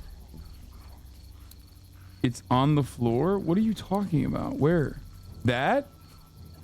Bro, it's not letting me get it. Oh my god. There's a pillow over there. That's about as far as I got when it came to supply gathering. I might have an idea for it. That's crazy that is just like... Good luck smothering them to death. That's not really what I have in mind. I can break the fucking window now with the pillow. God damn, that shit was hard as fuck, dog. Oh my god.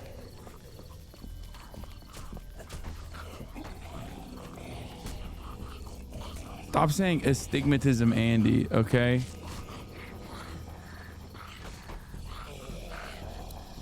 Solar eclipse fucked me up. What are you gonna do with that? I don't really know. Do you have any tricks for getting into cars? Not without tools or making a bunch of noise, and none with pillows. Use the fucking pillow on the window to break it, bro. What do you mean? Done trying to punch out windows. Wait, that's... Oh my god, I'm so annoyed. Maybe I can fucking smother that zombie? Get out your gun. But the noise. Just follow my lead. Stay right behind me.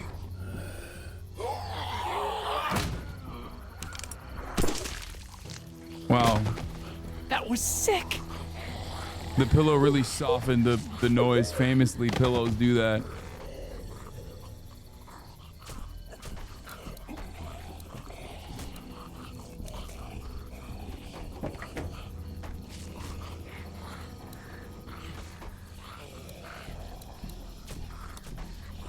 Spark plug. We take those. Never know.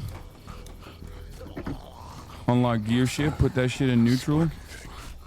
Spark plug. You should hold on to that. Could come in handy.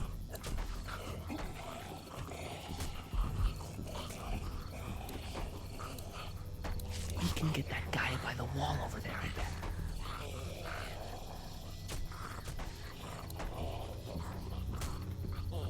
We can hide by that pickup.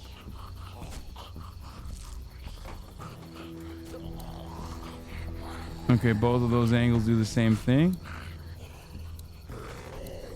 All right, I gotta push it, I guess.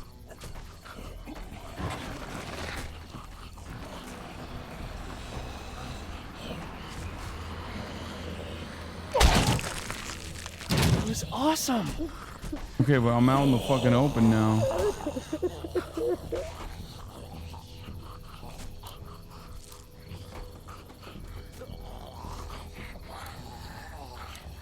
How can I use a spark plug to break this shit? Let me see the spark plug. The porcelain inside these things turns car windows to tissue paper.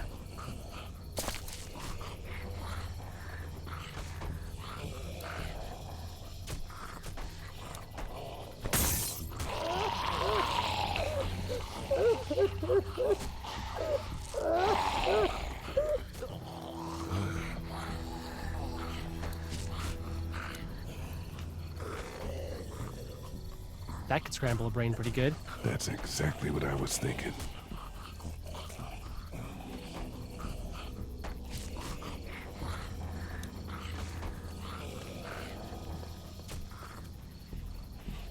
Real, I was the window.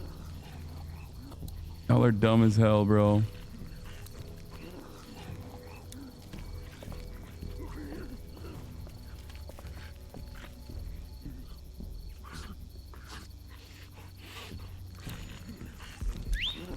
I'll wait for him to get closer.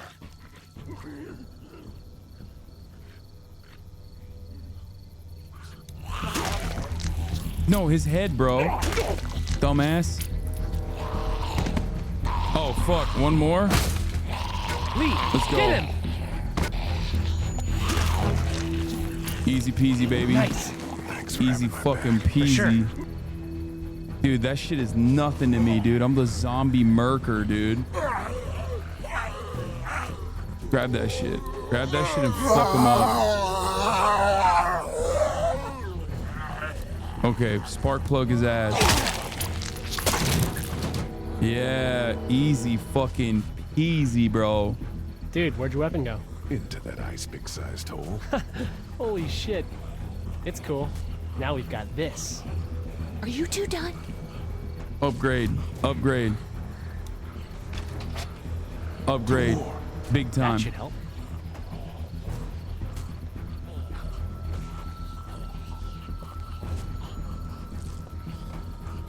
Is there anything else over here that we can use? No.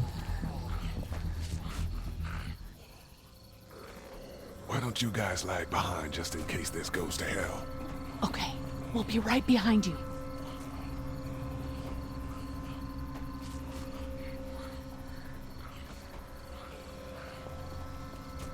Hasan needs a big titty zombie girlfriend, goth mommy. No, thank you. No zombies. How the fuck am I gonna cook both of these? How am I gonna sauce them up?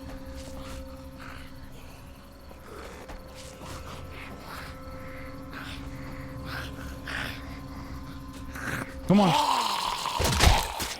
Easy peasy, baby.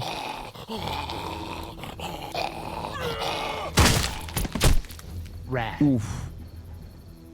That was fucking, I'm Sauce Gardner, dude.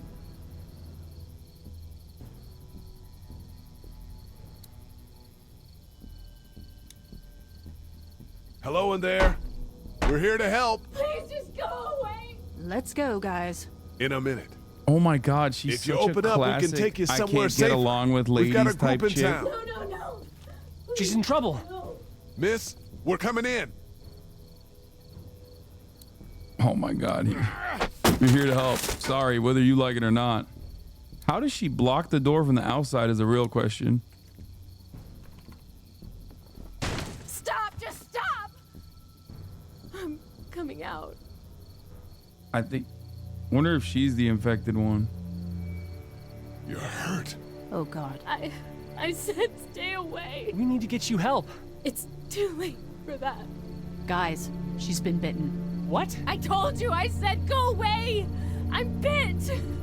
But you wouldn't just leave. Let's calm down. You could be fine. I won't be fine. My boyfriend was bitten. You get sick and you die and you come back and you kill anything you can find. You have a boyfriend? Glenn. I don't want that. It's not Christian. Please, just leave me. Please go. Glenn is horny, bro. Respect. Okay, we'll leave. Just try to take care of yourself for whatever time you have left. You have a gun. So? Can I borrow it? What do you mean borrow? Give it to me. I can just, end this and then there's no problem. Whoa. Please, I don't want to be one of them. They're satanic. We can't let you do that to yourself. Then do it for me.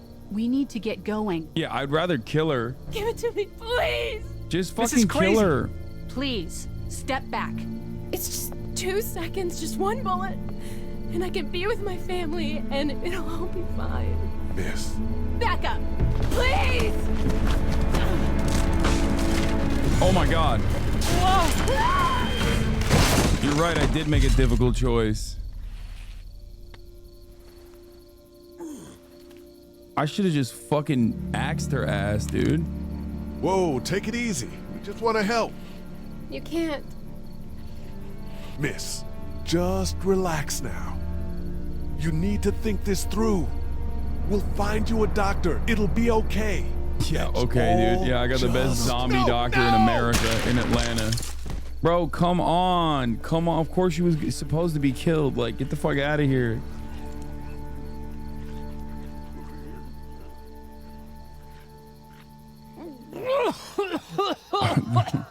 God damn, Glenn.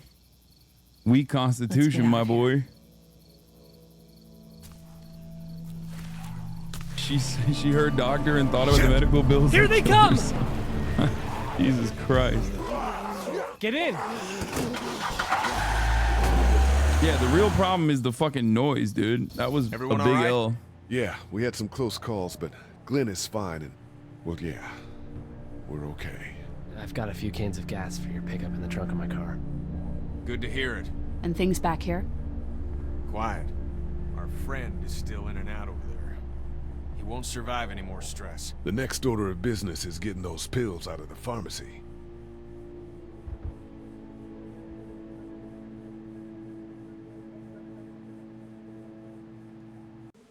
But the real next order of business for now is to end today's broadcast after a measly 10 hours. Apologies to the chatters who are like, bro, that's a half day. But, you know, sorry to do it to you, but had to do it to him. I'll start gaming earlier tomorrow. I really enjoyed this game, so fear not.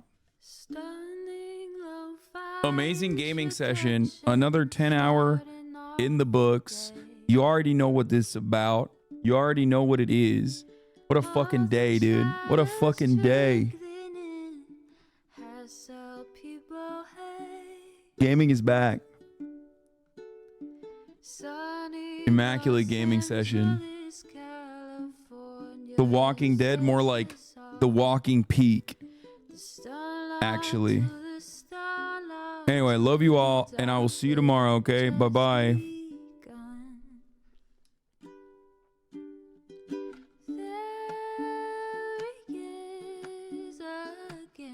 Hasan is streaming. Hasan is streaming. There he is again. Hasan is streaming. Hasan is streaming. Reviewing the P.O. box. Uncle Uger's face. Sudden Discord at your prop. Great names take embrace.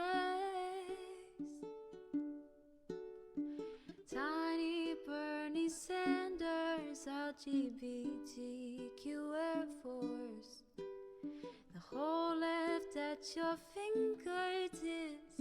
Ane at your door. H3 crowded debate, the Young Turks online show. 3 full fucking years of this, plenty more to go. 90-day fiance talks of champagne bourgeoisie.